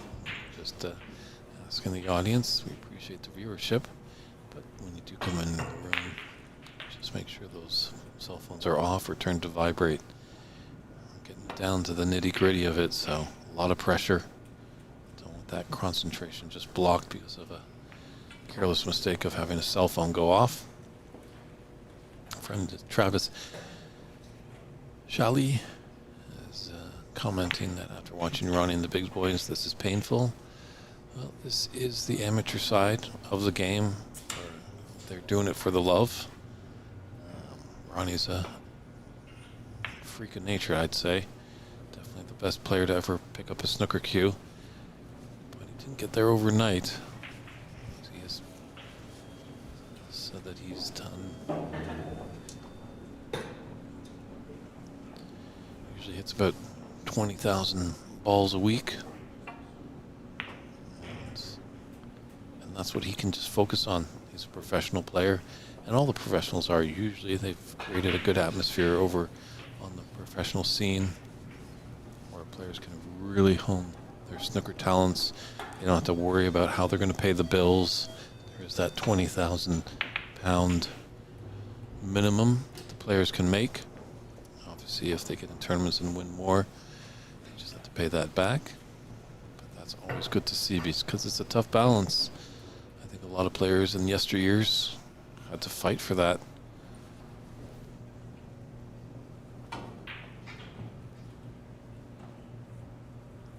Do you want to play a snooker tournament that you love? Or do you have to turn it into a day's work at your job to make sure the heat is still turned on? So, and it was also a tough bracket back in the 80s for a lot of the pros. A lot of our friends from Canada. We're hearing Kirk Stevens, great Canadian player, flashy player, wearing that white suit. So, it was a tough go because there were only a handful of tournaments back then. 6. And a lot of the players had to travel up and down the English country, up in Scotland, maybe taking a trip across the water into Ireland to do exhibitions, and that's where they would really earn a lot of money. 7. So, Travis, I definitely understand with you. It's a definitely different standard than the professional circuit. We all got to start somewhere. There are a few ex-professionals here. Just seeing Davey Morris come into the room, last year's runner-up. Started this tournament off correctly in his first frame. Held off a 1-2-7. Callum Beersford from England. He's got a 1-2-8. So that's the high run of the tournament so far.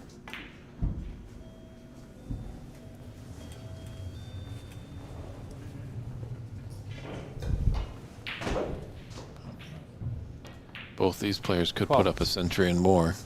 So.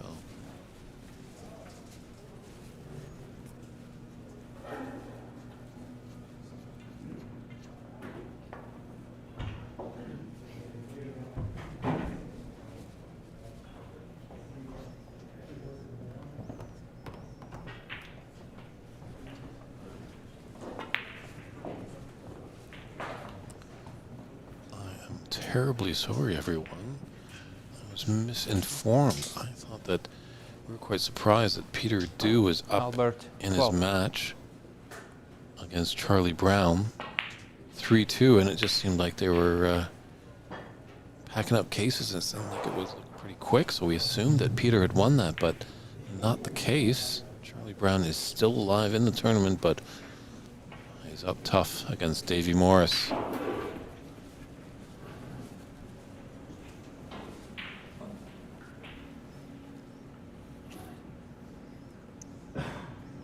Got to pay attention to snookerscores.net. That's where you'll see all the results.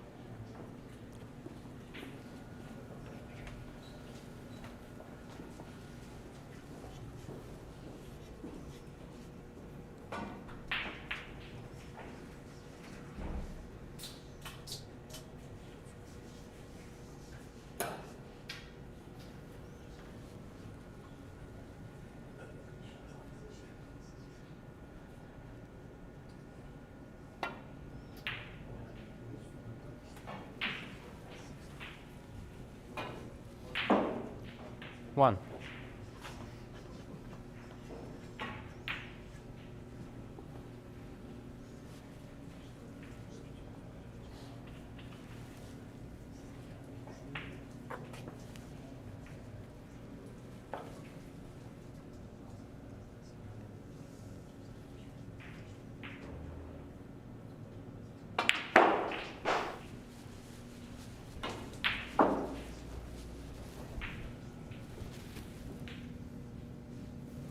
Six.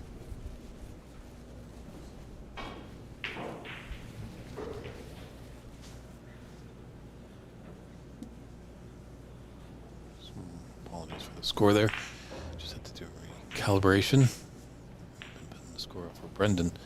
Unfortunately, that's Albert making the points.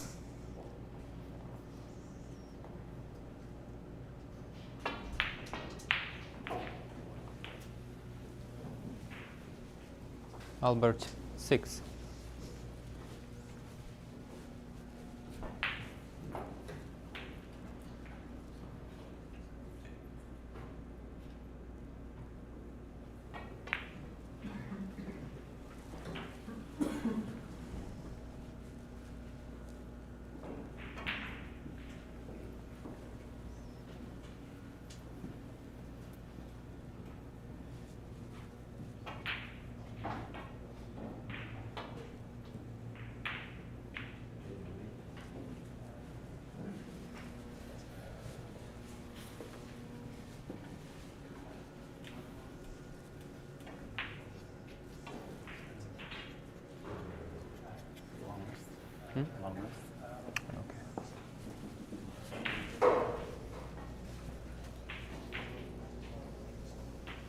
I guess we have only this one.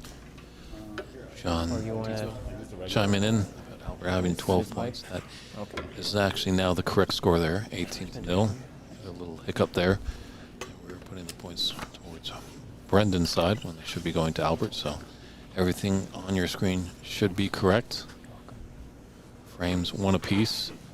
Albert in the lead here, 18-0.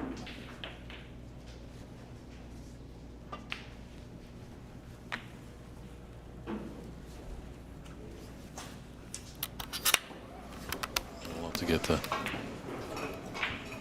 pink and or black near their spot.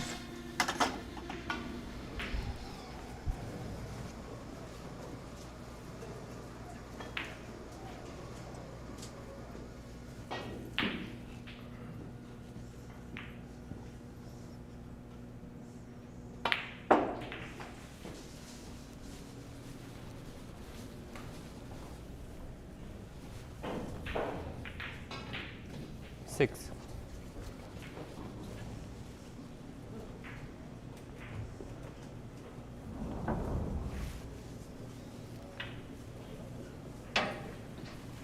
A lot of people are tuning in from Wild Rose Country. It's the province of Alberta up there in Canada. That's where Albert lives. So a lot of support chiming in for him on the stream.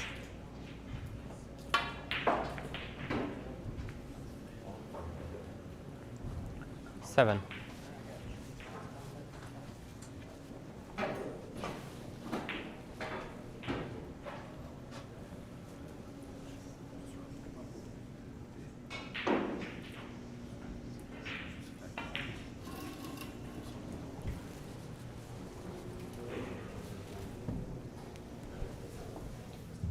Yeah, this is trouble now for Brendan. 12. I think Albert is starting to wake up. Some costly errors in the first two frames. Was able to pull out a frame victory in the second one, but never really want to wake the bear in this game. You want to keep them resting in their cave.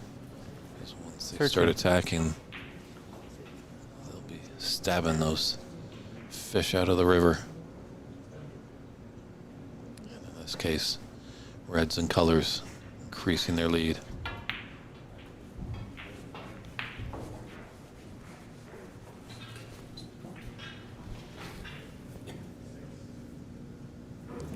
$18.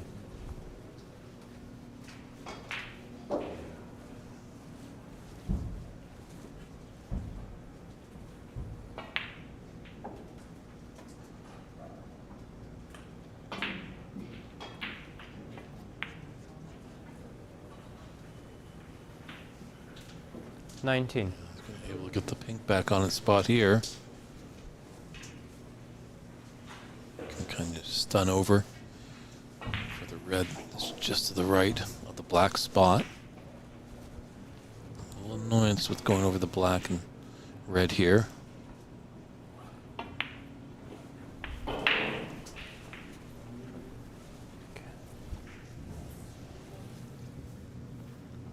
Drop it 25. back a little on this red. Drop the pink into the left middle.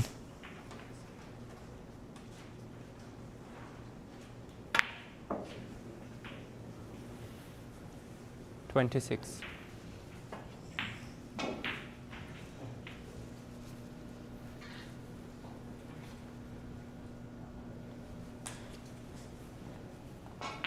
Looks like he has potentially an angle just to run through and come off the left cushion off this pink and have that red just above the black spot.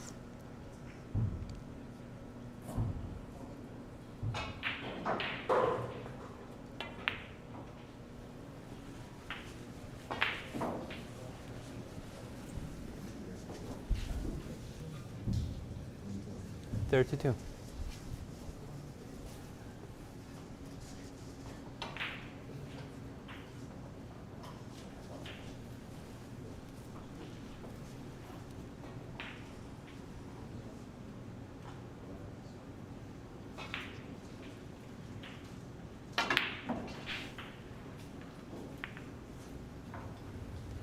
$33. He's doing his best just to kind of get that black out into the open.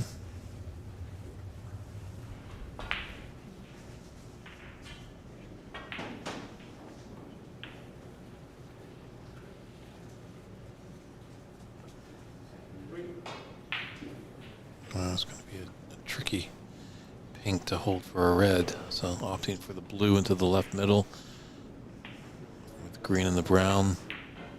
Oh, went wrong on every place. Albert, 33. Yeah, he's got a strong 51-point advantage. There's still 75 points on the table. It's a good snooker there. Just might have a little bit of hope on that red left to black. Referee Fedishin taking a look just in case the ball does need to be respotted.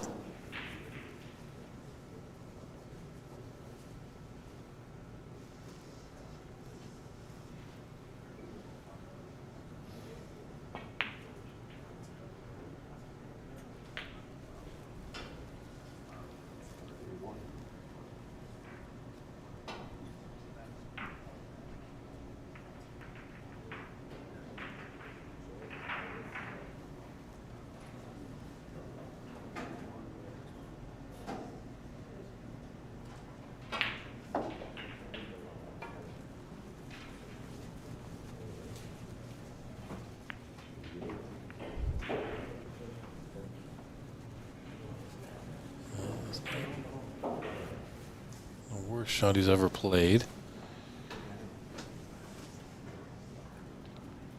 It's a thin and dangerous cut for this red into the top right corner for Brendan. So thin this cue ball is going to be rocking it around the table. Foul. Oh, Albert, in 4. off into the yellow pocket.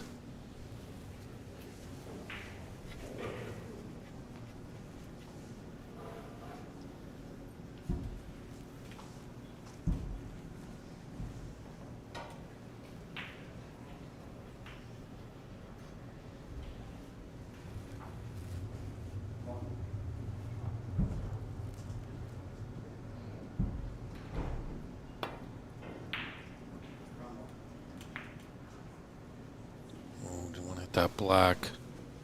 Stop the momentum of the cue ball going back up table, which really would have helped Albert on that shot to nothing. So, big chance for Brendan just to roar right back into this frame.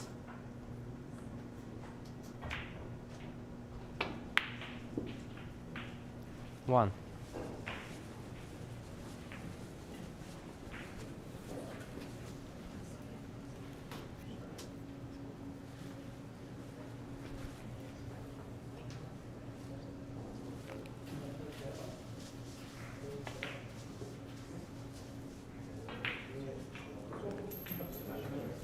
Oh, there's Into the frame. miss there, Albert. concession there.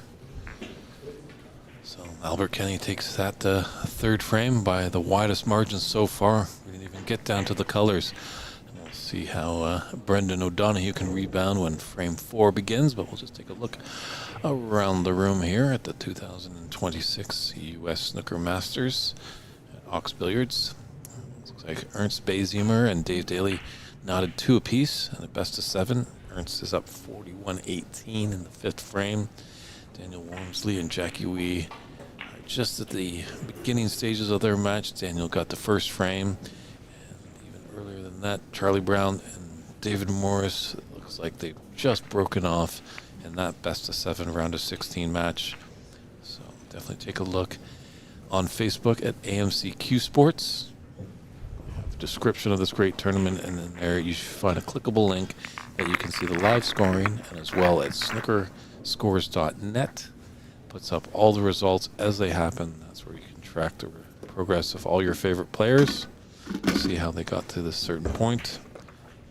As we will find out who will be the Elite 8 tomorrow when we kick off the quarterfinals of this great tournament on Championship Sunday. We go live at 10 a.m. Pacific time, 10 a.m. Pacific time. And we would be thrilled if you could join us, because there will be some great snooker throughout the day.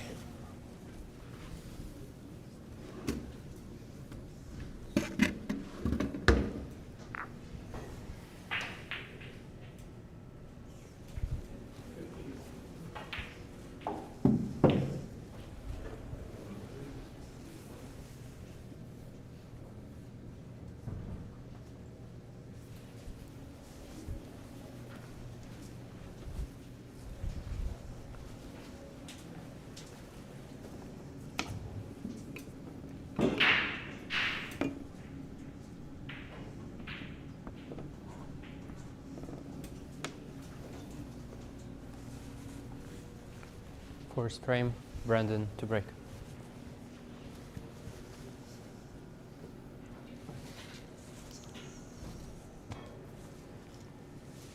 And frame 4 underway. And not the grids. Oh, goes in off on the Albert, break. 4. Usually those go into either the green or yellow pocket. I've seen that's maybe the first time I've ever seen a in off on the break gone into one of the top corner pockets. Something's got to be going on with Brendan. He's just not 100%. It definitely is a long flight coming over from Ireland. Big time change. Jet lag is a possibility. Our head referee, Desi, she doesn't feel jet lag. She's a trooper. She's brought her great triangles. Follow her on Instagram if you want to get one of these great triangles that her and her better half have created.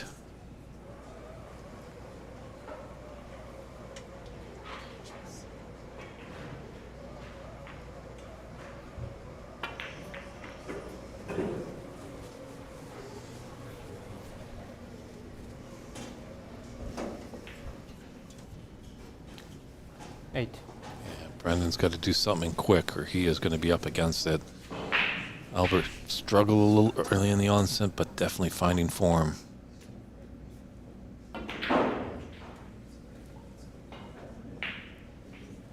Nine. A little straight. Can run through. He's got an open red to the right of the pack.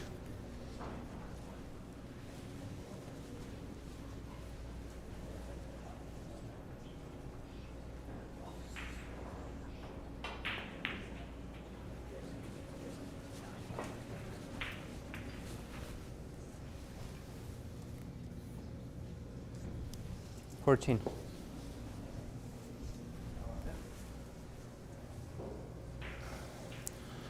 Back and back and forth. How's it going, Dave? Not too bad. I think 15. in your little absence, Mr. Kenny has woken up. Yeah? They didn't even get to the colors in that last frame. Just a total dominance, and Albert continues on in this fourth frame. Big frame for him. He'd love to be up 3-1. Yeah, I just got word. It's like Daniel Womersley was on a maximum attempt with 22. about a handful of reds left, but there's that black sitting over the hole. Didn't manage to get it down. I was going to switch over to it and interrupt the main table, but alas, we are here. Double attempt here. It's going to widen. Is it going to widen? Albert, 22. I'm just checking stuff around the room too. We had some scheduling mishaps, but they're all figured out. Match almost ready to conclude here is going to be Ernst Besmer versus Dave Daly. They're 3-2 in their fifth frame. Davey Morris and Charlie Brown's just about started a little while ago. All of our 5:30 matches are out, so a little bit of delays here today, as expected though. I think once matches get closer to quitting time in these single elimination stages, it's going to become a little bit longer of a day. Yeah, the tension builds. Nobody wants to go home early. As well, I think over the days, the pockets might start to tighten up a little bit as the tournament rolls on. But I think so far so good. Things have still been keeping pretty slidey, from what I can tell. Yeah, the Daly and Basie Oh, and Call. another in off. Albert, 4. Not the worst case type miss, because playing out of the D here is practically like a decent safety. Daly and Basie are on our other stream channel. Yeah, you can check that out on the OX Billiards YouTube. There are 2 live streams going on. Good stuff. Seems like people are enjoying the streams. And we're getting some good clashes, between international and local American players. Yeah, I think these two definitely have a rivalry that goes back to when they were youngsters, but also good to see that maybe some rivalries have started. Who knows? Looks like Ernst and Dave are quite equally matched, so Yeah, that could be a fun little scene to see in the years to come.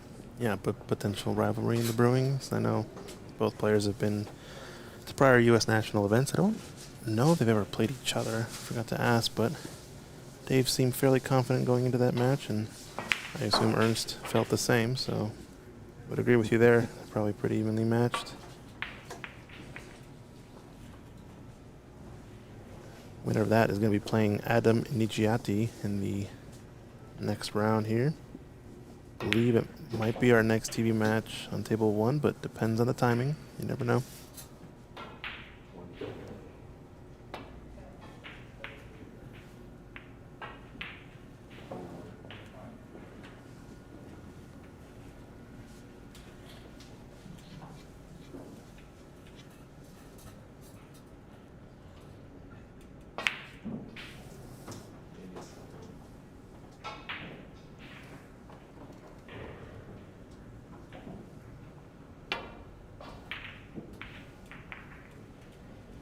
Getting awfully close to those corner pockets on some of these safeties.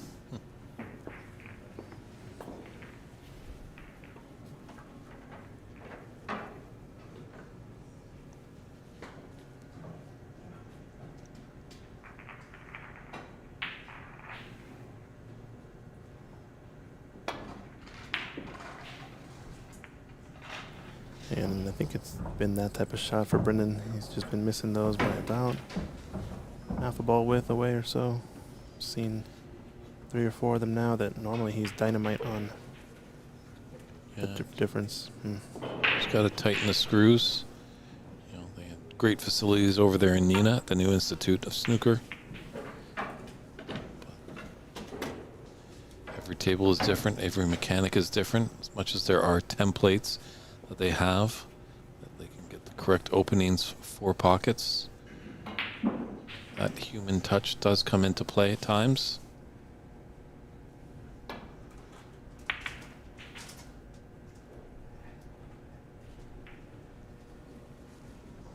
Didn't want to hit that blue.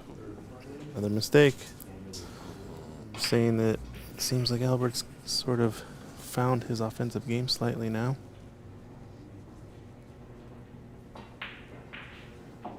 Wonder how much pressure he can put on here. Imagine he can see the red out in the open, the lower of the two. It's the right corner pocket. He's using the rest though. We know generally he doesn't prefer it.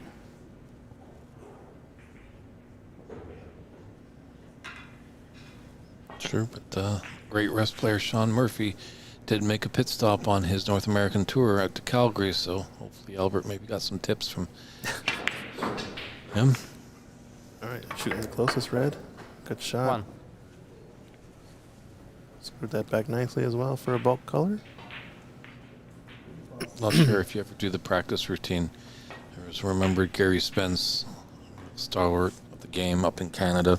He was telling me once that he was playing a shot with the rest and just butchered it. And all of a sudden, this gentleman came over and said, "Gary, you're terrible with the rest. We're going to play a game. We're going to play a frame of snooker, and every shot must use the rest." And that was the great Canadian Bill Werbenek.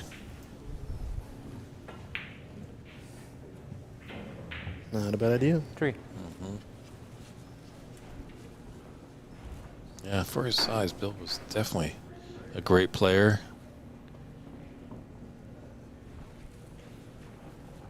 And if you wanted to have some brown pops, he'd happily oblige, but I don't think you want to get in any of those competitions. As he's famously known as having one of those competitions.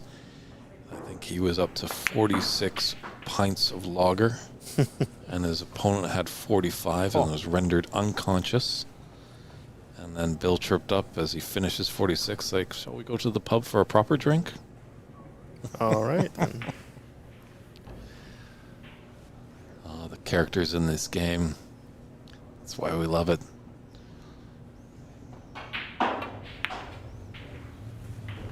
back to the style point I was talking about before, Ernest Bazier, probably has got the most flamboyant of vests of all the players on the circuit over here in North America. Yeah. He's got the colorful parts on the front side, not on the back side. I believe he told me that his mother made that for him, so. Oh. Tricky shot here. If he can get this right, it's a big moment.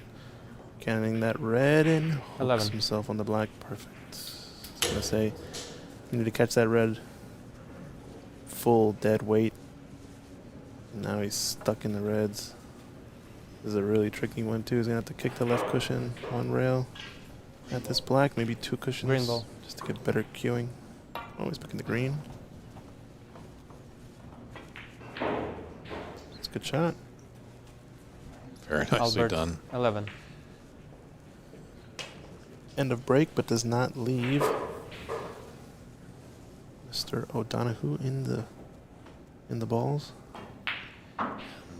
A&W 3997 is inquiring about why does a U.S. championship have an Irishman playing? Well, this is the U.S. Masters. It is open to all players. It is not the national championship. If this was the U.S. national championship, then you'd have a valid point. It's almost like we should call it U.S. Open almost. But you never know. Yeah, maybe we can find Andy when he's finally finished all his work for the day to see how he came up with the name Masters. And it has more to do with where it's hosted, you know. UK Championship. Why does it have Belgians and Irishmen and other, Australians playing? Chinese players. Yeah, why are they playing in the UK Championship? Like, why would there be Germans at the Northern Ireland Open? That makes no sense to me. I don't know. Very strong and valid point, Christian. Like I think in hockey, many years back they had the Canada Cup, but there were countries from all over the world that played in that. 1. Caught Lucky. that. Yeah, near jaw. Still goes in. There's that little bit of slide we were talking about. Brendan needs to get the offensive jets going if he wants to stay relevant in this match. Once again, Brandon, 1. Well, talk with himself there. He's not smiling that he's happy. That's for sure.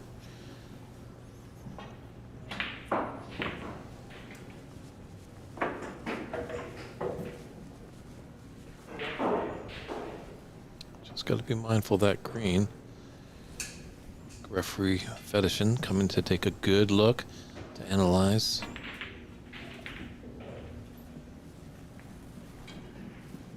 again, though, One.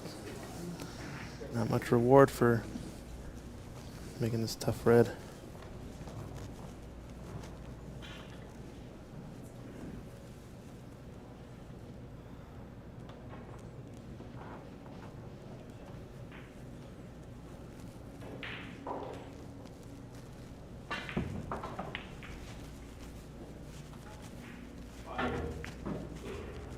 Albert, 1. Good shot. Don't know if this little bit of a triple plant looks close. The red onto the black onto the red to the left corner. Looks very close. Yeah, dribbled toward the pocket. So I wonder if Brennan had taken a look at that. Might have maybe had an offensive opportunity, although I think at this point he's just trying to find something amongst the stars to get his cue action going offensively. Don't think he's been struggling too much on the defensive end. It's really just he's been let down when he's in amongst the balls and not able to knock him down. It's something about the timing's just not quite working out.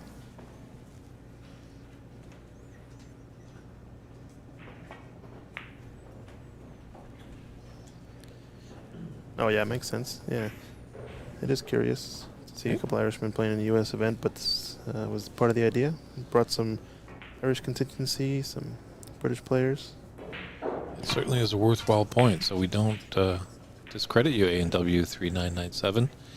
And factly as well, Albert does live in Canada, up in Alberta, so it's a shorter ride for him. But as an actual Irish citizen, I think he's working slowly on getting status in Canada so he can play in the Canadian National Championship. All right. Well, there's a pot there. Yeah, sorry, cut you off, Dave. So it's just interesting that, Albert decides to don the Irish flag.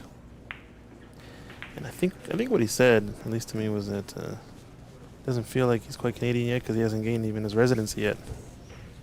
He's in the process, I believe, 7.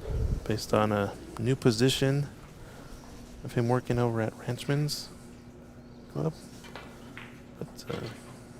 But yeah, it's a good mix. I mean, I think 8. the same CueSports, the main thing is that the guys running it have a good connection to a lot of amateur players, i.e. Brendan and Andy McCluskey. So there's going to be a small but strong party of Irishmen coming to the U.S. And it's kind of bled over from the Nina Open, which was in Ireland. 14. A lot of the same players in both events. Got excited while they were there, learning about, trip to Seattle, you say, to play snooker? Count me in. 15. Sounds fun. Our good friend, the happy-go-lucky Irishman, David Lynch, not that one, has traveled all the way over from Ireland to play in it. Yep. So He got eliminated today, though, in the second chance event over at Empire Billiards. I looked at the bracket there for a bit. I think we saw it a lot in 21. the stages of the World Women's U.S. Open. A lot of those players in the first installment and second installment had never seen America, so this was kind of an excuse to travel over to stateside for them. Right, yeah, that's a fair point. Hey, we got to go to Ireland on Yeah, that's game part of of this. snooker, so Yeah. Plays both ways.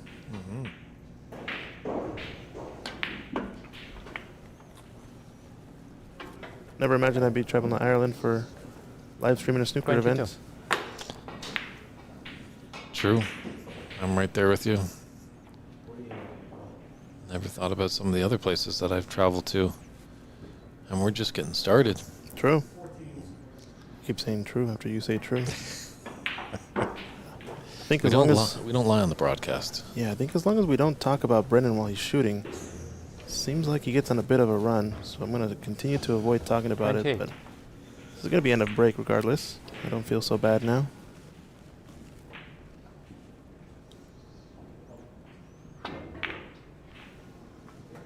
Yeah, he's done well there. Pop the black out. Keep the reds all clustered up. All was about how he hit that Brendan, angle. And 28.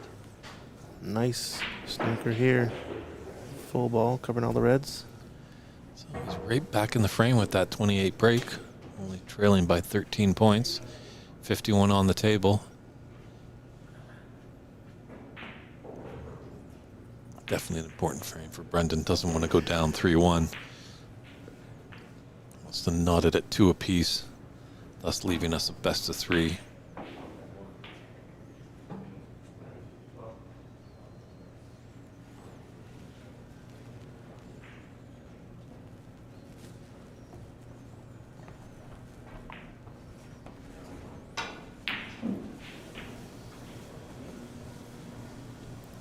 Tricky spot this. The reason it's so tricky is how these reds are laying. When it's just one red you're playing against safe, you can go for that sort of slow rolling safety, try to roll up and tap it. When you tap one of these, if you tap it the wrong way, you're still going to sell out a shot to the left corner, right corner, so makes things a little bit trickier. Are you going to pull the Ronnie shot here and just smash into the reds and spread them everywhere and hope to just get lucky? Oh, he's going with the slide shot. It's going to be a bit pacey.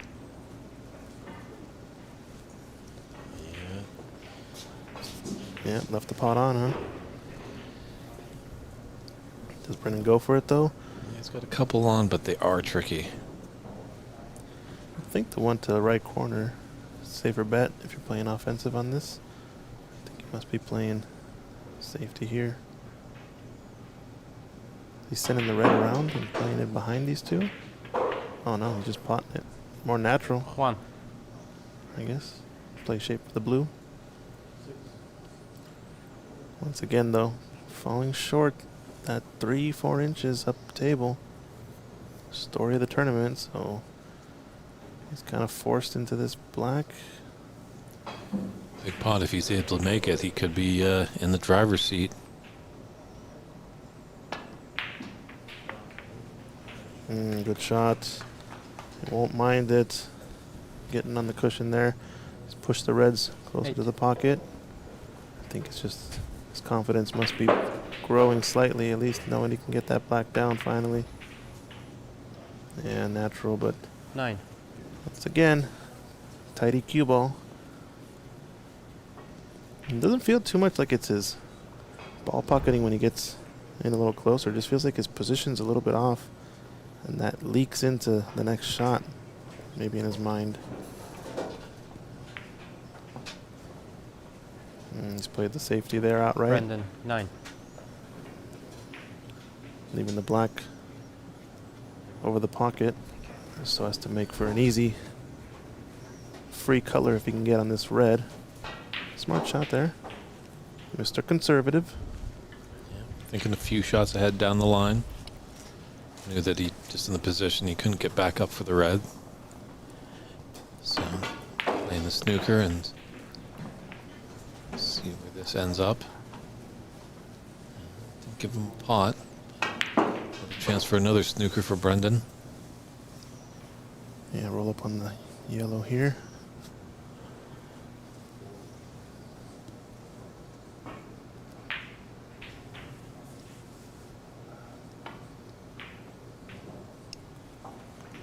Oh, Albert, 4.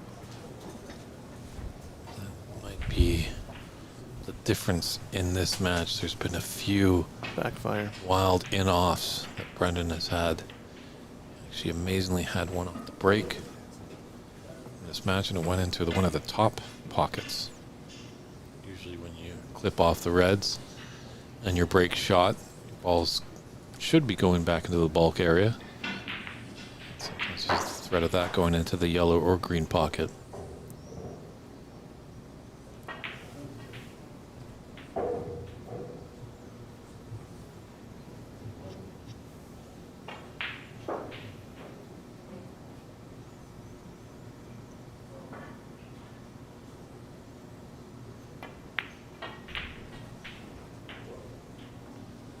One. Nicely done there. You know, had the saving grace, obviously, of the black over that pocket there, but rather would stick around because he's know he's going to be on the yellow afterwards, and that black, he's got to go up and down table. So sticking around in the right end of the table.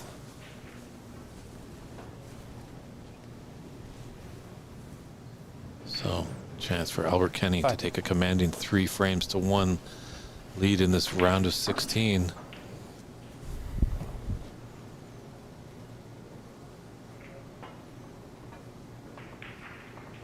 Big shot though, green here, yellow to green.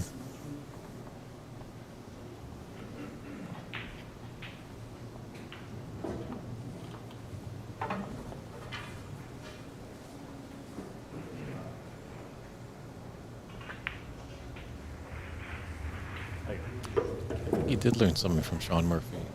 7. Rest play is looking really good. Is that so?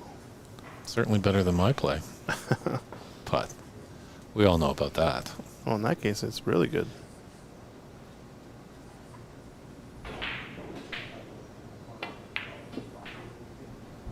Oh, Dribble, 10. dribble. heart in the throat. That was the last real shot there. Yeah. Everything's open. Stop, stop, stop. Just has to stay in the moment. Don't 14. get ahead of himself. That was his frame ball right there. Definitely blue and pink to make a certainty.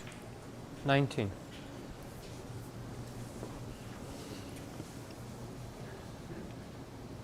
So Mr. Brendan O'Donoghue's got his back against the wall.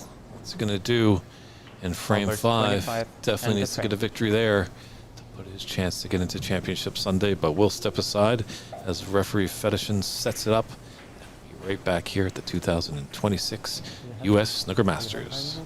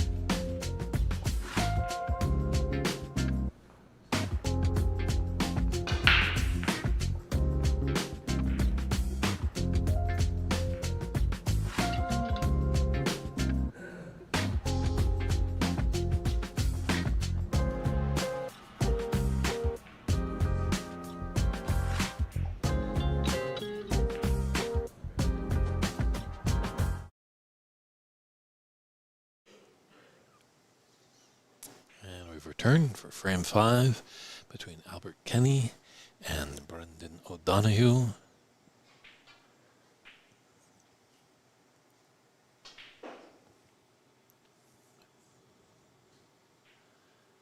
Well, Brendan's got a chance right off the break. Slide down off this red, beyond the black.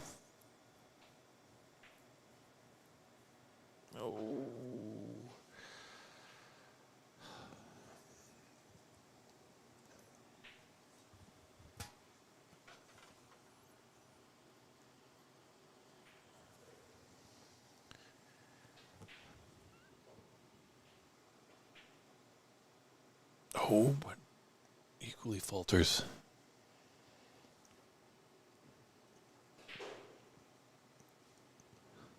This is a thin snick in the air. All right, Brendan wasn't punished for that miss on that last red.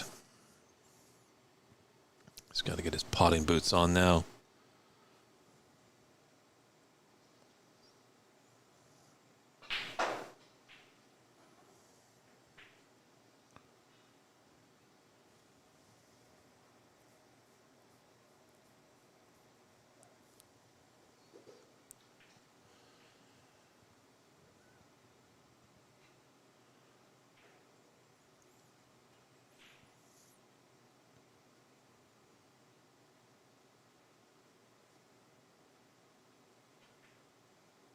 Oh, O'Donoghue, O'Donoghue, O'Donoghue.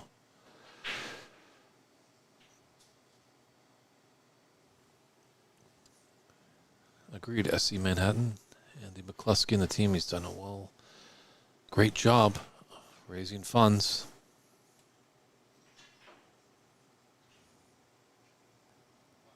Well, can Albert Kenny punish Brendan O'Donoghue for that costly miss on the red?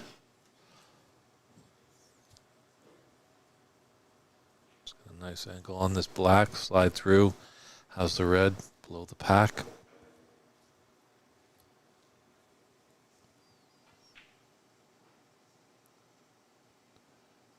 And even a saving grace. Ooh. Yeah.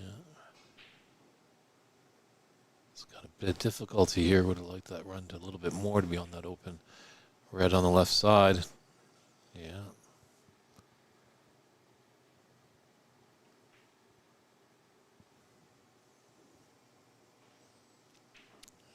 Albert just ferocious with himself. You just see him clench his fist as he left the table there.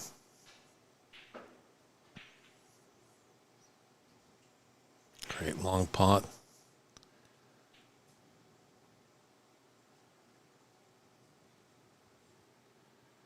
He's got an angle on the black to really open up the reds. How's his luck? He's okay. He's got a red right middle. Come up for a bulk color. Some reds around the blue.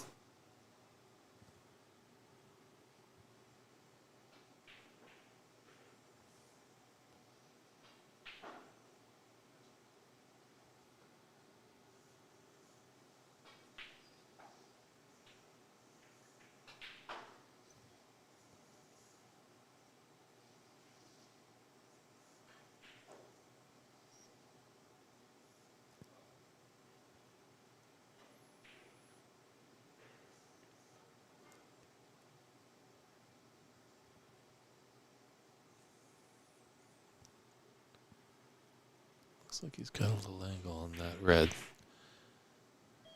He can just stun and hold for the blue.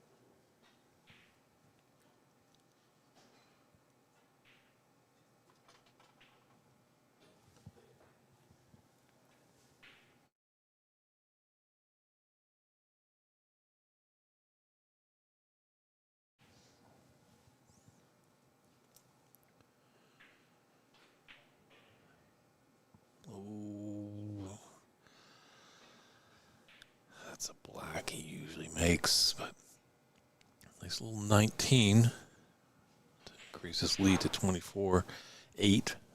But he's left a relatively easy starter for Albert. Can just gently run through and be on the right angle on the blue.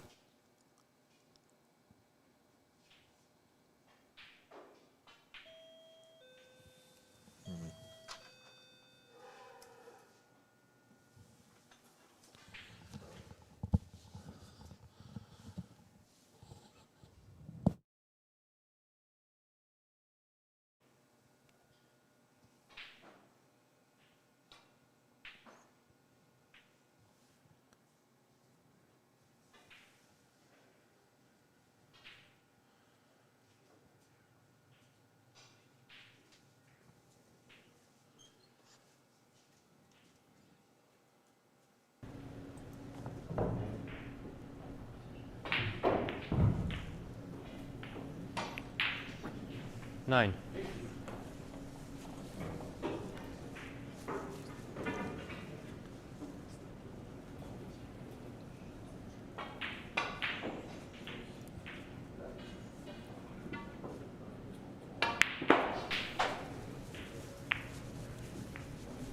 Very nice. The cue ball, though, the cue ball. 11. Looks like we've got the decider. Over there on the match between Ernst Bazimer and Dave Daly. Might jump over there if we get close to a climax of that match. But right now, Albert Kenny's at the table, trailing but leading the match 3 frames to 1, 1 frame away from punching his card into the Elite 8 quarterfinal stage. Oh, Albert 11, Brendan 4. mistake here from Albert. Brendan just hasn't quite got it going. Seems like he keeps losing it right around that 4th, 5th pot type territory.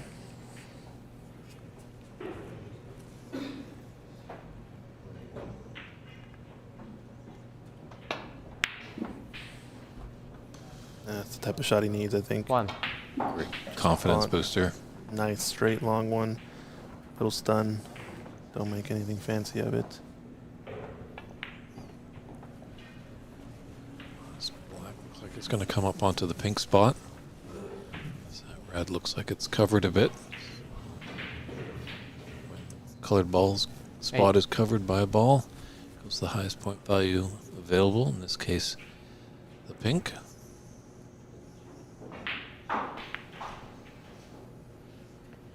Nine.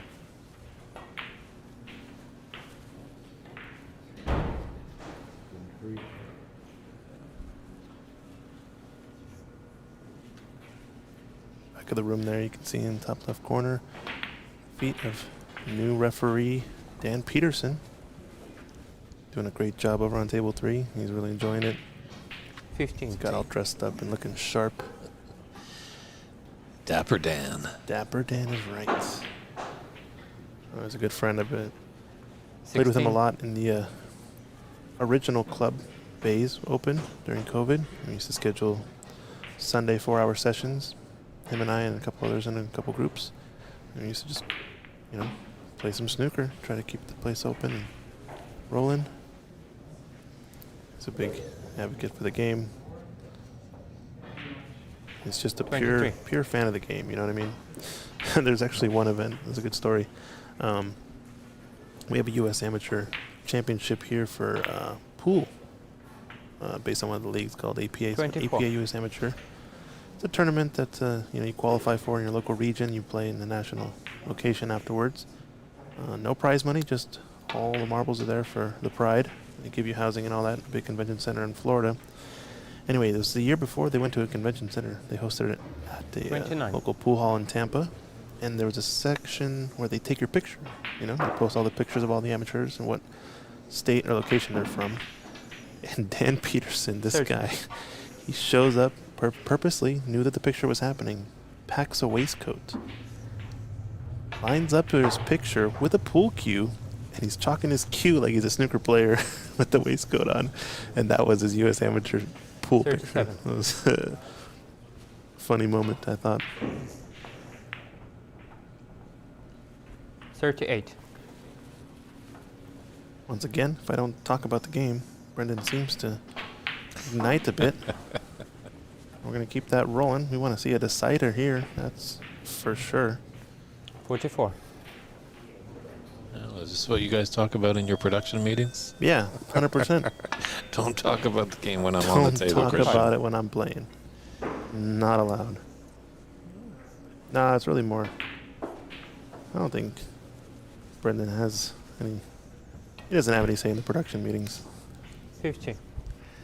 Yeah, so he's got one runaway frame. So 52. does Albert. But every other frame has been really tight, so he needs to keep this going into the 6th frame to force that aforementioned decider that 55. Christian was saying. Finally feels too like he's starting to get a bit of free flowing for once. 59. Got a couple of easy ones. If he's able to transfer this into the next frame, Albert better watch out because this match is not over yet. Yeah. 64. Potential 77 here.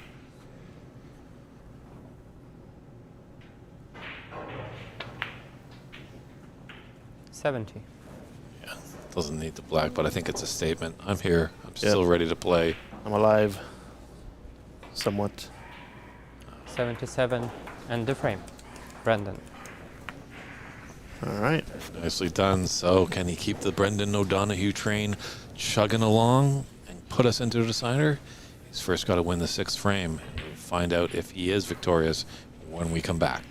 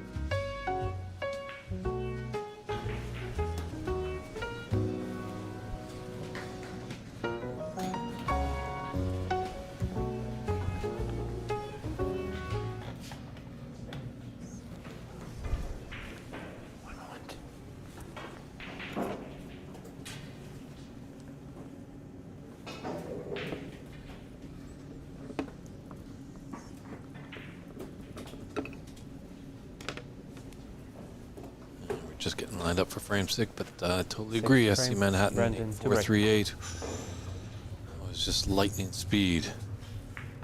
Great speed for that clearance of Brendan O'Donoghue.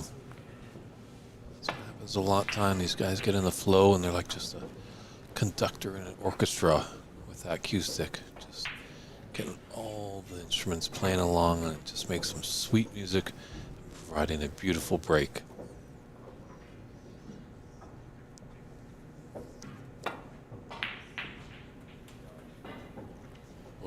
Nice long red. 1. That's what I see. Looks like a rather shot to nothing there for Albert Kenny.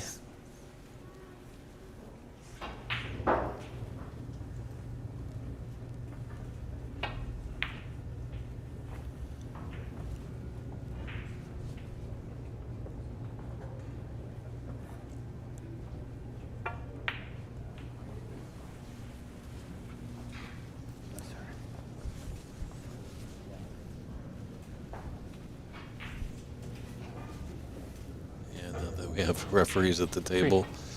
The room around the tables is getting a little smaller. Still a beautiful venue here in Seattle, Washington. OX Billiards, the site of the 2026 U.S. Snooker Masters Championship. We're heavily involved here. 4. Also been quite highly involved in the women's tour. The venue for 3 U.S. Women Open Championships.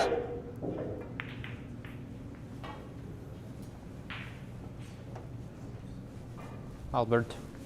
4.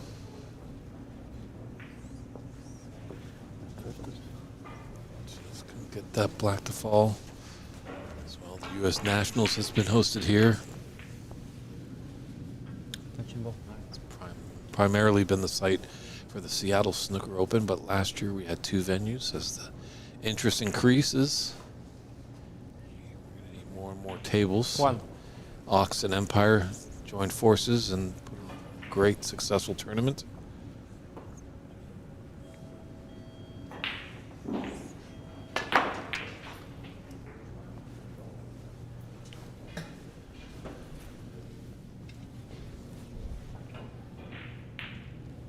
Eight.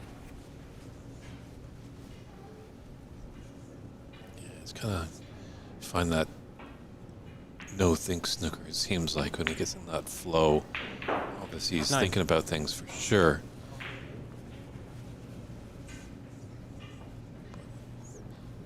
He's been around the game so long.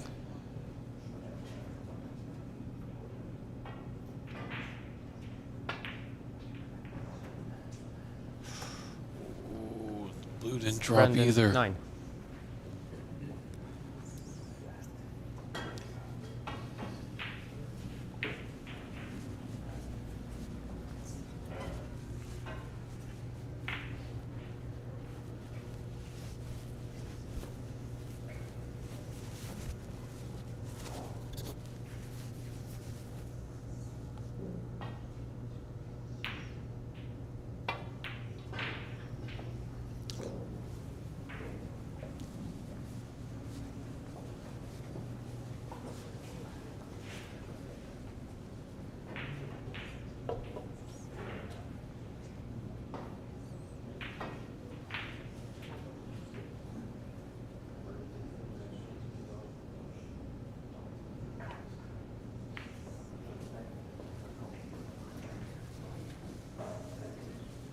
Got a good cue ball, put it tight to the side rail.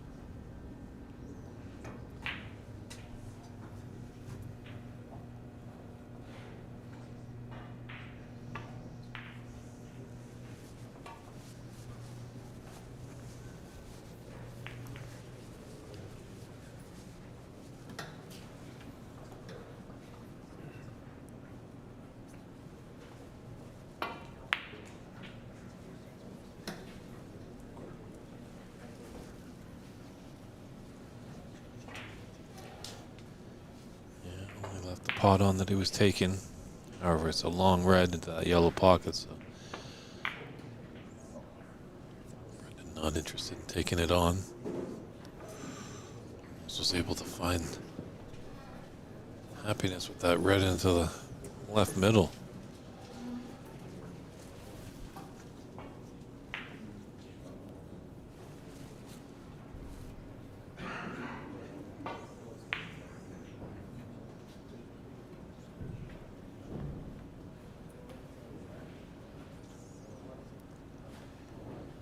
Does Albert go up and down table?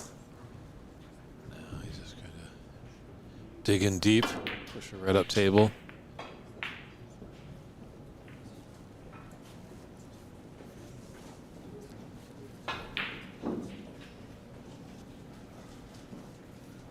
Looks like a result has come in. DW, Daniel Wormsley. Wolverine has done it. 4-0.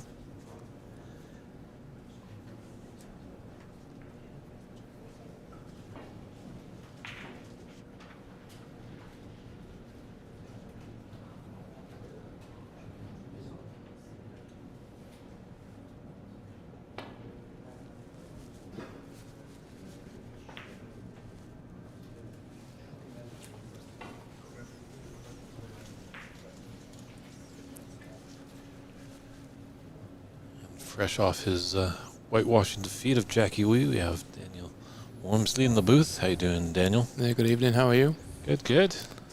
4-0. That's impressive. Yeah, it got the first frame got off to a bit of a slow start, but I managed to get over the line, and in the second I've missed the 10th black on a max. Don't know if you realised, you probably didn't, with it not being one of the streaming tables. Oh, we were hearing little rumblings in the room. These travels pretty fast. We were definitely, as it got closer for you, we were going to switch up to that table. As it much went to chagrin to all the Irish contingency that's watching. Is this your first time in Seattle? It is, yeah. How are you finding everything so far? Yeah, I've enjoyed my time so far. So I arrived Wednesday. I've done, because of my schedule, I've been able to do things during the day. And maybe there's been a slight bit of jet lag. I've not been able to, my body keeps waking me up at about 6:30 in the morning. I think that's called old age. It could be.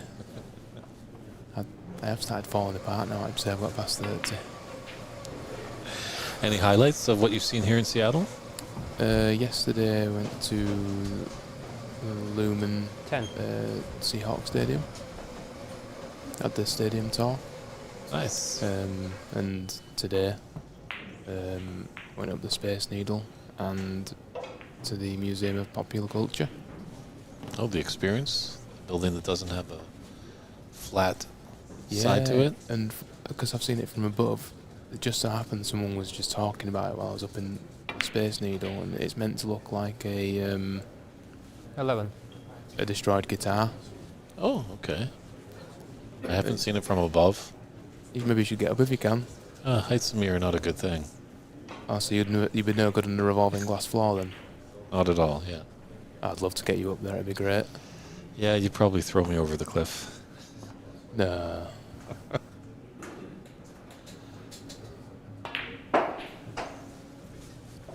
There's good views. And a little bit of sunshine as well, which is nice. 16. Yep, we're just getting into that turn of the season. Today is the first day of spring. So happy spring to everybody. 17. I don't know about yourself, David, but I've never actually seen Albert play before, but it looks like he's given Brendan a good game. Obviously, it was 3-1 up. Obviously, I was trying to concentrate on my own game despite being on the next table, but it looks like he's playing fairly well. Yeah, Albert was stuttering a little bit in the beginning, making some actually surprising errors. I've known to follow him quite a bit because he lives in Calgary right now, being back in Canada. He's one of those Canadian Irishmen. There's a lot of them. Is there? 22. There's a few American Irishmen over here as well playing in this. Yep. Or as they probably would call themselves, Irish Americans. I suppose it rolls off the tongue a little bit better. Just needs to mind his business here, getting onto the cannon on the black, correct.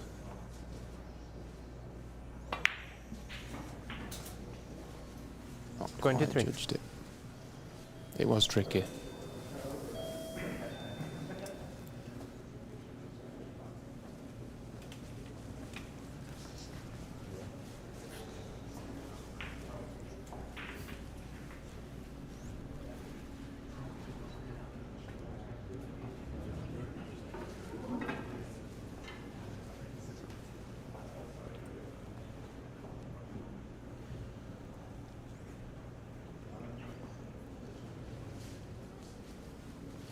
That's a lovely Albert, touch. 23.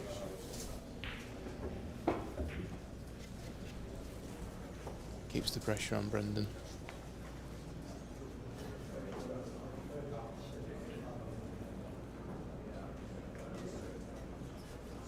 And you were in the Final Four, was it last year when we were in Sacramento?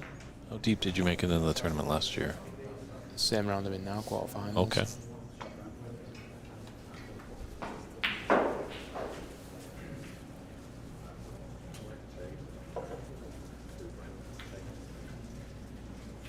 I suppose at least in the first man in it. Believe so, yes. This is a round of 16. We've got Charlie Brown and Davey Morris on the table, and Ernst Bazimer and Dave Daly, but they're a round of 32. Slogging it out. They're on a decider, real messy little frame right there. As we can see on our other monitor, that TV is, or that match is live on our other channel on the OX Billiards YouTube page. That's a nice ball One. there from Albert. Might just be wrong side at black though for getting onto the next red.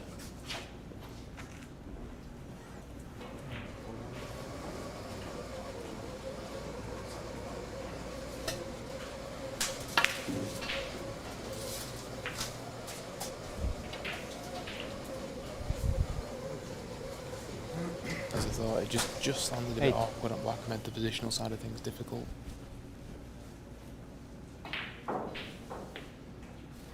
Might be feeling the nerves now, he's getting towards the winning line as well. True. I think this would probably be a big win for him. Yeah, these two definitely go way back to Ireland, days of the junior championships. Both have a strong history against each other.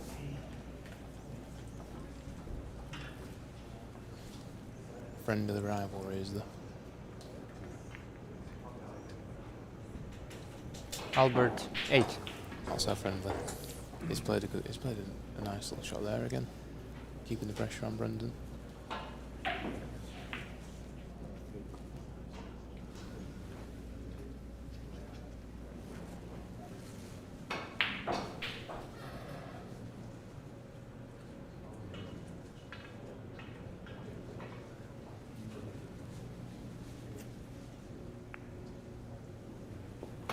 Good return though. Very good.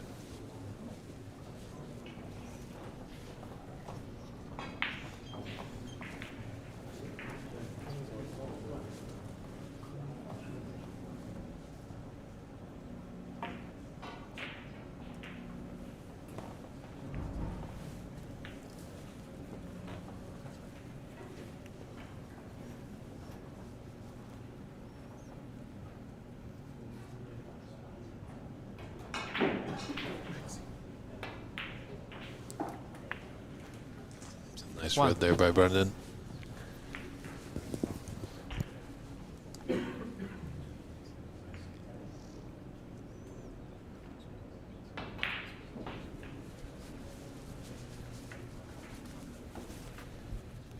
chance to get right back in this frame. 6.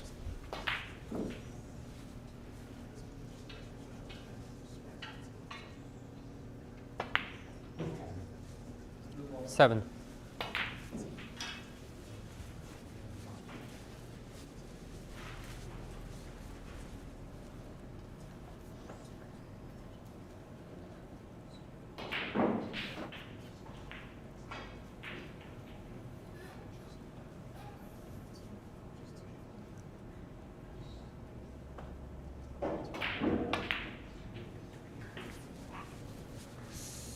Didn't want that flick on the red there.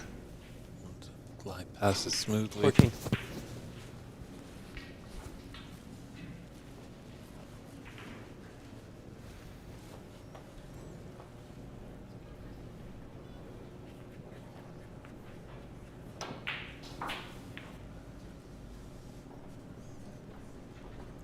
If he's got, looks like he might have a little plant here to the left middle.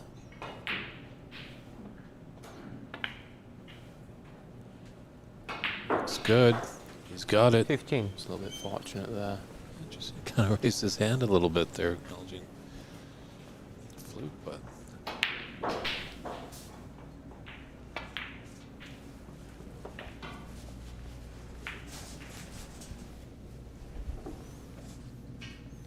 22. Albert might be ruining his missed chances now. 23. You might know more than me, but it doesn't look like Brendan's been playing his best game so far. I think Albert faltered a little bit in the beginning. Then he did find some form, and Brendan was faltering, but had a little trouble there finding his chalk. But he roared off to keep his chances alive with a beautiful and very swiftly 77 break at the previous frame. If the brown doesn't go here, I can't see him taking a colour on. There's no value in playing a pot. You're better off snookering him on the red and leaving him in a position where, even if it hits the red, is most likely to leave you on. For me, that's the wrong choice of shot there. 28. Which I'm surprised with someone of Brendan's experience. And now he's left him in a position where Brendan, 28. Albert has a relatively routine safety as a return. Whereas if it had been in a snooker because the red was so close to yellow, the red couldn't go anywhere, so it was most likely he would have left it on even if it hit it.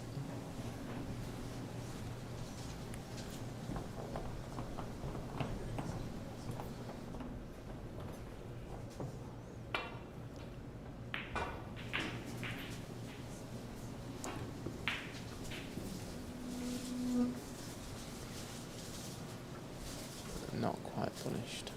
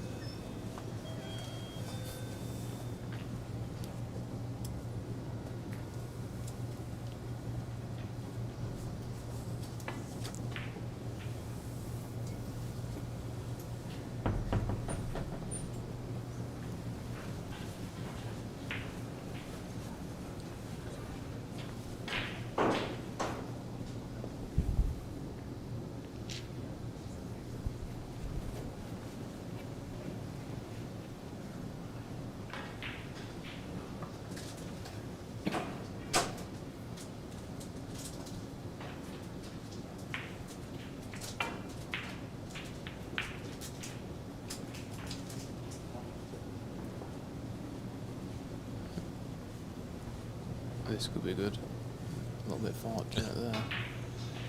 A little luck of the Canadian Irish. That famous expression.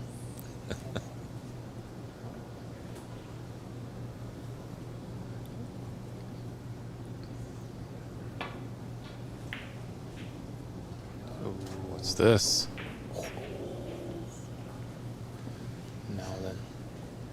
Now then.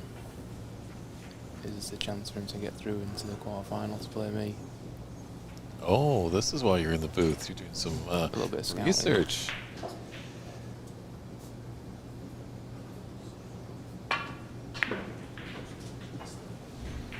One. Ideally, I'd like to pop the green if it can. I think he might have the wrong angle on it to get close to the yellow. Just makes the clearance a little bit easier. The white not having to travel as much once he gets onto the yellow.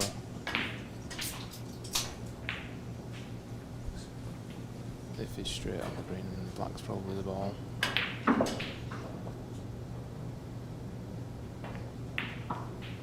Oh no, he had a good angle. looks to me like this is just one good shot here. 4. Should be end of frame and match. Yeah, no real safe ball. Just comes down to containing your nerve. Just a little bit of adrenaline there. 6. Made him go a little bit too far.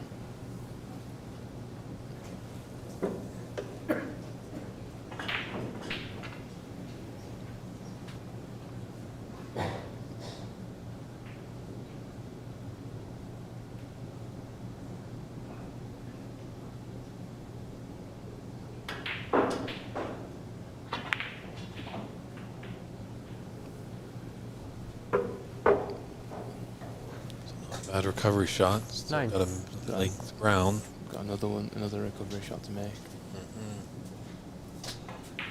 Always a tough shot with the run out.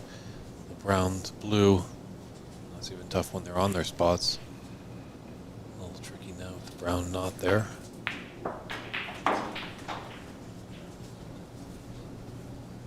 Thirteen. It was on the blue, but not how I wanted it to be.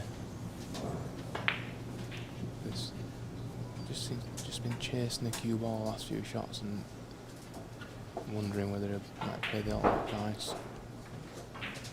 This is his frame ball to put us into the Snooker's required stage, frame 6. We won't be seeing any heroics on this shot. I'll just be trying to pot the blue, leave the white in a safe position.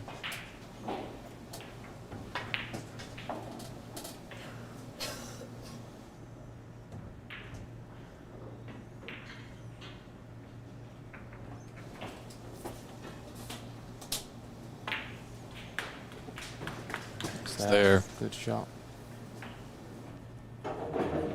18. And he's got a path for the yellow, or the pink, I should say. Into the yellow bag. Is that what you meant? Just foreshadowing the future. I think there was a little talk heard on the stream yesterday of Christian and Brendan getting confused with the yellow and pink, and it rubbed off on me.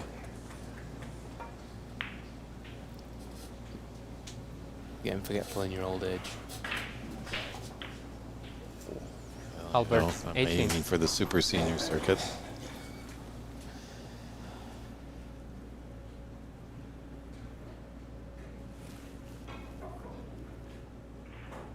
That potting, I think he's played that about as well as he could do. There we go. 6. Frame and a match. Unfortunately there. Handshakes Thank there. you. Tough battle for Brendan O'Donoghue, but he's defeated by an old rivalry from their childhood. Albert Kenny takes this match 4 frames to 2. We're going to step aside, probably have a little post-match interview with your winner, Albert Kenny. Daniel Wormsley, thank you for joining us in your booth, as we now know what your method was here, doing a little research, as you will be playing Albert Kenny tomorrow at 10 a.m. I think that would be a great match. Hopefully we can get you on the TV table, but we'll see what the powers to be. Yeah, I don't think to me it doesn't matter which table we're on. I'm looking forward to it. It feels like that is the true start of the event now. Excellent. Well, thanks for being in the booth. Hopefully you can have a nice calm Saturday night, not too crazy in Seattle. And we'll see you back here tomorrow. See you bright and early. Take care, good sir. All right, have a good night.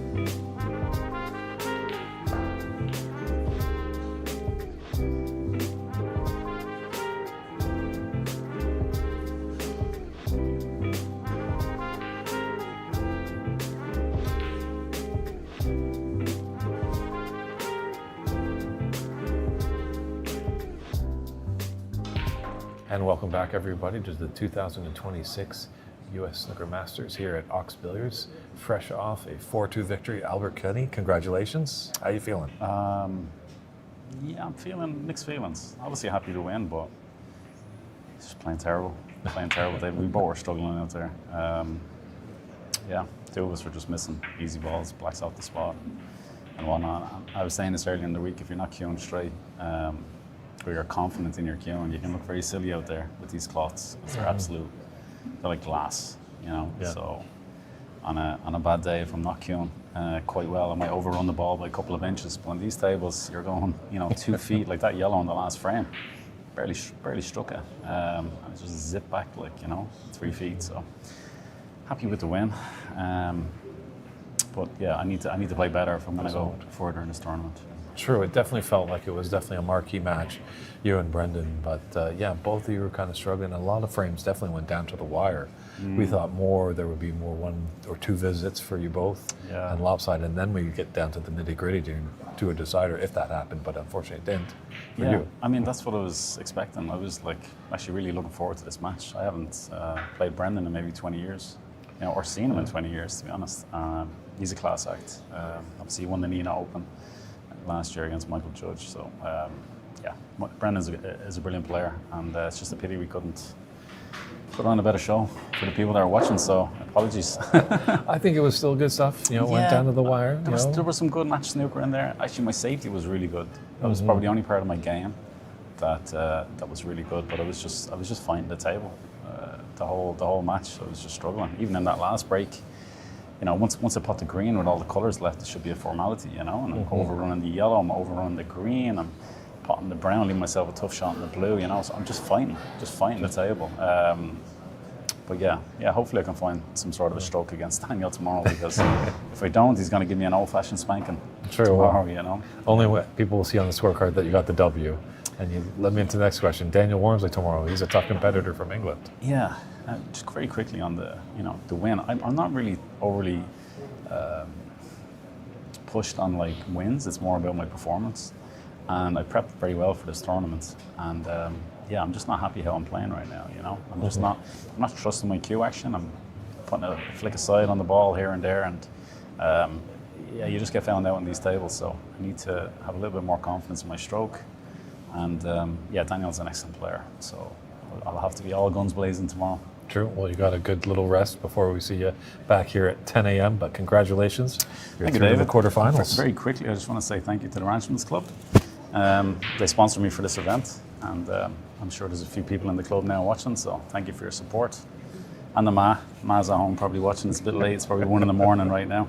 Her nails are probably shot, but man, I love you. Oh yeah, the Kenny clan, they're always tuned in. So Yeah. Thank you very much. Thanks, David. All right, we're going to take a 10-minute break here at the 2026 U.S. Snooker Masters Championship, and then we'll be back with our last match here on Saturday to shape it up for the final 8 for tomorrow.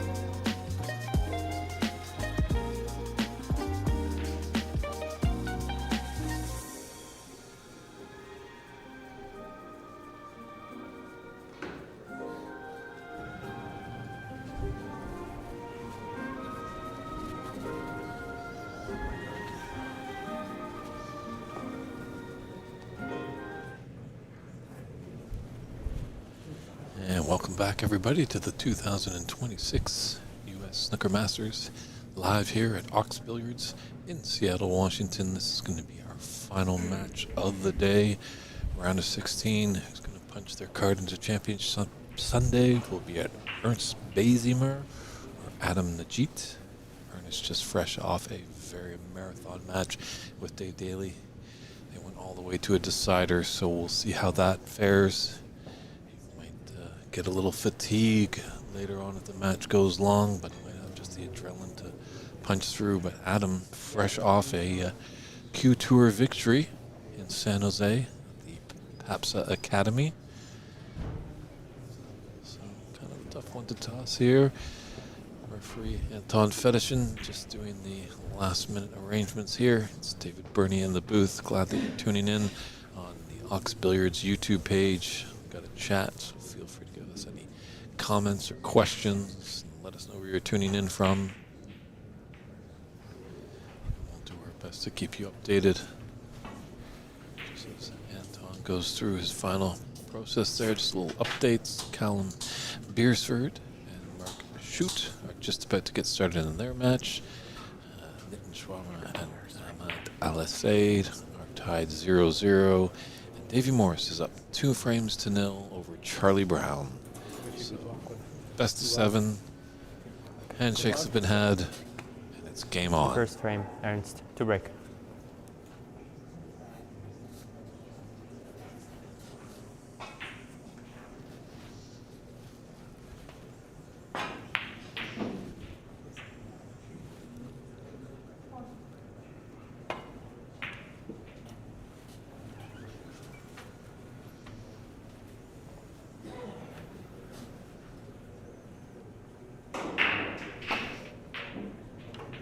Decent break off there for Ernst to get things going.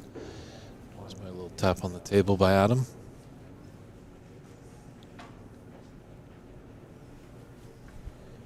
Andy J, if you go over to Facebook, if you have an account over there, and search out AMC CueSports. Andy's wondering how to track the scoring on table 3 at AMC CueSports on Facebook. When you see the description of this tournament, if you open that up, there should be links to this live scoring tab. That's where you're able to see the action there. Hopefully maybe our friends at OX Billiards might be able to put the link up there on the chat. That's where you need to go if you want up-to-date live scoring.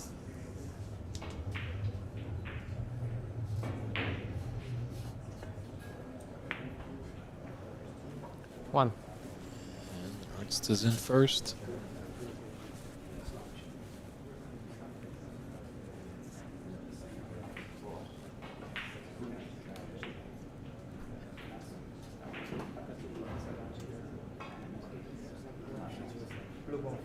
Blue ball.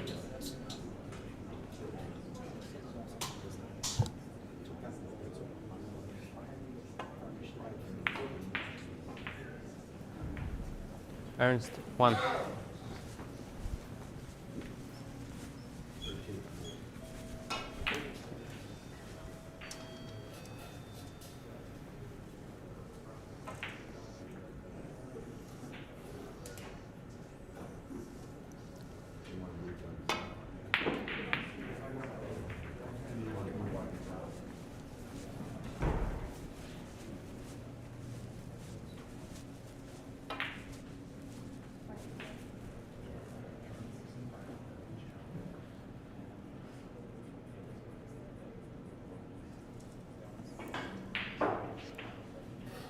Small little hiccup with our scoring software, but we're back on track here.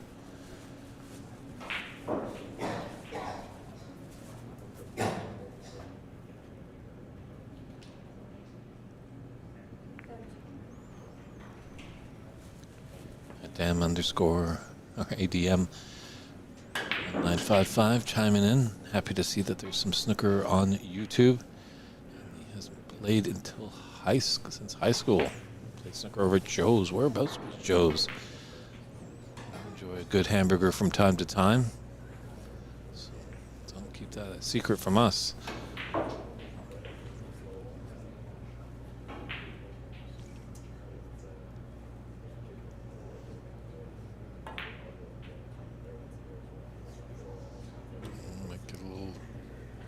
scrappy here.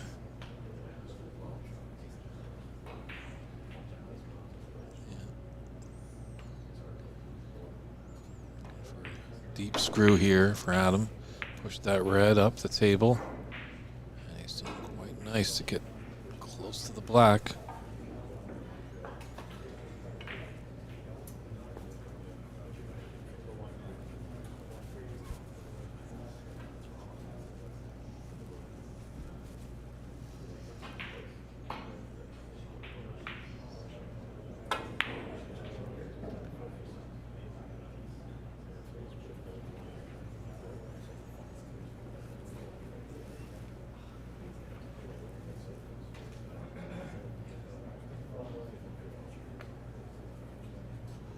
Well, Adam's got a red into the right middle. To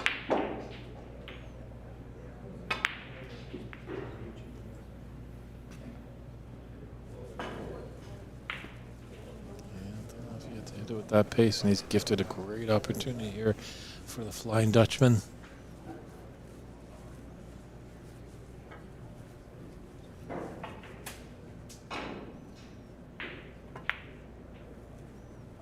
One.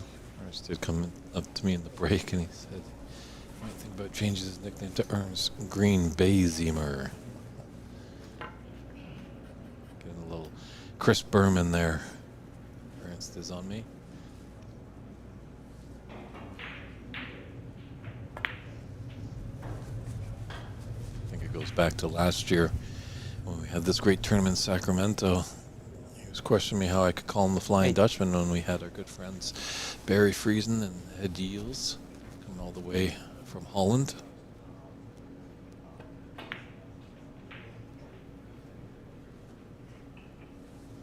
Ernst, 8.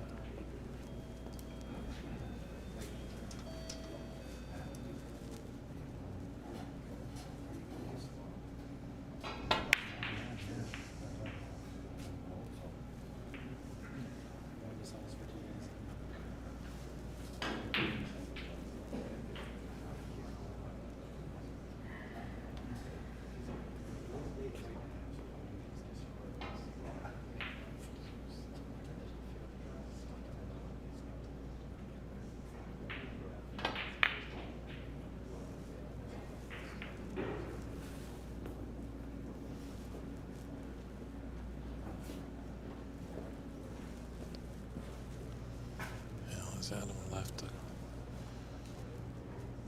kind of that red into the green pocket. Looks relatively straight.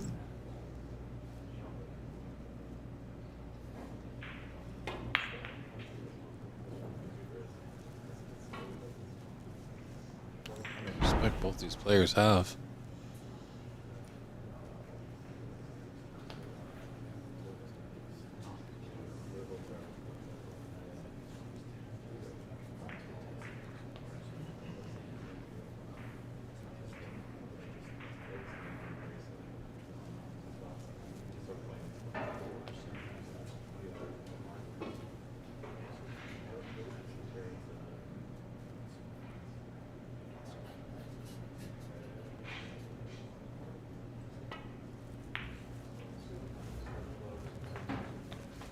One. Well, there's Adam's first red. What can he make of it? A few open reds. Right side of the pink. This pink, after it goes into the middle bag, will come back onto its spot.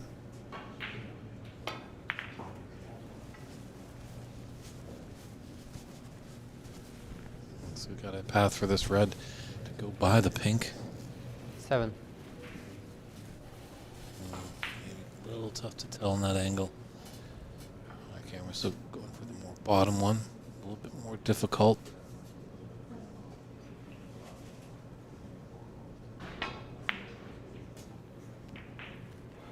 Eight. Nice little parachute shot there. As I call it, when you hit off a ball, not your object ball that's on a cushion, and that object ball stays still and catapults your cue ball up.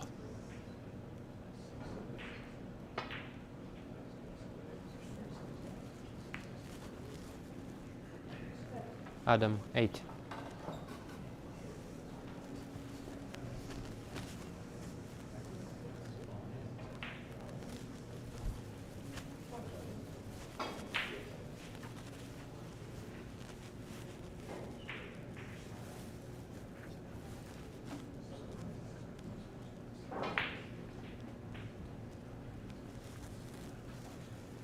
Tricky here. He does have that red to the left of the yellow and to the left middle. With all these reds up here, he's going to be careful that he doesn't falter.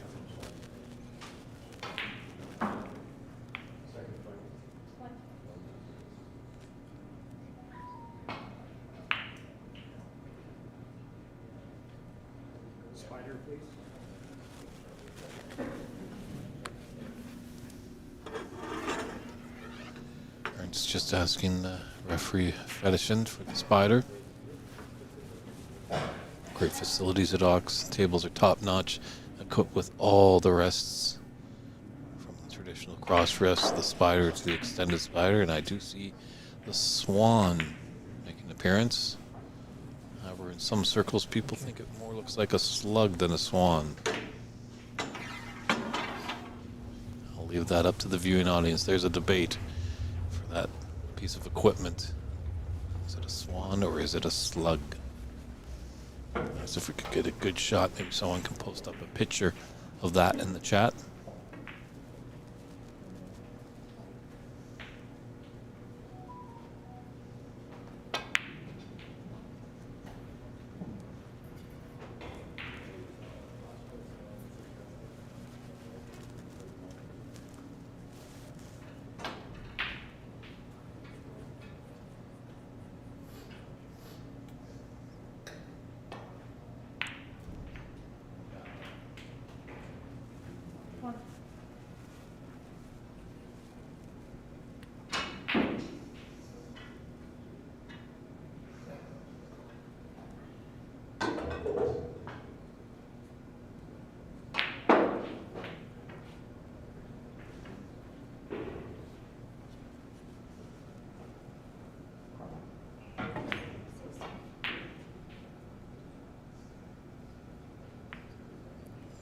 This could be ugly.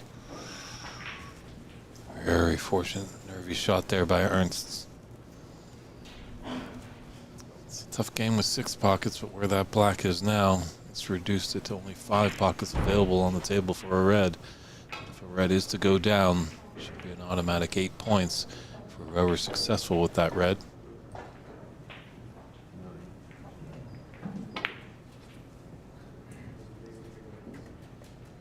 One. Very nice double. Play that element of safety to it. And Adam could be off and running here.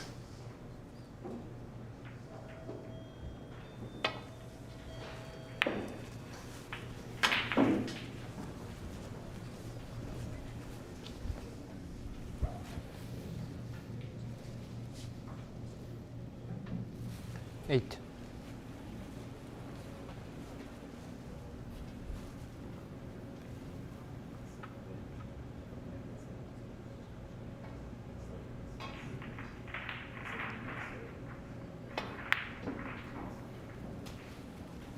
Nine. It's tricky, that red.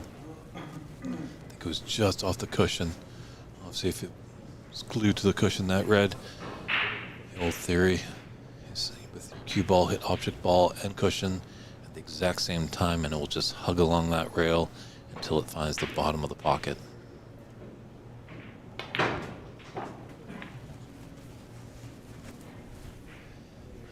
It's going to be in a bit of trouble now. See. 15. bolt on into this red. Hold for the pink.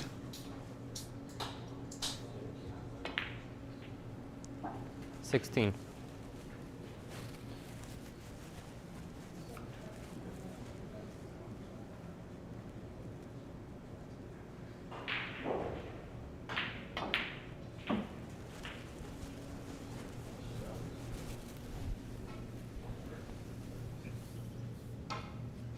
$22.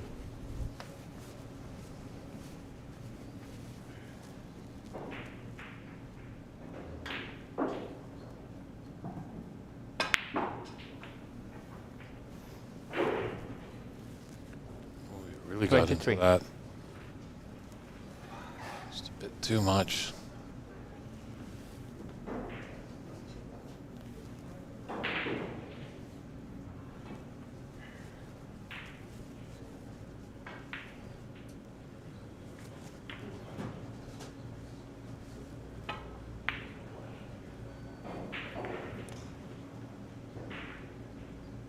Adam, 23.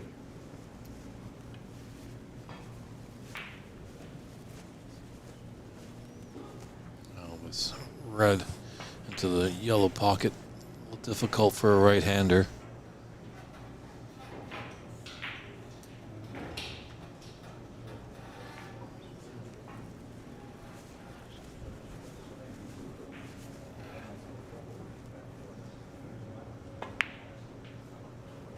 One. He struck there.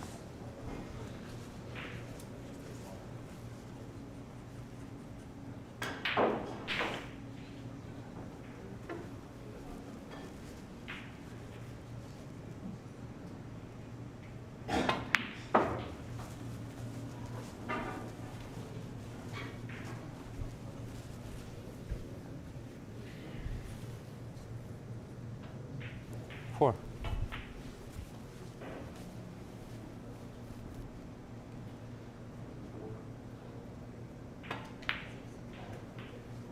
Five.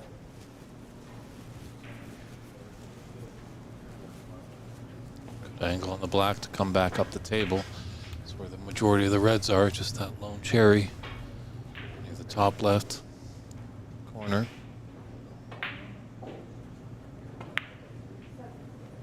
He's going to play for it.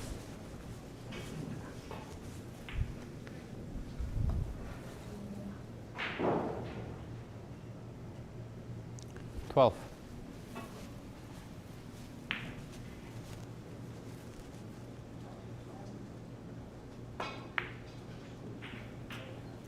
$13.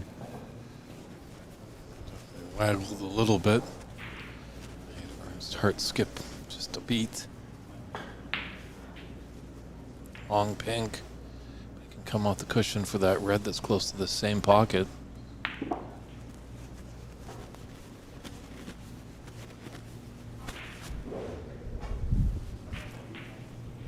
Ernst is also a player that we've seen over the years, and it's nice to see that he has really improved his game. He's a table of his own back in his hometown of Houston. 20. Now in North America, you got more and more tournaments are opening up, so sometimes there was a time when sure you might have a table or you love to play the game, but what are you shooting for sometimes? What do you do all the practice for? Well, now is the time. U.S. Nationals, U.S. Masters, Pan American Championships. Green ball. Also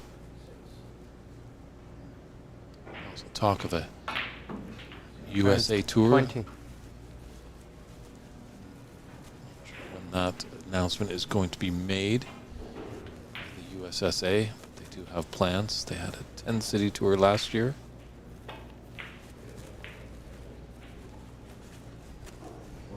As well, this tournament, the U.S. Masters, it's second year running. Last year we were in Sacramento, California. You couldn't write a better script for that tournament. Final went all the way down to a decider and all the way down to a black ball final.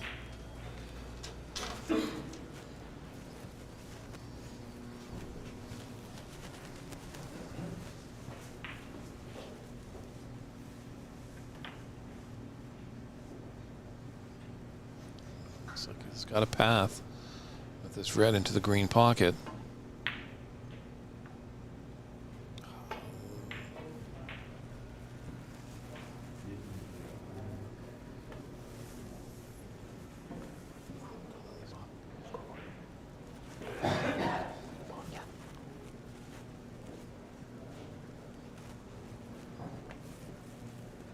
It's just clarifying where he stands on the scoreboard in the room. Just wanted to make sure if he's either the top score or the bottom score.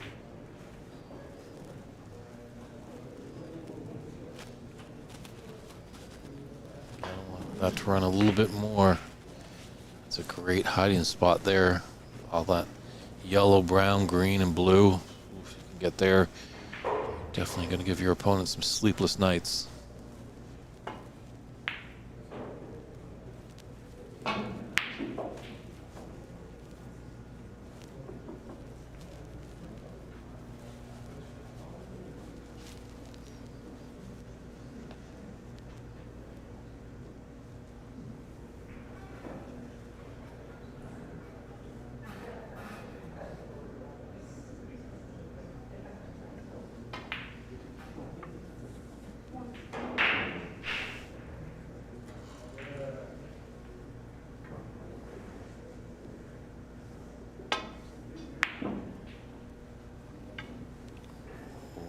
Very fortunate he didn't follow through with that white going to the bottom of that top left corner.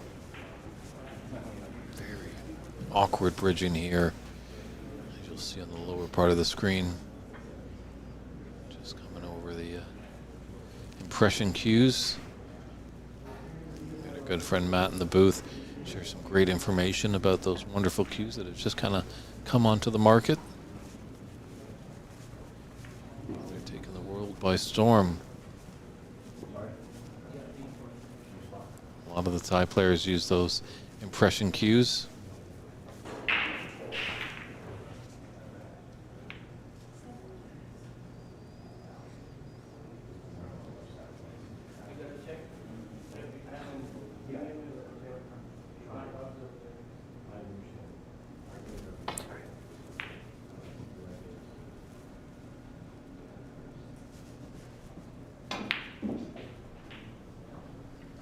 As he baited Ernest to take on this long red.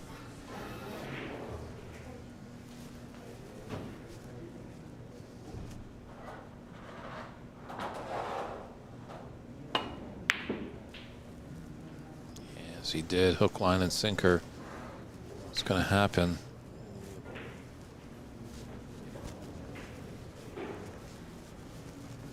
Double kiss. Fortunate enough, he is close to that cushion. Looks like he's just, Adam's asking referee Fetishin to tidy up that cue ball. I'm talking to our head referee, Desi. Sir, actually, before I got onto the mic earlier today, have you ever refused to clean a cue ball? She said she has.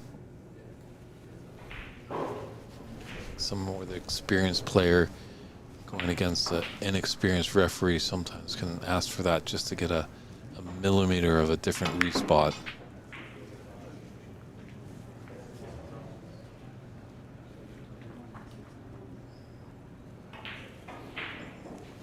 Almost pulled it back, but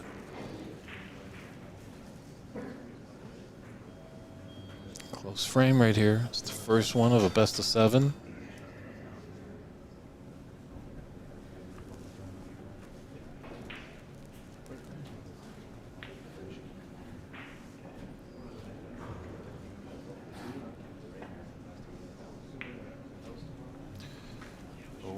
He's gone in off as well. 4. Didn't get the pot. Sacrificed some points.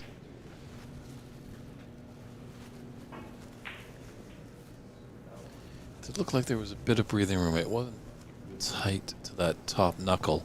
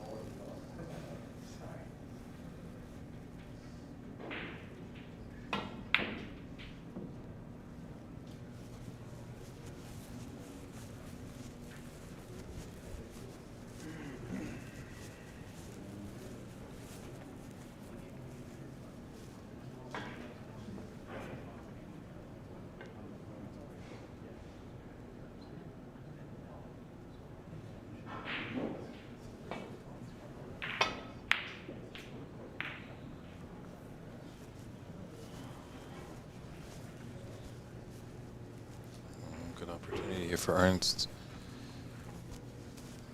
Not a lot of distance between cue ball and this object ball. Red. So he's going to follow through with it. Get down for. Oh, no.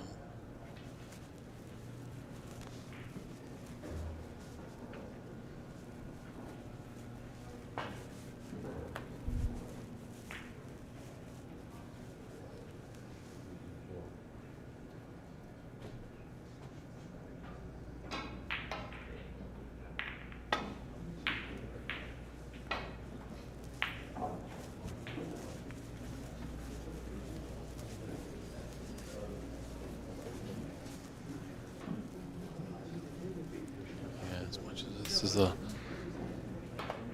late night match here, kind of feel that Adam has the advantage. Ernst just fresh off a marathon deciding match against Dave Daly.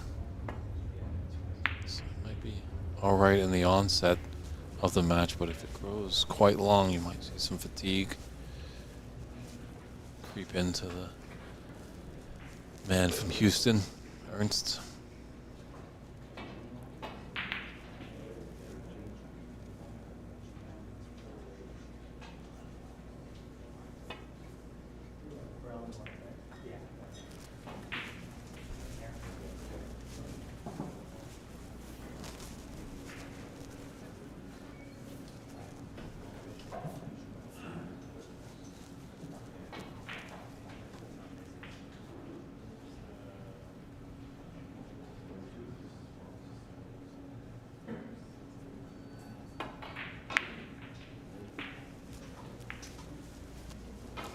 Fortunate enough with that count into the blue.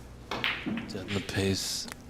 Might be a slight pathway. Adam taking a look to see if he can get past this brown.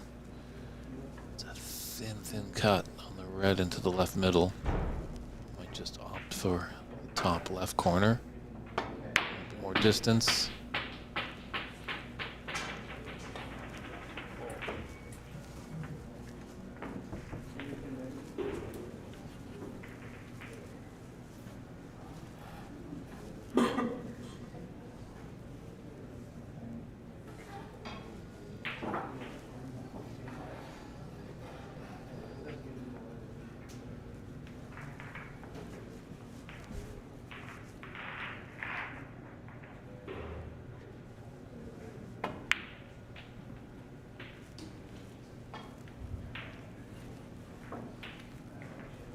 One.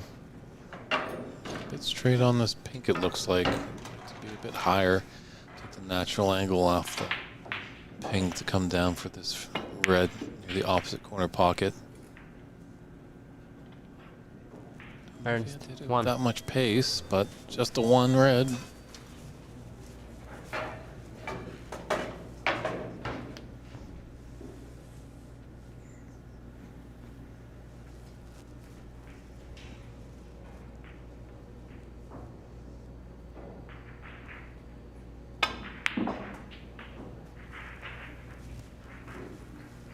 One.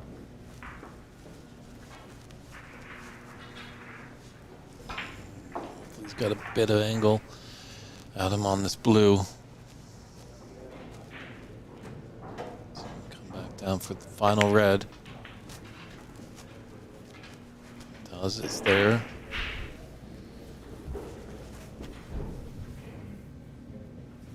Six. It's just where that yellow is, going yellow to green is going to be very difficult to seize the frame at this visit.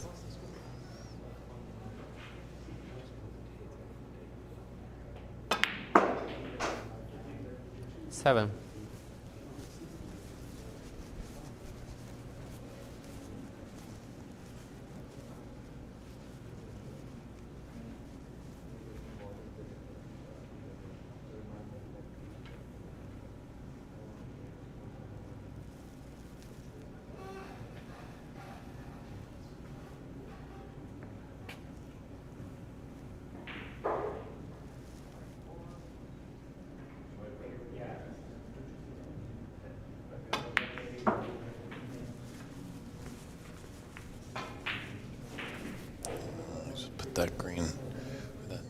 say after the green, a little safe. 10.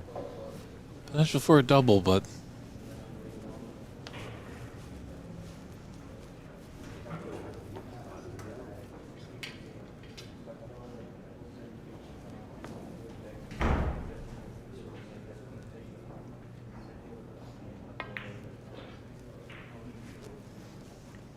Adam, 10. smarter play. He's using that green and brown wall. Is there an opening?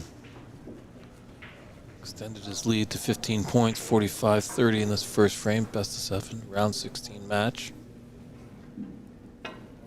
There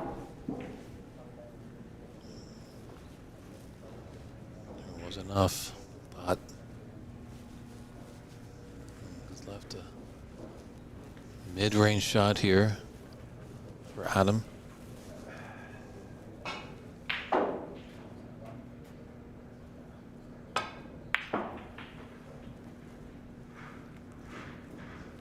It's looking nice. Two. All he needs is up to brown to get us to the Snooker's required stage.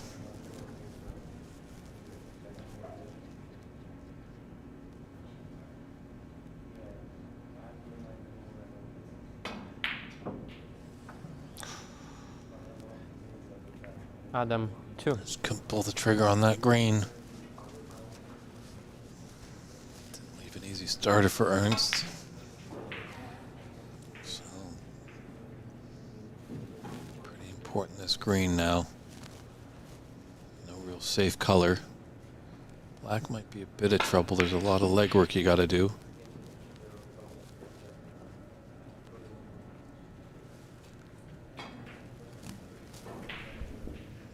Don't think the blue is going to come and save him here.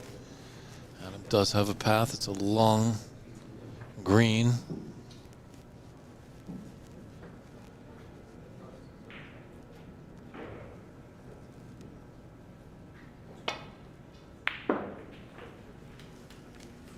Three.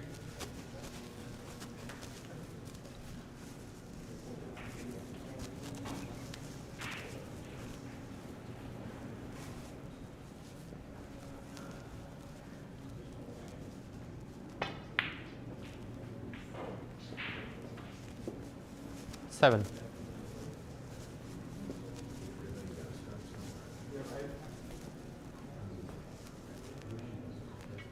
This blue goes down. I think we'll be seeing Ernst come back to the table. Looks like there's a little bit of a disagreement in the Nitin Sharma and Ahmad Al-Assaid match. They're talking to the tournament directors, Nitin is, so hopefully if we can find out what's going on there, we'll 12. let you know. Always a lot of drama going on in a snooker tournament.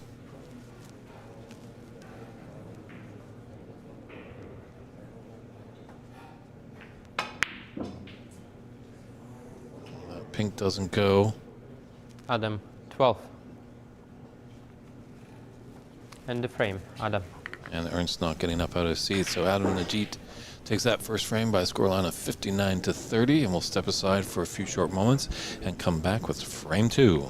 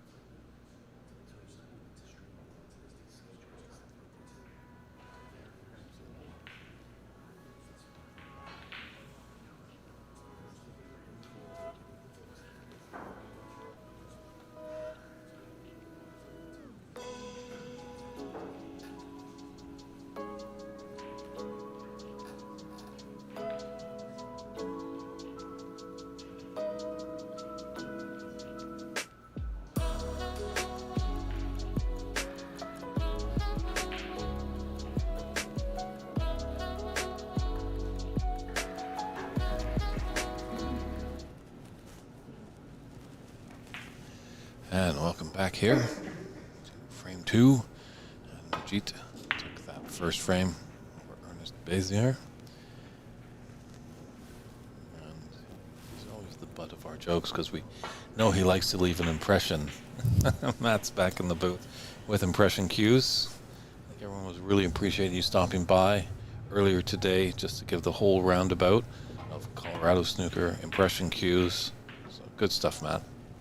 I appreciate the opportunity to be able to share my minimal perspective. Everybody here has been teaching me a lot about the game, a lot about their roles in the ecosystem around the game. The drama, the suspense. Well, really, the drama and is the mounting. politics. Yes, well, along with the tension in the game on the table.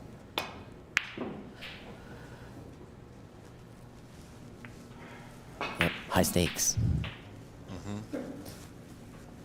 It does get a lot nervy as you get deeper and deeper in the tournament. The pressure is on. As we've alluded to, this is amateur. A lot of people are doing it for the love. This is not how they pay the bills, but 1. taking home $7,000 isn't a bad weekend for somebody.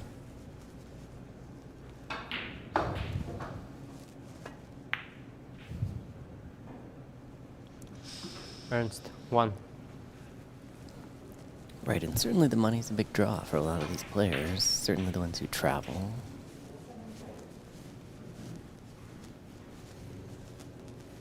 For me, I'm looking forward to playing next year, maybe at the Masters level. Are we 1. going to see you at the U.S. Nationals? They haven't announced it yet, or Exactly. the venue, but Looking forward to those details. hopefully that should come up on the USSA's webpage. Snooker USA is where you can find the answers. Yeah, finding out about all these opportunities is a privilege. It really is a privilege. 8.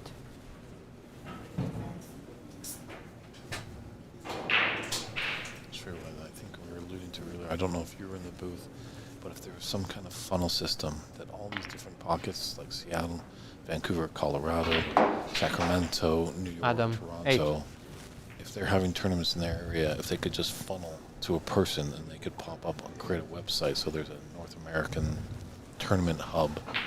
That's kind of the ecosystem that I'm describing, and I think a lot of people are making attempts at that and maybe saturating with too much information. So in a way, making it easy to find the most important information, to bubble up from all of those sources who are doing a great job taking care of their own information. But, it's partly, do they have some place to share it? Yeah, hopefully, potentially, maybe in the U.S. and in Canada, they can, all these individual pockets in those given countries can fire off their information Touching ball. to these governing bodies and say, hey, Colorado Open is going to be blank, blank date. Can you put it on your website? Because then players in the U.S. will be like, I'm a U.S. snooker player. Where am I going to go for the 1. source or information? SnookerUSA.com. Yeah, I could see that being very, very helpful. Because, the uncertainty impacts a lot of the aspects of the game. I personally like to plan travel, 6 months in advance to have it not cost an arm and a leg at the last minute. 8. True. It's always nice to plan ahead because you know things are going to go wrong.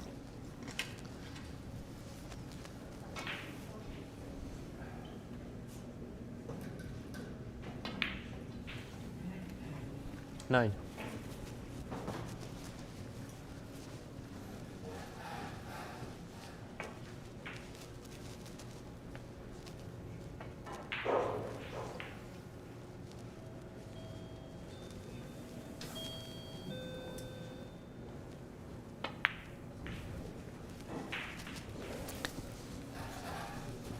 I always love seeing those controlled shots off the spot there. That's one 16. I've been practicing. As I mentioned earlier, I'm sort of newer to taking snooker seriously. Right now, I play 17. 4 hours on Tuesdays, 4 hours on Fridays, regularly. I'm practicing this shot right here that Adam's lining up. Highest value shot in the game. Yep, No short. drill necessary. No balls flying around the table that you're not ready to hit yet. I'm looking forward to a tee drill when I'm ready. This Another is nice drill. Put the black on its spot. Put the one red Look on at the that. table. Knock in the red. Knock in the black. Bring up that red and another red. So then you have two. 24. right. That's Two the next reds stage. with blacks. Exactly. 3. And you'll be doing 15 in no time. I can bet on it. Oh, this 25. is drill time for Adam.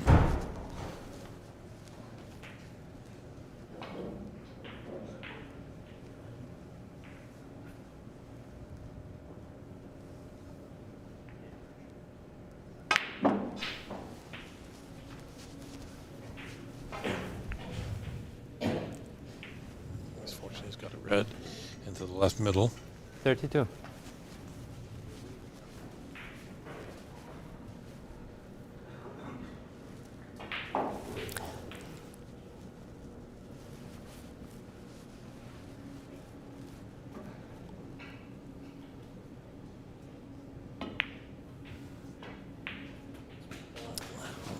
Very 33. nice. Yeah, he's on a roll.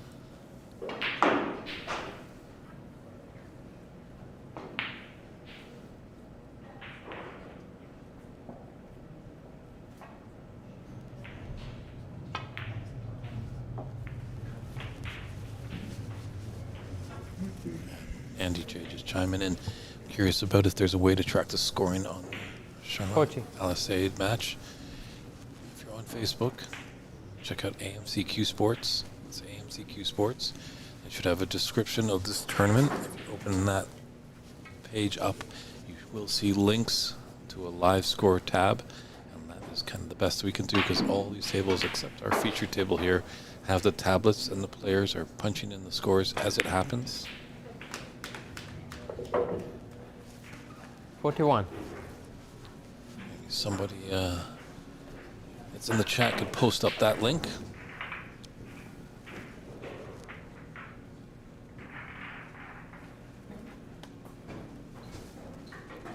And just maybe at the conclusion of this frame, we'll just go around the room and just see how all the players are faring.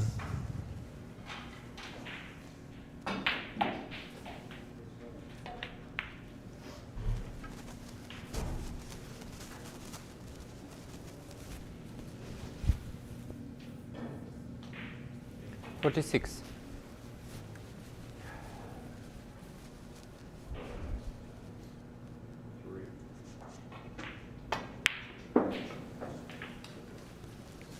Forty-seven. Good stuff by Adam, fresh off a Q Tour victory at the Paps Academy. Have you been talking about the Q Tour? A little bit here and there. Okay. I want to have you repeat yourself, but I'm curious to know more about it. And I do know that Adam's fresh off a victory within the last 3 weeks. Yep. The Americas have been granted. There's one in Canada, one in America, and one in Brazil. Okay. 3 stops on the Q Tour. Correct. And those winners of that will go to the final stage of the Q Tour. Adam, 47. So, and you win that Q Tour, boom, you're on the Pro Tour. Excellent. It's a feeder system. So, things have changed. In the past, you'd have to pack up your cue, pack up your suitcase, and fly over to England. You'd play in a tournament, try and qualify. No money in the tournament. You know, if you win, you get on the tour. And then, if you're on the tour, you got to win or at least place decently to make some money. So, a very difficult gambit. A big risk, obviously, because flights and lodging isn't that cheap for us in North America to fly over to the UK.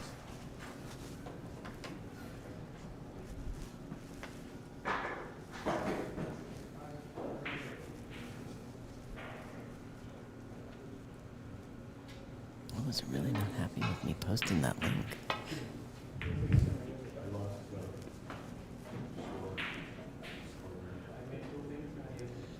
Firm Result Incorporated, thank you very much. Putting landscape mode on the mobile. Yes, it's if you're following us on the mobile phone and wanting to see that live scoring, it gets a little finicky if you're in portrait.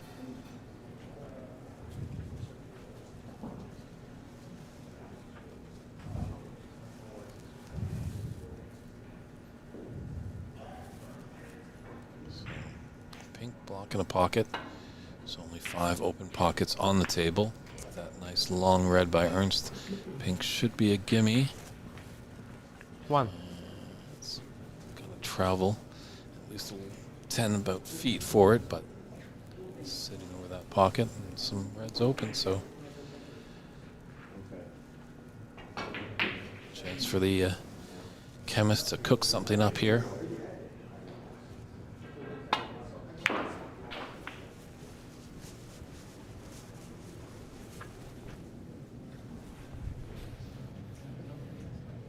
Seven.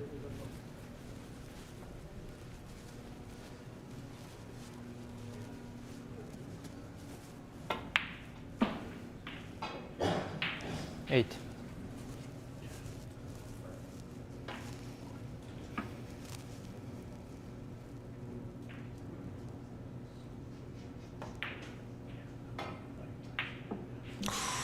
Ernst, 8. Once again, just not precise. Wonder if that's a little bit of fatigue. He's coming off a big match.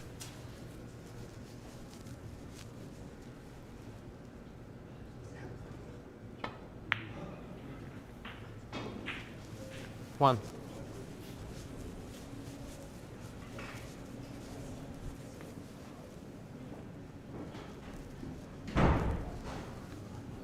This pink is his frame ball.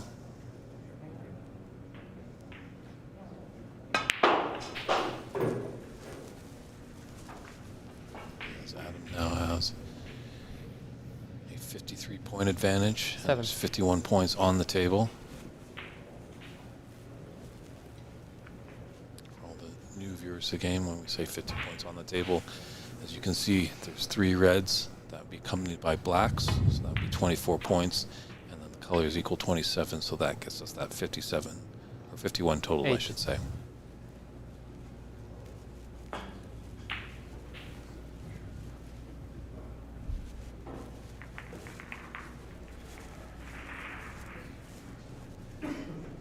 The sport tests algebra as well as geometry.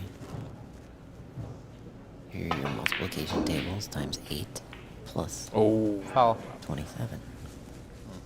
Adam, 8. Ernst, 5.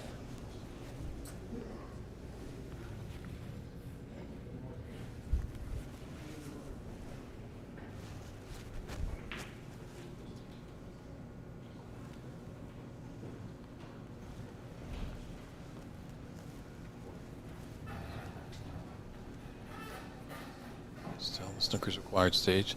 And I believe at this stage, even if there's 3 snookers required, it is an automatic concession. But we're not at that point right now. As if there was 43 left there, Ernst would have 57 and only be trailing by 6 points. 1. And always a chance of a free ball with that final red. As we just saw recently on the Pro Tour at the World Open.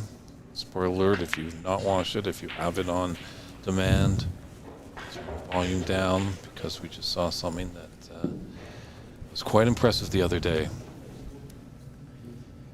Ronnie O'Sullivan, who's done 5. everything in the game, just added another tally by putting the highest break ever in the professional game of a 1-5-3. Tally to him.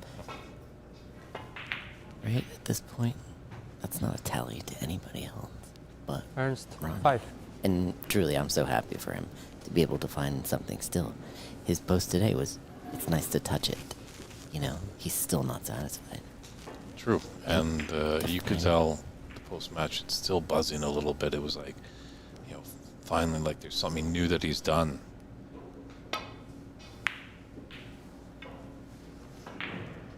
I really can't decide which I'm more excited about, the event here or tonight's final in the World Open. I'm really looking forward to seeing how loose both players approach the game tonight. You know, pressure's kind of off for both of them in a way. Well, Ronnie's got the nickname the Rocket, Tepchayanu. Not sure what his nickname is. F1, Formula One, for how fast his average speed between shots, I think, is second maybe only to Marco Fu. So he's known for his style and for his achievements in the black ball format where there's the shot clock, right? Mm-hmm. Yes. So that's definitely a fun. Don't blink if you're gonna, and you could miss it. The Rocket versus One. Formula One.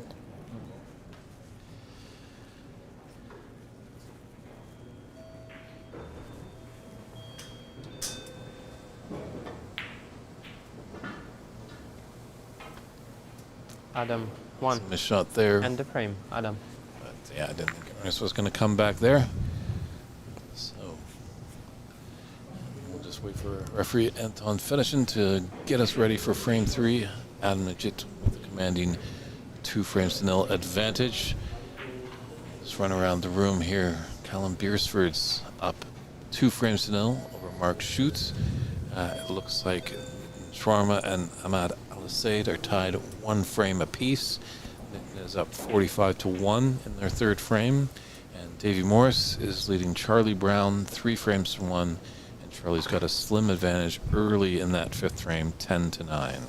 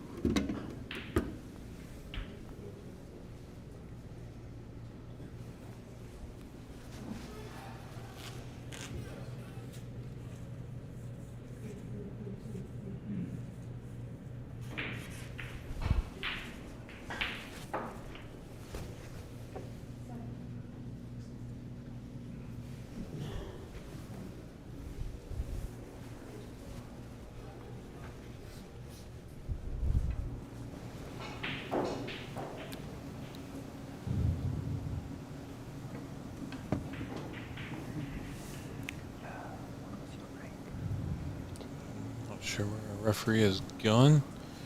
Just taking a quick drink of water. You know, players get the luxury of, if they're not at the table, they can retire to their chair, regroup, but the referee's in there on its feet, or his or her feet, for a long time. And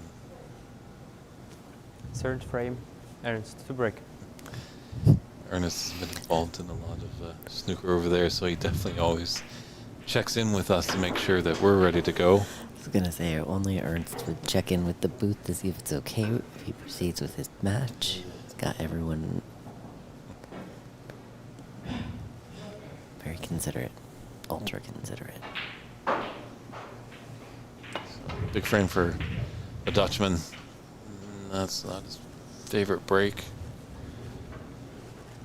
He's got to do something here, or he could be out of this tournament before he knows it.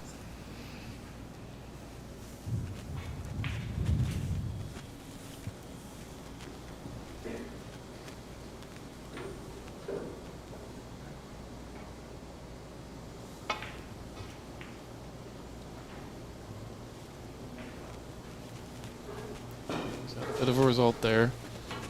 And to put Ernest in that position, raises the hands. So Matt, does the name Cliff Wilson mean anything to you? Cliff Wilson. I hope I don't offend anybody by saying no. Well, you know, some of the, obviously, the diehard snooker fans might know, but even some viewers may not know. Cliff Wilson was famously known when he'd have a fluke, he'd laugh right in your face. Interesting. He wouldn't raise Is his that a hand. coping mechanism of some kind? Like we say, there's all kind of characters in this game. Right. Right, there's playing with a smile. That I've heard.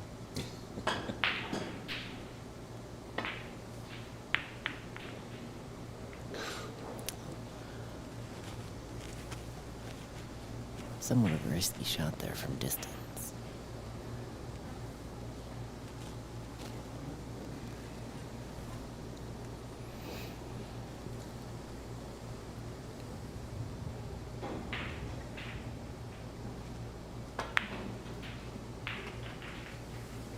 One.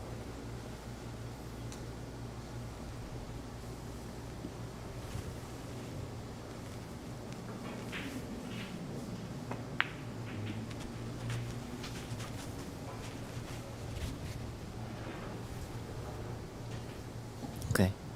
8. Ernst has an opportunity here to respond to the run break that Adam went on earlier. He can string a few together here. 9. Yeah, this is just what the doctor ordered for Ernst. Get in, Yep. get some fluidity. Exactly. Settle in, get some rhythm going between shots, see something you recognize on the table. I can work with this.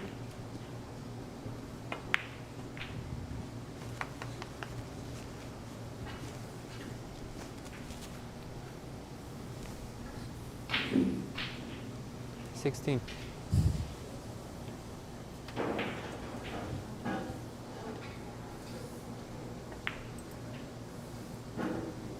17.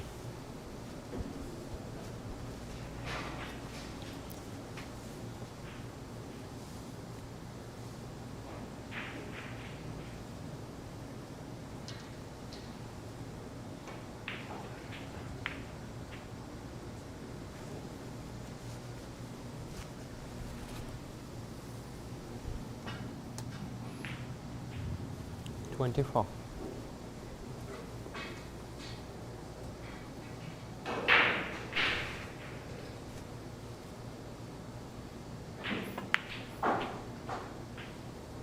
25.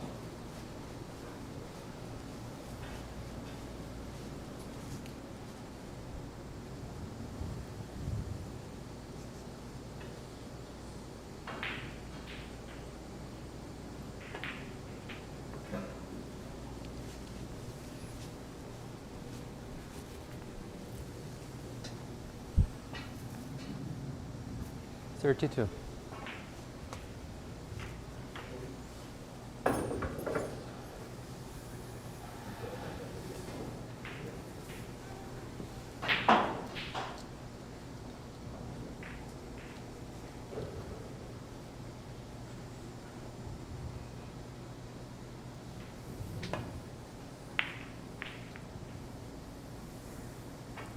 A nice little opening 32. 32.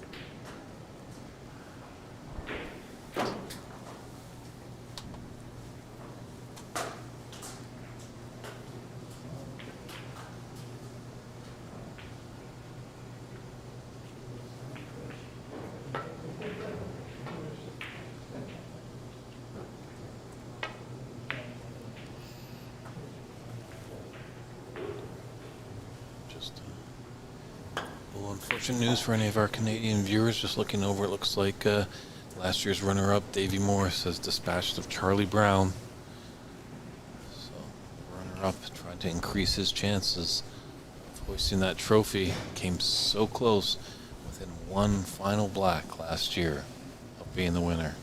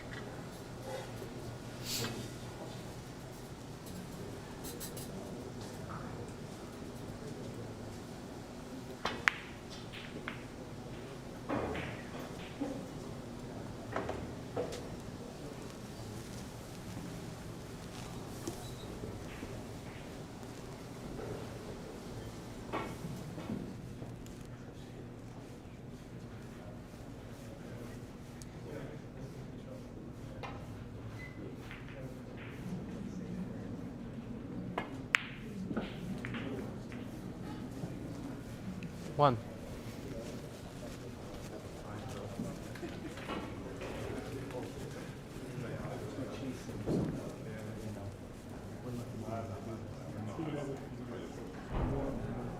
Matt, you've got a fan club there. It looks like there's a shout out to the favorite commentator. I wasn't sure. That's One. our good friend Bob Hamnani out there in New Jersey. Great to hear from you, Bob. The big $1 million question is, where are you? Why aren't you in this great tournament? You were there last year in Sacramento. We miss you and the First Lady of Snooker, your lovely wife.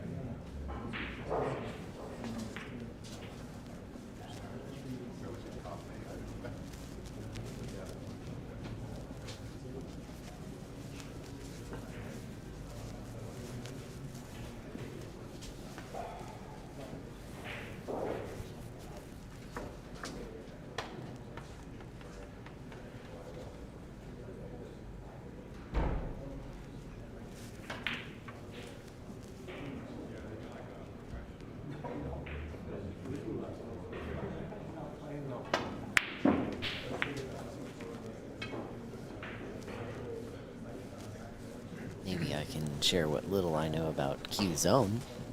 Follow up on our conversation about the Q Tour. Mm-hmm. Kind of a different end of the spectrum, right? By all means, Matt. So is Q Zone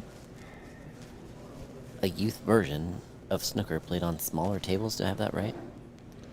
I think the Q zone that they do over in the UK is not really like a structured tour or anything like that. It's more of getting kids into the game at an early stage, and they bring 6x3 tables, smaller tables, into a gymnasium. Kids are like, we're getting out of the classroom, this is great. Teachers are like, hey, the students are still learning arithmetic, adding, geometry. And there's also other great life skills that you learn in the game of snooker. Respect for your opponent by showing up on time. Absolutely. Shaking hands at the end of the match, win or lose. I think I was exaggerating a little bit when I said I encountered snooker for the first time when I was 16, because it was a place where I went to go to get into trouble when I got my driver's license. But the truth, the respectful way of telling that story is I was involved in a mentoring program, so that's where I would go as a mentee to be mentored around a fun activity known as CueSports. Oftentimes the snooker table was the one that was available. Kind of a nice all-ages setting. True.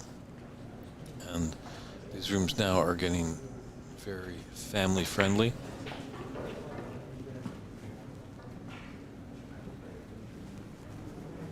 Yep, we were talking a little bit before about the adaptive sports equipment side of CueSports.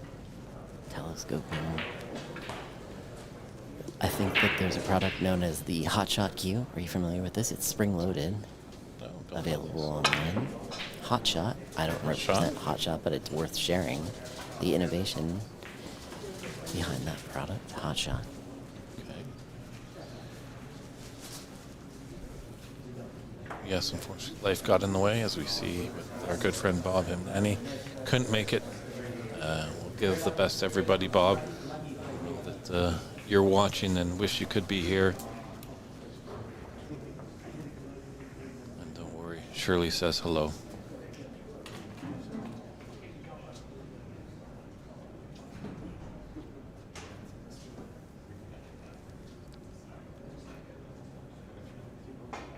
So kind of funny little table here, Matt.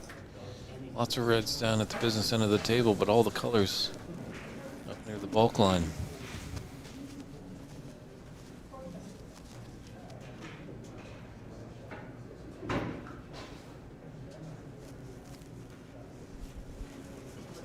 Yeah, I don't know how many hours you have to put into this game. There's no certain number, but there is an approach where you see patterns of balls, or micro patterns, right? Not only can recognize an entire table full of, it would be very challenging, but to see a string of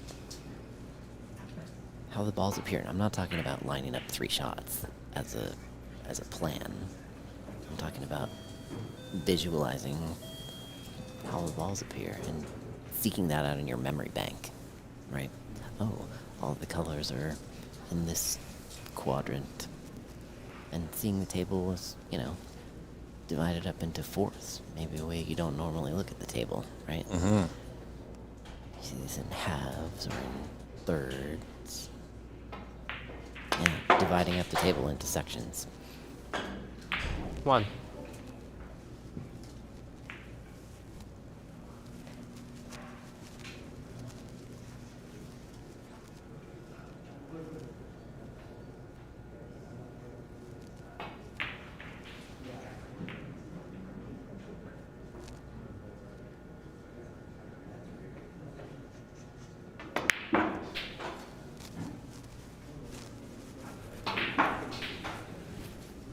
It's going to help getting that blue on the spot. Makes it a little bit available for a lot of these reds.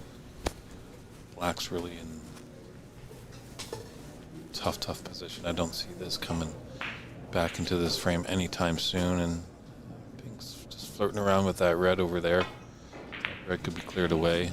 Potential to get the pink into one of those pockets up there. Adam, 6. So Adam breaks down on 6.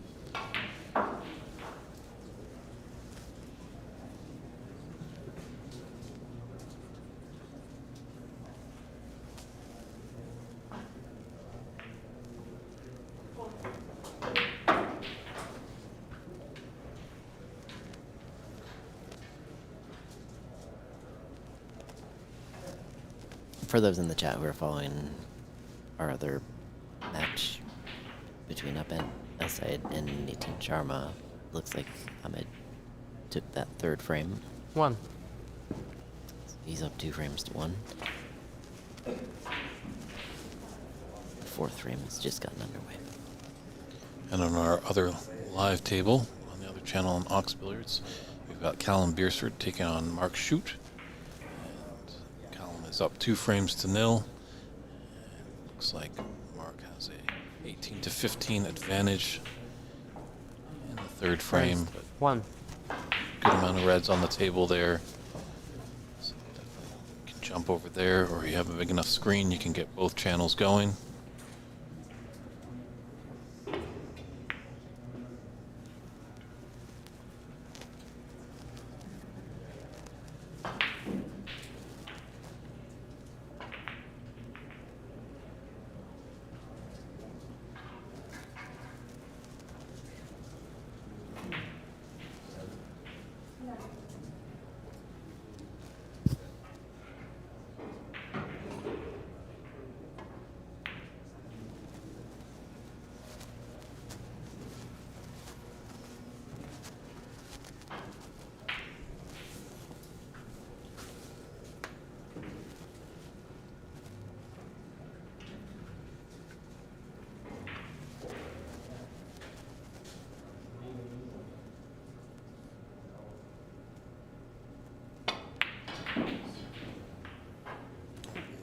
nice effort.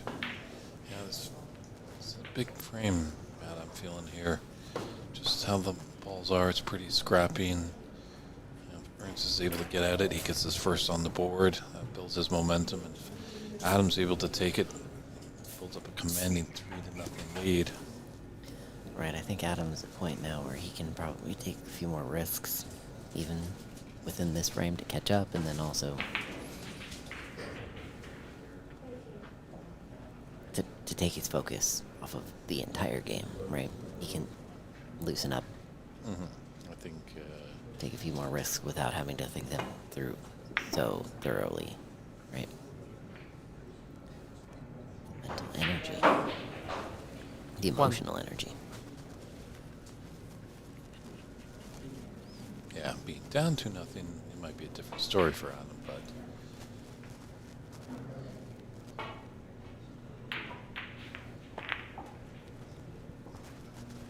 Okay, found something there. See if he can play off the blue for a few of these shots, because really 6. it's the story of two tables right now. Red's on one half, colors on the other. Okay, yep. I like to call it a very Lynchian 7. table. Okay, but see, you know, the back and forth, it's putting mileage on the cue ball is what I've learned the terminology is, right? Like,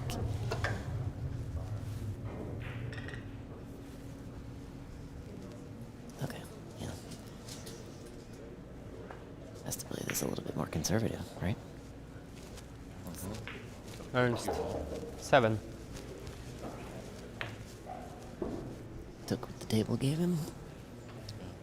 Some people might scratch their head. Maybe you are a little bit, but you're being very kind to me when I describe the table as Lynchian. But I feel, the great filmmaker David Lynch once said, when you look at this world, it's a beautiful world with a lot of red ants crawling underneath. So look at all those beautiful colors up in the bulk area, and down below us we have all these red ants waiting to be potted. Snooker. The ant farm. 1. No, I'm not saying it. Nope. It'd be very interesting. I never got a chance to meet David Lynch, but there is a David Lynch actually in this tournament, all the way from Ireland. Not the same person, but some snooker stuff has popped up in some film work that David Lynch has done. So, Adam. 1. oh, that's a beautiful shot there. He is tight to that yellow. Mhm. This could be a lot of trouble here. That does look like a pattern recognition shot to me. I'm oversimplifying, but no, really, to me, like, that's how I would highlight that shot is, again, taking what the table's giving him. It's true. Sometimes we can get so much in our head that we overanalyze this game, when sometimes it's just keep it simple. Well, I'm saying, you're in a mode where you're Foul looking and for miss. something that's not Adam. there. 4. Right.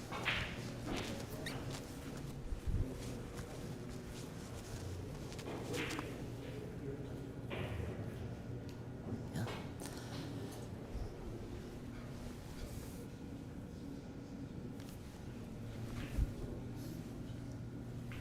I think it's undeniable that these moments take everyone out of their rhythm, and that's part of the nature of this game, and the beauty of the game is there's this reset moment.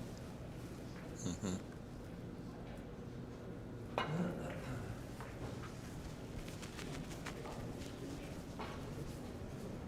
Foul and miss. Adam. 4. Couple more chances for Ernst.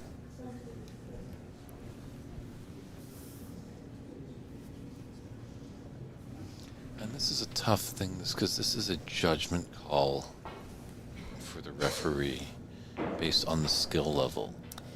Yes. Like, you gotta look at sometimes the skill level. These are pretty proficient amateurs. But sometimes it can be in a snooker that's so difficult that maybe you just call a foul and don't call the miss. Right. Right, it's kind of like figuring out the fair market value on a used snooker table, right? It's what a reasonable buyer would be willing to pay for it. That's how you write off the value of a snooker table, ladies and gentlemen. third-party appraisal.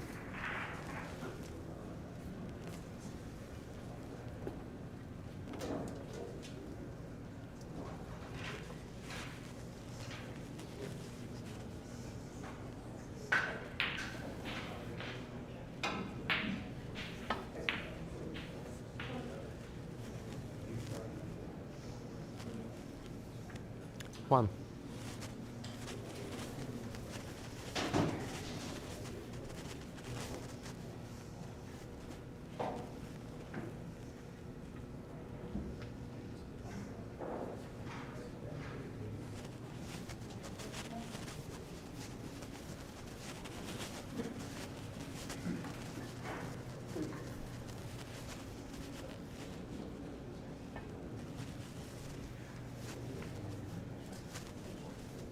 Adam, 1.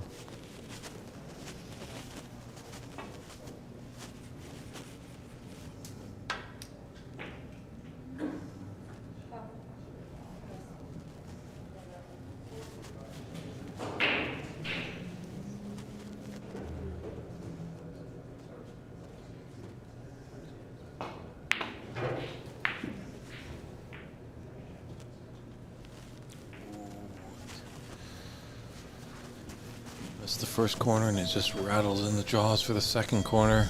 It's gifted a chance for Adam.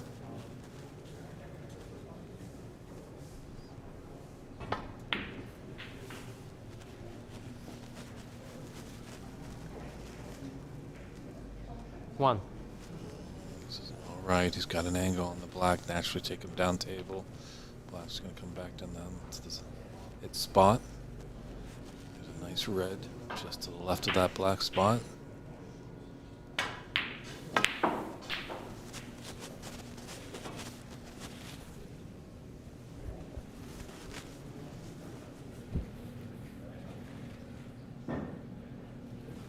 Eight.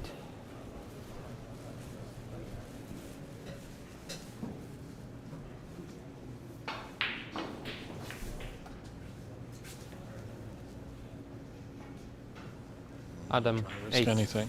It's a good hiding area in the bulk area. Nice little wall with yellow and brown.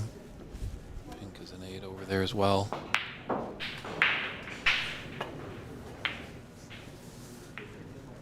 I've been working with a snooker coach lately who uses some military terminology that resonates with me. It's all about the mission. But when I'm lining up my shot, you know, maintain what we call missile lock, Missile lock. right?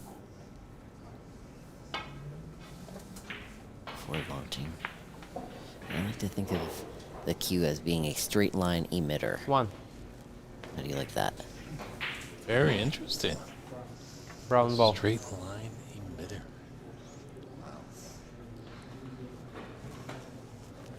But I brought that up Adam, in 1. relation to your comment about the yellow and brown there being a wall, and my coach would refer to that as probably just a little army base.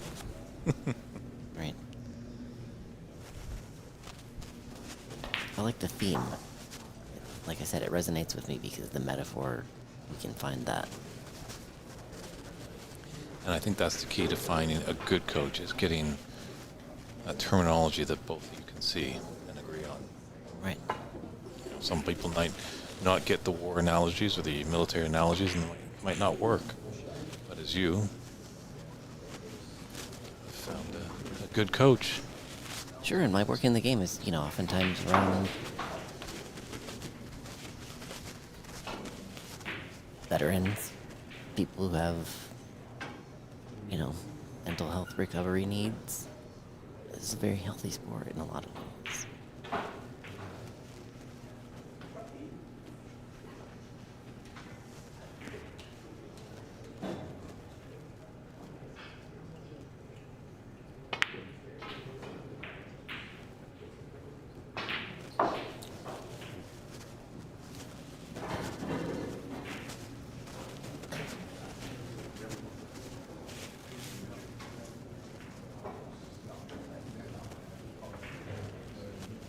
Oh, I think, did we announce that the match between Tom Tan and Tom Lamore has gotten underway? We have not the Battle of the Toms. Only one will make it to the quarterfinals. Tom Moore coming all the way from Las Vegas. And Tom Tan in Chicago.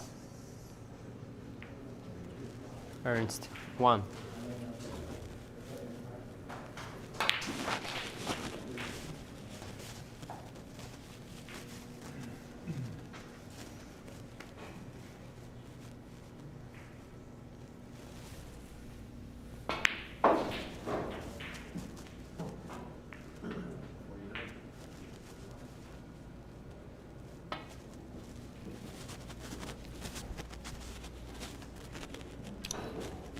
Foul and miss. Ernst, sorry, 4.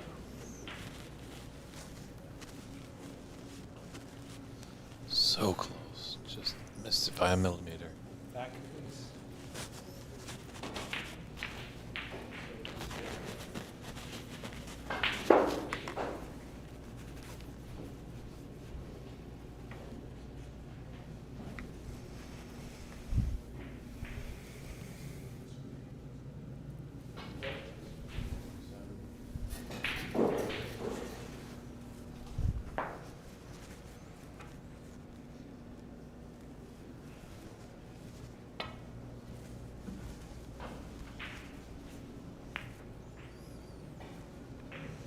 That's a nice shot by Adam. Didn't really expect him to miss it there.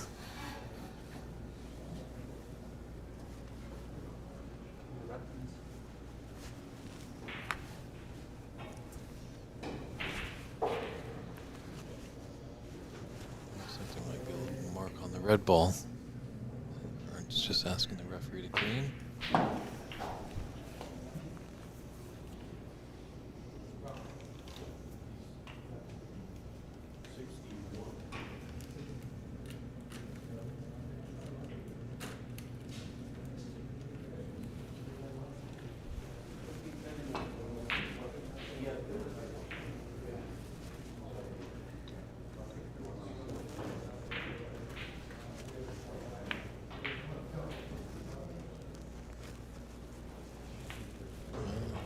Leave it on, but could have done better with that safety attempt.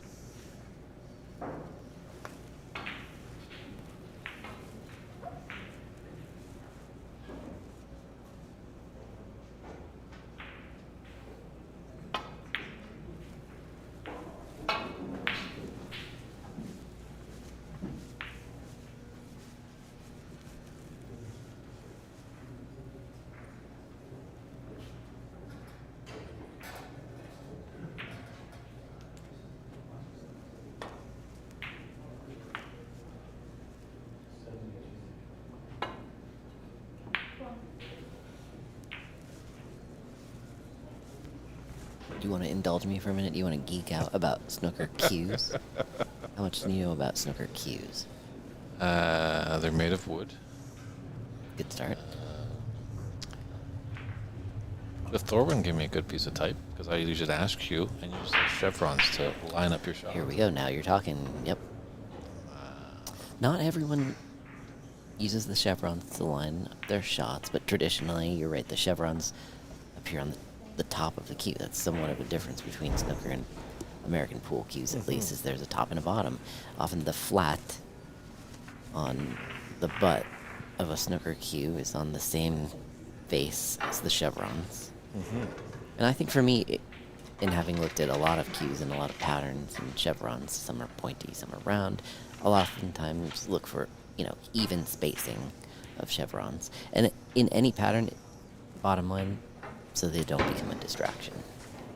Right? Yeah, I don't find them a distraction. I'm usually like, that's part of the pre-shot routine. You got the, chevrons lined up how you want it.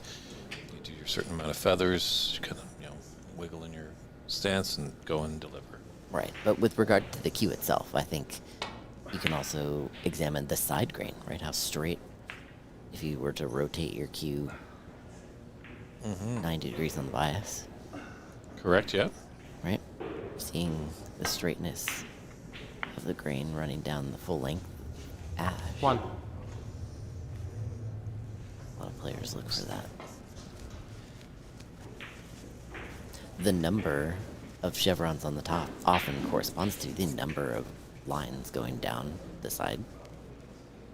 It's an oversimplification to think of it as being layers, but it is truly, it's growth rings, if you were to look at it that way. So, a lot of players believe that the number of chevrons correlates with the flexibility of the ash. Okay. Right? So fewer chevrons, thicker layers, has a different feedback than a lot of chevrons with tighter layers.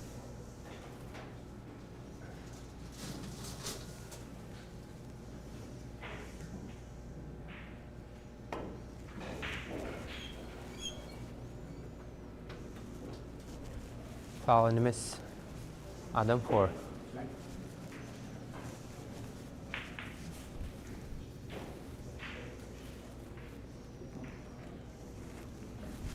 Chevron's not a factor if you play with a carbon fiber, as does Ahmed. Or even a maple cue. Absolutely. No chevrons there. I mean, in addition to the look, it actually has some feedback in your bridge or your the skin between your thumb and your forefinger. If the underside of the cue, right now we're rotating it on the bias another 90 degrees. Some players like for there to be a grain type of surface there, where I won't say it scratches, but there's some feedback. And then other players prefer that to be a clean or a smooth surface, right? So there's a bit more glide. It's a friction type of feedback. Yeah.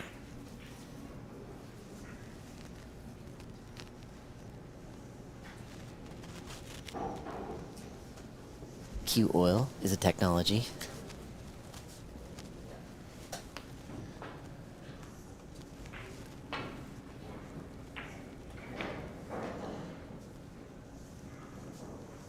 Charlie Brown's just stopping by to say hello. Looks like he might resurrect his boxing career. Just doing a little shadow boxing for us. Definitely an accomplished boxer in his youth. Definitely fell in the game of snooker, and I know you're new to the game, Matt, but you come to a snooker tournament, Charlie Brown will be there. He travels all over the world to play in these tournaments. Well, thank you, Charlie, for supporting the event. Excellent. Thank you.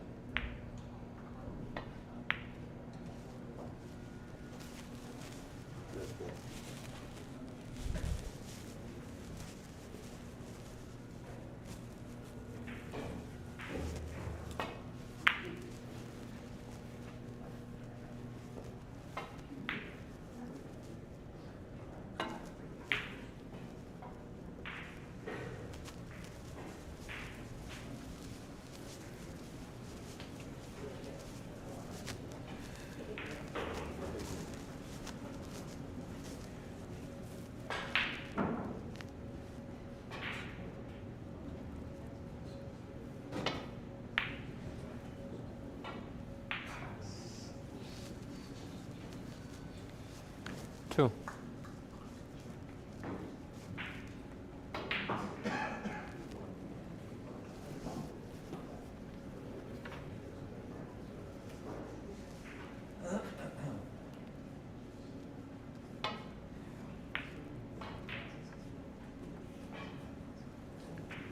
Adam 2.